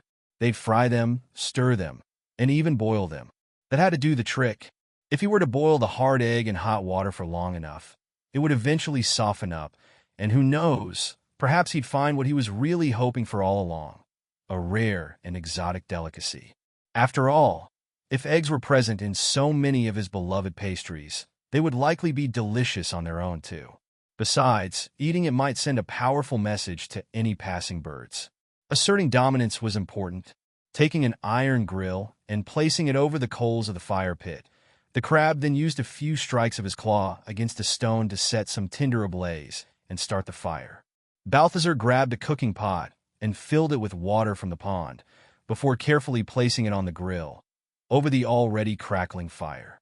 He had never tried cooking anything at all, having always enjoyed his meals of fish raw, and later his pastries made by someone else. But now that he was attempting it, he was surprised at how easy it was. Now, just going to wait until the water starts boiling and cooking. The text appeared in front of his eyes as he placed a lid over the pot, much to his surprise. That's a thing. He wouldn't have expected such a basic task to have anything to do with the system or any skills, but thought little of it. After all, how hard could boiling an egg be? Cooking failed. Result? Burned water? Burned water? The incredulous crab repeated. How the hell is that even possible? Lifting the lid, Balthazar looked inside to find the cooking pot empty again. Are you kidding me? I would think this stupid system would give me helpful skills, not make me fail at basic things. Cursing the system in his thoughts, Balthazar considered his options once more. Since his cooking skill, being an F, apparently made him completely useless at any kind of cooking, he didn't want to risk trying to boil the egg and losing it forever. Then, an idea of how to circumvent the system occurred to him. Moving the grill and cooking pot aside, Balthazar picked up the egg and carefully laid it over the sizzling coals. Waiting for a moment with both pincers in the air over the egg, ready to take it out of the pit at the first sign of danger, the crab observed attentively, but no text appeared in his eyes. "Ah, take that!" the proud crustacean exclaimed to some imaginary presence. "Outsmarted you again. This doesn't count as cooking." Watching the scaly rock being caressed by the flames, with still no signs of any change, Balthazar let out a long sigh. Well, this is boring to watch. Startled by a bell toll, the merchant snapped out of his egg trance to see Rye and Madeline arriving. "You guys are here already? I must have lost track of time," Balthazar said, looking up at the sun's position as he walked towards the pair. "Yes, we are," Madeline said, looking slightly stressed. "Now can you tell us what was so urgent you had some random adventurer deliver me that message and make me come down here on purpose to meet with you when you know I'm up to my neck with orders?" "We're kind of worried, Balthazar," Rye added. "Is there something bad going on?" Balthazar glanced at the archer for a moment. He appeared to be acting as his usual self. Did he even remember their previous conversation? Whichever the case, he didn't seem as disturbed or confused as when they had last seen each other, which was somewhat of a relief. "Calm down, you two," the crab said. "There is something bad going on, but don't worry, I've got a plan. And I'll need your help in particular, Madeline." "My help?" she asked, pointing a finger at herself while looking puzzled. "With what?" "Let's sit down. It will make sense once I explain everything." An hour had passed, as the trio of conspirators discussed Balthazar's plan between scones and slices of pie. "Right. So are you two clear on what I intend to do?" the crab asked, while placing 2 heavy coin pouches in Madeline's hands. "Yes. I guess so, the baker reluctantly said. But I still don't like that you're giving me all this money, Balthazar. This is a lot.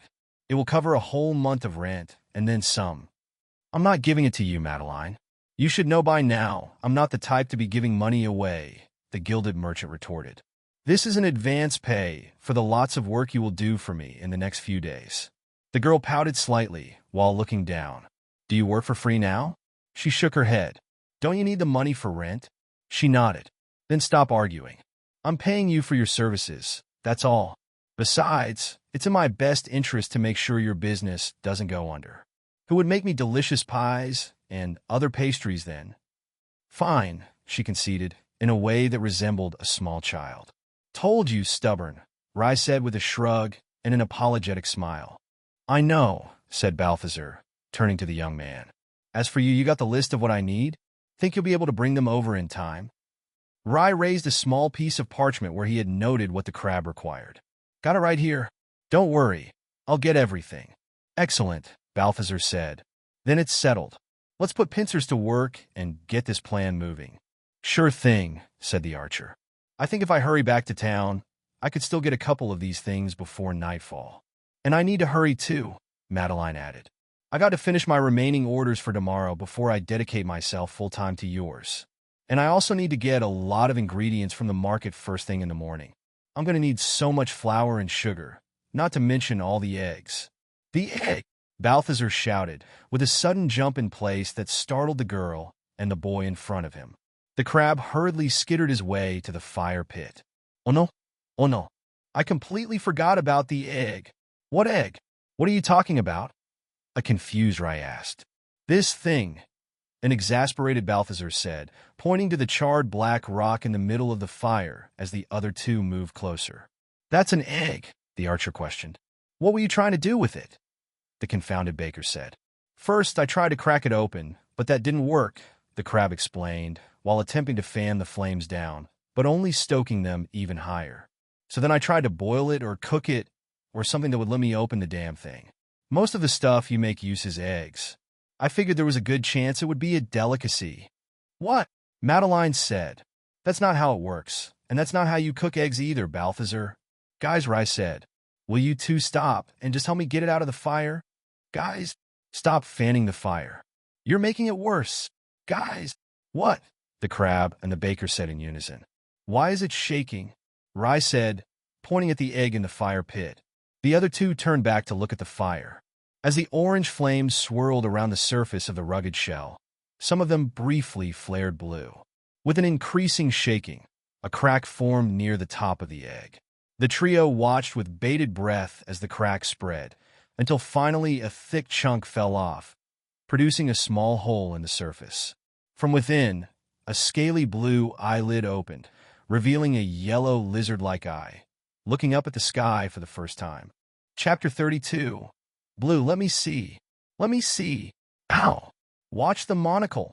Madeline propped herself over Balthazar's shell, attempting to get a better view of the egg, and nearly falling over him. There's something inside, she said in an increasingly excited voice. Get it out of the fire, quick. I'm trying to, if you get off my shell. The crab grabbed hold of the scalding egg with his iron pincer, and with the help of his silver one underneath, quickly moved it out of the fire and onto the floor. Oh, hot, hot, Balthazar yelped. Look, it's cracking open, the enthusiastic baker said, pointing a finger at the fissure spreading across the stony surface. Balthazar watched the egg shell begin to crumble, while a fascinated Madeline held on to the edges of his own shell, almost lying horizontally over him in her eagerness to see the hatching up close. With one final crack, the darkened husk split in two, and the creature inside emerged with small steam stacks dispersing around it. After two slow blinks at the surrounding brightness, it stood wobbly on its two legs. It was barely larger than a squirrel, covered in scales that resembled those of a lizard, but instead of green, they were of a vivid azure blue, except for a couple of small patches on its neck, where the scales were a golden yellow, same as its eyes. The creature straightened its two hind legs and stretched its upper torso wide, revealing a pair of fragile wings for arms, ending in tiny talons. The undersides of the wings were a lighter shade of yellow too, and so thin the light from the fire behind could be seen through them. It looked at Madeline and the crab under her, before opening its mouth, as if preparing to roar. But all that came out was a high-pitched screech. "Oh, my gods! It's so tiny," the baker said in a high-pitched tone of her own. "What is that?" A slightly panicked Rye asked off on the side, keeping a safe distance. "Is that a bird? That better not be a bird," Balthazar yelled, trying to get Madeline's braid off his field of view. "Of course it's not a bird. It has no feathers," she said, her gaze still firmly held by the creature. "But it has wings," he retorted, stepping back and letting the girl fall on her hands and knees in front of the newly hatched creature. "Maybe it's a baby dragon," she said, sounding far too giddy at the possibility. "I've never heard of blue dragons in these lands," said Rye. Balthazar looked at it through his monocle. "Level? Unknown. Well, that never happened before," he muttered to himself. The crab thought for a moment. He was sure he had seen something that resembled the creature recently. "Keep an eye on it," Balthazar said, while grabbing a book from a shelf and rapidly paging through it. "Ah, I think it likes me," the baker said with a squeal as the blue creature rubbed the top of its scaly head against the back of her index finger. "Madeline, don't touch it. You don't even know what it is," the apprehensive archer pleaded, still standing behind a chair for safety. "It's adorable. That's what it is," she said, smiling from ear to ear, her bright green eyes sparkling with childlike joy. "It's a drake," Balthazar announced, eyes down on the pages of a bestiary. "A drake? Does it say if it's dangerous?" asked Rye. "Drakes are a subspecies of the dragon race," the crab read, much smaller in size and possessing a more limited intellect. They were mostly kept as trained pets by powerful people, until they nearly went extinct due to being unable to reproduce in captivity. He skipped to the bottom of the page. "Their eggs are said to be nearly indestructible, and able to remain viable for decades or more, only hatching when heated to a high enough temperature by the flames of their parents." "Sounds kind of dangerous to me," the boy said. "Don't be silly, Rye," the kneeling down girl said, while petting the drake, who happily received the pets with eyes closed. "Look at him, completely friendly." Balthazar corrected. "It says here that only the females have those gold-colored scales on their neck and wings." "Oh," Madeline said, sounding like an ecstatic little girl. "Of course you are. You're a pretty girl. Yes, you are. Look at those gorgeous eyes." The delighted young woman continued petting and scratching the tiny drake under her chin as the creature tapped on the floor with its tail in clear enjoyment. The other two exchanged concerned looks at each other. "So," Rye started, "what are we going to do with it?" "What do you mean?" Madeline asked, her brow furrowing. "We're keeping her, of course."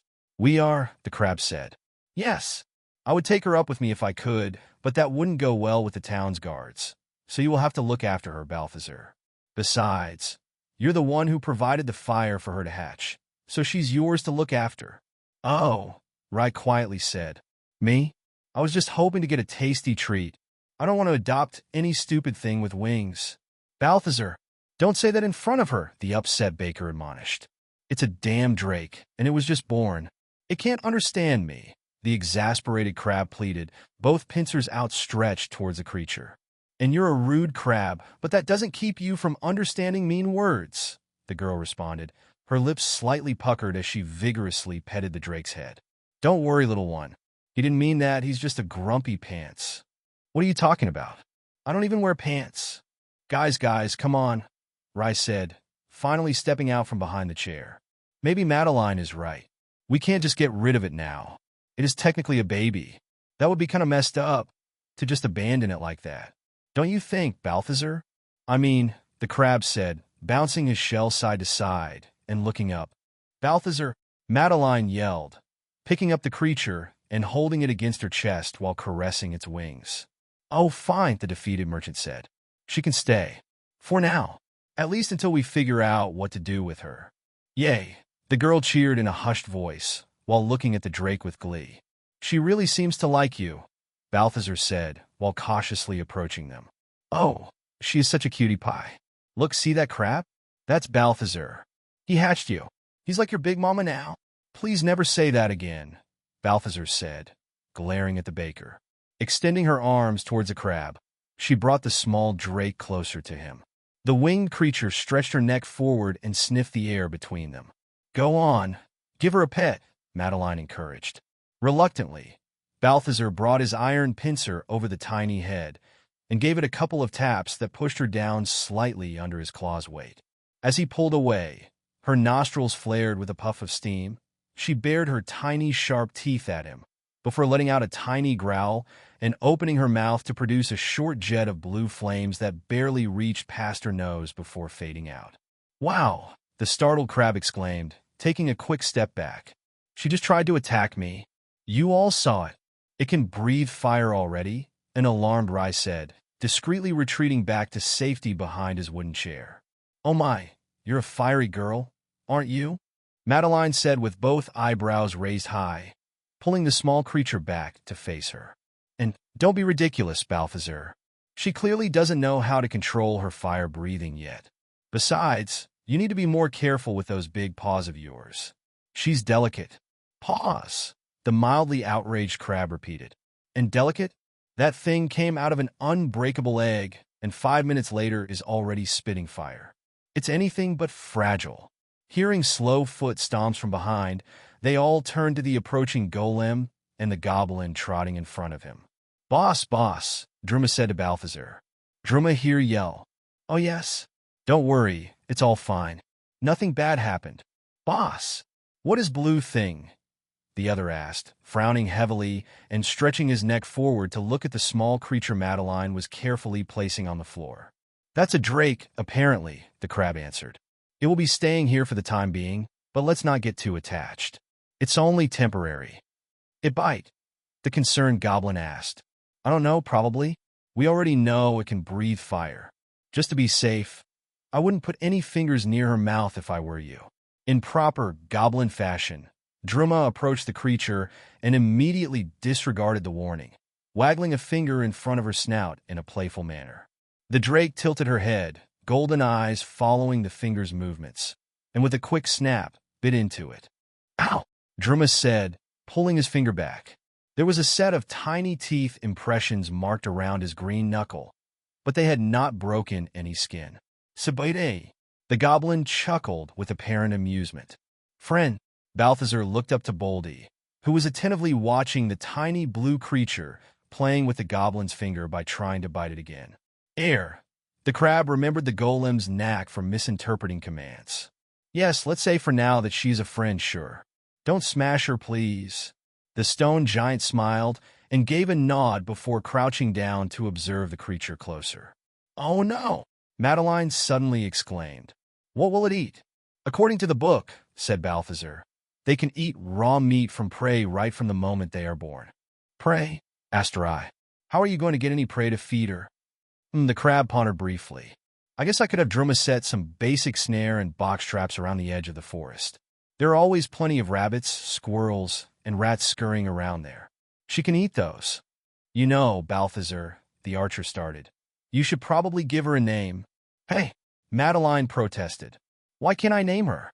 He didn't even want to keep her to begin with." "Well, you know," Rai awkwardly said, "it was his egg. He technically hatched it, and he is the one who will be looking after her, so..." The girl crossed her arms and pouted, but didn't protest any further. "A name?" Balthazar said, scratching the side of his face with a pincer. "What do you even name a drake?" "I don't know," said the young adventurer with a shrug. "What comes to mind when you look at her?" The crab stared thoughtfully at the creature for a few moments, as it continued to snap its teeth at the goblin's fingers, sometimes catching them, making him let out a yelp, followed by him laughing and doing it again. "She is pretty blue, I guess," he reluctantly said. "Oh, blue. That's kind of pretty," Madeline said, perking up from her seat. "Simple but nice." "Sure, why not?" Balthazar said. "I name you Blue." "There, that's settled." The small drake turned her head to the crab and tilted it, as if examining him through her vivid golden eyes, before opening her mouth into a long yawn. "Ah, she's sleepy now," the baker girl said, cupping her hands together against her chest. "Here, girl, we should let you get some rest now. You already had to process a lot since you came out of that shell." Picking Blue up onto her arms, she gently moved her over to Balthazar's purple cushion, where he had sat while discussing his plan with him earlier. "Hey!" Why are you putting her to sleep on my pillow? The crab protested. Hush now. Don't be greedy. Once laid upon the soft cushion, the small drake immediately circled over her own tail and settled down into a tight curl, resting her chin down, eyes heavy, looking around at everyone as they slowly closed. This reminds me, Balthazar said. Didn't you guys have a list of tasks to do? It's nearly nighttime. Get going. After some friendly banter and protests, the adventurer and the baker went on their way back to town, while the golem and the goblin returned to their usual spots across the bridge, and the crab was left alone at the center of his trading post.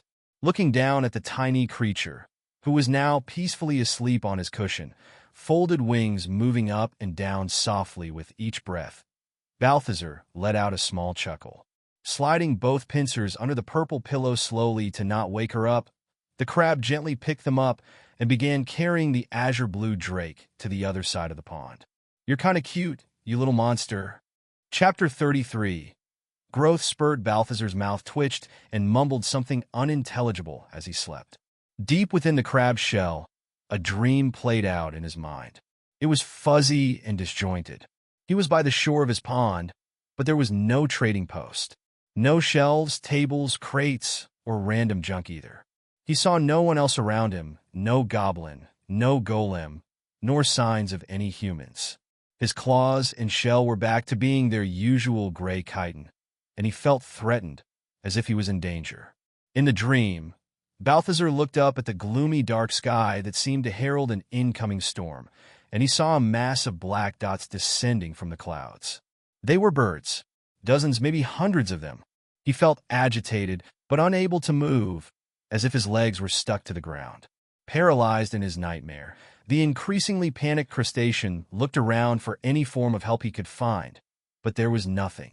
The creatures were all identical, practically indistinguishable from one another, as if reflections from one single source, diving at him with great speed. Yet, they also appeared to take an excruciatingly long time to reach him, as if every time he looked at them again, they were further up and back to the start of their descent, repeating a torturous loop of impending doom the crab could not escape. Balthazar wasn't even sure what would happen once they finally got to him. No bird had ever actually physically harmed him. Despite that, they always brought a feeling of danger within, of a threat, that they were a bad omen. He just wanted out of there, but his legs wouldn't budge, and there was nothing he could do but watch. Suddenly, out of nowhere, a loud screech echoed around him. Looking back up at the approaching flocks of dark birds, he saw a larger blue figure dash through the air among them. No! Get away! They're dangerous! Balthazar tried shouting, but no sound escaped his mouth. Gazing in horror at the scene above, surprise replaced fear, as the winged lizard started shooting jets of fire out of its mouth, burning away several of the birds with each exhale. Yes! The crab shouted, thrusting a victorious pincer to the sky, his voice audible once again. Soon the few birds that remained dispersed, flying away in a frenzied retreat, leaving the drake as the sole ruler of the sky above the pond. Still unable to move, Balthazar continued celebrating the avian defeat he had just witnessed when a set of words appeared in front of his vision, blurry and hazy. Add blue to your party. Yes, no. He looked past the letters at the majestic blue creature hovering above, flapping her golden wings as it looked down at him. And then his dream slowly began slipping away. The sun was already fully above the horizon, and morning had begun by the time the crab woke up. Despite having done it all his life, sleeping in the sand again felt odd, but he couldn't bring himself to move the baby drake off his pillow after she had fallen asleep on it the previous evening. So he allowed her to rest there for the night. But only that once, definitely a one-time thing. Shaking off the sand on his shell, Balthazar felt groggy and slightly dazed. He couldn't tell if it was due to not being used to sleeping like that anymore, but his body felt as if he had spent the whole night in a state of tension, and he was unsure why. Carefully approaching the entrance of his tent, he took care not to make any loud noises before checking in on the tiny drake left sleeping in there the previous night. As he peered inside, his eye stalk stood up when he realized the purple cushion was unoccupied. Rushing inside, The crab looked frantically around and under everything within the small enclosed space for any signs of the baby, but found nothing.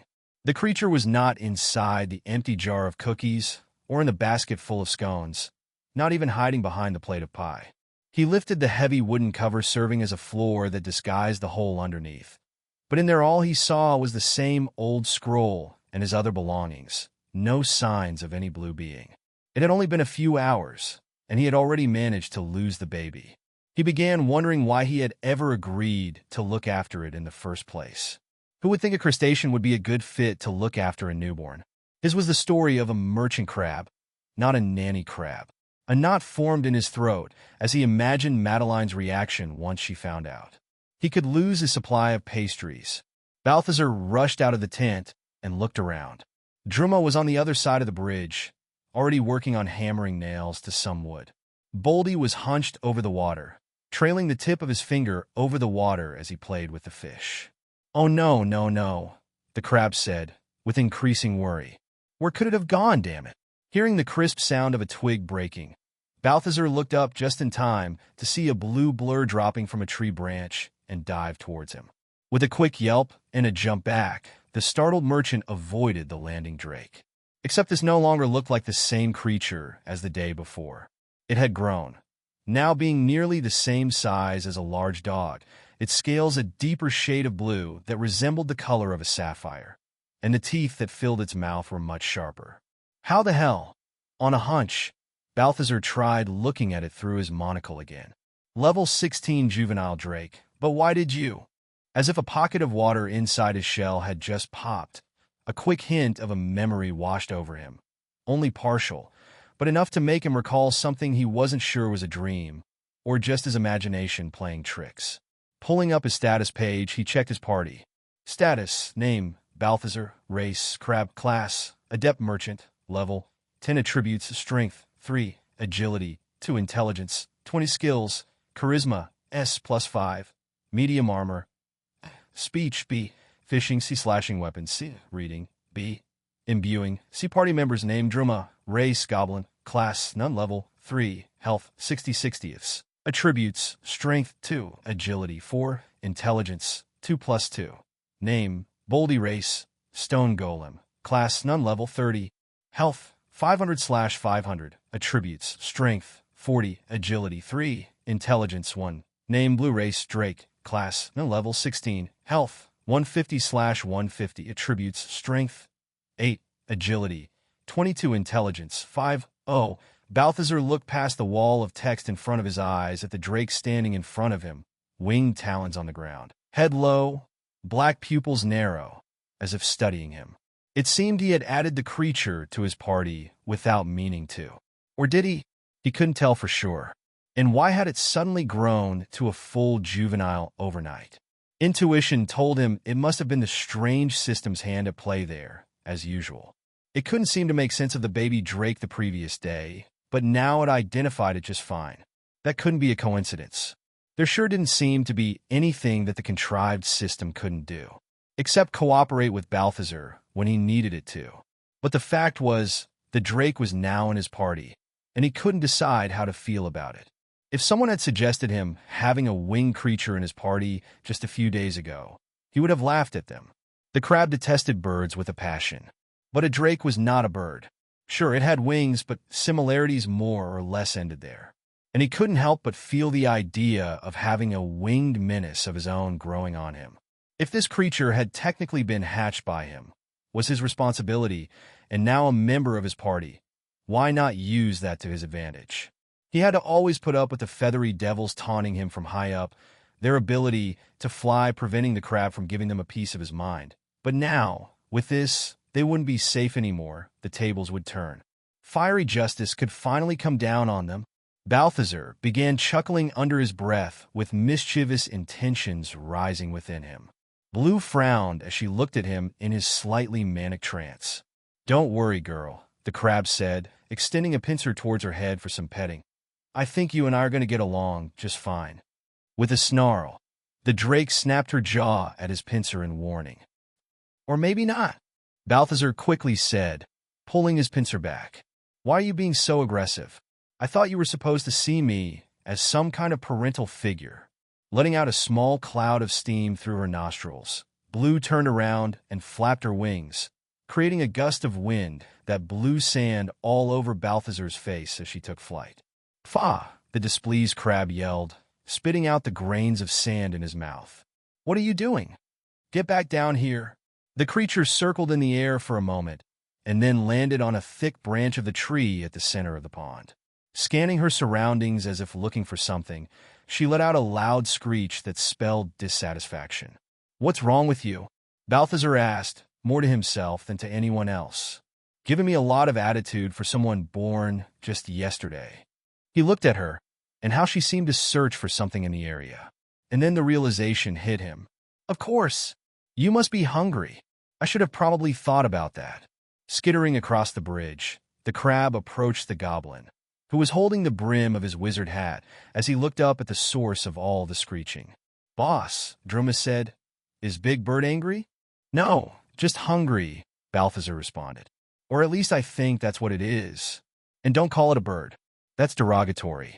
The goblin squinted his eyes at the crab in slight confusion. Either way, I want you to drop whatever you are doing and get some wood and rope. I'll need you to go outside and set some small traps around the grass outside the forest for small prey to feed Blue. You can do that, right? Yes, boss, Druma said, nodding vigorously.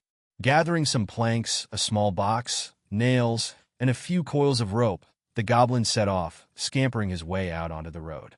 Whatever had happened to the drake while Balthazar was still asleep had made her grow from a small newborn baby and into a juvenile drake in a matter of just hours. Going through all that without having a single meal would leave anyone grumpy. Balthazar would know. He hadn't even had his breakfast yet, and he was already feeling a sour mood growing in him. Or perhaps that was being caused by his ward's attitude. The little thing was just born, and the crab already had a feeling she was going to be a handful, which would be an issue, both because he had no actual hands and because patience was not his strongest suit. Up above, Blue continued scanning the horizon from atop the tree, snarling and occasionally letting out another loud screech, as if demanding something. Her eyes landed on the crab, with pupils narrow, and she shrieked directly at him.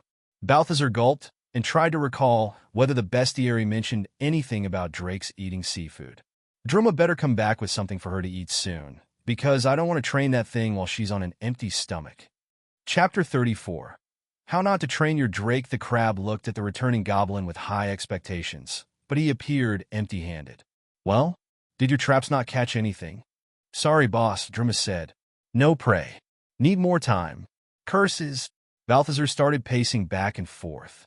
I can't hope to control this wild thing while she's famished like that. The goblin stared at the frantic crab with both arms hung in front of his chest, unsure of how to help. Druma, Balthazar suddenly said, with a snap of his pincer. The pastries Madeline makes for you have meat, don't they? Go get one. Maybe that will work. But, boss, the goblin began, looking deflated. Is Druma's lunch? Don't be greedy. She always sends you plenty. You'll still have enough left. Besides, do you really want to risk a drake that size getting too hungry? Look around, between Boldy's rock and my shell. Guess who she would find the most appetizing? With an expression of defeat, Druma made his way to where he kept his own basket of baked goods and returned to the crab with it in hand. Balthazar flipped the lid open and retrieved a miniature meat pie from within. Carefully breaking it open in the middle, he exposed the ground beef filling. Here, girl, he shouted at the drake. Breakfast is ready. Come get it. Blue turned her gaze down towards the crab. With a thrust of her wings, she dove to the ground, landing on the trading post's platform floor. Look at this. It's some nice meat for you, Balthazar said, wiggling the pastry in front of her before placing it on top of a nearby crate and stepping back. Slowly, she approached the piece of food, sniffing it with suspicion. Bumping her snout against it, she carefully took a piece into her mouth. That's it. Eat it up now. With a whip of her neck, she spat out the meat pastry, her tongue sticking out in a show of disgust at the offered food. No, Druma cried in a whisper, his ears sagging down. Lunch. What was that for? Balthazar protested. If you don't like it, you don't have to be rude about it. The drake threw her head up in a haughty manner, looking away from the crab. Well, great, so you're hungry but you're picky. Now what? Boss could give Blue one of his foods, Druma suggested, still looking devastated at the loss of his miniature meat pie, despite still having a handful of them in his basket. Ah, I guess I could try, the crab said, not sounding too keen on the idea. Balthazar fetched a cookie from his stash, deciding it would be best to start small if there was a chance it would just end up being spat out on the floor too. Drake shouldn't like these things, but let's see, the pastry-loving crab muttered. Here, Blue, would you like to try this? She glanced at the pincer offering her a small cookie, flared her nostrils, and moved her gaze away again with a huff. Oh good, that's a relief, he said, quickly stuffing the cookie in his own mouth. But that still leaves me with the problem of feeding you. Unceremoniously beating her wings and blowing wind on Balthazar's face, she took off again, hovering in circles above the trading post. Hey, where are you going now? He yelled from below. The drake ignored him and landed on a tall boulder by the water, back to scanning her surroundings.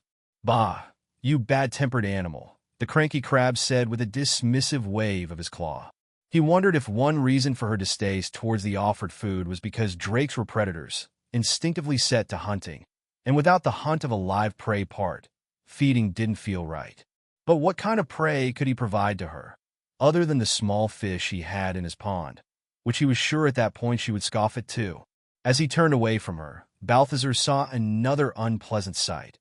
A small bird had landed at the end of the bridge connecting the inner islet to the trading post, seemingly looking around for seeds or any other form of food. Just what I needed to ruin my morning even more, the fed-up merchant protested, heading towards the creature in order to shoo it away.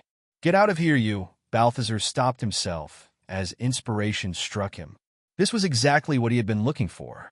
He shouldn't need to scare birds away anymore and watch them fly before he ever has a chance to catch them. This was what Blue was for, and this would be the perfect opportunity to put it to the test. He slowly backed away from the bird, who was still pecking at the pebbles on the ground. Hey, Blue, the crab shouted towards the drake, who looked at him with a hint of displeasure. Look, breakfast right there. He pointed a pincer at the bird, who continued unaware of any danger to itself. Blue turned her gaze to where Balthazar was pointing, and her eyes narrowed as she spotted the tiny ball of feathers hopping around. She straightened her neck forward, eyes fixed on her prey, wings folded tight against her body. Her teeth bared and her chin quivering. She let out a soft chattering in anticipation, as her legs slowly began contracting, preparing to pounce.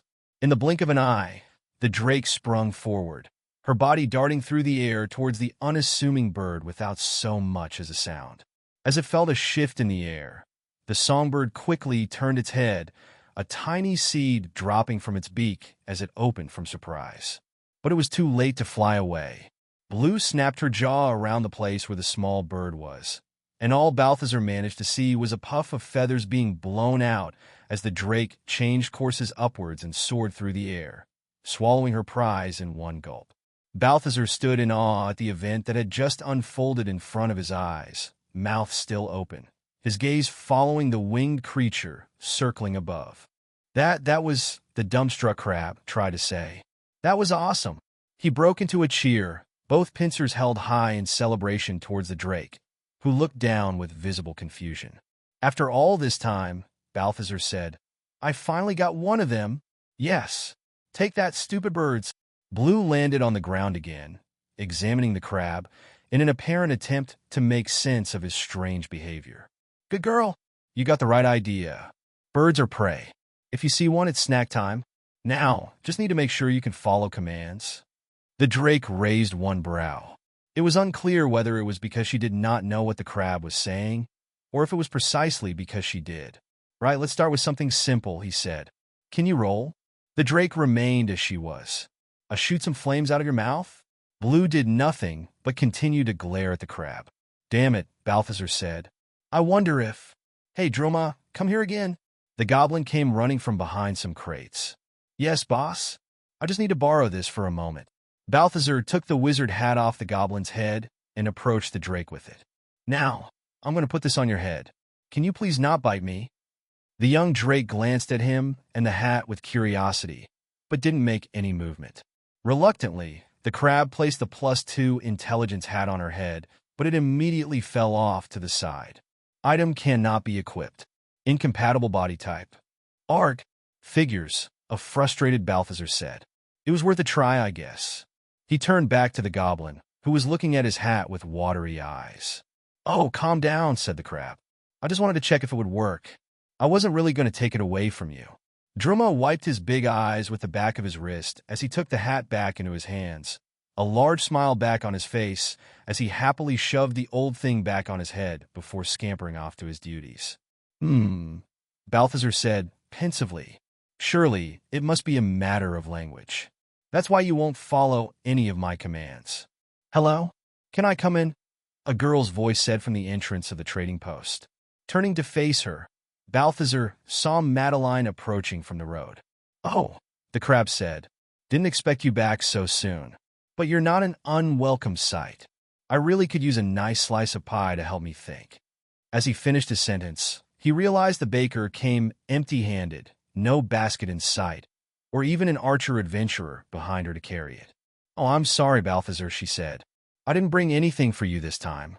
I thought you'd still have plenty of supply left from my last batch. I do, but never hurts to get more, he muttered. So, how come you're here this early? Did something go wrong with our plan? Do you need more money? No. None of that, she hurriedly said, waving her hands in front of herself with an apologetic expression. I just sneaked down here before going to the market because, well, I couldn't resist. I wanted to see how the little one was doing. Right, Balthazar said, feeling a hint of jealousy. About the little part you mentioned, you might want to see for yourself. He signaled for her to look behind him, and she stepped forward, around a table full of random pieces of loot that were covering her view from the large drake that was on the opposite end of the trading post, sniffing the surrounding air casually. Gods above! Madeline exclaimed. She's huge. Yep, I know, right? Balthazar started. Just happened overnight. Certainly not as cute now, don't you? The girl ran past him before the crab could finish his sentence, arms open towards the winged creature. Madeline, be careful. She might. Oh, never mind. The baker hugged Blue around the neck like a little girl clutching to a stuffed toy, and in return the other stood up to meet her hug, wagging her tail against the ground and nudging her head on Madeline's shoulder. Balthazar stood there, both pincers dragging on the wooden floor, an impassive expression on his face. Seriously, he grumbled. You grew up so fast, the girl said. Look at you. What a beauty you are now. Madeline vigorously petted the drake's neck scales, much to the creature's delight. Standing up next to the baker, Blue was nearly at her head level. Yes, very impressive in terms of looks, the bitter crab said, but not very obedient. Won't do anything I say. Come now, Balthazar, the smiling girl said. I'm sure she's not as bad as you claim. You probably just need to work on your approach. Be less grumpy. I would be less grumpy if she cooperated more, said the exasperated crab. You're not a bad girl. Are you, cutie pie? Madeline said, turning to the drake. Will you roll so I can scratch your belly? Blue got low to the ground, and then with a smooth flip rolled on her back, exposing her underside to the girl, who eagerly began rubbing it. Good girl. Such a good girl. But an incredulous Balthazar stuttered. How? Madeline turned and gave him a brief shrug before returning to her petting session, while the drake swayed from side to side, her tongue hanging from the side of her mouth, enjoying the scratching. Questioning his recent decisions, Balthazar walked around them with a scowl painted on his face, making his way to one of his pastry baskets for some solace. Stuffing a piece of pie into his mouth, the curmudgeon crab grumbled between loud chewing while he watched the two girls having fun without him on the other side of the pond. Typical youths. Chapter 35. Midnight Stories Boss. Druma's sleepy. I told you, you can sleep until later in the morning, but for now, I need your help. The goblin rubbed his eyes as he dragged his feet across the bridge, following the crab. Balthazar held an oil lantern above his shell as he walked, illuminating the way in front of them. But it was of little need, given the full moon in the clear sky above, which bathed the pond and surrounding plains in its pale light. Placing the lantern on a nearby rock, he and the goblin joined the golem already posted by the road. Blue, the drake, was fast asleep all the way back by the tent in the middle of the pond, and Balthazar preferred to keep her that way. She would spend most of the day and night sleeping, and when she was awake, most of her routine consisted of flying around the area, hunting for prey, or frustrating the crab. No matter what approach he tried, Balthazar could not get the damnable beast to obey him. "Nothing yet, big guy?" he asked, looking up at Boldy. The golem slowly shook his head. It had been a week since Tom, the merchant skeleton, had been there and promised to return to do more business. As much as Balthazar enjoyed a good night of sleep, he also enjoyed making coin. So he had decided to stay up to meet him again, but now he was questioning his choice, feeling the call of his comfortable cushion, and his eye stalks growing heavier. Next to him, Druma seemed on the verge to fall asleep standing. "Stay sharp," Balthazar said, nudging the goblin with a pincer. The assistant shook his head and stood up straight again, blinking his large eyes rapidly and letting out a big yawn. As the crab was about to let out a yawn of his own, he heard a familiar sound from up the road, a rattling of bones. Pointing his gaze toward the noise, he saw the dim light of a firefly lantern bouncing back and forth next to a shambling figure. "Evening, fellas," the figure greeted. The skeleton became more visible as he approached, moonlight revealing his tattered clothes and pale bones. His skull smiled at them from under the shadow of his wide hat, giving him a slightly disconcerting mix of friendly and sinister. Druma stiffened up, sleep gone from his eyes, as he looked at the skeleton with apprehension and discomfort. "I told you he's friendly, relax," Balthazar whispered to the goblin, before turning to the approaching merchant. "Greetings. Almost thought you wouldn't come anymore." "I had a bit of trouble on the road," Tom said, putting his hands on his hip bones. "Crossed paths with a bunch of wolves, and they had a bone to pick from me." The skeleton let out a wheeze and a cackle as his jaw bounced up and down against his upper teeth. "Hey, yes, I get it," said Balthazar, giving a weak chuckle. "Anyway, you already know the big guy, but this one here is Druma, my goblin assistant." The crab pointed to the small figure next to him, who continued to look nervous while awkwardly waving a hand at the skeleton. "Hey there, little fella," the cheery skeleton said. "You a goblin wizard, or something?" He pointed a bone finger at the hat on the goblin's head, and then at the staff on his back. Druma drew a faint smile at the mention and nodded his head. "Don't encourage him," Balthazar interjected. "He got in his head that he's magical now." "Maybe he is," Tom retorted. Between a talking crab, a walking boulder, and a living skeleton, a magical goblin seems like the most reasonable one of the bunch. "Sure, so long as he doesn't start trying to levitate," the crab conceded, letting out a sigh. "Shall we get out of the road now?" Boldy remained guarding the road as the other three headed down to the trading post. "You know," the skeleton said, "when I got back to the dungeon the other day, I told all the guys about this talking crab I met. They didn't want to believe me. Ha. Then, when they realized I wasn't making it up, they asked all sorts of questions about you. You were a hit. They all want to meet this crabby feller who swindles dumb adventurers out of their coin all day for a living. You'd be more than welcome to visit someday. We're all pretty nice in there if you can overlook our lack of flesh." "Thanks for the offer," Balthazar said, "but I'm not too keen on leaving my pond." "And why not?" Tom questioned. "You afraid of finding something scary on the road?" "Me? No, of course not," the crab responded, trying to sound confident. "I just got a lot of work here, and, don't want to leave all this unattended. Can't tell what would happen. Could always leave one of your friends looking after it." "Look, Tom, I'm just not one for going out much, all right?" "Oh, wait, are you one of those guys?" "What guys?" the intrigued crab asked. "I don't know what to call them, but sometimes you find those out there who only ever live in their little area and seem to refuse to step outside of it, like they're stuck inside some invisible circle or something. For example, those wolves I mentioned earlier, they chased me down the forest, dying to take a bite at me, but as soon as I set one bony foot out of the forest, they lost interest and turned back. Weird stuff, I tell ya." "You're probably just seeing things where they aren't," Balthazar said, in an attempt to convince both the skeleton and himself. "And even if it's true, that's not my case at all. If I don't leave my pond, it's by my own choice." "If you say so," Tom said, throwing both palms up in front of his shoulders. "Offer still stands if you ever change your mind. We'll even give you a front row seat to watch an adventurer tumbling down a staircase covered in oil. It never gets old, I swear. I'll make sure to remember the offer, thanks, the crab said. But now, are we here to do business, or what? Maybe you don't need it, but I'd really like to still catch some sleep before the sun comes up. Sure thing, my crabby friend.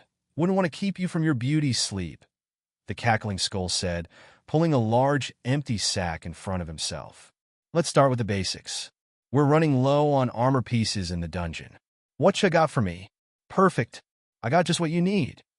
Balthazar skittered to a nearby crate and removed the top from it. Behold, my brand new summer footwear collection.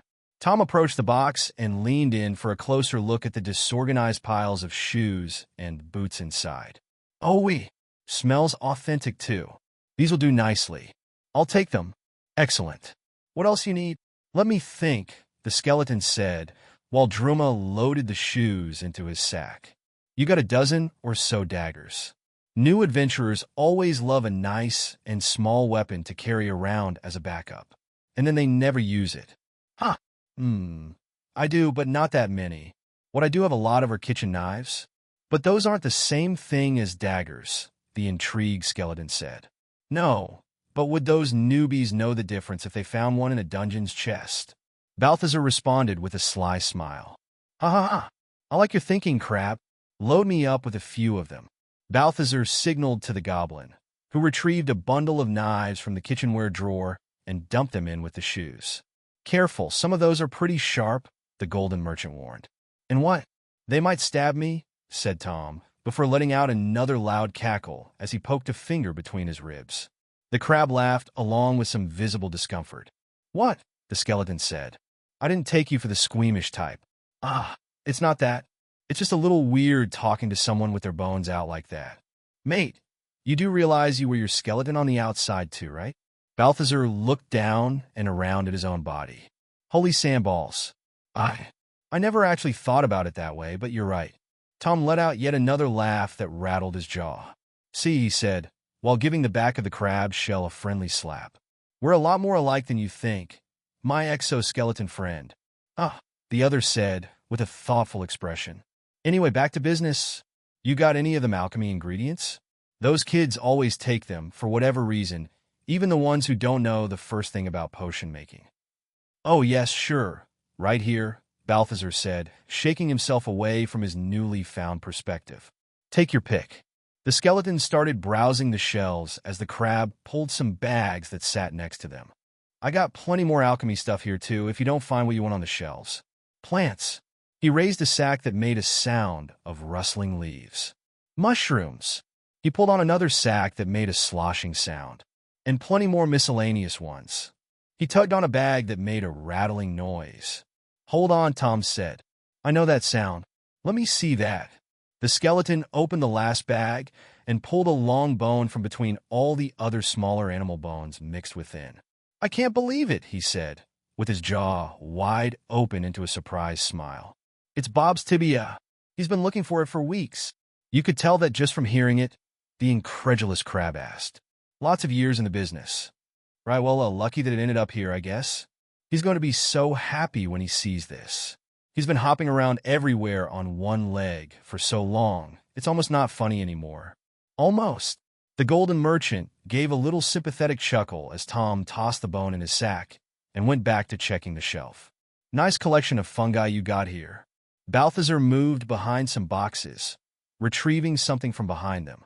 Say, Tom, I think I got something here that you might like. That's so? And what might that be? How would you like some semi-fresh goat's milk? Said the merchant crab, revealing a big clay jug. Why would adventurers want to loot that from a dungeon? Asked the merchant skeleton. No, I meant for you guys at the dungeon because you're skeletons made of bones, Balthazar said, his words slowly fading as he spoke, embarrassment settling over him. Tom gave the crab an impassive death stare, which was somewhat impressive to the crab, as he would think every look from a skeleton would be a death stare by default. And yet that was still somehow different. I got you good, the ragged merchant said, bursting out laughing. I understood what you meant just fine, but your face was priceless. Balthazar frowned, displeased at having been made fun of. But no, really now, Tom said, returning to a serious expression. We're all just bones. We can't drink anything. It would just fall right through and splash on the floor. It's actually kind of insensitive that you'd suggest something like that to me, given my condition. The crab stood still, holding the jug for a moment, glancing around awkwardly, unsure of what to do. Oh!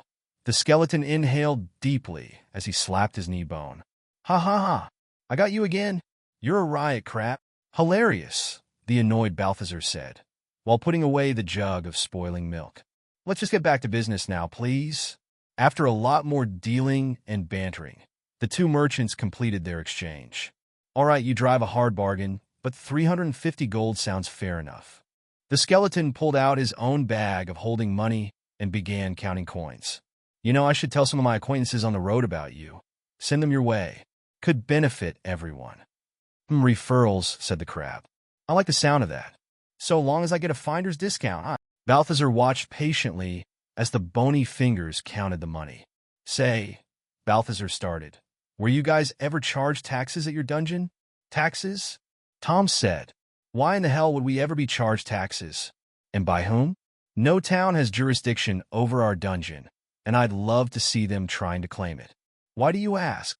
No reason. Was just wondering, but that's what I thought. After being handed the payment, the usual torrent of logs listing the traded items ran through the crab's vision, who had grown used enough to it to no longer have much of a reaction. As it reached the end, another line appeared. You have reached level 11. Heh, he quietly said to himself while the skeleton was busy tying his bag shut. But before Balthazar could do anything with the notification, it started behaving weirdly. Yen 0 U HHHHHH hashtag underscore re asterisk hashtag asterisk evil. What in the world? The crab gave the side of his shell a couple of hits with his claw. You have reached level 11. Stupid thing. What's wrong with you now? You all right there, crab? Tom asked. Yes, it's nothing. Just some annoying thing in my eyes.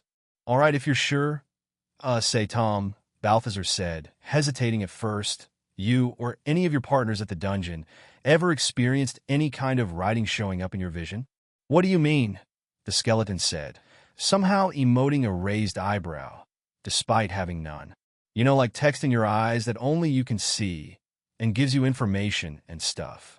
I've never seen any of that myself, Tom said, suddenly looking much more serious. But I've heard some vague stories in the past. What kind of stories? The suddenly eager crab asked. Stories about others from our kind messing around with something they shouldn't, and then they started talking about weird things only they could see, numbers and other stuff. They'd slowly go mad, and eventually, one day, they'd just vanish, together with those who were close to them, and nobody knew what happened. It's the kind of story we don't talk about much because nobody knows where tale ends and reality begins, and deep down none of us wants to be the next one to disappear. The skeleton placed a hand on whatever came closest to be the crab's shoulder. If you want my advice, buddy, have a strong drink and forget all about that crap.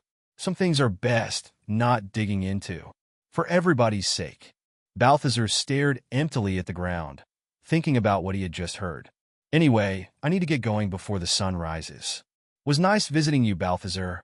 See you next time. The other merchant mindlessly waved a pincer at the departing skeleton, his thoughts still reflecting on the story he had been told. There might have been more like him, but another part of what the skeleton had shared stuck to his head even more.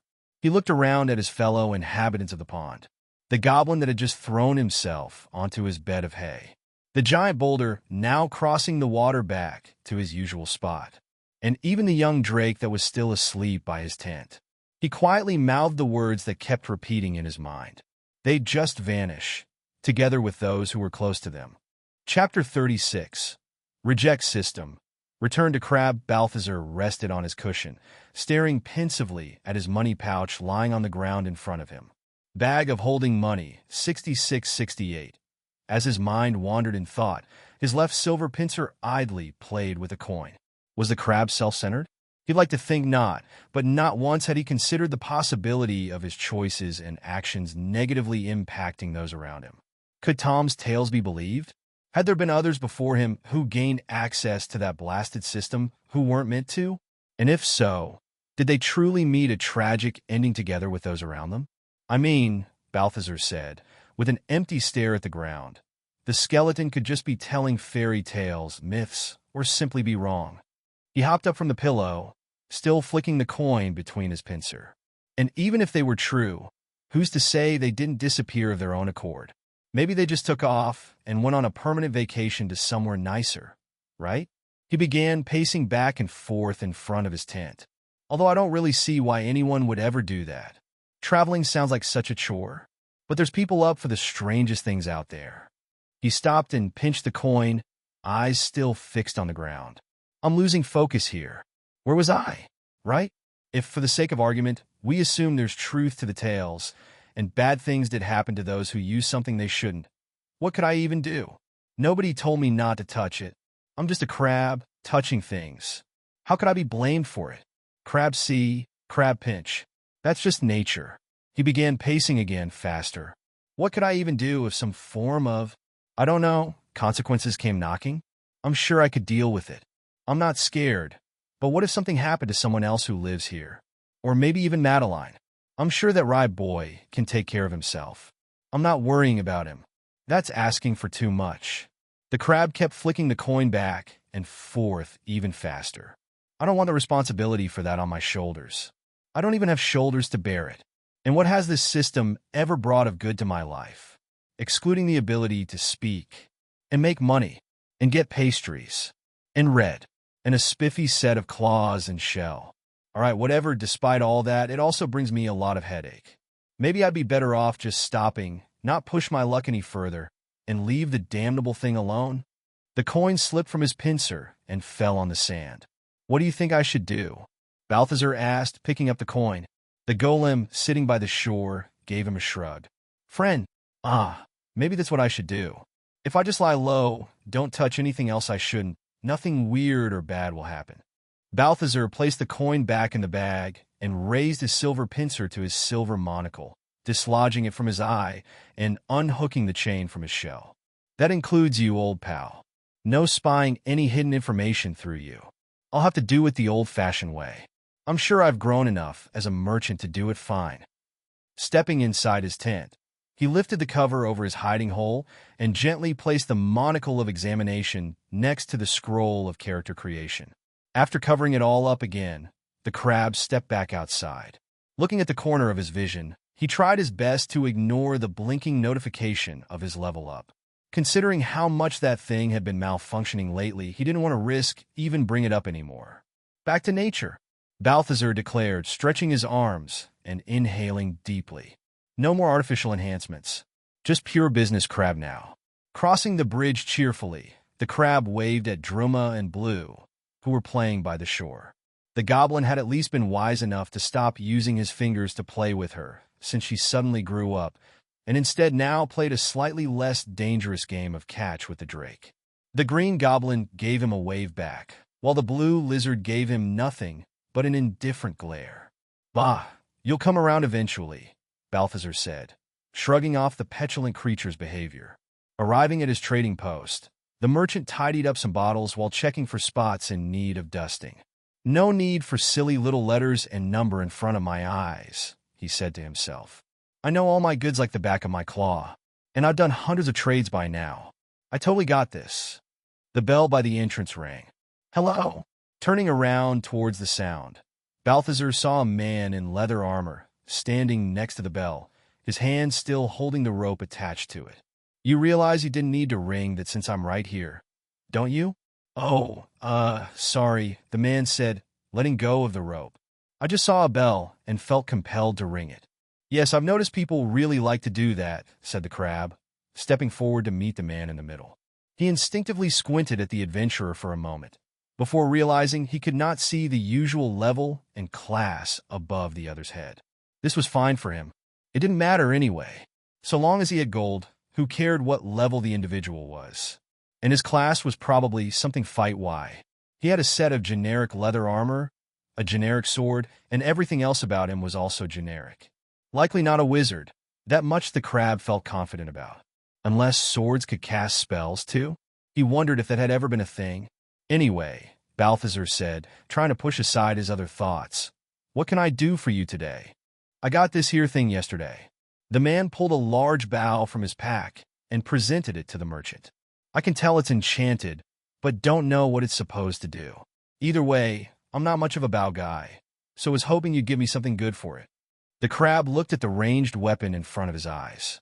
It had a clear magical glow to it, but he had no idea what enchantment it was. Perfect timing to not be wearing his monocle. Right, I see," Balthazar said, attempting to look knowledgeable and thoughtful. "Very interesting weapon indeed. Could be worth something. Maybe not too much, though." "Great," said the adventurer. "What does it do, anyway?" The crab stared at the man. Sometimes it was very difficult not to hate adventurers. "It shoots arrows, my friend," Balthazar said in a plain tone. "You want money or items for it?"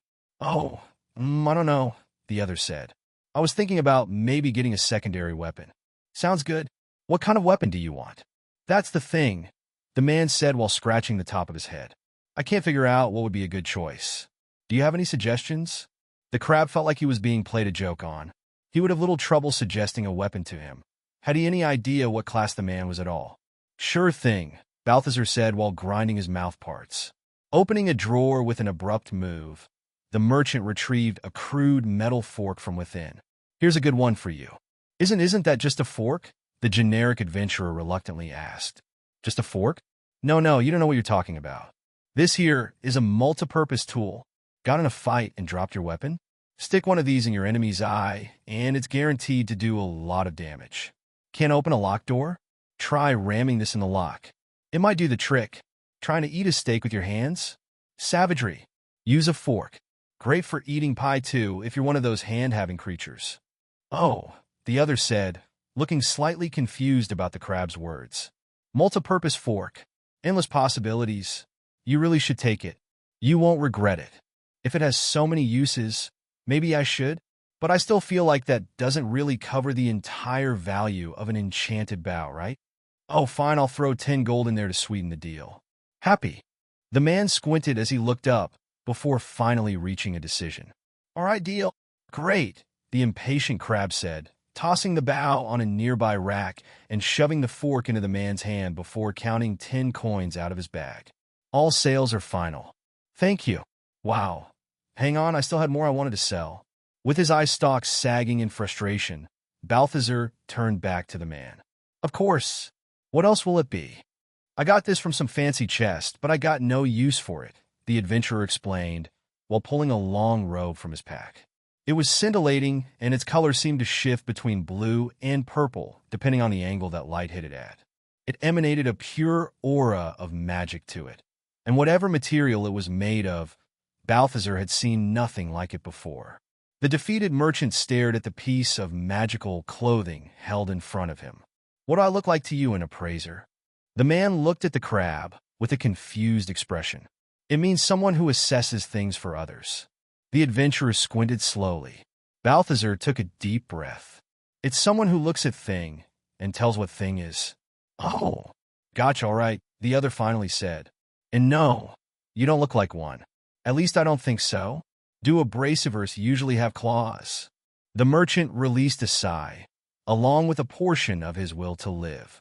Just forget I asked," the crab said. "Have you considered putting the robe on to find out what it does?" "This thing?" He skeptically looked at the piece of clothing in his hands. "No way. It looks ridiculous." "It's not about the looks of it. It's just never mind that either." "Do you think it has some kind of protection enchantment?" the man asked, eyes widening. "Could be, I guess. Maybe it's a fire protection enchantment. I could use one of those. It could be a lot of things, but if you need protection from fire," Balthazar said, while turning to a nearby shelf, "I got some potions for that around here somewhere." "Ah, there they are." As he turned back to the adventurer, he found him hunched over the robe on the floor, holding a small lit torch against the fabric. "What the hell are you doing?" the crab yelled. "I'm trying to find out if it has fire protection," the other said, looking up from the floor and letting the flame touch the robe, which quickly caught on fire. "Are you stupid?" Balthazar yelled, as he quickly grabbed a bucket and ran to fill it from the pond. Rushing back with it, the merchant dumped the water over the smoldering robe, which was now mostly destroyed. "Oh," said the adventurer, with a dumb expression on his face. "I guess it was a different enchantment."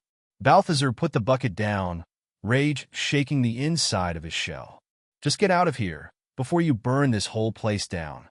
He did not need a monocle or a system to know whatever level or class the adventurer was. His intelligence stat was stupidly low. Chapter 37. Reject Nature. Return to System 136, 137, 130, damn it. The crab threw the coin back on the table with frustration. This was a lot easier to count when I could see totals right in front of my eye. Balthazar was having a hard time adapting back to a more natural state. After months of being a civilized crab, returning to a more primitive state was presenting challenges. Doing basic mathematics like any regular crab was one of them. "Maybe I could just go get the monocle for a moment," he said to himself. "Use it just for a quick peek, then put it right back. I'm sure it would be fine." He looked longingly at the other side of the pond, at his tent where the hiding hole containing the monocle was. "No, stop it. Keep it together, Balthazar," the crab reprimanded. "You're a big crab who don't need no system. You can do this like the crabs of old used to." He wondered for a moment whether there had ever been any other merchant crabs before him. Maybe he was the latest in a long and proud lineage of commercial crustaceans, and they had just been forgotten by the history books because none of them could write with their pincers. And obviously, humans can't be trusted to keep records of proper crab legends. And then he wondered if he was the first crab with a system, if there had been others before him, and what might have happened to them. Shuddering at the thought of one day disappearing, leaving his precious pond abandoned, for someone else to take as their own, Balthazar took a deep breath and swiped the coins into his money bag. He would resist the temptation. He would not keep pushing his luck by using that faulty system. 100% organic crab. That's me. He stopped and looked down at his own pincers and shell. Well, nearly. Avoiding the system was one thing, but going through another painful molting was too much. The chrome finish would have to stay for the time being. As the crab was about to cross the bridge, an adventurer walked into the trading post. He was young, but had a tired-out look to his face, framed by ratty hair. His body language made him seem nervous and jumpy, his arms crossed, hands tightly held under his armpits, eyes darting everywhere, as if looking for something. "Can I help you?" the suspicious merchant asked. The man's gaze jumped to Balthazar. You the merchant here?" the jumpy adventurer inquired. "Yes, that's me. Guessing you must be new around these parts, if you gotta ask that." Nice place you got here," the other said while stepping forward, closer to the crab. "Must be doing well for yourself." "Can't complain," Balthazar said. "Well, I could, and I often do. But never mind that. What are you after? Buying or selling?" The odd man continued looking around and licked his lips before talking. Maybe selling, yeah. You buy much? Could you afford something expensive?" "Depends. If it's worth it, I might," said the merchant, still eyeing the man up and down. "Why? What do you got?" The sketchy adventurer pulled a dagger from the back of his belt and gripped it tightly with his gloved hand, tip facing forward. "I got this here dagger," he said in a low voice, eyes now fixed on the crab. "I think you should give me all your money in exchange for not getting stabbed by it." One question occurred to Balthazar at that moment. Really? First, because he couldn't believe an adventurer was being idiotic enough to rob him, even if he was new around the area. And second, because it had to happen exactly the day he had given up on using the monocle and the system. The man didn't look like much, but looks could be deceiving, and Balthazar had no way to know what level he was. Perhaps having the guts to threaten and attempt to rob him in broad daylight like that meant he was strong enough to do it. Or maybe he was just new enough to not know better. Without the monocle to check, giving him a pinch somewhere painful seemed like a risk. Balthazar glanced back towards the other side of the bridge. Could he make it in time? Likely not. He wasn't built for speed, and the miscreant was too close to evade. Calling for the golem wouldn't do him much good either, as by the time Boldy reached them, Balthazar could have already been turned into a crab kebab. And using speech and charisma seemed like too much of a gamble when having the tip of a blade so close to your soft parts. Glancing at the table next to them, Balthazar saw a cup with his drink from earlier, still unfinished. When life gives you lemonade? With a quick move of his silver pincer, The crab grabbed the cup of lemonade and tossed its contents at the face of the robber. "Art, my eyes!" he yelled, raising both hands to his face. Balthazar took the opportunity. Making a run for the bridge, he skittered across while shouting to the other side. "A little help over here." Druma was nowhere to be seen, probably collecting wood from somewhere else nearby. Blue lazily lifted her head from her pillow, looked at the crab, and then went back to napping, much to the crab's irritation. Boldy stood up from the sandy shore and looked towards the bridge. "Get over here!" The panting merchant yelled at the golem. Glancing back over his shell, he saw the furious adventurer wiping the liquid off his face and looked for the crab through squinting eyes.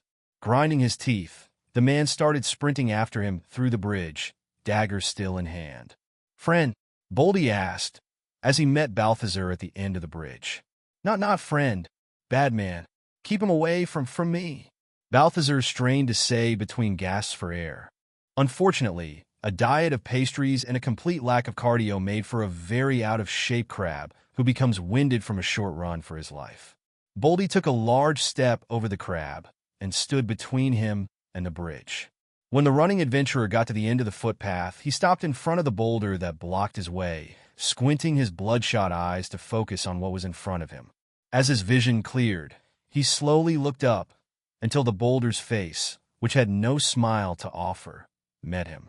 Oh sure, with one swift flick of his stone finger, the golem sent the robber shooting back towards the trading post until a stack of wooden crates stopped him with a loud crash. The pond remained a profanity-free area for another day. "Oof, thanks for the assist, buddy," the crab said, taking a deep breath. "Friend," said the golem, giving a smile and a thumbs up.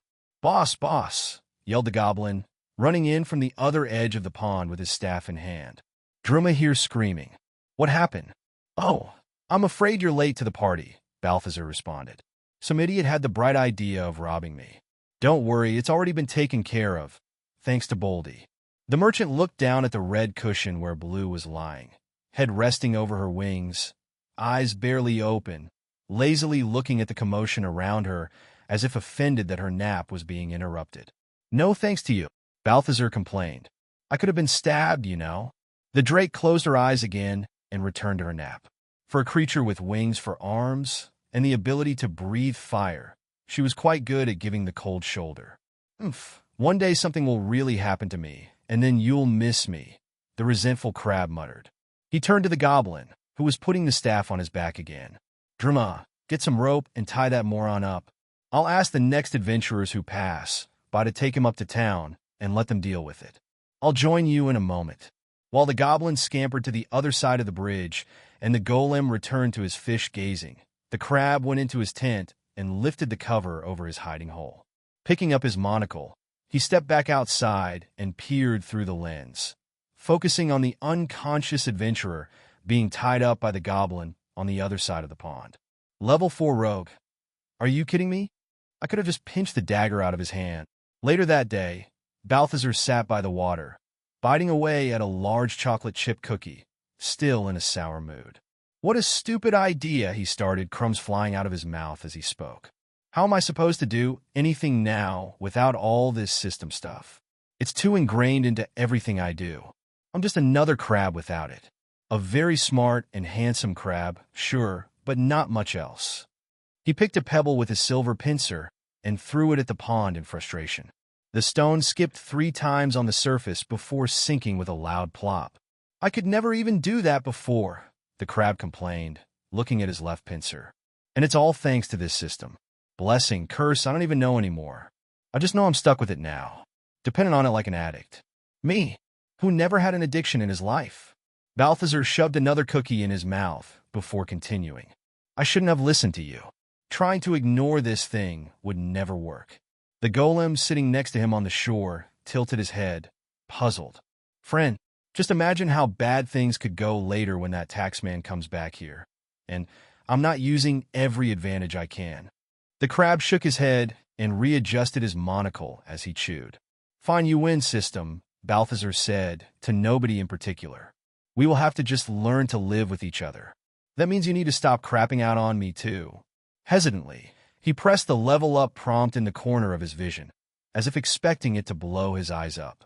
His eyes remained intact, unsurprisingly.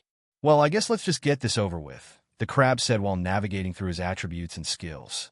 "Intelligence is a no-brainer. I need as much of it as I can against such an enemy as that inspector." Increasing his intelligence from 20 to 21, Balthazar felt exactly as he did before, an unappreciated genius of trade. "I really hope that makes an actual difference," he said with a sigh. "And as for skills, I'll just hope for the best and play it safe. Time to get that rank A speech." Finishing his skill allocation and closing all the menus, Balthazar stared off into the distance. "I'm really going to need all the finesse and cunning I can muster to beat that tax inspector tomorrow." Chapter 38. Tax debuff, don't slouch. "I'm not slouching. And straighten your apron. It's crooked. Will you stop? You're worse than my grandma." The merchant crab tapped impatiently on the wooden floorboards while the baker girl adjusted the frills of the white apron around her waist. "Shouldn't he be here by now?" Balthazar asked. "Maybe he's not coming at all. Maybe he just forgot about me, and we're all good." "He will show up, Balthazar," Madeline said. "Taxmen don't just forget like that, I promise you." "I told you," said Rai from behind them. "I saw him leave his office early in the morning before I headed down here. He's doing his rounds. He'll get here eventually." The young adventurer sat on a wide wooden bench, one foot up on the seat, casually biting on an apple. Madeline stood next to Balthazar, who was sitting on his purple cushion, propped up on a crate in order to reach the improvised banquet table, which was made of two rectangular wooden slabs put together with a large tablecloth covering them. Behind him stood Boldy, motionless and waiting. To his right, another cushion lay on the floor, this one red and containing a sleeping blue drake. "Are you sure you didn't forget anything?" the anxious crab asked. "I was already sure when you asked me that 5 minutes ago." "Everything you asked for is here," Madeline said, gesturing towards a smaller table behind them with several boxes and baskets on it. "If you'd seen what I've seen, you would understand," said Balthazar. "His mere aura of taxation is overwhelming. I cannot afford to make any mistakes in this fight." "I think you're exaggerating a bit, Balthazar. It's just an old man," the skeptical baker said. "Yes, mate, calm down," the smiling archer added. "If I didn't know better, I'd think you're about to fight a demon lord or something. He might as well be one. Do you guys think taxes are a joke? He wants to take my precious gold." The two humans exchanged glances at each other, with slight eye rolls, and did their best not to smile too much at the crab's perils. "Boss, boss!" a running goblin shouted as he came running from the road. "Old man coming down now?" "Good job, Druma," Balthazar said. "Now stand where I told you, and make sure you keep your hat on. Everyone else, too. Get in position and remember the plan." A gust of wind blew past the trading post as a group of clouds passed in front of the sun, blocking its light for a moment. The terrifying figure appeared from the road with his two guards trailing him close behind. Wearing his official green gown and hat, the small and frail old man gazed at the scene in front of him from behind his tiny glasses, precariously held by the tip of his nose, baggy cheeks jiggling softly as his head turned from side to side. "Greetings, Mr. Abernathy," Balthazar enthusiastically said. "Good day, Mr. Balthazar," the taxman said, still looking around at the unconventional arena set in front of him. "Is this a bad time? Were you preparing to have a banquet today? I see you also have guests." "Not at all, not at all," Balthazar assured him, while standing up and pulling back a chair at the top of the table. "I was actually waiting for your arrival. But please, the way down here under this sun must have been taxing on you. Have a seat." The old man raised his eyebrows in consideration. "Well, it is a relatively hot day. I wouldn't mind resting for a moment before we proceed. My knees are not what they used to be." The man sat down as his two guards stood back, spears up, eyes front. The stage was set. He had taken the bait. Good, good. "We can talk better this way," the crab said as he moved back to his cushion. "And it will be even better if we discuss the matters at hand over some delicacies. I hope you don't mind, but I am famished, and it would be entirely rude on my part not to offer." "Well, I suppose there is no harm," Abernathy conceded. "And it would be rude on my part to turn it down as well." "Excellent. Then, excuse me. Excuse me. I hope I'm not late." Antoine had just arrived from the road, visibly out of breath, a bead of sweat rolling down his forehead. "Mr. Antoine," Abernathy said, "what are you doing here? I don't believe I requested your presence for this official business." "Oh, I know, Mr. Abernathy," the still panting merchant said, while retrieving a white handkerchief from his pocket and wiping his brow. "But I wouldn't miss this for the world. And as the master of the Merchants Guild of Ardville, I believe it is in our best interest to see this prickly matter resolved once and for all. This individual has been impacting our good town's business for far too long, and as their representative, I am here to witness justice finally being served." "This seems highly," the taxman started. "It's fine, Mr. Abernathy," Balthazar said, raising an appeasing pincer. "I actually don't mind Mr. Antoine being here at all. It's good that he bears witness, so there's no complaining later." Antoine gave the crab a frown of suspicion. "Well, if you have nothing against it," said the older man, "I suppose there is no reason for me to place objections either. Let us carry on." "Yes, of course." Balthazar turned his eyes to Antoine again. "Ah, I'm afraid we did not have an extra seat prepared for any unannounced guests." He gave the town merchant the sincerest of smiles. "That's fine by me," said the standing man, adjusting his feathered hat before crossing his arms. "I don't plan on staying long anyway. I have much business to take care of back in town. Just want to see this matter sorted quickly." "Well, we were just about to have a little brunch here, under this beautiful weather, while we discuss matters," the golden merchant said, his smile turning sly. "But I'm sure you'd also not be interested in partaking on any of that, would you?" "Absolutely not," the other said. "I have no interest in breaking bread with lowlifes." "Suit yourself. But bread is not quite what we have on the menu today." Balthazar turned back to Abernathy. "First, allow me to introduce to you the one responsible for the baked goods I purchase. This is Madeline. And allow me to point out that she is a baker from your town, and that the purchases I make from her are all money that goes back into circulation at your market." Madeline made a slight bow at the tax inspector, her cheeks looking slightly rosier than usual, her eyes fixed on the floor. "Oh, you make business with Mr. Balthazar here? Very interesting," Abernathy said. "I've seen you before, have I not?" Antoine said to Madeline, his tiny eyes squinting at her. "At the market?" The baker kept her gaze on the floorboards and did not say a word. "And this," the crab continued, pointing a pincer to the archer sitting on a bench a few paces away from the table, "is Rai, a member of the Adventurers Guild. Seeing as they are my main source of customers, they have a vested interest in the events that might transpire here today, so he shall serve as an impartial observer." Rai gave the group a wave and a shy smile. Antoine opened his mouth to speak, but an irked glare from the taxman put a stop to his next intervention. "A pleasure to meet one of our nation's esteemed and brave adventurers, Mr. Rai," Abernathy said, giving the young man a nod. "As for the other inhabitants of my pond, I believe you both still remember the golem behind me." They both glanced nervously at the immobile rock giant behind the crab. "And this here is Druma, my loyal assistant, whom I believe Mr. Antoine has met, but you have not, Mr. Abernathy."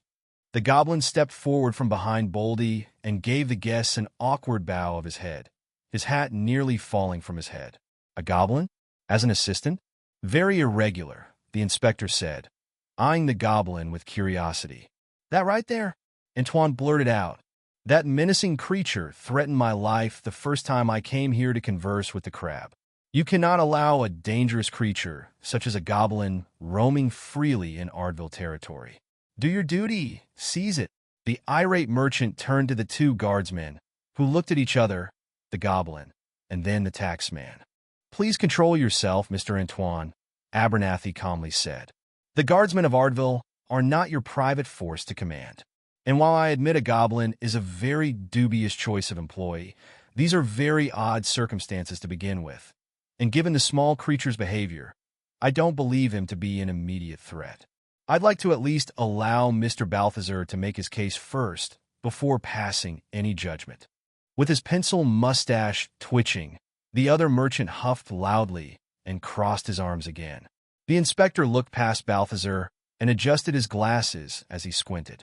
"Excuse my nearsightedness, but is there not something breathing next to you, Mr. Balthazar?" "Ah, yes, I was getting to that," the crab said. This here is Blue, my pet drake. Don't worry, she's very well trained and well behaved. Balthazar hoped to everything that the feast of birds he had Rise shoot down for the drake that morning would keep her sleeping through the whole meeting, as he did not want to find out what would happen otherwise. All four men on the other side of the table leaned forward to look at the pillow next to the crab, curious to see the slumbering creature. She rested with her long body coiled around itself, wings folded, small puffs of steam released with each exhale. Antoine's jaw dropped. Not a word coming out of him. A real, living drake? A surprised Abernathy questioned, his backside raised from his chair as he leaned even further. I had read stories of kings and noblemen who owned such creatures, but never in all my years did I get to see one in person. The showing-off phase had gone perfectly. Intimidation had been achieved. It was time to take the next step. Ah, yes, indeed, rare and fascinating creatures, Balthazar said, but also very temperamental and fond of their sleep. Best we do not disturb it much. He snapped his silver claw at the baker. I don't like to discuss business on an empty stomach, so allow me to present you with a small snack. Madeline approached the table with a plate of pie. I was not sure of your preference, so I took the liberty of procuring a variety of pies for our enjoyment. Feel free to take your pick, or a little of each. The girl carefully placed the plate on the table, between the crab and the taxman. First, a classic that you can never go wrong with, the crab announced. Apple pie. Simple, but delicious. Does not require much more introduction. Abernathy pulled his glasses further up the bridge of his nose for once and marveled at the perfectly caramelized slices of apple neatly arrayed over the pie's surface. Next, Balthazar continued, as Madeline retrieved another plate and brought it to the table, a pie I only recently discovered myself, but already fell in love with. Pecan pie. The inspector snapped his gaze from the first pie to the second, eyes widening at the sight of the dark, nicely toasted pecan nuts encrusting the soft surface of the pie. Even though I wasn't a big fan of nuts before, the smiling crustacean continued. This one won me over. I couldn't convince our baker here to reveal her secret, but something in it adds a fruity and spicy flavor that is just The crab pinched the air, while the taxman seemed to have a hard time controlling his heavy breathing. But if neither of those do it for you, Balthazar said, Madeline also suggested a house special. The baker brought yet another plate onto the table, 2 slices already cut, revealing a glistening and moist red filling. Rhubarb and strawberry pie. An unexpected combination to me, but I was very pleasantly surprised. Hopefully, you will give it a chance and share my opinion. The old man seemed on the verge of drooling, his eyes unable to pick between looking through or over the lenses at each one of the pies in front of him. And, of course, just in case pies did not do it for you today, we also have a collection of tarts, scones, cookies, and other goodies that you can try. Madeline quickly moved back and forth, bringing plate after plate onto the table, until nearly every open space was taken by some form of pastry. Abernathy was completely lost for words as he looked over the banquet of baked goods laid out in front of his eyes, his wife's health concerns certainly far gone to the back of his mind. This is unacceptable, a furious Antoine yelled out. This is a shameless and blatant attempt at swaying you, at buying your goodwill, at bribing you. Abernathy's half-open mouth suddenly closed. His eyes broke out of their trance, and he turned to the guildmaster. Mr. Antoine, he began in a commanding and stern voice, I have faithfully served the crown for 5 decades, did my duty for longer than you've been alive, and never once had so much as a single stain on my reputation. If you wish to question my ability to do my job fairly simply, because someone offers me. He briefly glanced at the pies in front of him and swallowed before continuing. Appetizers, then I suggest we take this matter up to the mayor himself, where we can discuss it openly, my honor and word against yours. Antoine's mustache sagged slightly as he gulped, his neck stretching to adjust the collar around it. I didn't mean to question your professionalism. It's just that this is highly irregular, you must admit, and I thought it should be brought up because I find myself still perfectly capable of thinking with my own head and determine when a situation is inappropriate or not under our laws, Antoine. I'd suggest you do not interfere with our meeting any further. or I will be forced to forget your status and have these 2 guards remove you from our vicinity. Are we clear?" "Why, yes, very clear. I understand," the merchant said, tugging on the collar of his shirt with a finger. "Now, where were we, Mr. Balthazar?" Abernathy said, turning back to the feast in front of him. This was the moment. Balthazar's opponent had been successfully dazed and put under the effects of his strongest technique, pastries. It was time to strike. "I believe we were about to talk business over some pie."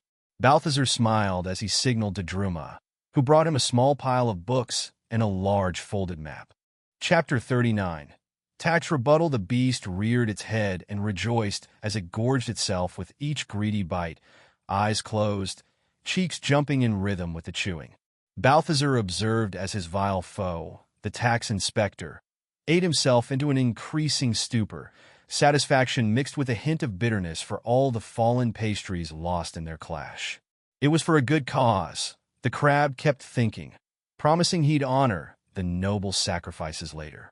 Another form of solace came from the sidelines, where his other nemesis, Antoine, was forced to watch the entire scene, standing with his arms crossed, the long feather on his hat shaking as he impatiently tapped his foot on the floor. As if Balthazar needed more reasons to believe the other merchant was a bad character. The fact that the fuming man showed no interest in the delicious baked goods laid out in front of him only reinforced the crab's feelings. Anyone who didn't like a good pastry could be nothing but a pure villain. It was just one of those simple facts of life. "Divine, my dear girl," Abernathy declared, his eyes still closed in delight. "Simply divine. This apple pie feels just like being back in Mother's kitchen as a young boy. I must commend you for your craft. You truly are gifted, Ms. Madeline." The baker bowed her head, and her cheeks blushed even more. "Thank you, sir. You're very kind." She took a step back and returned to her previous position, hands held together in front of herself, eyes still refusing to look up from the floor. "Mr. Balthazar, I absolutely understand what you meant," the inspector continued. "This pecan pie is something else. The fruity flavor mixed with the spicy feeling is such a perfect match." "I told you. Truly something else," the smiling crab said. "I almost dare to make a guess and say part of it is a hint of liquor somewhere during its making," the man said, glancing at the baker with a sly smile. "I'm glad you enjoy them as much as I do, Mr. Abernathy," Balthazar said. "But shall we get down to business now, before Mr. Antoine carves a hole in my floor?" "Oh, certainly, certainly," Abernathy said, still chewing on a mouthful of rhubarb and strawberry pie. "I believe we had established during our previous encounter that you owed the city a sum of 3,000 gold for your business, as well as your unlicensed golem. However, this sum will need readjusting now to account for your other unregistered employee, the goblin, and while I will have to do some research on the old laws for it, I'm certain the owning of a pet drake requires its own permits as well." Balthazar smiled. It was time to go on the offensive. "About all that," the gilded crab said, casually leafing through the pages of a thick book in front of him. "I have been reading up on your laws since we last met, and it's my understanding that taxes are paid by the citizens of a nation for the benefits of living within its society, like protection, amenities, services, and so on." Yes, that is correct," the taxman agreed, nodding as he continued slowly chewing. "It's money the city uses for every citizen's benefit." "Exactly," Balthazar said, closing the book with a heavy thud. "And am I a citizen of Ardville? I've never so much as set foot inside your city's walls. In fact, I believe it was Mr. Antoine here who mentioned I wouldn't even be allowed through the gates, given the fact that I am a crab." Abernathy side-eyed the other merchant, who avoided his gaze by carefully examining his own shoes from behind his crossed arms. "While I understand and even believe you never entered the city itself," the older man said, wiping the corners of his mouth lazily with a napkin, "the domain of Ardville extends beyond the walls of the city.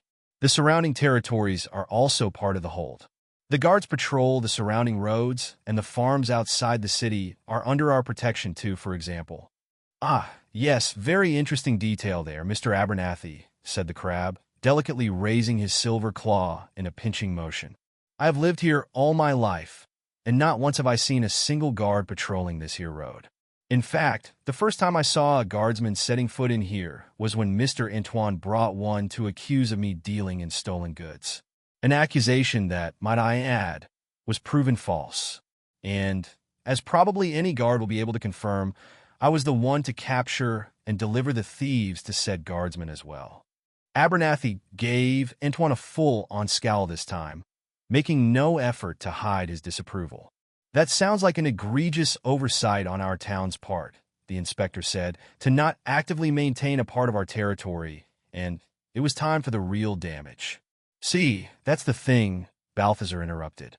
I've been doing my own research, and according to the old records from your very town's library, when the hold's limits were being redrawn after the war about 90 years ago, a small area was specifically left outside the boundaries of Ardville. The crab opened another large volume to a bookmark page and traced a pincer over one of its paragraphs. Both the taxman and the other merchant leaned forward slightly, intrigued frowns forming on their faces. "That's ridiculous," Antoine declared in a pompous tone. "This crab just admitted himself to never have set foot within our town's walls. He could never have accessed our library.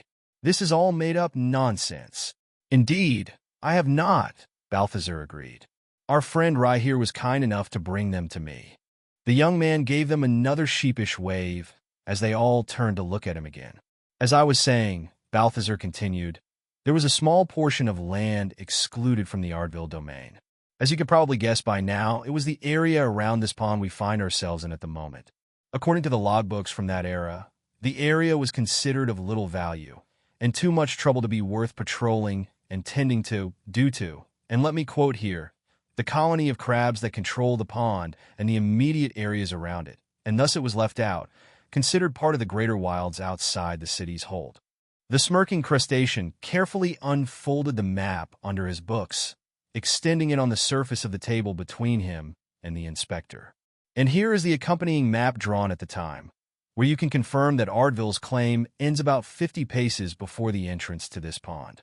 He pointed the tip of his silver pincer at the spot on the map, as Abernathy held his glasses in place and leaned closer to the map, his nose nearly touching the parchment.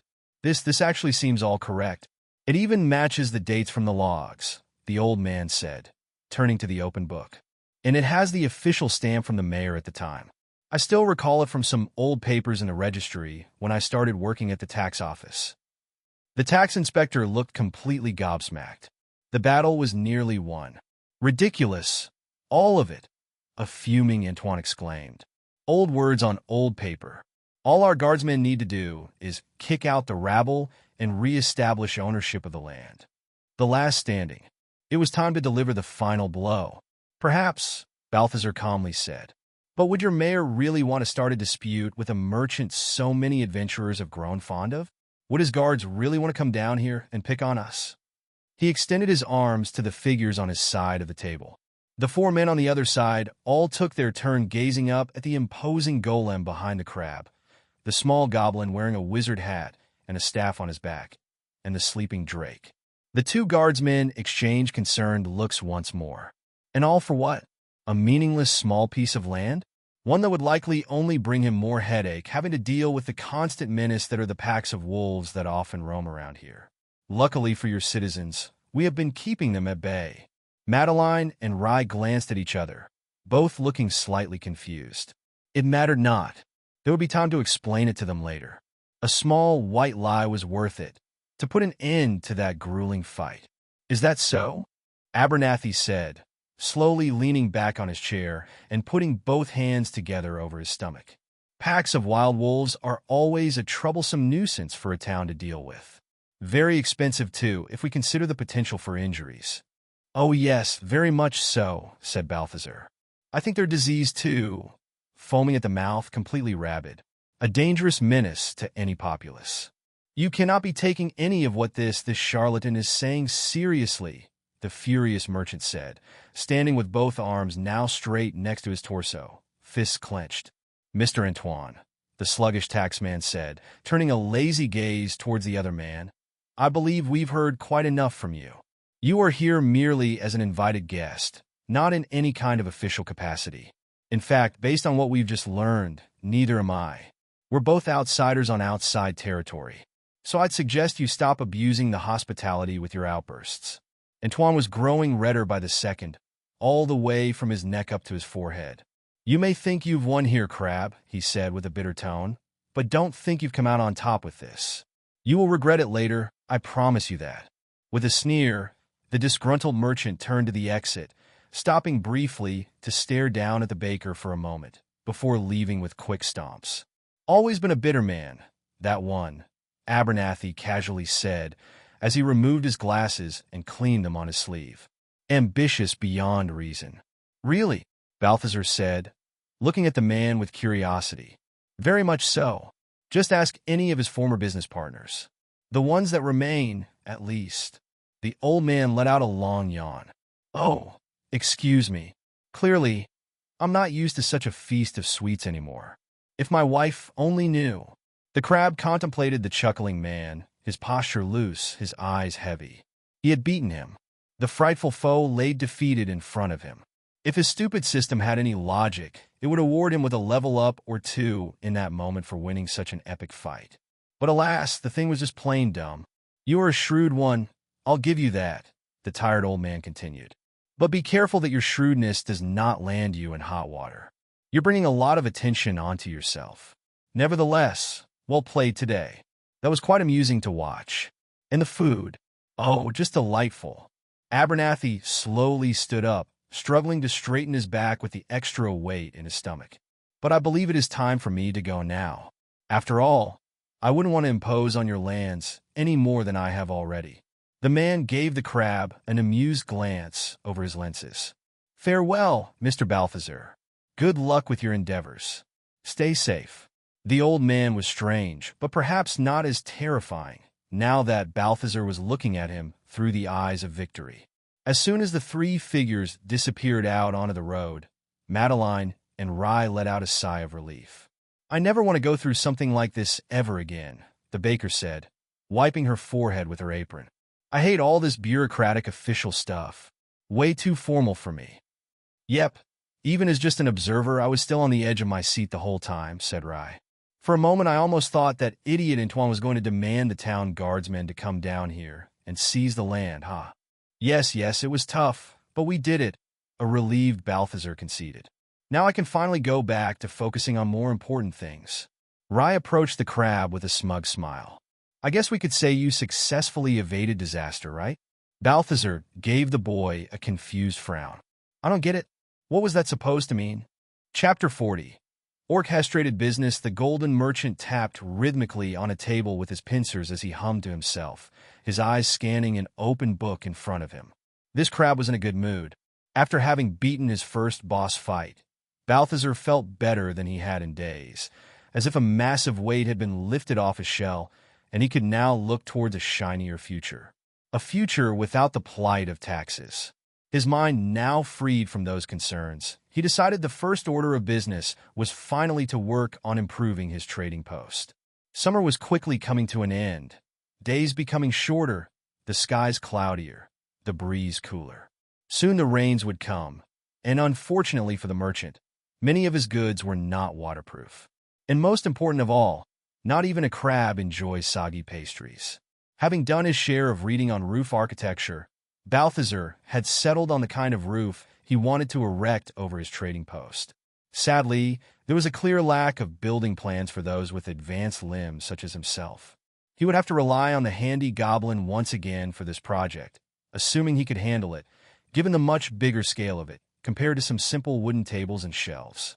Boldy and Druma joined the crab at the center of the trading post. The golem was carrying a large saw and several coils of thick rope, while the goblin brought a small toolbox and a water skin. "All right, you guys have everything?" Balthazar asked. "Remember, stay on the edge of the forest, no stepping inside it. There are plenty of large trees there to take down, no need to risk going inside." Yes, boss," the eager goblin said. "Druma will look after Big Rock." "Yep, sure, I'm counting on it," the crab assured him, like a parent humoring their small child.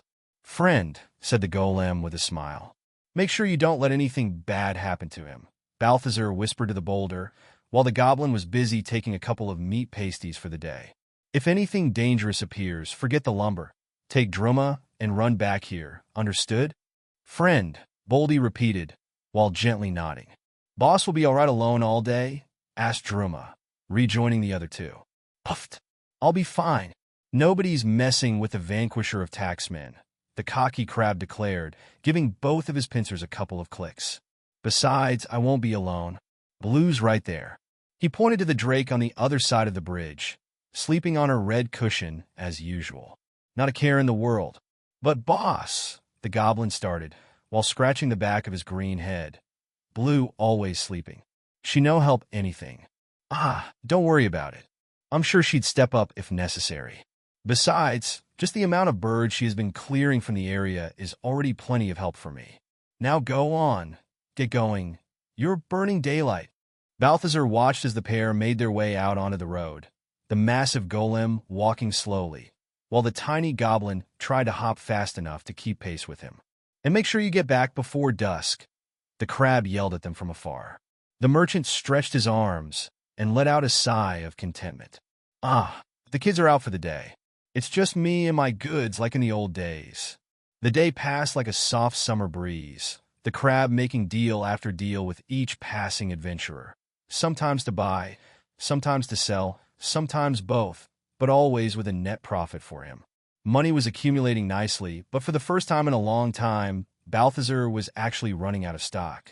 Looking through his inventory of weapons and armor, the shiny merchant wondered if he could keep supplying the skeleton's dungeon with loot if adventurers kept coming by so empty-handed as they had been lately.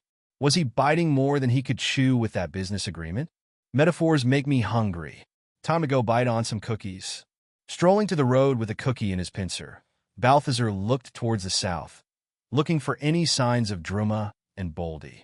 The sun was close to touching the horizon, and the sky was a warm orange, daylight soon to be gone. Even adventurers were mostly out from the roads by that point. Where are those two? The crab asked himself while chewing on his chocolate chip cookie. I told them to make it back before dusk. Alerted by the sound of footsteps and metal rattling behind him, Balthazar turned around, already rolling his eyes at the idea of some last-minute clients. Look, if you need something, let's make it The merchant jumped in place, startled, and dropped his cookie. Out of the grass on the other side of the road came 3 dark green figures, tall and muscular. They each had large fangs coming out of their lower lip and wore permanent scowls on their faces. They were orcs. Balthazar stared in horror. Not at the orcs, but at the dropped cookie on the ground, quickly being surrounded by frantic ants. No, he quietly whimpered, before turning his gaze back to the orcs. The one leading the trio wore a mix of pelts and chains and carried a large battle axe on his back, while the other 2 behind him carried large loot sacks and wore pelts and chains from the waist down, their chests bare and without any kind of clothing or armor. Finally focusing his attention back to the real problem, besides the fallen cookie, Balthazar nervously looked around. Orcs were savage beings, described in every book as brutal marauders with an insatiable thirst for battle and bloodshed. The golem and the goblin were still not back, and the drake was, as usual, sleeping all the way at the center of the pond. Balthazar might have defeated a tax inspector in a bureaucratic battle, but he wasn't convinced he'd have such luck with a trio of barbaric orcs. They continued to approach the crab at a calm, walking speed. He eyed the path down to the pond, but there was little chance he'd make it without one of them being able to intercept him if he tried. He examined the 3 of them for what little good that would do for him in that situation. Level 25 Orc Chieftain. Level 15 Orc Warrior. Level 15 Orc Warrior. With little hope his Iron Claw would do much in that situation, Balthazar turned to the only other strategy he knew, running his mouth. Hey there, fellas, the crab nervously started, slowly stepping backwards away from them. A bit late to be going on a raid, but I guess you'd know better about those than me. What do I know? I'm just a talking crab. Not like a crab would have anything worth looting. Also, unrelated note, but did you know giant crabs taste terrible? Anyway, did you see that lonely adventurer who just went down that way a moment ago? He was loaded with loot. Crazy stuff. Wouldn't sell me any of it. Not that I'd buy it. I'm not a merchant or anything. Just a crab having a stroll, stretching his legs. The chieftain stopped in front of the crab, staring him down with a deep frown. You certainly talk a lot, Merchant Crab. Balthazar froze for a moment, processing what the orc said. You aren't going to attack me? Why would I ever do such a thing? The orc said, frown deepening even more. Because never mind, the crab finally said, deciding it would probably be best not to finish that sentence. How do you know I'm a merchant? The imposing orc let out an exhale that implied a chuckle that his expression did not accompany. A mutual acquaintance told us about you, he said. Tom, the traveling skeleton from that dungeon west of here. Oh, Balthazar let out, with some relief. That explains it. He mentioned telling some of his contacts about me. I just didn't expect, orcs, the other finished. Don't worry, we're used to getting that a lot. So, if you don't mind me asking, the hesitant crab started, why exactly are you here? I'm not sure what an orc tribe could want with me. The skeleton told us you deal with many kinds of goods, including weapons and armor. Oh, I see. Although I'm not sure I'd have armor that is your size, Balthazar said, eyeing the orc's broad shoulders, easily rivaling the largest of adventurers. And I'm also a little low on supply at the moment, I'm afraid. You misunderstand me, the orc said, raising his large hand, palm forward. We are not interested in purchasing weapons and armor. We're looking to sell them to you. Really? That's, interesting. Is there somewhere more fitting for discussing business we could go, other than the middle of the road? Right, sure. Come with me, the merchant said. Balthazar was taken aback by the unexpected behavior of the orcs, but remembering he had recently begun doing business transactions with a skeleton, he figured the time for being surprised by that kind of things was gone. He headed down the path to his pond, the three orcs following behind. Right, so let's talk business, the crab said as they arrived at the center of the trading post. I believe we still owe introductions, the chieftain said. Balthazar had no idea orcs were so polite. He wasn't sure why humans gave them such a bad reputation. I am Cargamazorniamars, the chieftain continued, and these are two of my bravest warrior brothers. The first one of the two identical orcs nodded. I am Bursnerfugal. The other nodded as well. Yatterworketh Varbu. With a dumbfounded expression, the crab suddenly realized that perhaps keeping track of adventurers' names wasn't as difficult as he was used to thinking. I hope it's all right if I call you just Cargill, Balthazar said. Purely for brevity's sake. Very well. You may, Cargill agreed. So, anyway, said the crab, about that business? The bulky orc looked back to give the other two a nod, and they began opening their loot bags. Adventurers often attempt to attack our tribe's camp, Chieftain Cargill explained, and after we dispatch their misguided endeavor, we are left with much loot we have no use for. From poorly crafted weapons to armor parts far too small, even for our children. Lately their attacks have increased, and we no longer know what to do with all the overabundance of loot. Tom suggested we come to you. Wait, a confused Balthazar interjected. I don't get it. You're clearly not the savages humans paint you as. Why do you keep fighting them like you are? Why not just converse with them, like you're doing with me? The orc smiled for the first time since arriving from the plains. Balthazar suddenly found he preferred the scowl a lot more. His sharp teeth and large fangs made his smile feel evil regardless of the intention behind it. Because we might not have any use for their gear, but we still don't mind them bringing all their coin to our doorstep. Oh, Balthazar wasn't sure if his previous idea of orcs wasn't less scary the more he learned about them. The other two warriors had unloaded a large collection of dirty armor pieces, swords, maces, daggers, and more, all laid out on the floor in front of the crab. Would you be interested in purchasing these? Cargill asked. If so, there would be more where these came from. Sure, I could clean those up and sell them, I'm sure. Now let's discuss a price. That won't be necessary, the orc said, while pulling a piece of parchment and a small pair of glasses from his pocket. Carefully placing the tiny lenses on his nose, he looked at the paper. Orcs could apparently read too. They were definitely the surprise that kept on surprising. We have calculated the market value for each of these items and have come to an agreeable amount of 131 gold for all of them. It was Balthazar's turn to frown. That's not how haggling works. We need to reach a mutually acceptable value. We do not. 131 is the acceptable value. Any less would be to allow you to undercut us. It's your choice to buy them or not now. The gilded crab was no stranger to calling a bluff.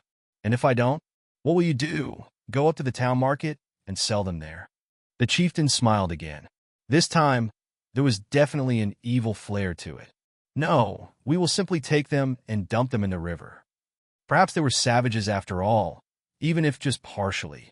Balthazar looked at the sun behind them, almost halfway down the horizon. Boldy and Druma had still not returned. The crab had no time for this. "Luckily for you," said the merchant, "I find 131 gold a fair enough price for these." "Excellent," the orc said, putting his glasses back in his pocket, while the crab counted his payment. "We will be sure to visit again soon, with more items for you." Finishing the trade, Balthazar accompanied the orcs back to the road. "This was a prosperous encounter," Cargill said, holding a fist against his chest in some form of salute. "I hope we will have many more. Until next time." "Yes, sure, same to you." "See you," the hurrying crab said. Somehow, an orc had managed to be a tougher client than most adventurers. For some reason, Balthazar found he could respect that, even if he would never admit it out loud. He still didn't appreciate losing out on a couple of gold coins, however. Gazing down the road again, he finally spotted his two workers returning. The goblin carrying his tools, the golem shouldering two large tree trunks. Balthazar approached as they reached the exit to the pond. "Look who finally showed up. I thought I said before dusk." Between losing a cookie and the opportunity to make 1 or 2 extra gold coins, the crab was going to be in a bad mood for the rest of the day. Chapter 41. The crab who cried wolf. The crab stood atop one of the tallest boulders around his pond, surveying the area with pride. His domain and influence were growing, a just reward for his efforts and cunning. Adversities had come, and he overcame them. Whether they were monsters from the forest or monsters from a tax office, he always came out on top, triumphing alone over his enemies. Perhaps with a little help, sometimes, but mainly it was his genius making it happen. He took a long look at the trading post from above, the extension of the floor platform already completed, and the first of 4 main pillars that would support the roof already placed. It would take several more days, but with the brawn of the golem to do the heavy lifting and the agile fingers and knack for construction of the goblin, Balthazar was confident the undertaking would be finished before the first rains came. The 2 hard workers were still out, cutting down more trees for the build, but with the afternoon quickly coming closer to its end, the merchant knew they would be back soon. Redirecting his gaze down to the center islet, he observed the drake, who was lazily stretching her wings while lying on her cushion. It was an ongoing frustration for him. No matter what he tried, she would not obey a word of what he said. All the damnable creature did all day was sleep, with the occasional break to fly up and chomp on a bird or 2 when hungry. All day, all she did was napping and snapping. That was no life to have. The crab only wished she would be more willing to cooperate with him. After all, if it wasn't for him, she might have never even been born. The least she could do was be obedient. Surely that shouldn't be too much to expect. Shaking his head with a sigh, the crab made his way down the boulder. "We crabs have the right idea. Just lay a bunch of eggs and get on with your life. No sticking around waiting for your offspring to disappoint you." Walking across his trading post, Balthazar admired the sky over the horizon, its colors slowly shifting into a warm orange. It would soon be dusk, but so far he saw no signs of Boldy or Druma down the road. No rabbits or other animals, either. All was quiet. Even adventurers were likely already inside the walls of the city, eating and resting for the night, before going out for more meaningless adventuring in the morning. No last-minute clients today, it seems. Just as soon as the words left the crab's mouth, a shell-chilling howl echoed around him. Balthazar's eye stalk stood up to attention as he saw a lean animal figure stepping out from behind a bush on the side of the road with slow but firm steps. The canine figure looked directly at him with bright yellow eyes. Its coat of fur was thick and black, its fangs large and sharp, a hungry tongue hanging from its mouth in a quiet panting. The crab turned to the path he had come from, but he found another wolf stalking its way down the road, cutting him off from the way back to the pond. The wolves had surrounded him, and he had serious doubts they were there to sell or buy goods. His heart now racing, Balthazar tried quickly finding a way out. He could not run back to the pond. He would have to pass through the wolf for that. He could not run down the road to where his two assistants would come from, as the other wolf also blocked his path. Heading into the grass of the plains was risky, but he had no other option unless he wished to remain as he was and become easy prey. Balthazar took one step towards the plains, and his heart sank. Two more wolves appeared from the grass, both snarling, eyes hungry, fangs bared. There was nowhere to run. No, no, no, the panicking crab muttered. There were never wolves around here. This can't be. Caring little for the crab's arguments against their existence, the four wolves slowly and carefully encircled their prey. The bigger one, more muscular and imposing than the rest, took the lead.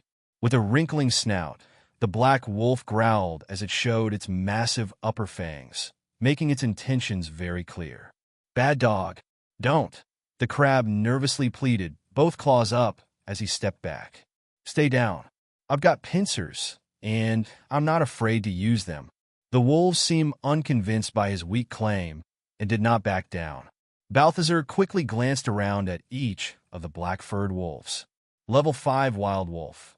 Level 5 Wild Wolf. Level 5 Wild Wolf. Level 9 Wild Wolf. The larger, bulkier wolf was higher level than the others, but despite them all technically being lower levels compared to the crab's level 11, he somehow found no comfort in that fact. There were 4 of them against 1 of him, and he was hardly built for physical combat. He was a crab of intellect. Battles of wit against a frail old taxman were more his speed. Hungry wild wolves, not so much. All the good his intelligence could do for him in that moment was let him know he stood no chance in that fight. All the good his charisma could do would be to allow him to compliment the wolves on their magnificent coat of fur as they tore his legs from his body. All he had left was a big iron pincer, a capable weapon, but not enough to handle all 4 attackers at once. And the wolves seemed to know that. Despite their clear numeric advantage, they were being cautious and slow on their approach. None of them wanted to be the first one to make a move, knowing they would likely be the one to suffer the first snap, while the others took advantage of the distraction. Holding his right claw in front of himself like a warning, Balthazar slowly backed away as much as he could, but the circle was growing tighter. Soon they would be upon him. If only the golem and the goblin would show up. And then a tiny beat of hope hit from his heart. The drake. Blue. Help, the desperate crab shouted. He could not see the center of the pond from where he was on the road, so there was no way to know if she had heard his call for help. All Balthazar could do was hope she wasn't still napping and ignoring his pleas. He did not like his chances on that. As he screamed for the drake, the wolves surrounding him began howling in turns. Snouts pointed to the sky. It was almost as if they were mocking the crab's cries for help. Or worse, calling more of their kind for the feast. The despairing crab kept glancing up at the sky, hope quickly fading that help would swoop in from above. The predators continued to circle around him, growling and waiting for the right moment to strike, as the shiny crustacean continued snapping his larger pincer in as threatening of a manner as he could. Balthazar heard a low growl, different from the ones made by the wolves, and he looked up with a hint of hope, but nothing was there. Instead, a dragged, shuffling noise came from the path to the pond. Blue slowly came walking onto the road, tail lazily dragging behind her, eyes still half closed. She let out a loud yawn as she looked around for the source of the commotion. The pack of wolves maintained their encirclement of the crab, but stopped pacing around him, each one turning their heads to the drake. She looked at them with a raised brow, her eyes still lazy. Despite being only a juvenile drake, she was nearly the same size as the wolves, and they seemed to understand the threat she presented as their growling became more contained. They were no longer threatening to attack. They were making a warning for her to stay away. "Come on, do something," Balthazar muttered to her from between the wolves. "Shoot some flames or whatever, but get me out of this." Blue seemed to pay no mind to the crab's words, as her eyes instead focused on the largest of the 4 wolves, as if sizing him up with a judgmental glare. The muscular wolf continued baring its fangs, but not with the same confidence as before. It also did not dare step forward towards her. "Blue, stop playing staring contests and do something. Damn it," the anxious crab pleaded, still firmly stuck between the hungry beasts. Suddenly, The drake gave an uninterested blink and turned around to leave back the way she came. "What are you doing? Blue? Blue! Get back here, damn it! For once, listen to me!" A howl came from behind a nearby tree line. This one deeper and louder, somehow even more intimidating than any of the others. From the forest, one more wolf came. But this one was different, his fur also black, but with patches of gray, his eyes a more amber color, their gaze much more piercing.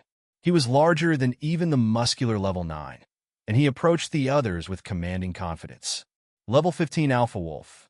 Ah crap, they called their boss. Blue stopped and turned back around to look at the arriving leader of the pack. She stared him down, her eyes no longer looking sleepy. The wolf returned her gaze. Unlike the others, he did not show hesitation or signs of being intimidated.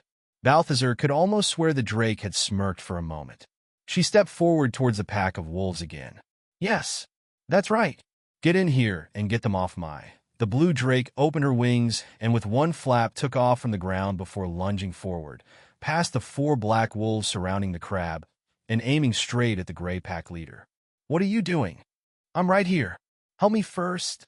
As soon as the winged creature passed them and engaged with their leader, the other 4 turned their attention back to the crab. No longer willing to play games, they resumed their approach. The level 9 charged in first, going for a bite to the face. Balthazar quickly swiped with his iron claw, trying to grab the snout, but the wolf recoiled and avoided the snap. With the crab now distracted, the others jumped in from all sides. One grabbed his left pincer with its teeth. They did not penetrate the silver plating, but one of his arms was now immobilized. The smallest wolf jumped on the back of his shell, trying to fit its mouth on his shell for a bite it clearly could not take.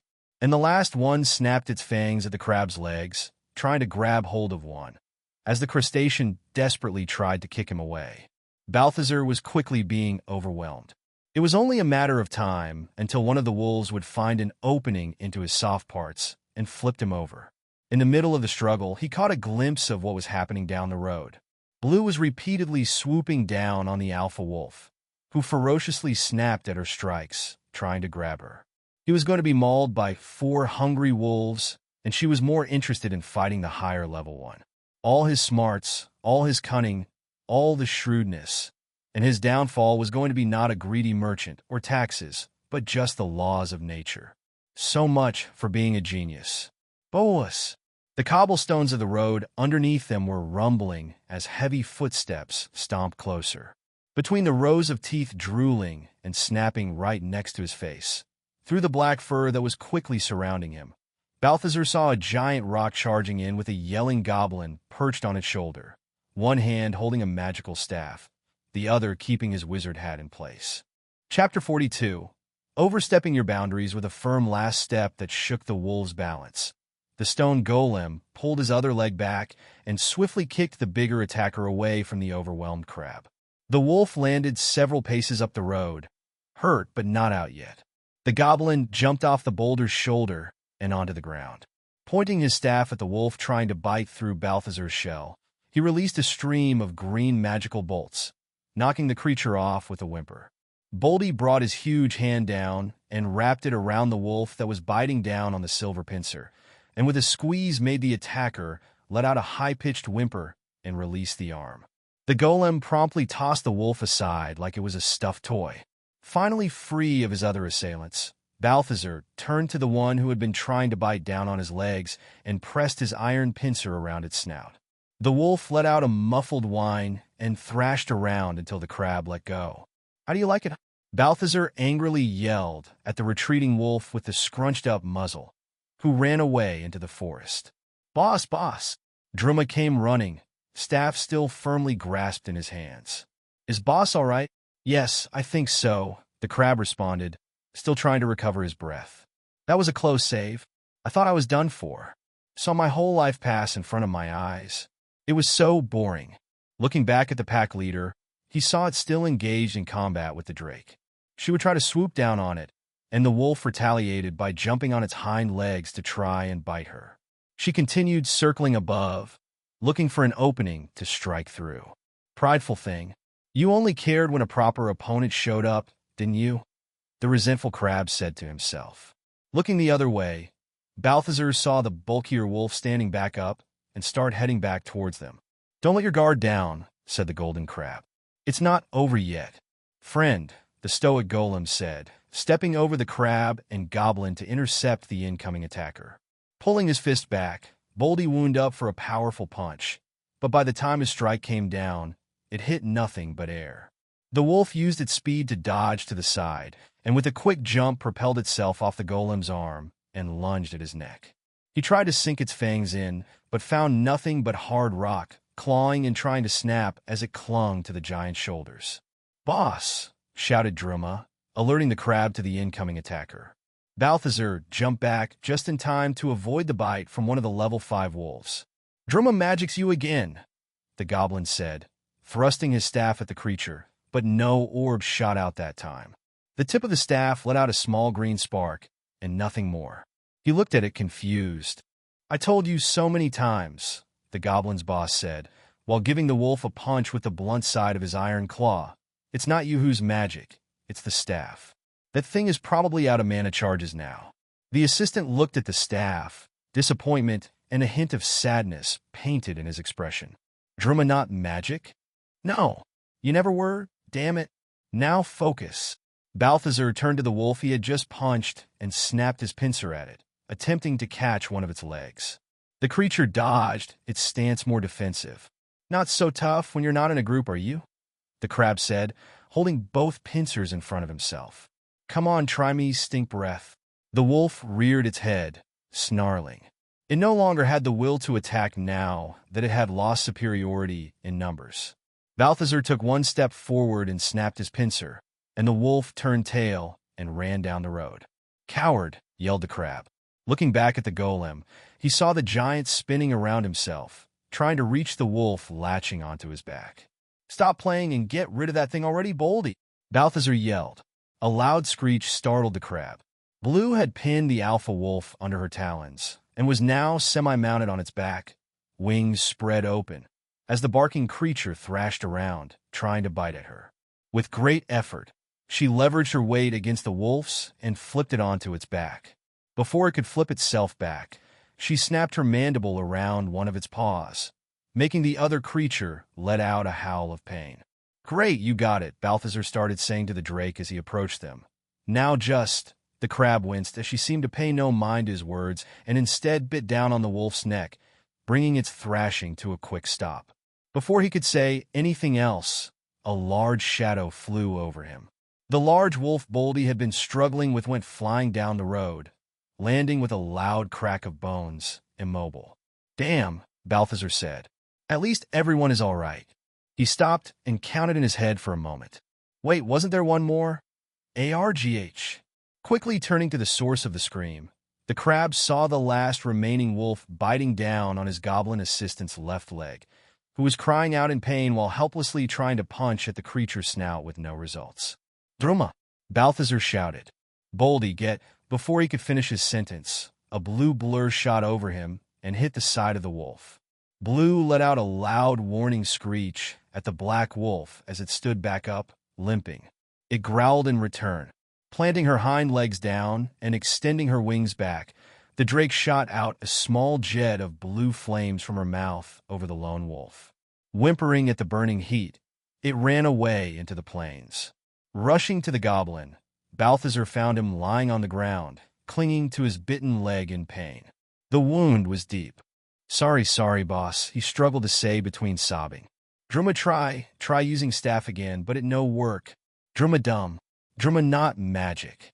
"Hey, no, stop that," the anxious crab hurriedly said, seeing the green fading from the goblin's face. "You could totally be magic. What I know about wizards anyway? I'm just a silly crab. That staff was probably just faulty. You know those adventurers are always breaking stuff." A log appeared in front of Balthazar's eyes, notifying him about the shared experience gained from the slain wolves, followed by one more line. "You have reached level 12. It didn't matter. He cared not for levels, skills, or any of that stupid systems nonsense. There was only one thing of use from it at that moment. Quickly swiping away the notifications, he used the party system in his eyes to check his assistant's health points. Health. 6 out of 60. Blue stood close, lowering her head to sniff at the goblin's wound, with what seemed to be a concerned frown. Boldy joined them with quick stomps, no smile on his stone face. "Friend, pick him up quick," Balthazar ordered. "Let's bring him in. I'll get a health potion." The golem gently swept his stone hands under the weakened goblin and carried him down the path to the trading post. Rushing to one of the shelves, the crab grabbed 2 of his largest red bottles and some rolled-up bandages from a crate. "Here you go, buddy," he said, as he uncorked one of the potions and helped the goblin lead his trembling hands that held it to his mouth. "Don't worry, you'll be good as new in no time." Druma tried to force a smile under his bleary eyes as he sat on the floor, back against a crate. His wound was not looking any better as the crab carefully used his silver pincer to wrap the bandage around the leg. Growing more frantic, Balthazar checked his status again. "Health, 6 out of 60. Why is this not working, damn it?" The crab opened the other potion bottle. "Here, try having another." The goblin struggled to swallow, but downed the whole thing. It continued having no effect. Balthazar felt a pit in his stomach. Not the same kind he'd get when not having any pastries for too long. One much worse. It was anxiety mixed with panic, despair, and a feeling of being powerless. He was not used to feeling such emotions, but he couldn't help it at that moment. The crab expected a health potion to solve it all. It's right in the name, health, so why it did not recover the goblin's health points like it had in the past was something he was failing to understand. "The wolf," he muttered under his breath. The bite must have infected him with something. Balthazar rushed to his potions shelf once more, desperately going through the many colorful vials. Health, stamina, mana, hair regrowth tonics, mouthwash elixirs, armpit perfume. None of them was even remotely relevant to what he needed. "Please, please work," he whispered as he returned to the frail goblin with a bottle of cure poison in his pincer. It did not work. "Damn it," said Balthazar, growing frustrated as his desperation increased. "Boss," the goblin said, in a faint voice. "Druma feel too warm."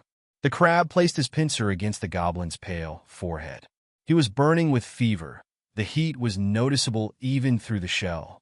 "Don't worry, Druma, I'll figure it out." Whatever sickness it was, it worked fast. Balthazar did not know what it was or what it would do, but seeing his assistant, his friend, in that state was too disconcerting. Maybe a healer or an alchemist would know what to do. He looked over the road at the setting sun. "But where will I get one at this hour? There's no one on the roads." He paced anxiously back and forth, constantly glancing at the shivering goblin. He had no way of communicating with the people from town.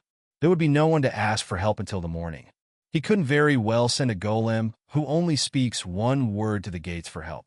Balthazar knew what his only option was, but he did not want to face it.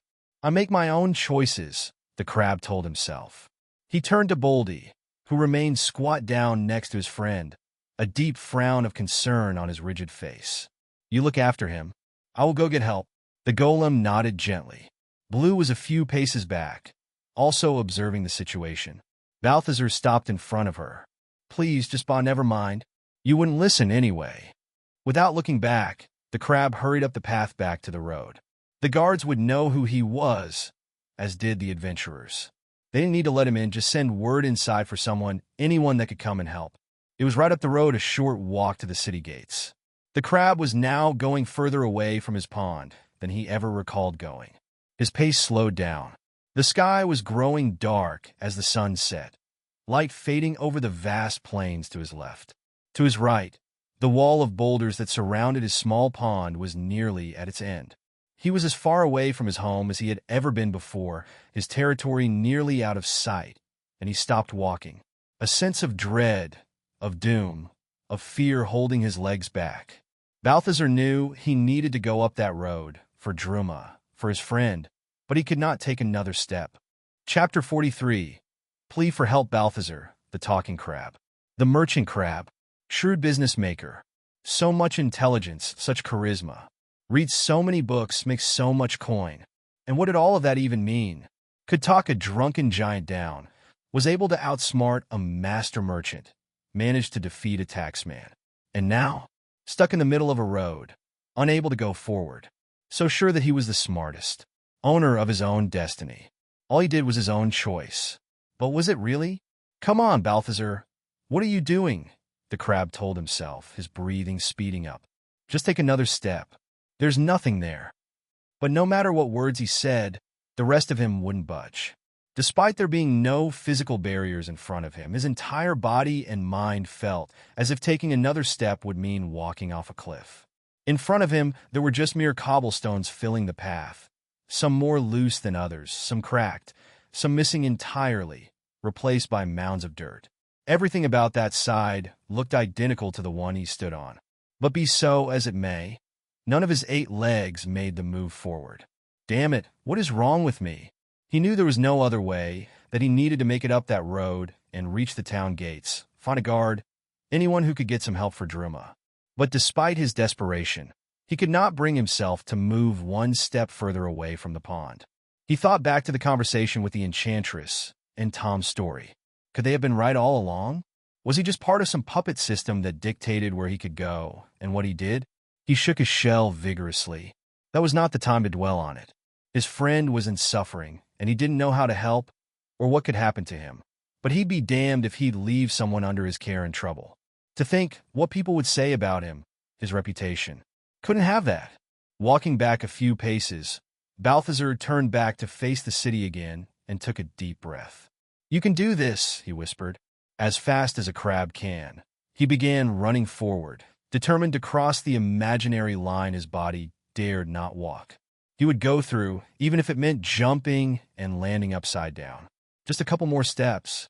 Almost as if his heart was about to burst, a fright took over the merchant. All his legs buckled and brought him to a stop. He teetered and fell forward on his chin, still behind the point of no crossing. Why? Balthazar cried out, slamming against the ground with his iron pincer in frustration. Druma shouldn't pay for my issues, damn it. He's always done nothing but try to help me, and now I can't even walk up a road when he needs me most. With another jump in his heartbeat, the crab quickly stood up and turned around as he heard shuffling sounds from the tall grass. A large humanoid figure emerged from the plains. What little daylight still remained only allowing Balthazar to make out a muscular frame and green skin. Cargill, is that you? The suddenly hopeful crab exclaimed. Merchant crab? We did not expect to find you out here on the road. We came to sell more. Never mind that.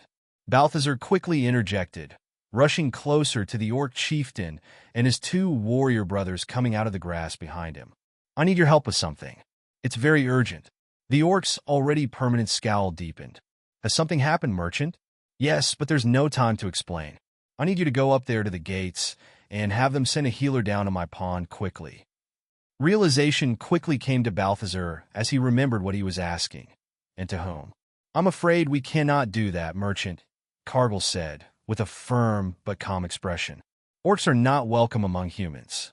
They would likely attack us on sight if we were to approach their gates. You are famous among their kind, are you not? Why do you not go? Balthazar looked back towards the gates up the hill, so close, yet so far away. I tried, but I can't. It's complicated to explain, and I don't know what else to do to help my injured friend. Tell me what happened, Crab, the imposing orc said. We were attacked by a pack of wolves. We managed to repel them, but my assistant's leg was bitten while he was fighting one of them, and I think the wolf might have been diseased or something, and it infected him. I tried health potions, but they don't help, and now he has a fever. As he explained the situation, Balthazar felt vulnerable, exposed, as if expressing his concern was making him look weak. He stared at the cobblestones on the road, expecting to hear a chuckle from the mighty orc chieftain, and for them to mock him. Take us to him, Cargill said with a serious and clear tone. The crab looked up at the orc. His expression remained as stoic as usual, but there were no signs of mockery or a sneer. Balthazar could not afford to waste any more time thinking about his own insecurities. Druma was waiting. Follow me, he said, and quickly skittered back to his pond, leaving the edges of his domain behind. As the crab and the 3 orcs made it to the pond, they found the goblin lying on his stack of hay, with Boldy and Blue next to him, watching his shallow breathing. Don't worry, they're with me. They will help, Balthazar quickly said to the drake and the golem as they turned to face the new arrivals. He approached the goblin, who was even paler than before and covered in sweat. "Hey, Druma, I'm here. How are you doing, buddy?" His assistant mumbled something unintelligible without opening his eyes. "He's burning up and probably delirious," Balthazar said, turning back to Cargill. "Do you have any idea what it might be?" The tall orc came down to one knee in front of the haystack and lifted the bandage covering the wound. "It is clearly infected, but I cannot say what ails him exactly," the orc said. "Damn it," said the crab. "Then we're back to square one, with no idea of what to do." "I said I did not know what his affliction is because I am not a healer," Cargill said as he stood back up. "I did not say I would not help." "Then there is something you can do?" Balthazar eagerly asked, his eyes widening. "Please, if you can help him, I will buy your loot for triple the rate." "Well, wait, let's maybe say double for now. That's a more fair start. But still, name your price, and I will meet it. Within reason." The orc raised one of his huge palms, gesturing for the crab to stop. "This is not a negotiation. I do not require a payment from you for this, merchant." He turned his gaze to the other two orcs. "Bursner Fugal, Yatterworketh Varbu, return to the village and inform the shaman that I require her aid. Say it is urgent, and return here with her quickly." Without needing to utter a single word, the two warriors saluted their chieftain by bringing a clenched fist to their chests and dropped their loot sacks before leaving with a hurried pace. "A shaman?" the crab inquired, still watching the warriors disappearing onto the quickly darkening road. "Yes," Cargill said. "She is our healer, very ancient and wise. If someone can help your goblin friend, it will be her." Balthazar thought back to the books he had read about goblins, orcs, and other such races. They mostly described orcs as savage warriors, mindless brutes, which he now knew not to be entirely accurate. But the texts also made mentions of the relationship between orcs and goblins, and they were not exactly friendly ones. "Why are you willing to help a goblin?" the hesitant crab asked. "I thought your kind wasn't too fond of them. Is that not correct?" Cargill let out a sharp exhale.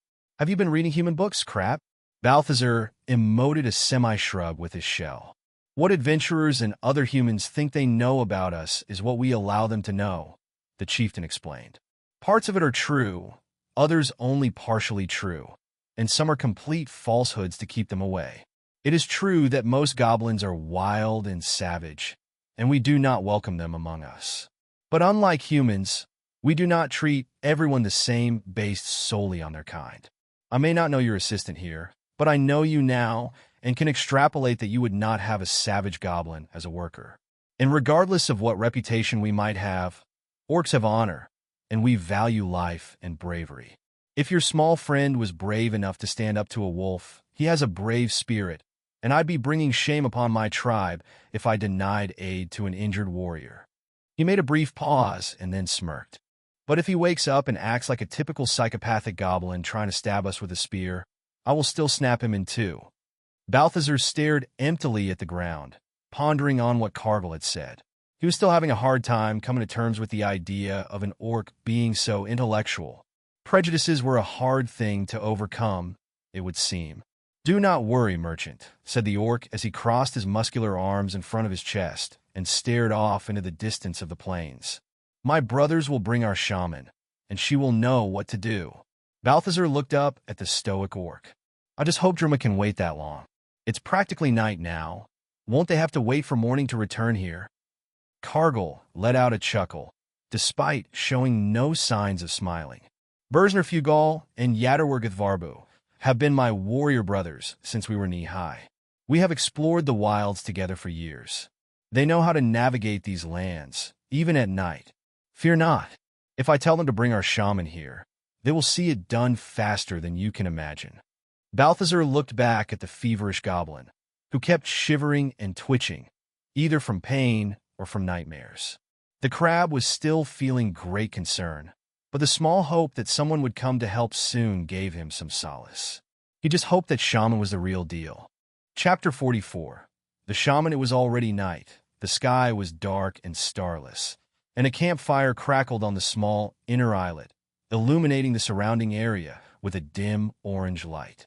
Balthazar sat between it and the bed of hay where Druma lay, still feverish and unquiet in his unconscious state. Boldy remained behind the goblin, quietly watching over him with a sad frown on his stony face. Blue was curled up on her cushion next to the big tent, head resting over her wings, but eyes still open, alternating between staring at the fire and glancing at the twitching goblin. Balthazar sighed as he threw a small twig into the flames. I hate waiting. Even more so than waiting, the crab hated feeling powerless and things being out of his control. Of all the countless pieces of junk he had ever traded with all those adventurers, and he somehow had nothing that could help him in that situation. He wondered if the goblin would make it, if he would recover, and if he would have any permanent impairment from it all. Balthazar did not want to imagine the worst, to lose his loyal assistant. Who would build him more wooden boxes? Who would tie all those pieces of rope that required hands with multiple digits? Who would wash all those used pieces of bloody armor before reselling them? Balthazar sighed again. Who would laugh with him while watching some overburdened adventurer zigzagging down the road from atop a boulder while eating pastries? I can't keep sitting here, the crab said as he stood up and headed to the bridge. In the trading post, the larger fire pit roared with tall flames that lit up the entire platform. By a corner, a burly figure stood with his back turned to the bridge, facing a shelf.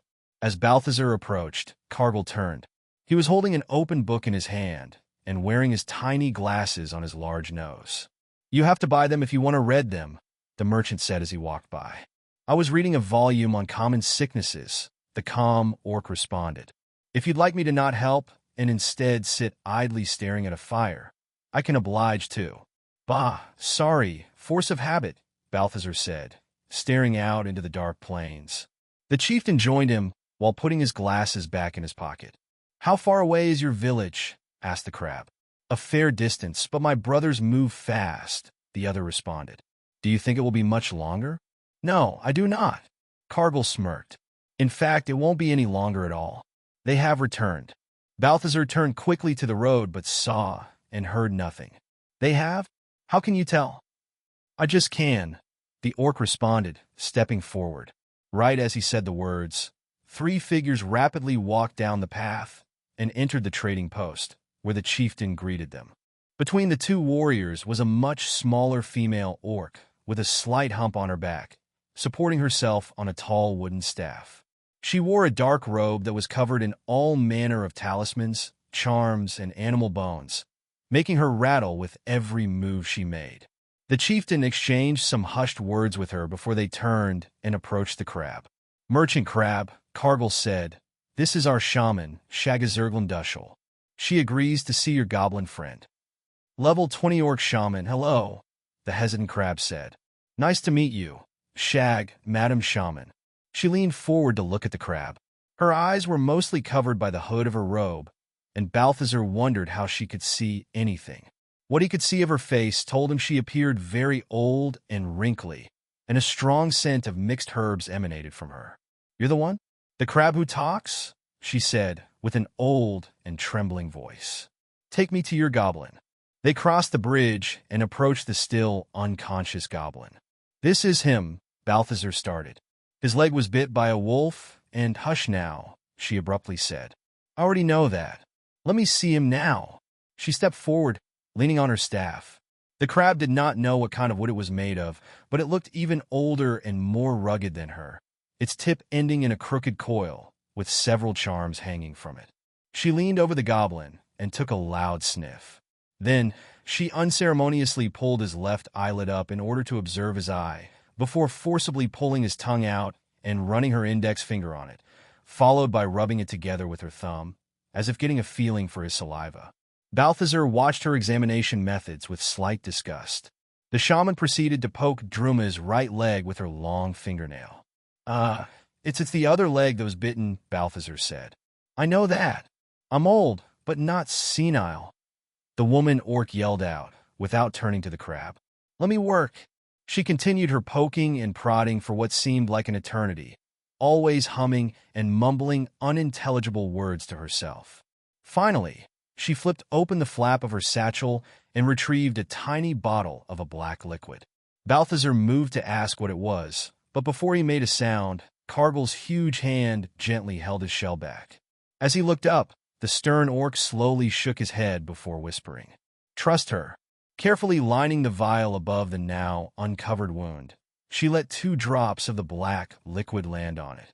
They caused a sizzling sound and a line of black smoke to come from the gash. Druma recoiled and let out a whimper before falling back unconscious, but motionless this time. "What the hell are you doing to him?" Balthazar blurted out, no longer willing to be patient. Very bad," the shaman mumbled, ignoring the crab's question. She put the vial back in her satchel and unhooked a tome from the other side of her belt. She quickly searched through the old, yellowed pages until she found what she was seeking. "What your friend has," she began, finally turning her attention back to Balthazar, "is a very old, very dangerous disease. It is called brain bumbles to our people." "Brain bumbles?" the skeptical crab repeated. "And what is that supposed to be?" "It is very dangerous," the shaman said in a dramatic tone. "If not treated, it will sap the energy out of its victim, give it a burning fever, and worst of all, make them very, very dumb." Balthazar pulled his eye stalks back in suspicion. He wondered what the last part was supposed to mean. With a hunch, he brought up his party status and focused on the goblin section.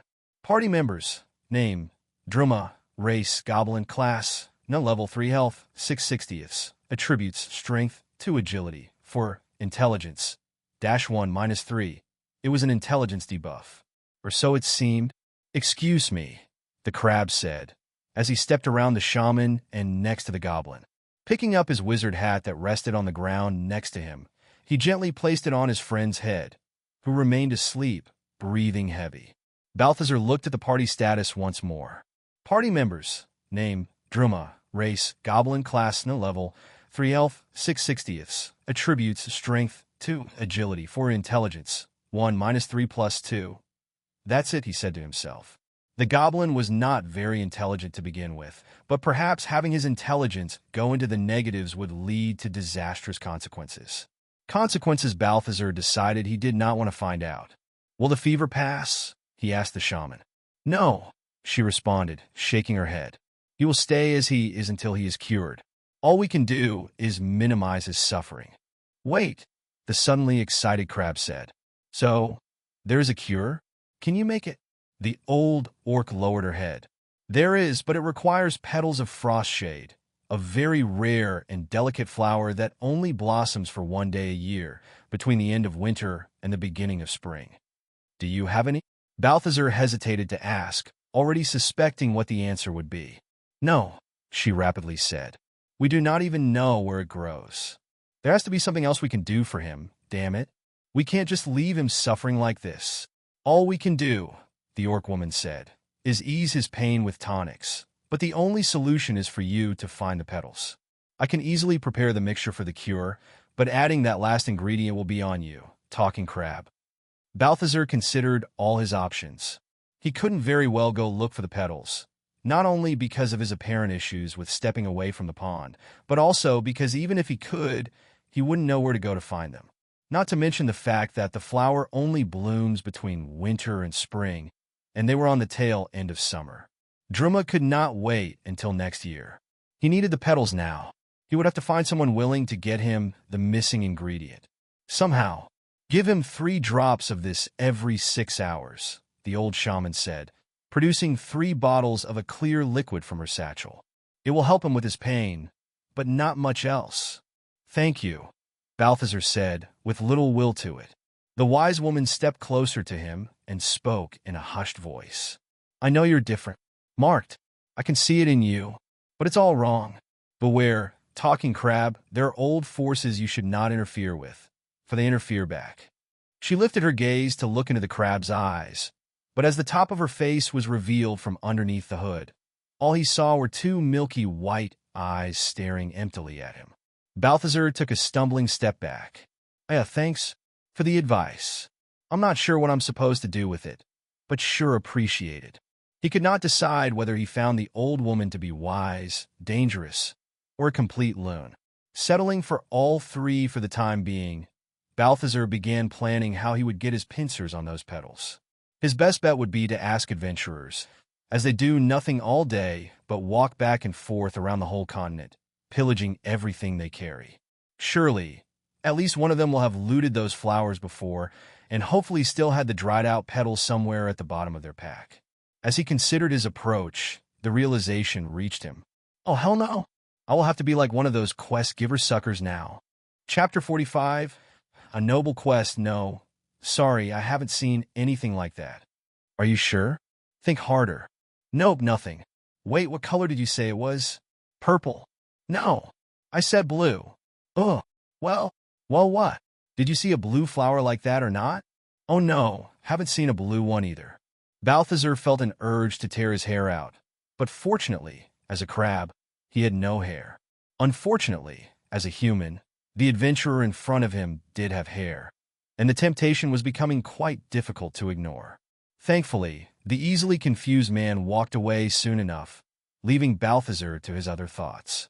The desperate merchant had spent the entire morning stopping every traveler who passed by the road, not to peddle his wares, but to ask them if they knew of a certain blue flower with 5 long, sharp petals that only blooms once a year. Most did not know of any such flower. Some could swear they had seen it before, but couldn't recall where or if it wasn't something else similar. And a few had even claimed to have it on them, only to present him with a common blue flower from the plains. Both his patience and his hopes were at an end. Drummer remained on his bed, bouncing between a feverish, trembling sleep and an unquiet state of unconsciousness where he mumbled to himself. Boldy had not left his side the entire time, remaining firmly stuck to the ground behind the haystack, watching over his friend. Not that the golem ever used to sleep before, but who did sleep most of the day was Blue, and even she seemed to sense something bad was going on and spent a lot of her time lying on her cushion, looking mopey and observing the sick goblin without getting any shut-eye. If Balthazar didn't know better, he could almost swear it was as if she felt guilty for it all. But Balthazar did know better, and he doubted she really felt remorse, given how little the drake seemed to care when it was the crab who was surrounded by the wolves before.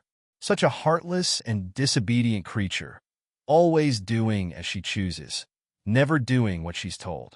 Definitely not something Balthazar appreciated. Just like irony, the notification of his level up continued softly blinking in the corner of his eye since the encounter with the wolves ended, but the crab had felt little desire to deal with the system's nonsense. Arg, quit bugging me. I got more important things to worry about than stupid level ups right now.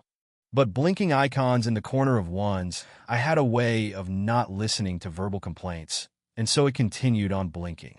Letting out a sharp exhale, Balthazar came to terms with the fact that it would be faster to just get the whole thing done and over with while waiting for someone else to walk by than to continue ignoring it all day. Fine, level 12, throw my stupid attribute point into intelligence. It's 22 now, big whoop, the grumpy crab mumbled as his eyes dashed through the menus. Bah, gotta pick a pointless skill too, I guess. Would be nice if there was one that let me find rare flowers under a rock, but that would be asking for too much, I'm sure. Or one that helps me with drakes and dumb adventurers who can't follow basic instructions. Balthazar stopped for a moment, looking up at the sky thoughtfully. Wait a moment. That might not be the silliest idea you've had yet, Balthazar, the crab told himself, as he scrolled through the long list of available skills. Ah, this sounds exactly like what I need. Leadership. F. The ability to better command and inspire those around you. Next rank requirements. Level 5, Intelligence 10, Charisma D. Upgrade. Figuring he had little to lose at that point, he confirmed the upgrade and upgraded the new skill to AD. Probably not going to do much yet, Balthazar said, while dismissing all the system's menus back to the corner of his sight. But what else am I going to spend it on? The dancing skill? Hopefully leadership will let me inspire one of these fools to find me that flower, and maybe make a stubborn drake finally listen to me. He looked over to the center of the islet again, at Blue, still on her cushion. Yeah, fat chance on that last part. Still feeling bitter about it, he turned his gaze away from the islet and back to the road, where another adventurer approached, this one looking like some sort of knight, wearing heavy steel armor from head to toe, parts of it adorned with white and yellow banners. Balthazar wondered how that one managed to fight anything, given how stiff and uncomfortable their way of walking was in that set of armor. The crab took a look through his monocle at the awkward figure. Level 12 Knight Paladin, good morning. "A noble knight," Balthazar said. The adventurer stopped and stiffly looked around while holding one hand over the mace on their waist. "Who goes there?" the knight asked. To the merchant's surprise, the voice sounded feminine, something he would have no way of guessing under the bulk of all the armor she wore. Her steel helmet, that resembled a bucket with two narrow slits for the eyes, clearly restricted her vision, as she continued scanning the area around herself horizontally, but failing to look down to where the crab was, right by her feet. "Reveal yourself," she demanded.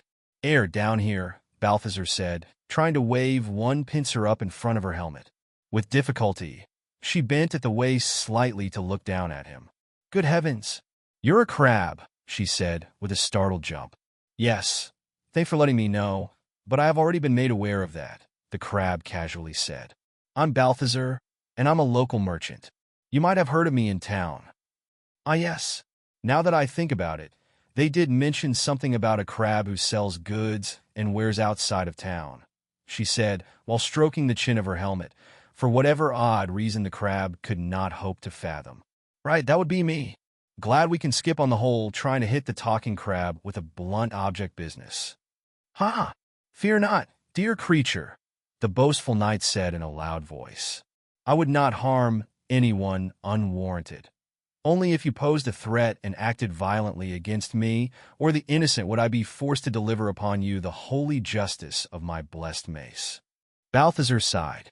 It would seem Ardville had an unending stock of nutjob adventurers. "But," she continued, "I'm afraid I do not need any wares at the moment, merchant. My course is set, and my journey is already planned. All my supplies have been carefully taken care of before I left your neighboring town." "Yes, that's fine. I'm not actually trying to sell you anything," the increasingly impatient crab said. "I was actually just looking to ask if you wouldn't happen to have come across a certain type of flower before, and if so, if you would be willing to sell its petals to me." "A flower?" the buckethead repeated. "I'm afraid not. I cannot afford to waste time gathering flowers in my crusade, friend. My mission is to help those in need wherever they might be, not to be picking petals and chasing butterflies." "Exactly, helping those in need," Balthazar said. "That's us. I need those petals for a potion that would cure my friend, who is gravely ill. That's what you're interested in, is it not? Helping. Well, there you go. I just need someone to find me those damnable petals to cure my sick friend. Can't get any more basic than that in terms of noble acts, or whatever." "Ah," the paladin said, placing her hands on her waist. "Why did you not say so from the start, kind crab? To help those who are ill is one of the noblest acts for a paladin such as myself, right next to slaying the foul undead or bashing the skulls of disgusting goblins." Balthazar winced at the last part of her sentence, but thankfully for him, she was unlikely to have seen it from her limited field of view. "Right, sure. Anyway," he quickly said, "can you tell me if you've ever seen a blue flower that looks like this? It's called frostshade." The crab unfolded a small piece of parchment where the orc shaman had drawn a sketch of the flower and offered it to the adventurer.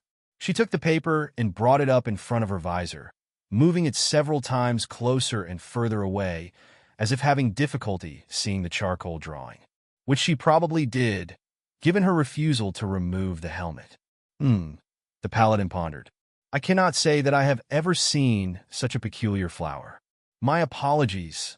"I figured as much," the disappointed crustacean said, taking the paper back. "Still, if by any chance you see anyone with petals of it, make sure you bring them to me right away. I will reward you handsomely for them, better than any alchemist. Just get them here right away." "Oh ho," she exclaimed. "So it is to be a noble quest, to seek a cure for an ill relative."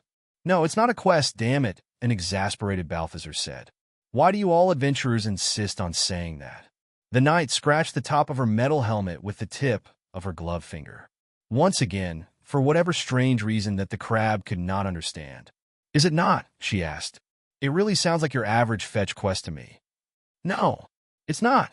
I'm just asking that if you find petals from this flower, that you bring them to me, and I will reward you for it, and, damn it, it does sound like a typical quest." The knight paladin shrugged. "That's what I was trying to say." Balthazar sighed in defeat.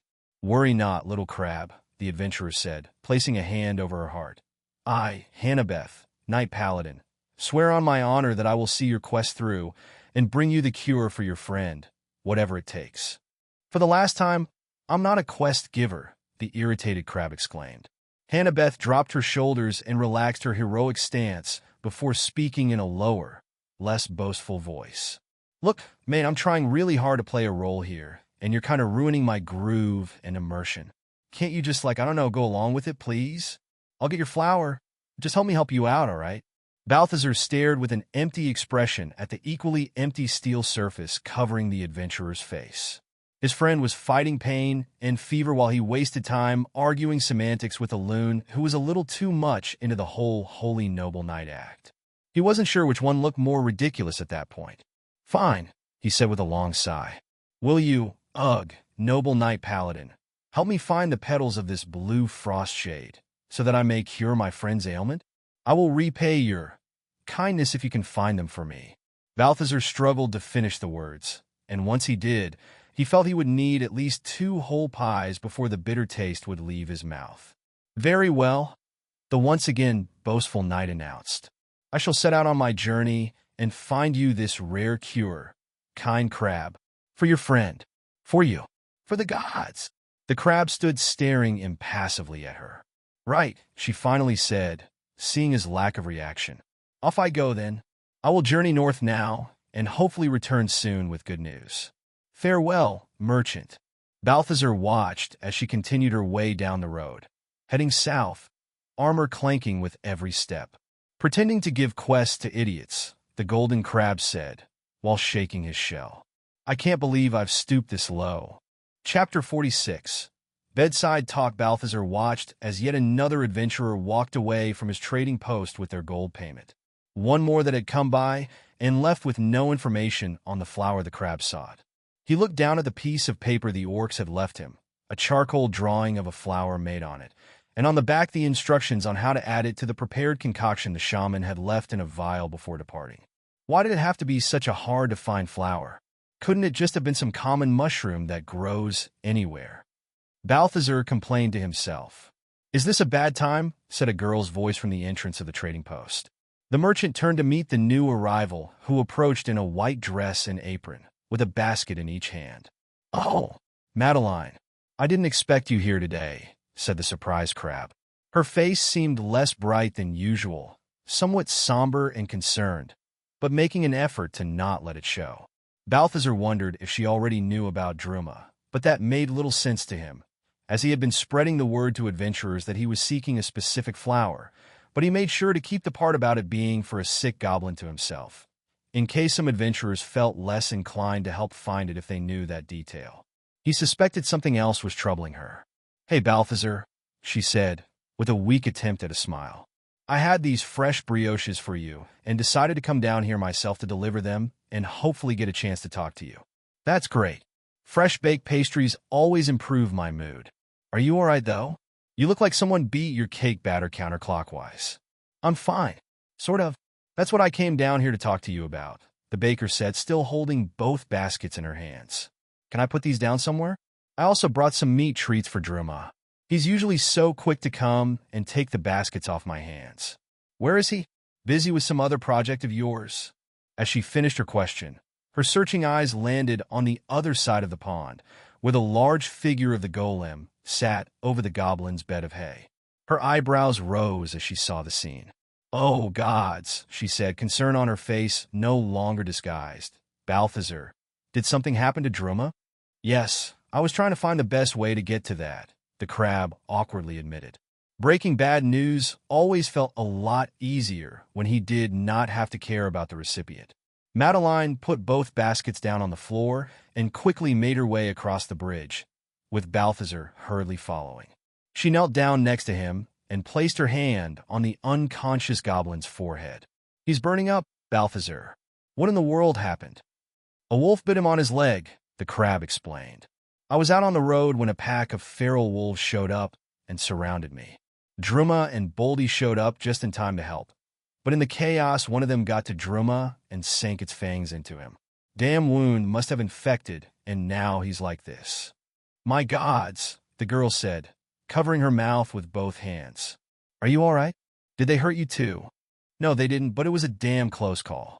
One of them was this close to my face. But Balthazar's words trailed off as he looked at the weak breathing of his friend on the bed and felt foolish once again. But I'm fine, really. Druma's the one who really got it worse. I thought what you said to the taxman about the wolves around the area was you making stuff up, said the baker.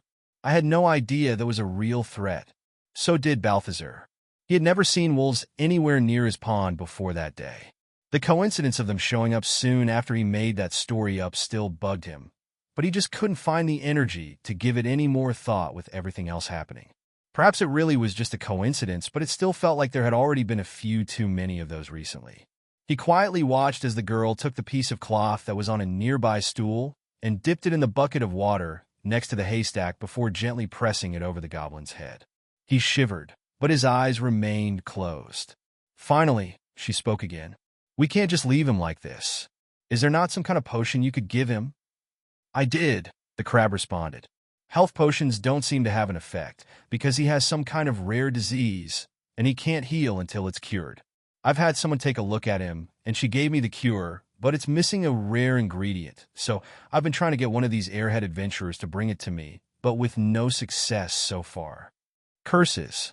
And Ra will be away from town for a few days, so I can't even ask him to help either, the girl said, while pulling the stool closer and sitting next to the bed. Maybe I could visit the apothecary in town and ask if they have this ingredient. What is it anyway? It's a rare flower called frostshade that apparently only blooms one day a year between winter and spring, Balthazar answered. And don't bother. One of my regular clients already checked the apothecary and told me they had nothing like it.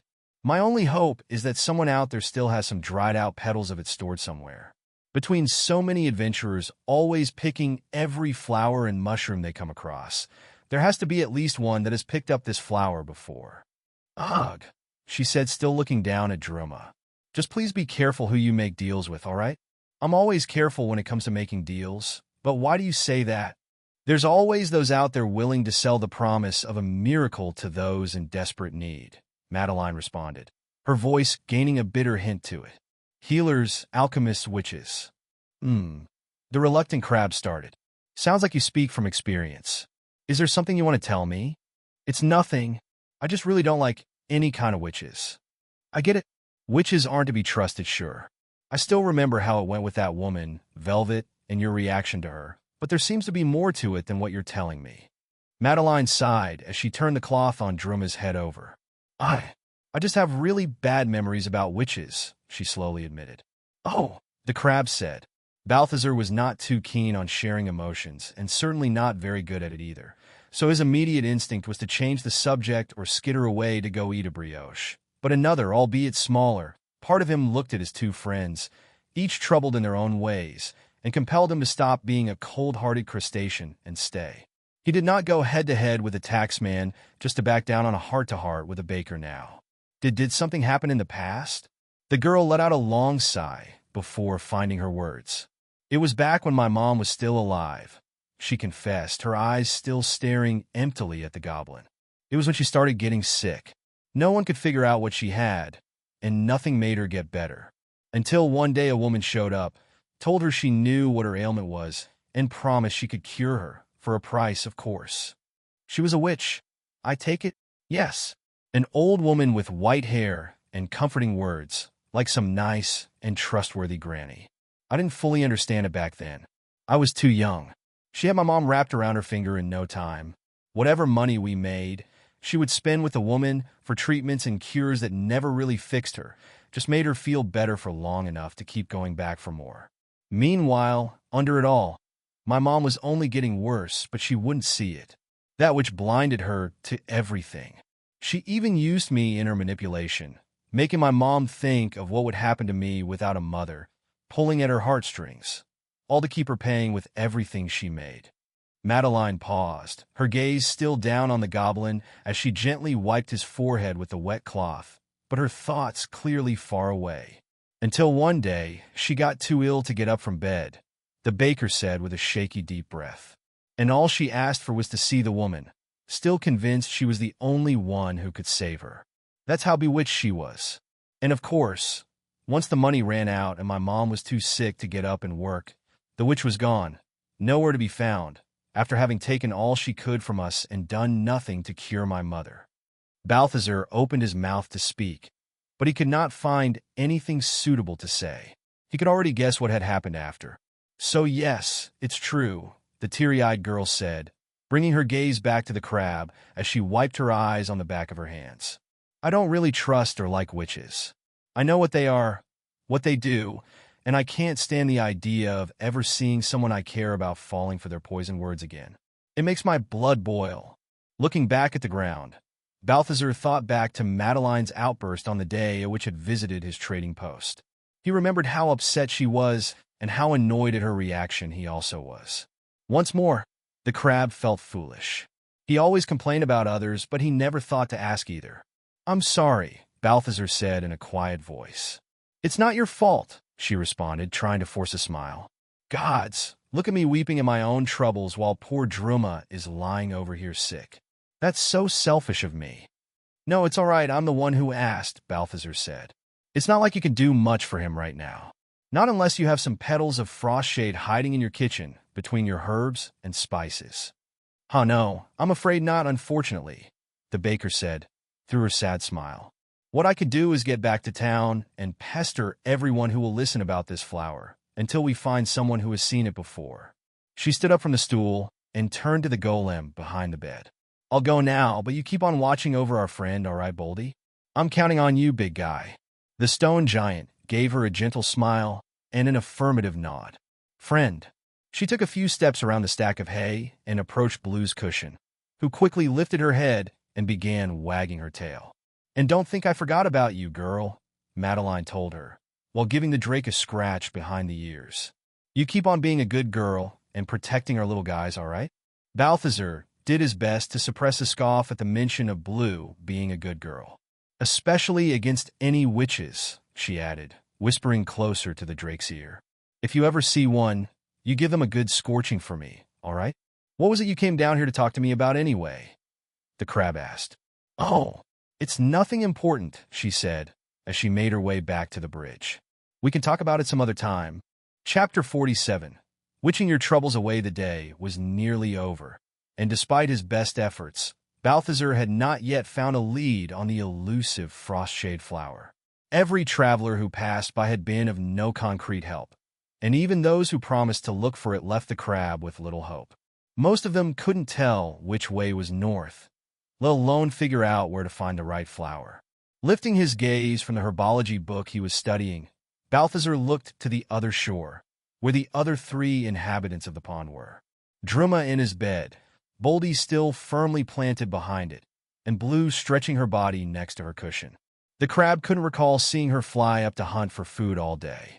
He wondered if she was refusing to leave the goblin's side, or if he had simply been too busy all day to notice her catching prey. He decided it was likely the latter, as he still had little belief in the drake caring for anyone. Or at the very least, he'd like to believe it wasn't just him she did not care much for. Bringing his attention back down to the book, he continued searching for any reference to where the frostshade flower could possibly grow. He was doing it mostly to keep himself occupied, as he knew finding its location would be of little use outside its blooming season. And then there was also the matter of how he couldn't go find it, even if he knew where it was. As much as Balthazar tried to avoid thinking about it, his issue with leaving the area around the pond still continued echoing in the back of his mind. He tried to convince himself it was perhaps some spell put on him as a prank, that someone would jump out of a bush, pointing and laughing at him for falling for it. But in reality, he knew that couldn't be it. Something deep within him really compelled him not to leave the pond. But what? And why? Even if some divine force existed, why should it care where a simple crab or other random wild animals go? It made no sense to him. And above all else, he wanted to know how he could break free from those binds. Whatever curse it might be, he could not let it restrict his life forever. He didn't exactly have any wish to leave his pond, but now that he knew someone or something was restricting his choice in the matter, the crab would be damned if he wouldn't break free from it. He would stay in the pond, but he would do it by choice, not by decree. But all that was a problem for later, he had to keep reminding himself. For the moment, he was doing his best to do something unusual for him. putting others' interests before his own. It was a strange feeling for the self-centered crab, but deep down it kind of felt good. Not that he was yet ready to admit to it if anyone asked. He had a crabby reputation to uphold, after all. With a frustrated thud, Balthazar shut the book and placed it back on a shelf. Light was quickly fading from the sky, and he was tired of chasing for leads in old yellowed pages. Retrieving a small brioche from one of the baskets Madeline had left during her last visit, the crab skittered along the outer shore of his pond to a remote and tucked-away corner between some boulders. Sitting by the edge of the water, he nibbled on the sweet and fluffy bread, admiring the great view that Spot provided of the waterfall on the opposite side of the pond. The surface was clear, and he could see many small fish dancing beneath the surface, their colorful scales reflecting the last remains of sunlight in mesmerizing rainbow patterns. The crab was so lost in thought, he did not hear any approaching footsteps, if there were even any, but by the time he heard the voice, the one who spoke was already sitting on a small rock next to him. "Hello, Balthy." The startled crab jumped in place and dropped his pastry in the water with a loud plop sound. Velvet, the witch, smiled at him as she crossed her legs and rested both hands on her knee. "How the hell did you get in here?" "Get away from me," Balthazar quickly blurted out as he stumbled back against a boulder. "Oh, now, sweetie, is that the way to treat a friendly face?" she said, pouting her lips and batting her eyelashes. "You're no friend of mine," the apprehensive crab exclaimed, keeping as close to the rock and as far from her as he could. "Shoo! Leave my pond. You're not welcome here. You're awfully bitter for someone who eats so much sugar. What has that evil baker been putting in your pastries?" "What was her name?" "Madeline, right? You keep my baker's name out of your mouth, witch," Balthazar warned, trying his best to sound assertive, despite the faltering in his voice. Such bravado for a silly little girl. The black-clad woman placed an open hand against her chest in a dramatic manner. "To think that I came here with such good intentions, only to be scorned like this." "Good intentions?" the merchant skeptically repeated. "You're probably here looking to mutilate me again." "You wound me, sir," said the witch mockingly. "I came here after I heard word on the road that you were desperately looking for a certain rare flower." Balthazar's heart sank in his shell. "The frost-shade petals? Do you know of them?" he hesitantly asked, unsure of which answer he feared most. She opened a wide smile, revealing her pristine white teeth that contrasted against the blackness of her lipstick. "Know of them? Darling, I plucked them myself last season." Balthazar started averting his eyes as he saw her fingers reach between the cleavage of her dress until he realized she was only retrieving a small vial from there. While her dress did seem to lack any pockets, the crab still found her choice for item storage too unconventional. As she brought the small container under the fading sunlight, Balthazar saw what was inside: 5 pointy and dried-out petals of a blue flower. A perfect match to what the shaman had drawn and described. "Is this not what you were looking for?" she asked. The crab did not respond, but his troubled expression was enough confirmation for the witch. "Don't look so glum, darling," Velvet said, palming the vial away from sight again. "I thought you'd be ecstatic that I've brought you these." "I'm not a fool," the deflated crab said. "I know you will want something for them, and it won't be money or anything I'm going to like." "Again, your words pierce me like daggers, Balthy. I'm a reasonable woman. I know what these petals are used for. I know you need them to cure someone. And, judging by the sorry state of your little assistant over there, I can make a good guess as to why you were so desperately looking for them." She gave a nod to the center islet in the distance where Droma was. "What do you want?" Balthazar asked, with a dry and bitter tone. "For a start, I'd really like for you to stop being so hostile," said the witch, tilting her head and batting her eyelashes slowly. "I've never really done any harm to you, have I? Can't you just consider that I'm really not that bad? I thought you, better than anyone, would understand what it's like to have others judge us by what we are before they even get to know us. Is it really so much to ask that we have a civilized conversation? Go on, sit, let's talk. I promise I won't bite." She gestured for the space next to her where Balthazar was sitting moments before. With great hesitation, he slowly walked back and sat down. While he still felt suspicious about the witch, he could not simply turn his back and possibly throw away his only chance at getting his pincers on those petals that could save his friend. He looked down at the water, observing the fish nibbling away at bits and pieces of his brioche that floated near the surface. "See? No harm done," Velvet said, as she readjusted her long black dress in order to turn and face the crab. "Now we can talk properly, look each other in the eyes, and be sincere, right?"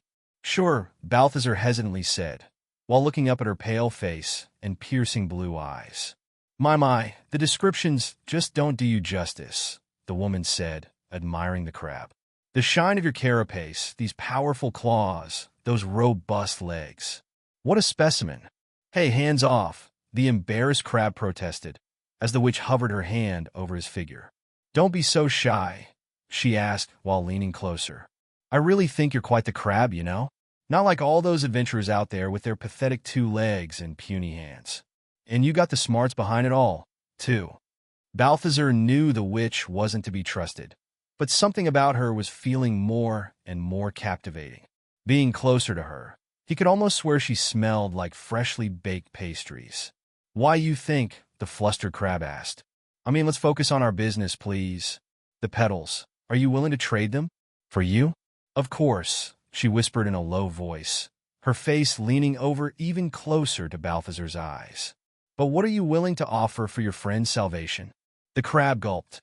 As awkward and uncomfortable as he was feeling, he couldn't pull his gaze away from her eyes. Those big, penetrating eyes, like 2 shiny jewels. And Balthazar certainly loved shiny things. You're talking about one of my legs like last time, or something, aren't you?" What is it with you and the weird need for crab parts?" he asked, struggling to string a straight sentence with her face so close to his. "Not just any crab, darling," Velvet said, her arm now resting over the crab's shell and her black nails tapping softly on his golden chitin. "You're a very special, unique crab, and I really, really need a little piece of you in order to finish my little project. I've been working on it for so long, looking for the right one to help me finish it. You can't imagine my joy when I finally found you. You don't need to worry. You can trust me. It's just a little leg. What's the harm? You'll surely grow it back, and I'd make sure you wouldn't feel a thing."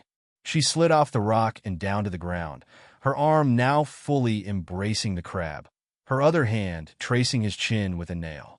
"Perhaps," she continued, "you could even come with me after. I could show you so much. It would be just us, Velvet and Balthazar, against the world. Me with my knowledge and craft. You with your uniqueness. I could do so much with you. All the way to the top. If you only knew how special you are, Balthy. What do you say?" The crab felt lightheaded, like the day he fell asleep under the hot summer sun after having eaten a few too many strawberry tarts, and everything around him was spinning. It was a funny feeling, but for some reason, not completely unpleasant. His smarts kept telling not to trust a word the witch said, all the way from the back of his brain, like nagging, distant voices. But why not? She didn't seem so bad, now that he was getting to know her from up close. So very close. Balthazar felt as if he was sweating buckets inside his shell, but he just couldn't tear himself away from her enthralling gaze. Something in the air was clouding his judgment, like an intoxicating scent that vacated him of all sense. He knew perfectly well he was being played, but he just didn't seem to mind it. Just like he knew eating his 7th slice of pie was unwise, but he'd always go for it anyway. Some things were just too tempting to beat through reason alone.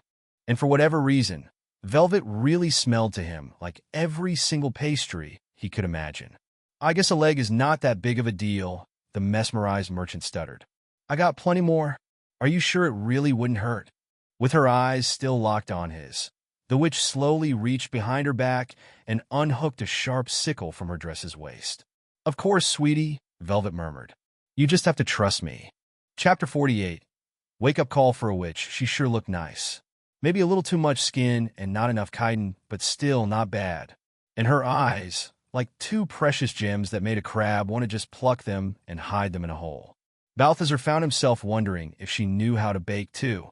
He was experiencing many strange and confusing feelings, but for whatever strange reason, that wasn't bothering him too much.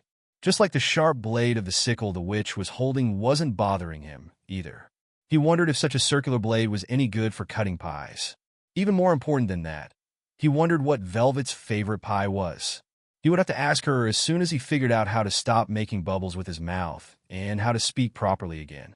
She raised her right arm high in the air, the blade she held reflecting the pale moonlight across its edge, but Balthazar was sure there was no reason for concern.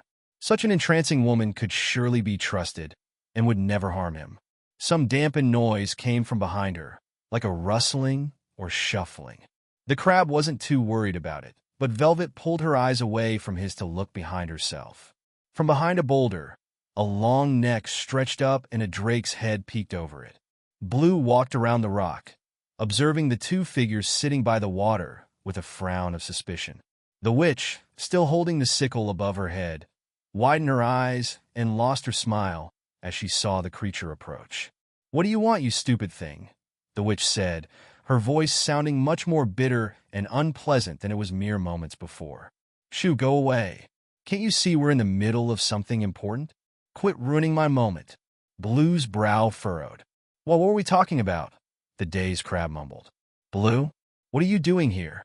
Velvet quickly lowered her blade and turned her attention back to Balthazar, a smile back on her face. "Shoo, never mind that. We were having a little heart-to-heart, remember? Hey, look at me. Let's focus back on that, darling, all right?" Breaking away from his intoxicated stupor for just a moment made the crab come to his senses that something wasn't quite right. "But I thought, hey, wait a moment. Is that a sickle?" Balthazar shook his shell vigorously. "What the hell were you trying to do to me?" As if waking up from a bad nap, the groggy crab tried focusing his thoughts back into place. Rapid questions ran through his mind as he tried to make sense of everything. Was he really considering taking her offer? Why was he even listening to what that woman said? Was Velvy really about to bring that blade down on him? Why the hell was he calling the witch Velvy in his head? "You know how dangerous the world out here is, Balthy," the witch said. "A woman has to carry something to protect herself. Now stop worrying about that and focus back on our chat. Will you?" "Nah, I don't think I will," Balthazar said. "You had me under some kind of something, I don't know what, but there is no way I would ever consider letting you cut me up unless I was out of my damn mind, which... What did you do?" "Me? Nothing, sweetie," Velvet pleaded. "It is only a little bit of perfume. Secret formula by yours truly. Didn't you think it smells wonderful? Like your favorite thing in the whole wide world? Go on. Why don't you give it another close sniff and let your troubles go away?" Blue let out a low growl as she slowly stalked forward, her yellow eyes firmly placed on the black-clad woman. "Now, there is no need to get harsh, darling," she said, glancing back at the drake as she stood up from the ground. "We were so close to coming to terms. I was going to let you have the petals you so desperately need, too."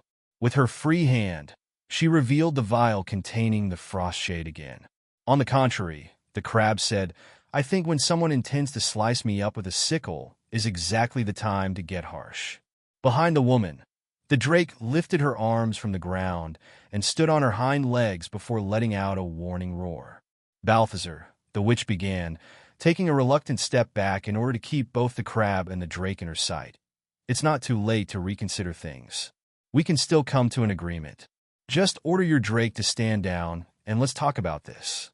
Balthazar gave Velvet a spiteful smile. "I'm sorry, my dear, but that one does not obey a single order I give her." Stretching her wings wide, the drake stretched her head forward and opened her mouth. A screech came out, along with a bright blue jet of fire that shot straight at the witch, who barely had time to duck under the flames. The witch wailed as her long black hair caught on fire. Desperately flailing her arms around, she dropped both the sickle and the vial on the sand before darting past the other two and throwing herself into the water. Between her screams and a sizzling noise, a large cloud of black smoke emerged above the water, along with the intense smell of burnt hair. "Phew, that's a horrible stench," Balthazar said, while waving a pincer up and down in front of his face to disperse the smell. As the smoke cleared, both the crab and the drake looked down into the water, looking for signs of the witch, but only ripples remained. Did she dissolve, or something?" the befuddled crab asked. "Nah, can't be. No way the water would still look this clear with that evil which mixed in it. Damn magic users and their disappearing acts. Turning his attention to Blue, Balthazar spoke to her. Didn't expect you to come through for me, but hey, good job. Maybe you're finally gaining some respect. The drake threw her head away disdainfully and started walking back to where she came. Or not, the annoyed crab said. I should have known it was too good to be true. You were probably just doing whatever you felt like, as usual. Looking down at the ground, his eyes caught a glint from glass in the sand. The vial. Quickly picking it up with his silver pincer, Balthazar brought it up against the sparse light from the moon. The petals of frost shade he needed were still inside it, tiny and dry. Running along the shore and through the wooden bridge, he made his way to his tent and dug through his disorganized boxes, baskets, and bags. Damn it, damn it, damn it. Where did I put it? Finally finding it, the crab pulled a bottle of clear liquid from a basket where he kept other equally valuable items, such as leftover pieces of pie and some butter cookies. With great caution and care, Balthazar uncorked the only dose of the potion the shaman had left for him. All right, now I just have to do like the old lady said, he muttered, while carefully picking one petal from the vial with the tip of his left pincer. One petal in, he dropped the piece of flour in the transparent liquid, and it hissed softly before gaining a light blue hue. Shake it. Putting the cork back on it, Balthazar used his dexterous pincer to give it a vigorous shake.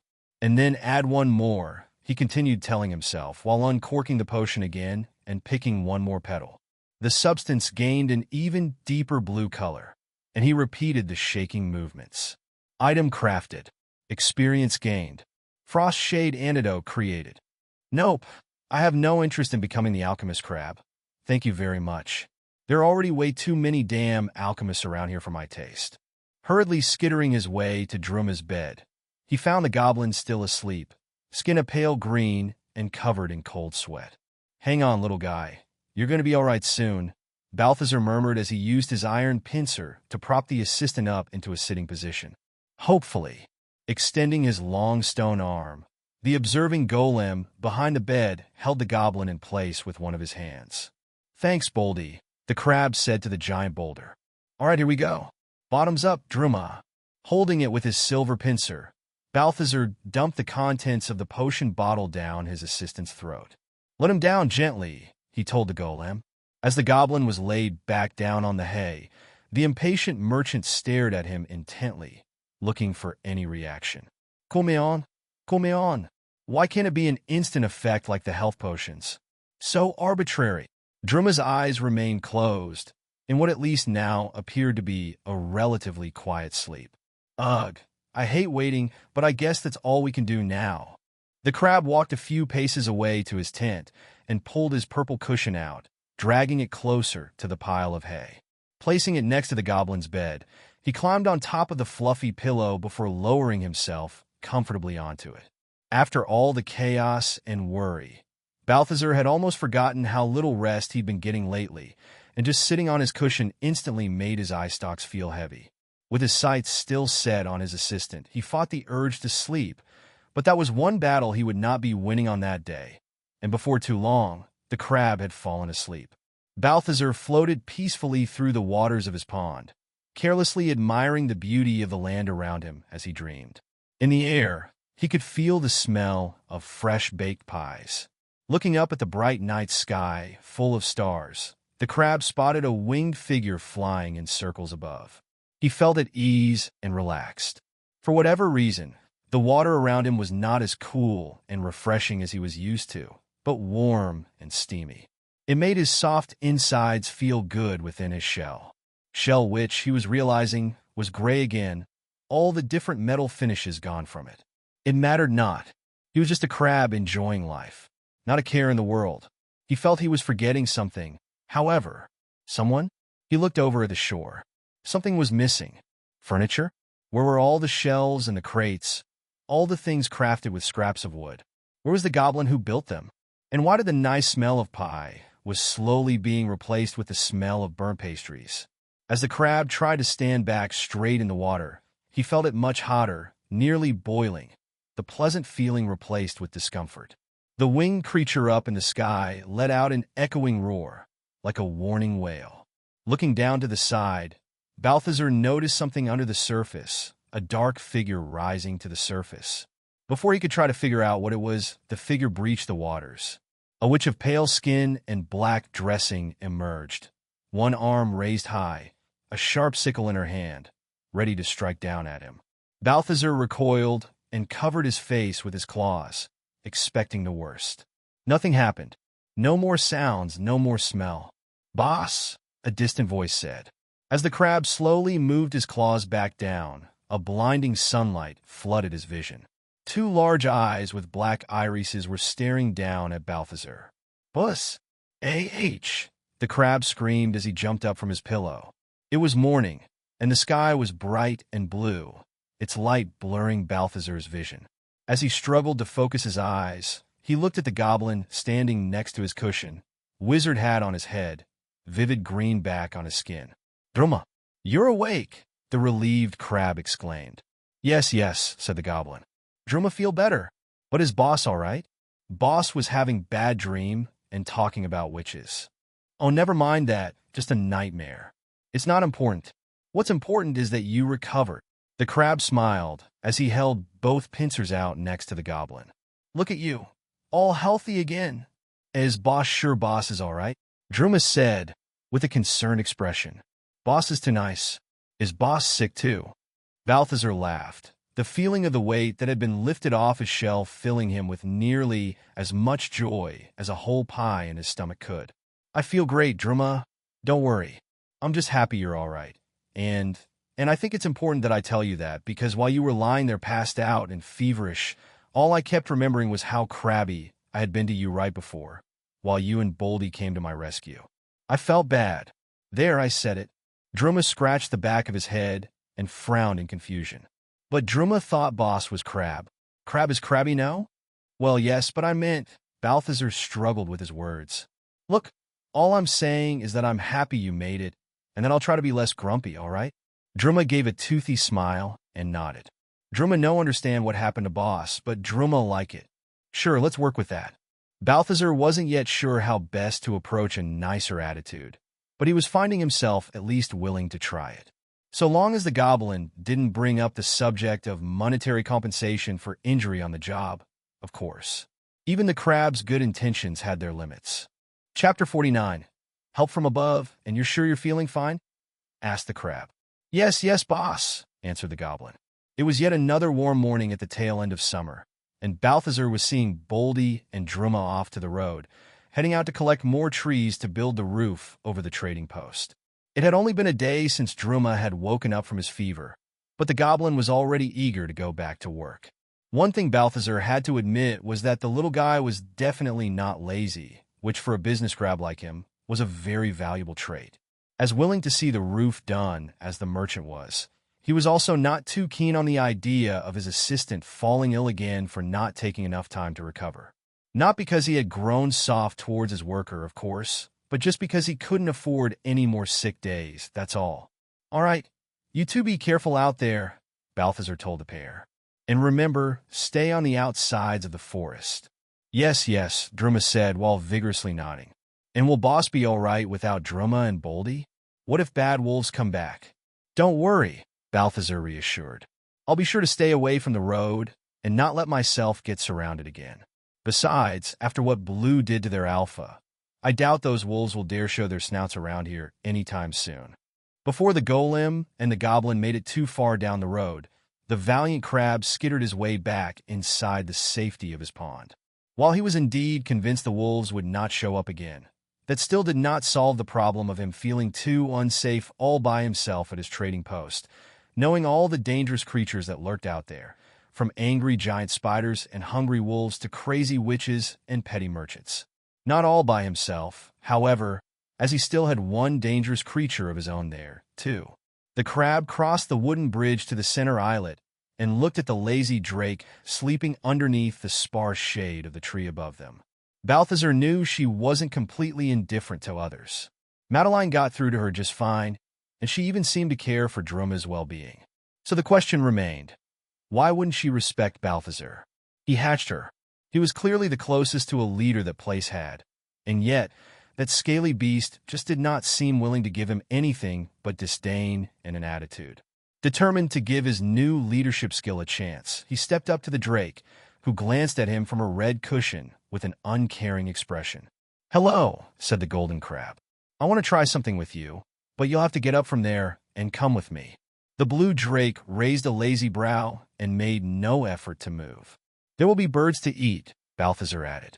Raising her brow even further, her eyes seemed to show her interest had been piqued. Slowly standing up from the cushion, the drake made the short distance to follow the crab. "Right," he started, turning to face the winged creature. "We need to establish some hierarchy here. I'm your elder. I own this territory, but you keep ignoring my authority. That's not good, is it?" Blue looked at him with an expression that made the crab sure that if she was capable of it, she would be crossing her arms right then. "Look, let's start with something simple," he continued, trying to channel his inner leadership skills, which, as he was just realizing, weren't many. "I'll tell you to fly up, and you fly up, all right?" The unimpressed creature made no signs of acknowledging his request. Balthazar sighed. "Well, might as well try fly up, Blue." The drake let out a long yawn and stayed as she was.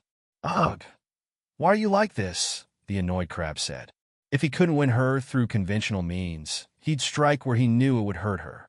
"Oh, I think I get it," Balthazar said, giving her a side eye. "You're not confident yet about your flying capabilities. It's all right, I get it. You're still pretty young, despite appearances. You were literally born the other day. You're worried you might embarrass yourself if I tell you to fly up, and your clumsy wings make you fall back down." Blue stretched her neck up, and her pupils narrowed at the crab. She was offended. "Don't worry, I understand," he continued. "No need to feel bad. You'll get better at flying someday, I'm sure." Letting out a puff of steam from her nostrils, the drake spread her wings wide and batted them with dramatic effect as she took off into the air. "Heh, so easy to bait," Balthazar said under his breath. With another couple of flaps of her wings, Blue launched herself upwards, darting towards the clouds. "All right, you've made your point," the crab shouted. "You can come back down now." But the prideful creature either did not hear him or did not care to listen, and continued her ascent. With a pincer over his eyes to shield them from the light of the sun, Balthazar was looking up at the shrinking figure of the drake in the distance when he spotted a second smaller but higher in the sky. "What is that?" Whatever was seemed too large for a bird, and also the wrong shape. Skittering across the bridge, the crab hurriedly searched through a box of random items until he found something an adventurer had sold to him weeks before, a small spyglass. Looking back up, he found the now barely visible drake, still speeding up as if trying to prove how high she could fly, and not too far off to the side, the slow-moving duck. Balthazar placed the spyglass in front of his monocle and tried focusing on the unknown figure in the sky. As he focused on it, he finally realized it was a man, sitting cross-legged on a blue cushion that was slowly flying horizontally, heading straight into Blue's flight path. "Blue," the crab yelled. "Stop going up. You're going to crash into someone." But she was too far away to hear. Bringing the spyglass up to his monocle again, he gave the flying man a better look. He wore a purple wizard hat and robe, and had an excessively long white beard that flapped in the wind over his shoulder as he flew forward. "Wait," Balthazar said to himself. What is he doing? Trying to focus more on the man's hands, the crab finally figured out what he was holding. The wizard was holding a small porcelain saucer with one hand, a teacup with the other, casually taking sips from it as he flew onward.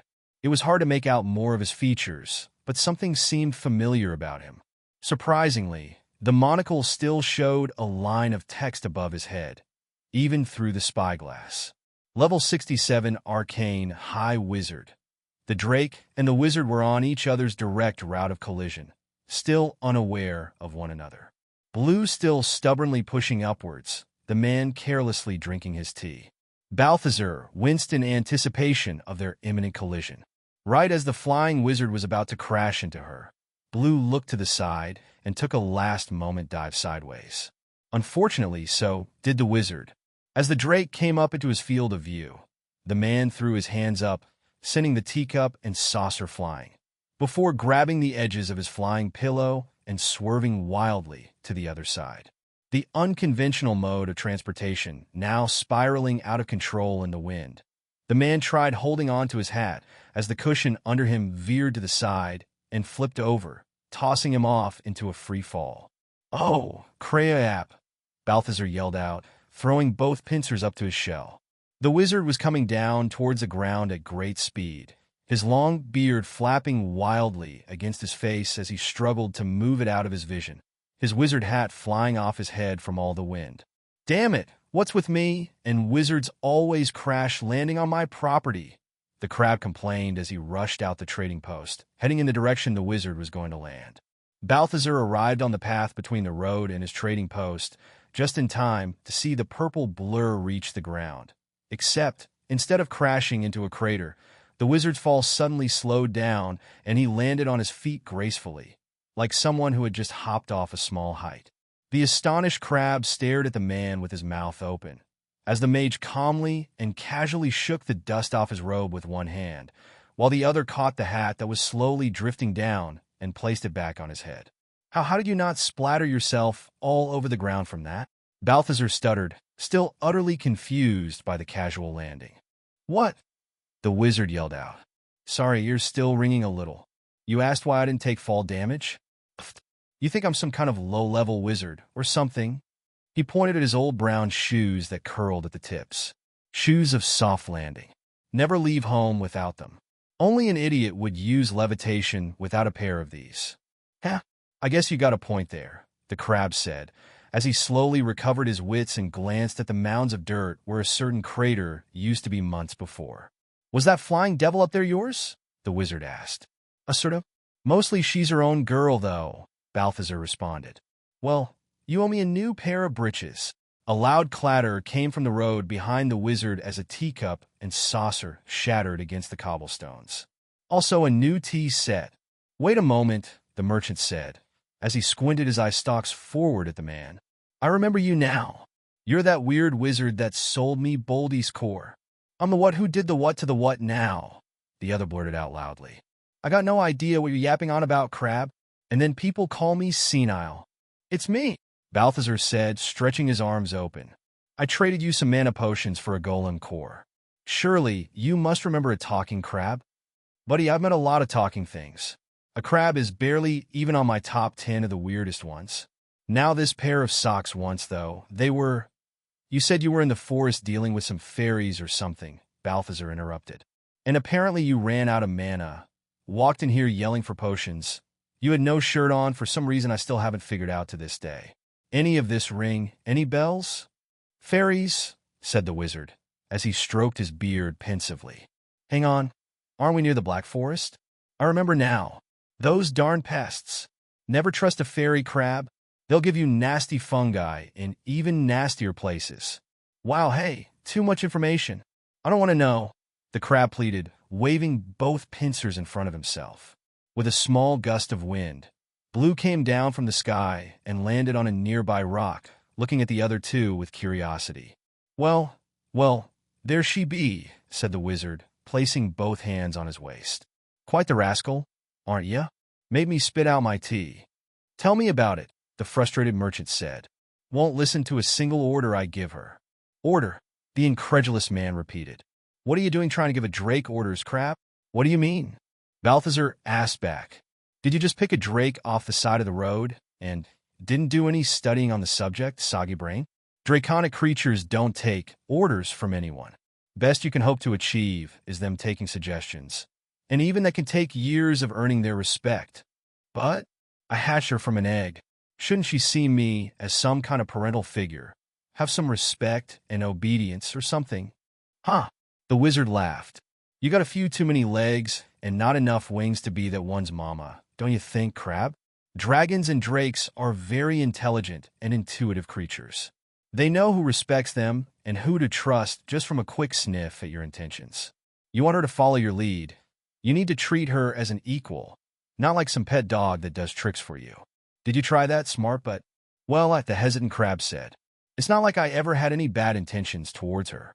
I just wanted her to listen when I tell her to do something."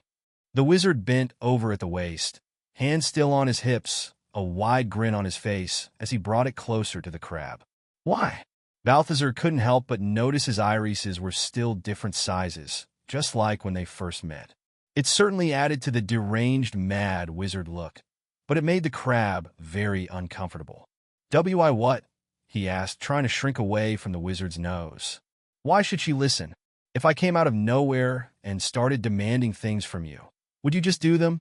Balthazar thought back to the first time he met the wizard. That's literally what you did when you came here yelling for mana potions last time.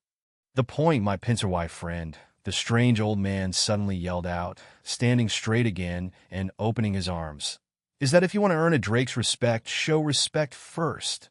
Balthazar tried to make sense of what the wizard was trying to tell him, but the concept was still not quite clicking yet. "How?" he asked with great hesitation. Oh, the grinning wizard said. "Are you asking me for some tutoring?" Chapter 50. Draconic Tutor. Balthazar gave the wizard a good, long look. He had a scrawny figure, and despite still seeming quite spry, he was clearly old. Very old. The long beard that reached down to his knees and his mismatching eye sizes only added to the deranged look, and his attire was not helping either. Big wizard hat that crumpled in the middle from how large it was, old brown shoes with silly curling tips, and a purple robe that seemed 2 or 3 sizes too large for the old man. If the monocle hadn't shown it, Balthazar would have never guessed that the man was the highest-level adventurer the crab had ever encountered. But considering the average adventurer he met every day, perhaps that was actually fitting. That they all become demented loons would only make sense. "Tutoring," the disbelieving crab said. "On drakes? What makes you such a specialist in the matter?" "What? You don't believe me?" the wizard said. "I'll have you know that I've done a lot of dragon riding back in the day." The old man stared longingly at the sky for a moment before continuing. "And by back in the day, I mean last week. You should have seen that beast. She was the size of a house. That beauty." Balthazar made a face of discomfort at the wizard's excitement. "I'm not interested in riding anything, old man. I just want to be able to count on this one when I need her." Fine. Suit yourself," the old adventurer said. "A giant crab would probably look ridiculous riding on a drake's back anyway." "If you know so much about dragons and drakes," said Balthazar, "then go on, tell me what I'm doing wrong." The wizard started stroking his beard thoughtfully. "Have you tried going with the basics? Maybe formally introduce yourself?" "What?" the incredulous crab responded. "She already knows who I am.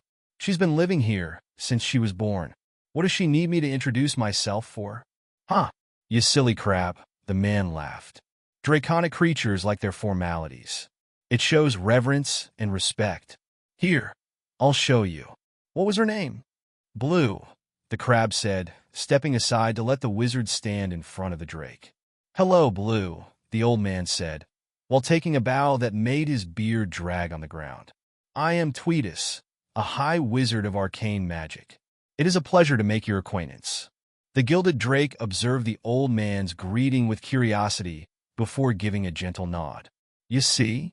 Tweetus said, standing back straight and stepping away from the drake. "Just like that. Now you try it." With some hesitation, Balthazar stepped forward in front of Blue. "I don't know about all this," the crab said, looking back at the wizard. "Go on," the other whispered, leaning forward and shooing him away with his hands. "Try taking a bow and telling her who you are."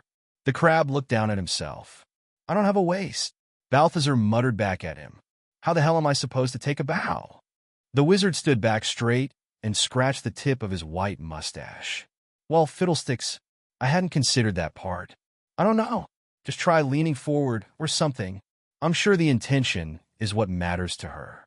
"So much for being a specialist," the annoyed crab said under his breath. Balthazar put one pincer in front of himself, while stretching the other one outwards and leaning his shell forward. He felt like he was looking ridiculous, and for everyone present, he very much was. Hello, Blue." The crab awkwardly started while staring at the ground. "I am Balthazar, giant crab and a merchant of things. Nice to meet you, I guess." He stood back up and looked at the drake, who was staring at him with her mouth ajar, a mix of confusion and embarrassment in her expression. She gave him a quick nod that felt more like a plea to just end that interaction as quickly as possible, which the crab was happy to oblige. Turning back to Tweetus, he saw the wizard grinning and giving him 2 overly enthusiastic thumbs-ups. "You got the spirit of it right, Crab," the old man yelled. "I'm never doing that again," Balthazar said with a cold voice. "Pfft, quit your belly aching. She didn't bite your pincers off. Back in my days at the Arcane Academy, that was considered a big win when meeting any kind of dragon." He shook his head with an expression of longing on his face. Poor Jeremiah. He loved to play his lute so much. "Right, but what now, old man?" the impatient Crab asked. "How is this getting me any closer to being able to give her commands?" "Bah! There you go again with the commands. She's not a pet, and certainly not your servant either, Crab. You must treat her as an equal. A partner. A friend even." "A friend?" Balthazar repeated. "I'm not so sure she's too keen on being my friend. You know what was one of the first things she did when she was born? She tried to shoot fire at me. And you know what she did when she saw me about to be viciously mauled by a pack of wolves? Turn around to go back to sleep. Huh, she sounds like my sister." Tweetus let out a hearty laugh as he threw his head back and slapped his knee. "It's not funny. She's a heartless creature. So is my sister." "Huh?" The unamused Crab was staring daggers at the wizard, but the other was too busy chortling at his own joke to notice. "You're being no help at all," said the Crab.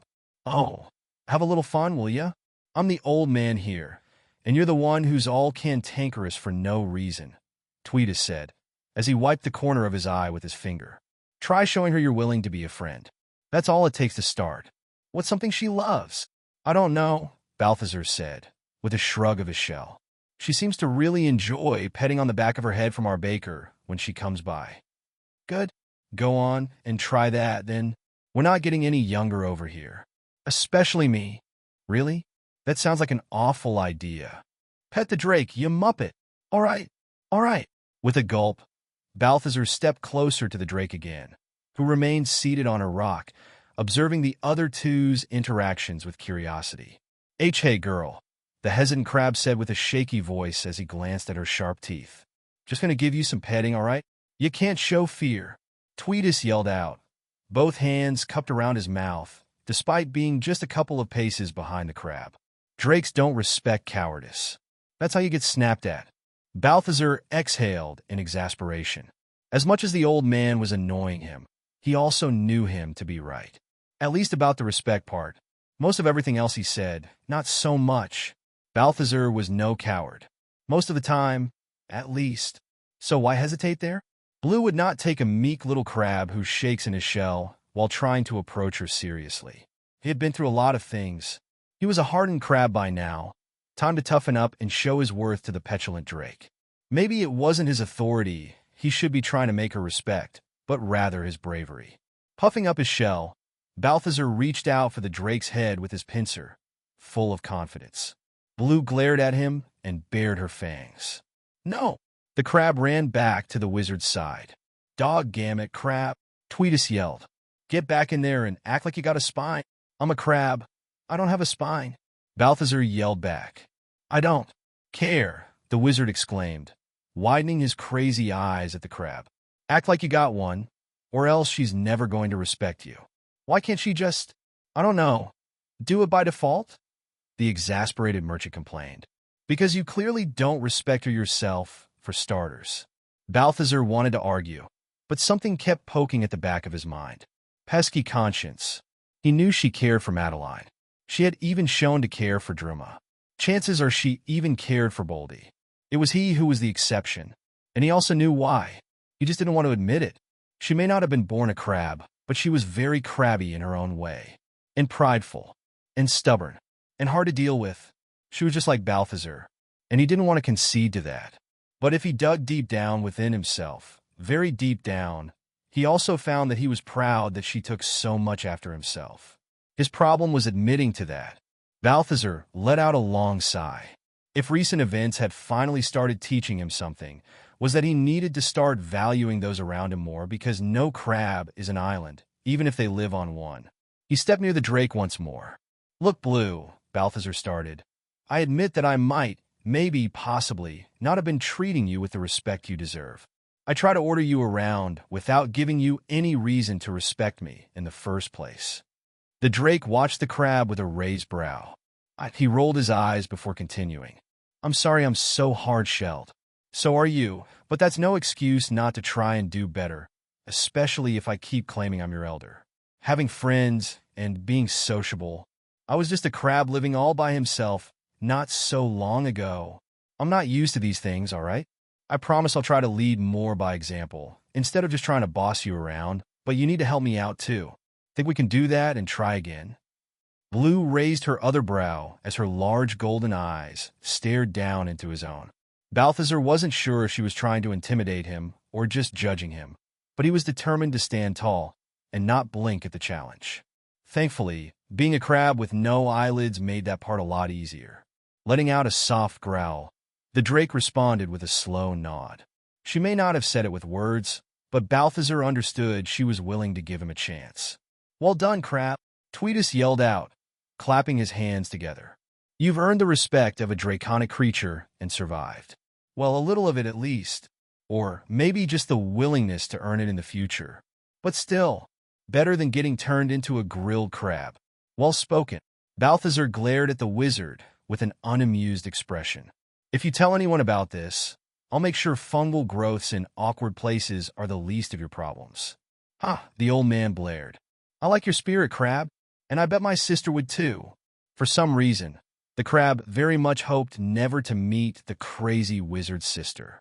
But can you make her fight? Tweetus asked with a sly grin. I don't know, Balthazar said.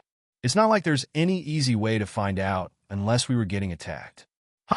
Say no more, crab, the old man yelled out, pulling up his robe sleeves.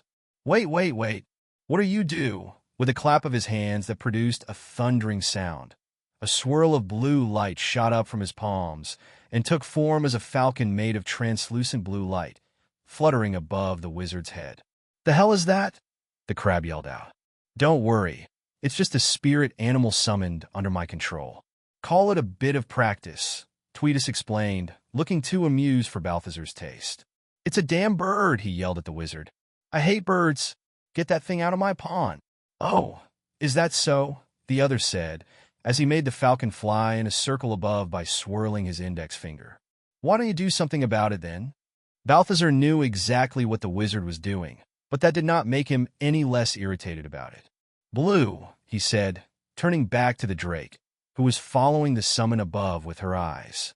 You should shoot that thing down with some fire, don't you think? She glanced down at the crab, and then back at the flying bird. She did not seem too interested. Come on, girl, Balthazar muttered under his breath, so Tweetus wouldn't hear him. You're embarrassing me in front of the wizard. She yawned. The crab realized he needed to try a different approach. If he was so smart as he liked to think he was, he should know to try and appeal to her interests and pride instead. That old man might not look it, but he's higher level than you and I combined. He quietly whispered to the drake, with one pincer covering the side of his mouth while glancing at the wizard. And he's mocking us by making that stupid bird fly above our pond because he thinks we won't be able to do anything about it. Blue's brow went up once again. Are we going to let some high wizard laugh at us, in our territory of all places, and with a bird? Or are we going to do something about it? The drake stood up on the rock and shook her wings as she stared at the falcon, no longer looking amused by it. That's right, girl, Balthazar said. You get up there and show we're no pushovers.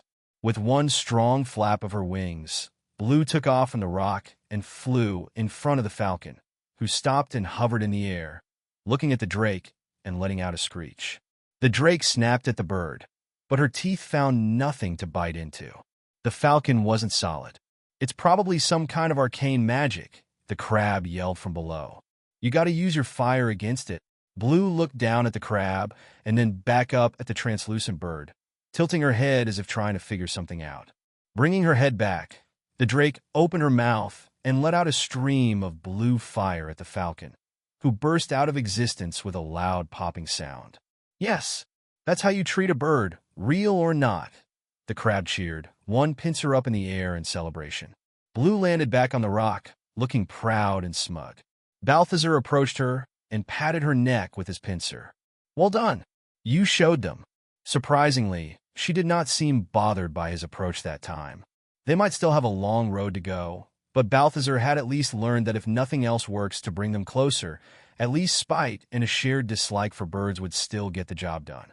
Very good, Tweetus said, clapping and giving them a wide grin.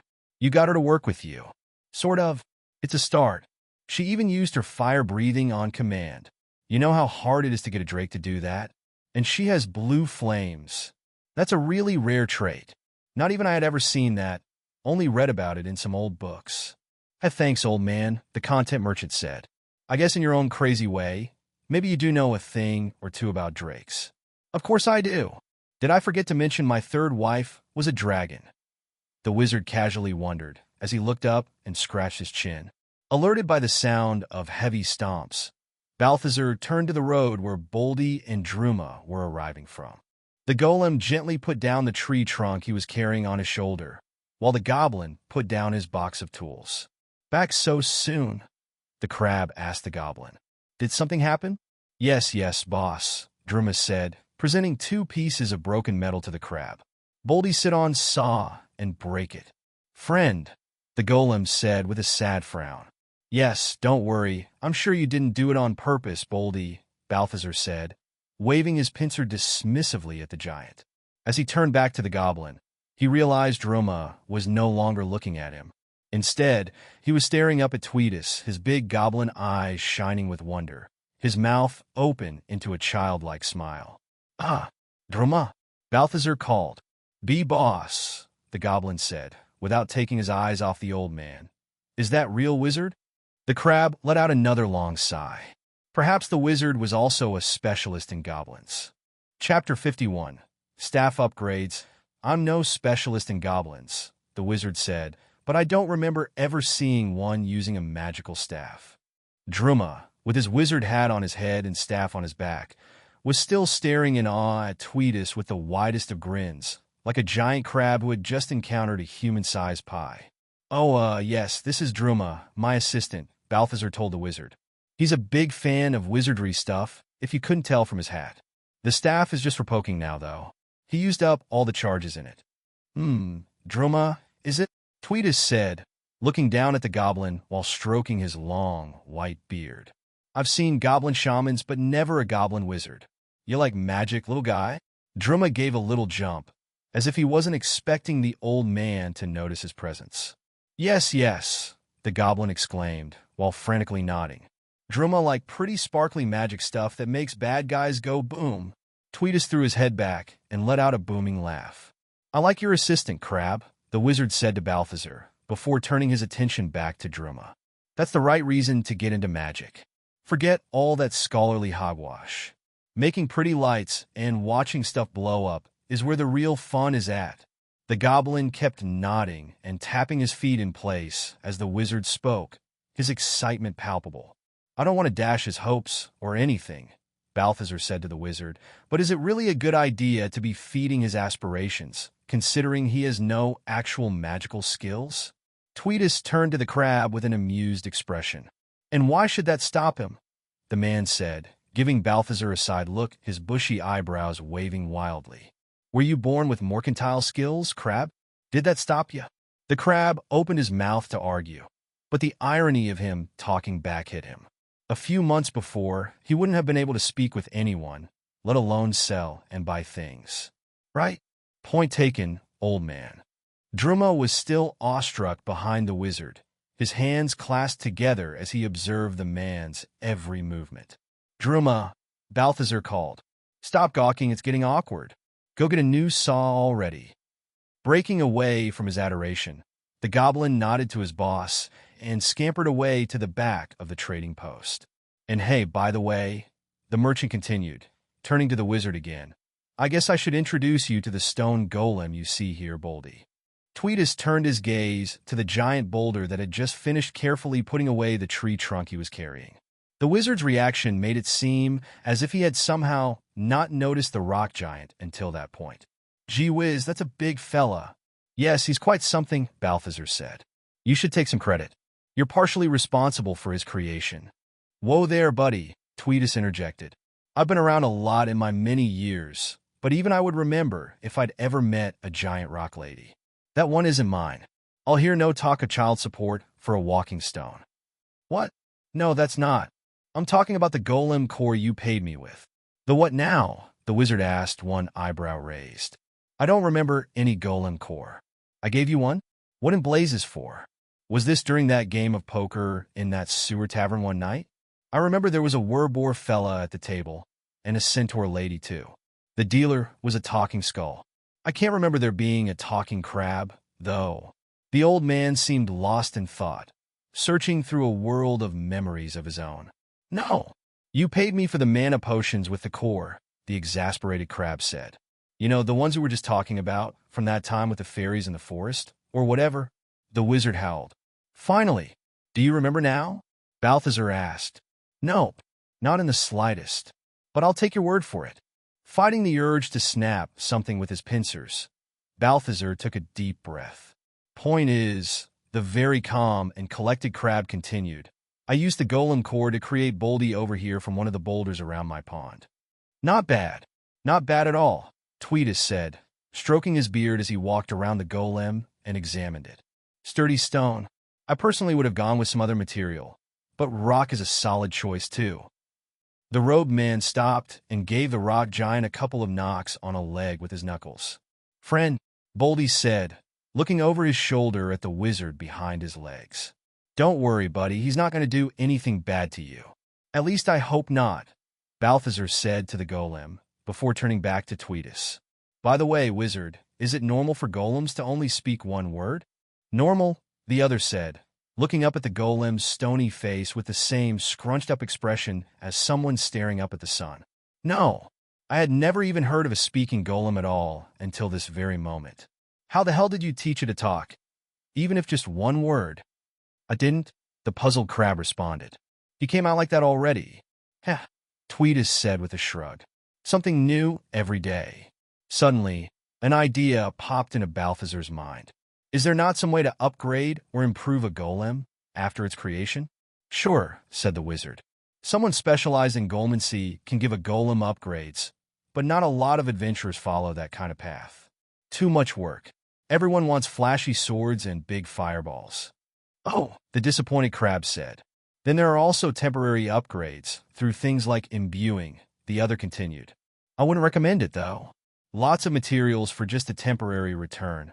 Complete rip-off. It used to be pretty decent, but then they had to go and ruin it. Balthazar asked himself how he hadn't thought of that yet. His imbuing skill had worked on his claws and shell. Maybe it could work on other things as well. Maybe he was indeed a bit too self-centered. The enchantress from before had made an offhanded remark about his imbuing being strange because it wasn't temporary, but at the time, he thought little of it. Looking back, maybe for once his frustrating system was working in his favor. Everyone else seemed to act like imbuing was only meant to last a short time, but the ones he had done to himself didn't seem to expire, for whatever reason. Hey, wait, what do you mean by they there? The crab suddenly asked. But as he asked the question, the wizard had already gone off to some shelves, distracted by the wares he was browsing. Say, I got a meeting to get to soon, Tweetus said, as Balthazar joined him by the shelves, and I'm thinking I could use some potions. Let me guess. You want mana potions? The merchant yelled out, with a mocking smile. What? No, no. And why in the world are you yelling like that? Balthazar's smile faded, and he wondered why did he even bother trying his claw at humor anymore. I was heading out to the shore when your girl almost crashed into me, the man continued. I'm going to meet a sea serpent there, and I'm thinking I might need some stamina potions. You know, just in case I need a little pick-me-up. Why would you? On second thought, I'd better not even ask. Stamina potions, right this way. How many? I think 2 should do it, the other said, while following the crab to another shelf. All right, here you go, Balthazar said, as he placed 2 large bottles of green liquid on the table next to them. You're going to want some gold for those, aren't ya? Tweetus said, as he pulled a purple bag from behind his back. Don't worry, I'm sure I got some in here this time. Wait, what do you mean this time? I thought you didn't remember. AHA. There we go, the wizard yelled out, as he pulled a much larger bag from the smaller purple one. Balthazar's eye stalk shot up as he saw the size of the bag.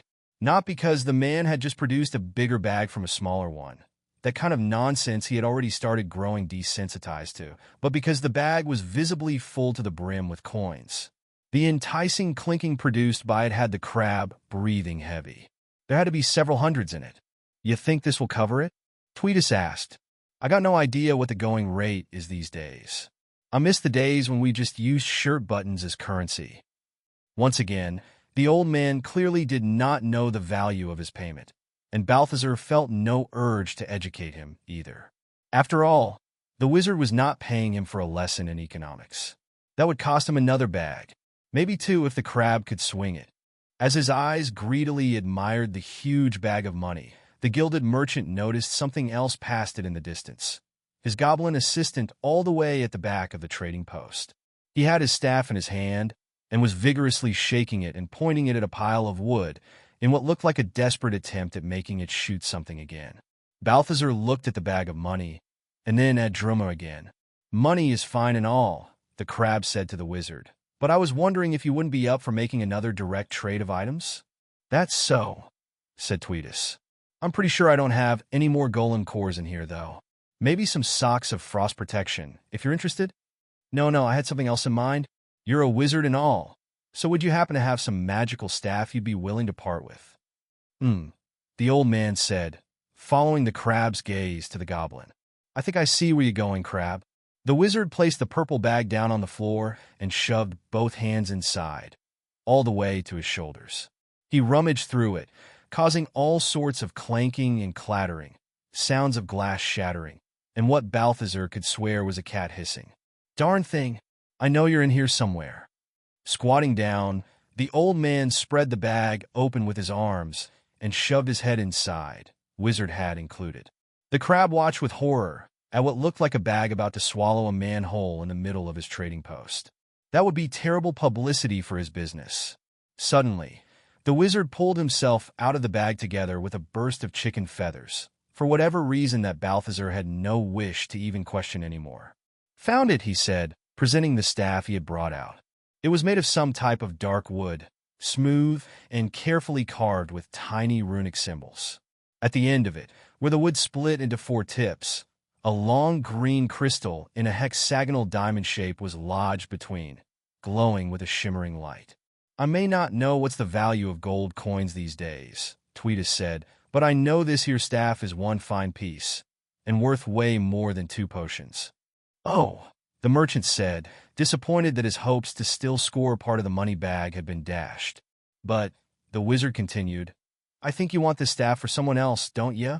The wizard looked over his shoulder at the goblin still by the shore, practicing his staff thrusting. I think I can accept this deal, crab. Go on, call him over. Balthazar called his assistant over, who came running with large hops. Boss called Druma? Yes, I did. The old wizard and I just finished doing a trade, and I think you should have what he's offering. Go ahead. Druma turned to the old man, his eyes going wide and his mouth ajar as he saw what the other was holding out for him. This is a staff of arcane bolts, Tweetus said to the goblin. Much better than your old one. This one actually recharges itself over time. Just be careful not to use it too much. It takes about a day to recharge completely. And here's a little secret for you. If you hold it with 2 hands like this and shoot it really hard, you spend all the mana in it at once to make. 1 big bomb. The old man laughed loudly as he handed the staff to the goblin, who seemed on the verge of tears. A set of words appeared in front of Balthazar's eyes. High-value item traded. Experience gained. Stamina potion X2 traded for Staff of Arcane Bolts. You have reached level 13. The merchant quickly dismissed the notifications. The system could wait. He had no wish to let it ruin the nice moment. Thank you, the goblin said to the wizard between happy sobbing. Don't thank me. Your boss is the one who wanted you to have a new staff. Druma turned to Balthazar with watery eyes and a big smile on his green face. Thanks, boss. Oh, well, it's nothing. Was just doing business, the awkward crab mumbled. You're lucky the old man happened to have a staff, and I was just really tired of seeing you moping around with that old useless stick. Now go on, get out of here, go play with your new staff. But don't blow anything up. The goblin scampered away with his staff, hopping as he went. Well, "This is all nice and dandy," said Tweetus, "but I really need to get going or I'll be late. And you have no idea how prickly sea serpents are about punctuality." "Sure," Balthazar said, gazing longingly at the money bag being put back in the smaller bag, together with the stamina potions. "Thanks for the business and, all the other help, I guess." "Bah, don't start getting sappy on me, Crab," the old mage said before bringing 2 fingers up to his mouth and whistling into them. "Just tell me which way is the ocean so I can get out of here." With a sudden whoosh, a blue cushion flew in from above and stopped next to Tweetus. That way, I think." Tage Crab pointed west over the plains. "I've never really been there myself." "Huh, maybe you should," the other said, as he sat down on the pillow with his legs crossed. "I bet my lady sea serpent would love to meet ya. But for now, I'm out of here, Crab." With another whistle, the cushion rose, and the arcane wizard took flight to the west, his long beard flapping over his shoulder as he soared through the skies. Chapter 52. Indirect Declaration of Indirect War. Balthazar sipped on his lemonade from atop a boulder as he watched the sunlight flooding the golden plains across from his pond. The wind rolled over the grass, causing ripples not too different from the ones on the water behind the crab. The sky was a pale blue, and while it was still far from cold, the weather no longer felt as warm anymore, indicating the incoming end of summer. Putting his cup down on the rock, Balthazar brought up his system. "Might as well take care of this now," he said to himself, as he checked his 13th level. Level 13 attribute points, 1 skill points, 1 strength, 3 plus agility, 2 plus intelligence, 22 plus. "Gee, I wonder what I'll pick this time," the crab said sarcastically. At this point, investing into strength or agility would just feel like a waste of time. Pressing the plus sign next to his intelligence attribute, he increased it to 23. Then, he leisurely rolled his eyes to the skills menu. Balthazar said, while rubbing his chin with one pincer and taking another sip from his cup with the other. "I already put a point into this leadership skill. I might as well not let that go to waste and keep going. It could still prove useful." With the concept of sunken cost fallacy completely unknown to him, the crab spent his skill point on the leadership skill. Satisfied with his choices, he looked over at his status screen.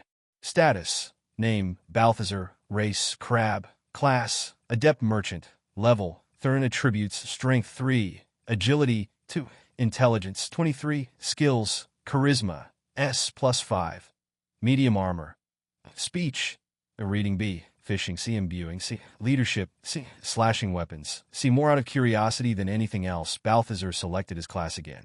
Select a perk for class. Merchant. Sadly, the list of options below continued empty and unselectable. "Figures," he said. "If only there was someone I could complain to about this." Alas, the crab had no other option but to accept that scrolls of character creation did not seem to come with customer support. Going back to the previous screen, Balthazar stared at one of his other skills, imbuing, and thought back to his conversation with Tweetus. I wonder if imbuing Boldy could actually work. Hopping off the boulder, the crab skittered his way to a group of crates. Only one way to find out. Rummaging through the contents of a crate with his right claw, Balthazar retrieved an iron ingot from within. It was a rough and unrefined piece of metal, but it would do fine for his experiment. Crossing the bridge, the crab went looking for his friend. Thankfully, a golem nearly as tall as 2 adult men wasn't difficult to spot in a mostly open area as his pond, even while crouching down by the water, as Boldy was.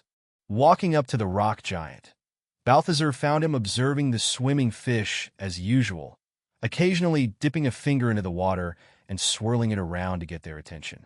"Hey, Boldy," the crab said. "Stop playing with my food for a moment. I need you for something." "Friend?"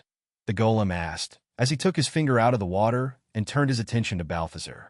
"No, I don't need you to carry anything right now." "Friend," said Boldy, tilting his head.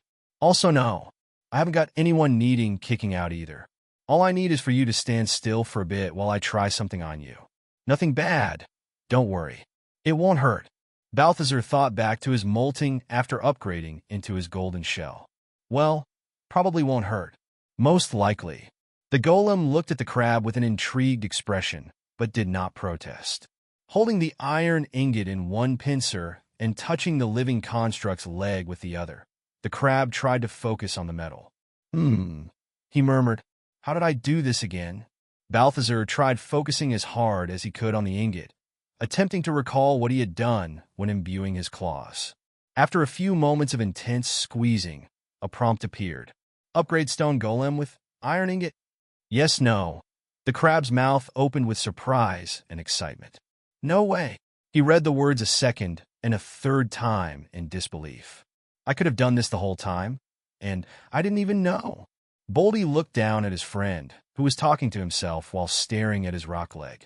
Even for an animated boulder, the crab's behavior looked nothing short of bewildering. Balthazar selected the yes option on the prompt with great enthusiasm, which was short-lived once he saw the text that followed. Error. Unknown subject. You've got to be kidding me, the exasperated crab yelled out. Boldy scratched the side of his face with a rocky finger. Concern formed on his stone face. Friend. No, not you, Boldy, Balthazar hurriedly added. It's just crab stuff. You wouldn't get it. The crab walked back across the bridge, looking grumpy. An extra dose of grumpy on top of the usual. I should have known, he muttered to himself. Too good to be true. This is what I get for using discard scrolls from some adventurer's trash. I get a trash system. How do all those adventurers put up with this? Balthazar stopped as he got to the trading post platform, iron ingot still in his pincer. Unless they don't, the puzzled crab considered. What if it's only like this for me? Maybe that's why nobody else seems to have problems with it. He scratched the top of his shell thoughtfully. No, surely not. They don't mind because they're all morons. A dumb system for dumb adventurers. If it was a system made for crabs, it would be much better. Someone should work on that.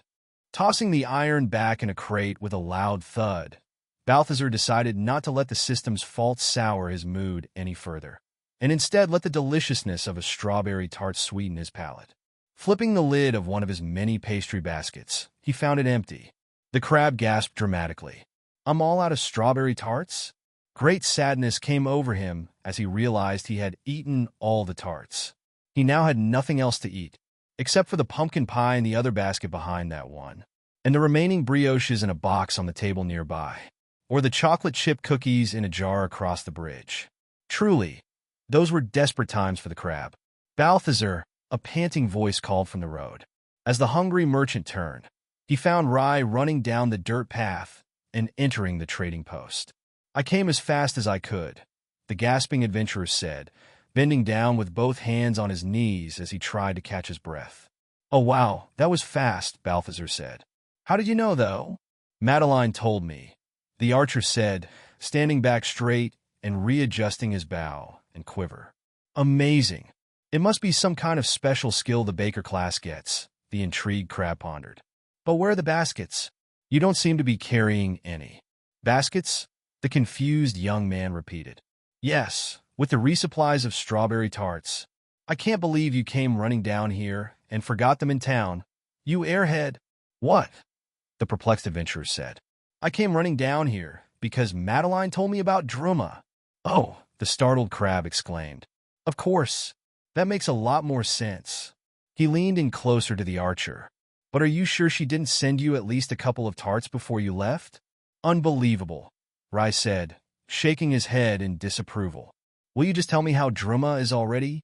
Don't worry. He's fine. Go ahead. See for yourself. Balthazar pointed a pincer at the other side of the bridge, where a small green goblin wearing an old wizard hat was vigorously sawing a log of wood. But what happened? The boy asked, surprise on his face, as they both crossed the bridge. I thought he was really ill, and the cure was some nearly unobtainable flower. Let's just say I'm a very resourceful merchant, and leave it at that. Point is, the little guy is back on his feet, and good as new. As they approached him, the goblin put his saw down and wiped his forehead with the back of his wrist. Druma, said the archer. You're all right. I heard you bravely fought a wolf and won. How are you feeling? Druma feel good, the crab's assistant said with a wide smile. Boss get magic petal for Druma. Druma drink magic potion, boss give. Druma feel more magic now. Again, as I keep saying, the petals were not, Balthazar started. "Oh, whatever, just let him have that if it makes him happier." "Oh man, this is great news," Rai said, smiling in relief. "Madeline is going to be so happy to hear that. She was worried sick. She's been asking everyone about that damn flower for days, and as soon as I came back into town, she was already all over me about going back out and looking for where it grew." "Hold on," said Balthazar as he walked around the tree to grab his cookie jar from the tent. "Why didn't she come down here herself, if she was so worried? It's a bit strange she hasn't come to see Druma yet." As the boy followed the crab to the front of the tent, he passed in front of the drake's resting cushion. She lifted her head and looked at the two of them, looking displeased that their conversation was interrupting her nap. "Oh, hey, Blue," Rai greeted before answering the question. Because she has her hands full with work back in town. She's barely sleeping, she just kneads and bakes day and night, trying to fill as many orders as she can get. "Still?" Balthazar asked, as he retrieved a cookie from his jar. "I thought the gold I gave her would cover at least the rest of the month. Why is she overworking herself again like that?" "Wait, you don't know? She said she was going to tell you," the others said. "Oh, damn it, Madeline. She probably came here, found out about Druma, and didn't have the heart to mention it anymore." "Mention what?" the increasingly agitated crab asked. "Just tell me already." "Antoine," said Rai. "He bought her spot at the market, and now has doubled her rent. No doubt as a way to take revenge on her for helping you, and get back at you." Balthazar's eyes went wide, and his pincer snapped the cookie he was holding in two. Crumbs of war had been spilled. "That bastard," he yelled out, startling Blue's head up from her pillow. "He can't get me, so he goes after my baker. That's just low." "I know," the archer agreed. "And now she's struggling to make enough to keep paying rent, or else she'll lose the spot and have nowhere to make business anymore. Why won't she just rent a different spot from someone else? Surely not even that guy is rich enough to own every single market spot." "No, he's not, but apparently his influence up there is vast, and no one who owns a business in that town dares go against Antoine and his interests. So if anyone dared to rent Madeline a spot for a fair price, he would make sure that was the last business they made. Nobody wants to go up against the corrupt guild master of the Merchants Guild over a poor baker." Balthazar felt an anger that only someone messing with what he cared for the most could cause, and he cared a lot for his pastries. And also Madeline, of course. The crab paced back and forth, snapping his iron claw angrily, as he let out multiple angry exhales. Rai watched, clearly unsure of what to say, while Blue stood up from her cushion and observed the crab with interest and a furrowing brow, as if sensing his radiating anger. "Guess what, Blue?" the fuming crab said, turning to the drake. "Looks like some pencil mustache fancy pants in town has decided to mess with our baker, because he can't get to us." Blue frowned even more, as if she somehow understood the context of what she was being told. "He's making our Madeline's life difficult, because she's our friend. I'm not about to let that happen. He's messed with the wrong crab." As if roused by Balthazar's words, Blue stood up with her wings spread and let out an aggressive roar at the sky. It would seem nothing brought a crab and a drake together quite like a common hatred. "I was ready to forget about him after his tax stunt failed," the determined crab said, more to himself than to anyone around him. "But if it's indirect war he wants, indirect war is what he will get." Chapter 53. Architect Crab Balthazar looked up through his spyglass, scanning the sky for a target from atop a boulder on the edge of his pond. All was quiet until he saw it. A small brown sparrow fluttering against the white of the clouds behind it. The tiny feathered creature hovered around before landing on the tip of a thin branch of the islet's tree, its plumage blending in with the brown and gray tones of the tree itself. But the crab had it locked in his sights now. "Right there, Blue," he yelled out, one pincer firmly stretched out toward the bird. With a sudden whoosh, a long blue body flew over the crab, the golden scales on its neck reflecting a shiny yellow under the sunlight hitting them. For such a large creature, she moved with incredible ease through the air, her wide wings making her soar in the tree's direction. The tiny sparrow fluttered in a startle, scrambling to flee in the other direction, beating its wings as fast as its small body allowed, the drake hot on its trail. Had it been a different creature, and perhaps Balthazar would have felt bad for it, but the crab knew better. Birds were nothing but balls of evil, filled with nothing but hatred and contempt, devilish creatures with no other purpose but to mock every land dweller from above. Like the time when he was still a small crab, and one of them swooped down and stole a juicy berry he had found near the water right off his pincer. He never got to taste the sweetness of that fruit, but he got to watch the flying fiend gorge itself on it up on a high branch. Needless to say, Balthazar was the kind of crab to hold a grudge. As the much larger wings of the drake easily allowed it to catch up to the sparrow, the bird found itself with nowhere to hide, with nothing but open air around them. Blue opened her mouth as she neared her prey, and with one swift snap of her maw, the bird was no more, gone down her throat in one gulp. Balthazar put his spyglass down and took a sip from his fresh lemonade, cheering to another job well done. The two of them had spent most of the afternoon practicing their bird spotting. The crab would have never imagined the easiest path to winning the drake over would be a shared dislike for feathered creatures and corrupt human merchants. That was even faster than the last one. Well done, he congratulated the drake as she landed on the boulder next to his. Just remember, imagine each one of those birds is called Antoine. I find it doubles my satisfaction watching them flee that way. Also, I always picture a silly little pencil mustache over their stupid beaks. While drakes did not seem capable of laughing, Blue showed a clear air of contentment. Whether that was because she could somewhat understand Balthazar's words, or simply because she was pleased with herself for the chase, the merchant did not know, nor did he much care to know, for at least now she was no longer throwing her head back and looking disdainfully at him. Small steps were something a crab could appreciate. "Boss, boss," a voice called from below. Balthazar looked down from his boulder and saw Druma on the dirt path, returning from the road, waving one hand at him. "Back so soon?" the crab asked. "Did something happen?" Yes, yes," Druma responded, looking excited. "Boldy get big tree for last pillar." The goblin pointed a scrawny finger back towards the road, where the tip of a tall and thick tree trunk was coming into view around a corner, soon followed by the rocky shoulder that supported it. "Are you sure it's the right size for it?" Balthazar said, as he made his way down from the boulder and joined the two arrivals.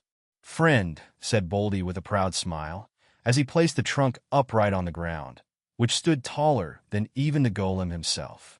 The crab walked around the tree trunk and tapped it with his right claw.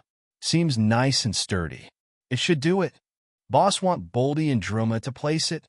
the goblin asked, hopping left and right in excitement. "Sure," the crab answered. "Let's try to get this roof done before the first leaves start falling." The rocky giant lifted the trunk back onto his shoulder, and the three made their way to one of the corners of the trading post platform. All the other three sides already had their own crude pillars placed, each one's bark a slightly different shade, one with a few short branches still sticking out of it, and the one furthest from the entrance still had a bird's nest attached. Thankfully, its former occupant had already vacated it and had not come along as well. "All right, let's place it right here," Balthazar instructed, while drawing an X on the dirt with the tip of his claw. "Boldy, just like the other times, you know what to do." Nodding his stony head at the crab, the golem gripped the middle of the trunk with his two massive hands and brought it up horizontally above his head. Buckling his knees, the friendly giant drove the intended pillar down with all his might into the mark. Balthazar took a few steps back to avoid the cloud of dust lifted from the impact. "All right, now twist." Boldy gripped the now upright tree trunk with both arms, like a rock hugging a tree friend, and began twisting. Alternating between clockwise and counterclockwise, he slowly drove the giant's stake deeper into the earth. "Druma, shovel," said the crab to the goblin. With a quick nod, the small assistant grabbed his equally small shovel and ran around the pillar, digging away the dirt that spilled out from the hole created by the golem's efforts, and making room for more to emerge as the wood went deeper. "That seems good enough. You can stop, Boldy," Balthazar yelled, with one pincer in the air. "Friend," the walking boulder said, letting go of the pillar.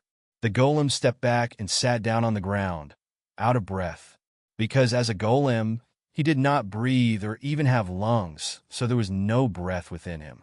"This looks about even with the others, right?" said the crab, staring up at the trunk. Druma held his thumb up in front of one of his eyes and closed the other. With his tongue sticking out of the corner of his mouth, he moved the thumb left and right as he eye measured the pillars in the other corners. Yes, yes. Look good to Druma, he finally said, opening his other eye and stretching the upright thumb to the crab this time. Great, Balthazar exclaimed. Now that we got 4 sturdy pillars, we can finally get started on the roof proper. The crab gave the pillar 2 approving pats on the side with his pincer. A sound of wood creaking came from underneath him, and the dirt around the base of the pillar shifted as the pillar began slowly leaning away from the crab. Before anyone could react or do anything, the tree trunk toppled over the short wooden fence around the trading post and crashed loudly into a group of shelves and tables. Balthazar spat out and shook off the dirt the uprooted trunk had thrown on his face and stared at the disastrous scene with the grumpiest of looks. No, the goblin howled with a sad frown as he picked up pieces of broken wood from the ground. Druma's nice table. As the crab walked around to the platform, he surveyed all the damage. Broken bottles of potions, cracked helmets, books with their pages ripped out and spread all over. This is a mess, he finally yelled, letting out his pent-up frustration. Whoa, what happened here? A woman's voice said from the trading post's entrance. Balthazar turned to see a young girl with a bow on her back walking in from the road. Just a small setback on our renovations, the merchant said. Don't worry, it's all still perfectly safe around here. I promise nothing will fall on your head. Just maybe watch your step for broken glass. Why are you placing tree trunks around the place? The adventurer asked, looking around at the other pillars. Is this some kind of silly crab decoration thing I don't understand? No, said the unamused crab. We are working on a roof for the place. So silly adventurers like you don't have to shop under the rain. A roof? The other said, with a mocking chuckle. And those were supposed to be what? Your support beams for the structure? For crudely cut tree trunks, just like that? Yes? Why, what's wrong with that? Mate, you have no idea how to build a proper structure, do you? I'm a freaking crab. I've never even been inside a building. What do you think? The exasperated Balthazar exclaimed, opening both arms in frustration. You haven't even cut your wood into proper boards and beams, the girl said, stepping to the edge of the platform and looking at the gathered wood for the build that was pilled on the other side. You're just using it all raw like that. She continued moving around the trading post, looking at things and shaking her head as she went. All this stuff is all so crudely made. It's a wonder how nobody has injured themselves leaning on these flimsy guardrails yet. She grabbed one of the wooden fences and gave it a wobble. Total working hazard. Who even made this? Druma make that, the goblin sheepishly said from the other side of the rail, with an embarrassed look and his head down. A goblin building things? The archer said, as she looked over the rail to the goblin and the golem on the other side. I thought goblins only ever destroyed things. Either way, that does explain a lot. I mean, come on.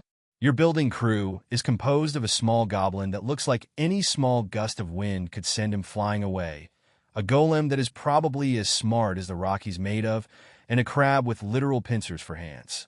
How do you ever hope to build a proper roof?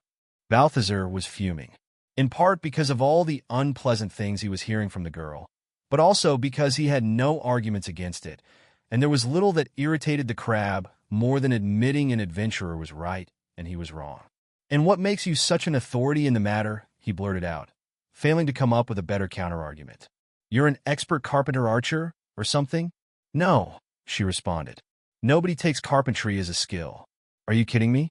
What's an adventurer going to need that for? Going to build a nice stool to sit on while exploring a dungeon? My father was an architect, and I grew up around building sites, so I caught a thing or two about structure building.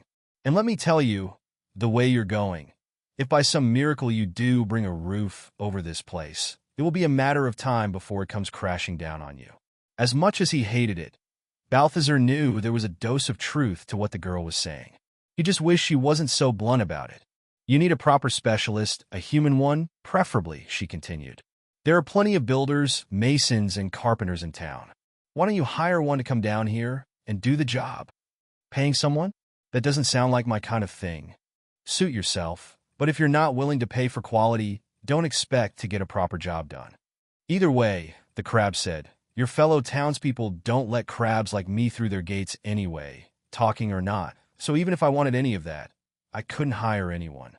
Oh yes, I guess that's one problem, she conceded. Sounds like you need a town representative. But that would be another hire, and you don't seem to like that. A town representative. Balthazar had never considered it, but the way things were going, perhaps there was some merit to the idea. The archer girl poked with her finger through a hole in one of the floorboards of the platform, shaking her head in disapproval. Anyhow, the annoyed merchant said, what were you looking to buy or sell anyway? Who? Me? The girl said, standing up and pointing her finger at herself. Nothing. I just heard the crash from the road and came down to check what it was. I can't resist stopping to watch a wreck. Chapter 54. Drunk Tales. Another morning, another day of business. Balthazar made his way across the wooden bridge as usual, the calm waters of his pond slowly flowing underneath him, the sun shining on his golden carapace. It was just another day at the crab's pond, except, perhaps, for the broken railing on the side of his trading post platform and the destroyed shelves and tables near it. An eyesore for the merchant. And as if one eyesore wasn't enough, he also found another unpleasant sight by the entrance. A man's body was hanging from the fence, his legs on the outside, his upper body toppled over to the inside, both arms swinging next to his upside-down head. He looked like a rug left out to dry under the sun, and he had the appearance to match. Oh hell, just what I needed, Balthazar complained. Another dead adventurer around my house. They just can't help themselves, can they? They see my nice pond, and they have to go and get themselves killed here just to spite me. What a bother. The bemoaning crab approached the hanging figure. He wore old clothes, their colors faded, and the fabric worn out like something that had once been nice and of good quality, but had seen too much use over the years. Well, it's not stealing if they're dead, Balthazar said with a shrug, as he reached for a pocket. It's just ethical looting. As his pincer tugged on the man's pocket, he suddenly flailed his arms and yelled, Loar Tiguami! BH! The startled merchant screamed, as he stumbled back into a group of boxes, knocking them over. I'm fine! I'm fine! The suddenly very animated man shouted, standing back on his feet and looking around in confusion. I'm awake. No need to kick me out. I know my way home. He had wild curly hair, messy and unkempt, mostly grizzly, with a few remnants of a former blonde tone. His face was unshaven, with a 5 o'clock shadow that looked closer to 15, and baggy eyes and cheeks that hinted at an individual who had lost a lot of weight very quickly. He was an absolute mess. What? What part of town is this? How do I get home from here? He said, slurring his words. Oh wait, that SH right? Hick, I don't have a home no more. Heh.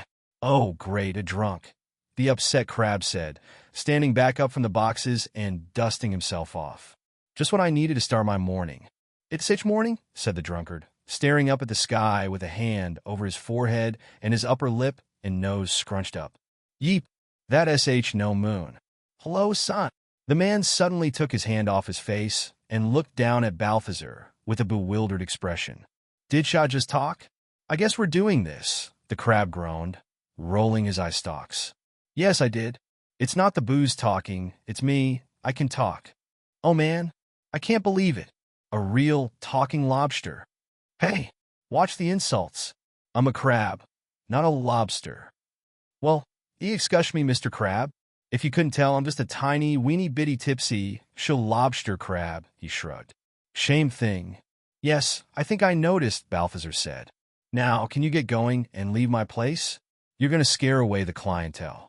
Come on, crab, the drunk said, leaning over the fence. Just one more round. Drinks on you, though. I don't got any more coin left. Waitress. He raised one arm in the air, as if calling for someone to take his order, despite there being nobody else around them. This isn't a tavern, you drunkard. This is my trading post. Now go on. Get on out of here already. Blah.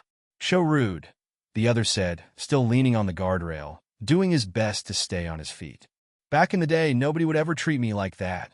I was a merchant too, you know. Best one there was? Tristan, the merchant. Everybody loved me. Yes, I'm sure you were, the crab said, running out of patience for the inebriated man. And I was a renowned tap dancer until a knee injury threw me into the life of trading.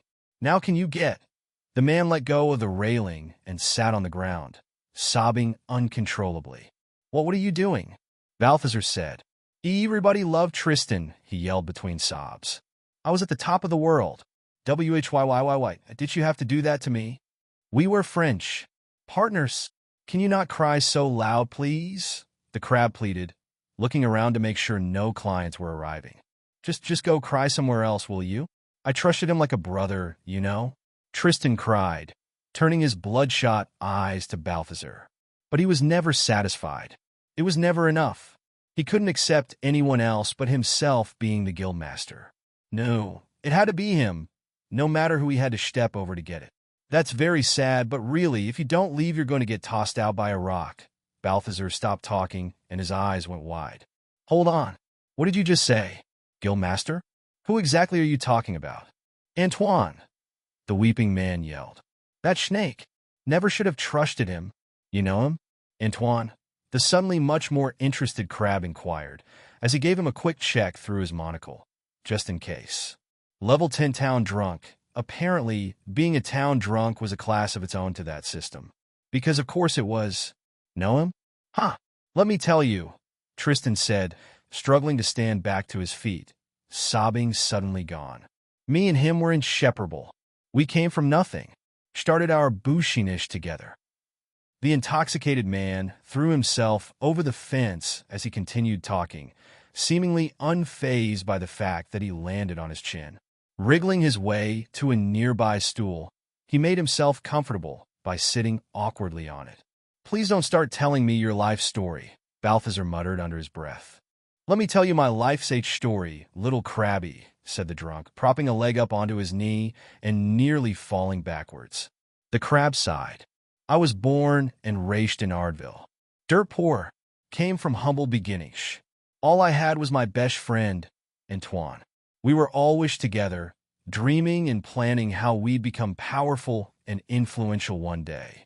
Rule over the whole city. Then, when we came of age, we made a partnership, started our trading bouchinish with a small loan of 10,000 gold from my father. Wait, Balthazar interrupted. Didn't you just say you were dirt poor? S-H-H-H-H-H-H-H. Shush it, crab.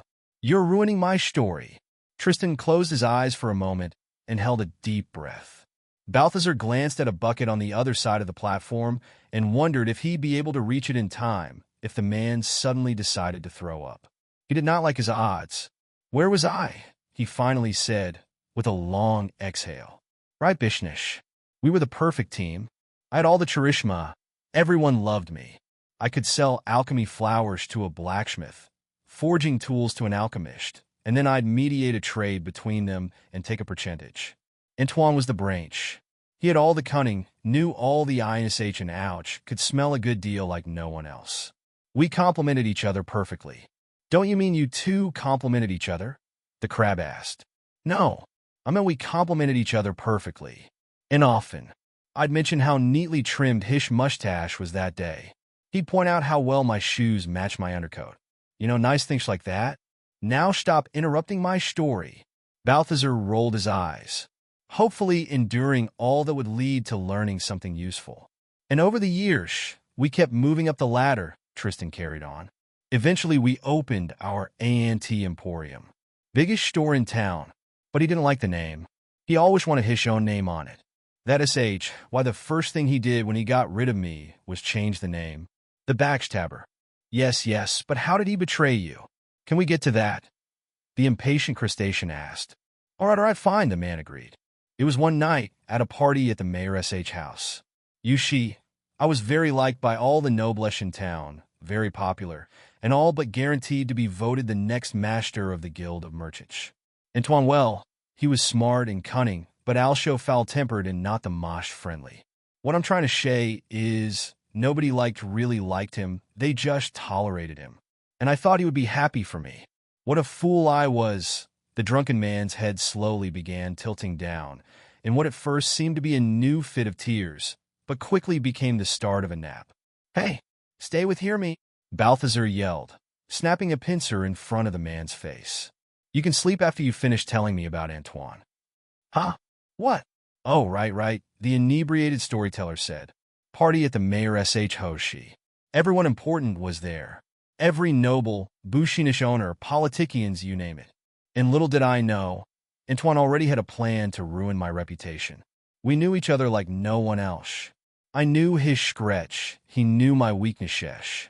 He got me drinking a lot. I got a little too drunk, and then he took me away from the party hall, all friendly and joking. We sneaked out to the Mayor SH Botanical Garden. Big fan of gardening, that one. And Tristan's face became somber, and his lower lip quivering. In my drunken state, he made me do something I regret to this day. He started sobbing again. "What did you do, man? Just tell me already," the exasperated crab said. "The Mayor SH pride and joy," Tristan said between hiccups and loud sobbing. "So beautiful, and what was I thinking?" Balthazar's anticipation was killing him. Could Antoine really have gone that far? Had he made his friend commit some unforgivable act? Was there a murder behind Antoine's ascension to power? Who damn it? The mayor's pride and joy, Tristan, the manic crab demanded. "Give me a name." The inebriated man bawled as tears rolled down his face, mumbling unintelligible words. Between his sobbing, all Balthazar could make out was one word. "Camellia." "What? Camellia? Who was that? The mayor's wife? Daughter? What did you do to her? Did you hurt her? Tristan? Did Antoine make you kill someone?" The man's sobbing suddenly stopped, and he lifted his face from his soaked hands, looking at the crab with confusion. What? "Kill Shomion?"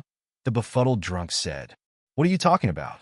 "Camelliash are shrubs that bloom beautiful flowers. The mayor had a rare, huge camellia at the center of his garden. It was his most prized treasure." "A shrub?"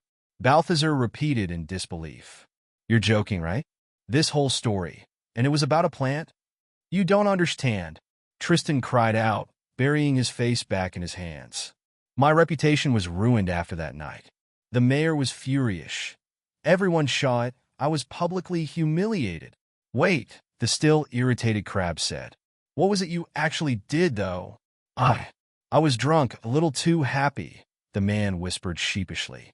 "Antoine dared me like it was a fun little joke, and I. His gaze went to the floor, his voice down to an ashamed murmur. "I urinated on the bush." Balthazar stared at the former merchant for a long moment, his expression unable to decide between being mad or bursting out laughing.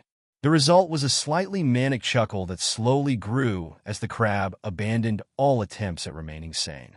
You peed on the mayor's prized bush?" the crab said, between nervous laughter. "That's how Antoine ruined your reputation?" It's not funny," Tristan cried out. "I had so much to drink. All the flowers wilted by the time Antoine got all the guests to catch me in the act. That shrub never gave a shingle flower again." The man continued, bawling his eyes out. "I can't believe this," said Balthazar. "I'm over here thinking you were someone with a good reason to want to get back at Antoine, but you're just a drunk who peed on some flowers and got in trouble for it." "What?" the man quickly said, his crying coming to a sudden stop as he tried to stand back up. "You don't think I want revenge on that backstabber more than anything in this world? I was going to be the next guild master of the merchants. I worked for years to get there, and he took all I earned away from me with one dirty rug pull. If I had a shred of power left, I'd be doing everything to get back at him, instead of drinking myself into a stupor every night to forget my woes." Balthazar couldn't help but stare in surprise at the man, his speech suddenly no longer slurred, determination in his eyes. Whatever feelings he had towards his former business partner, they were strong enough to even sober him up. An idea surged in the crab's mind. It was a tempting one, but he still had his doubts about the risks of it. He wanted to get back at Antoine for what he was doing to Madeline. A former associate of his with a grudge against him was a good asset to have. He also wanted to find someone to represent him in town, and that wouldn't be suitable for Rye or a common thief like Rob. A drunk would also not be a good choice, but according to his story, it seems Tristan used to be a successful merchant. Question was whether that merchant was still there, under all the booze and self-pity. There was only one way for the crab to find out. "Hey, Tristan, how would you like a chance at remaking your reputation and getting payback on Antoine?"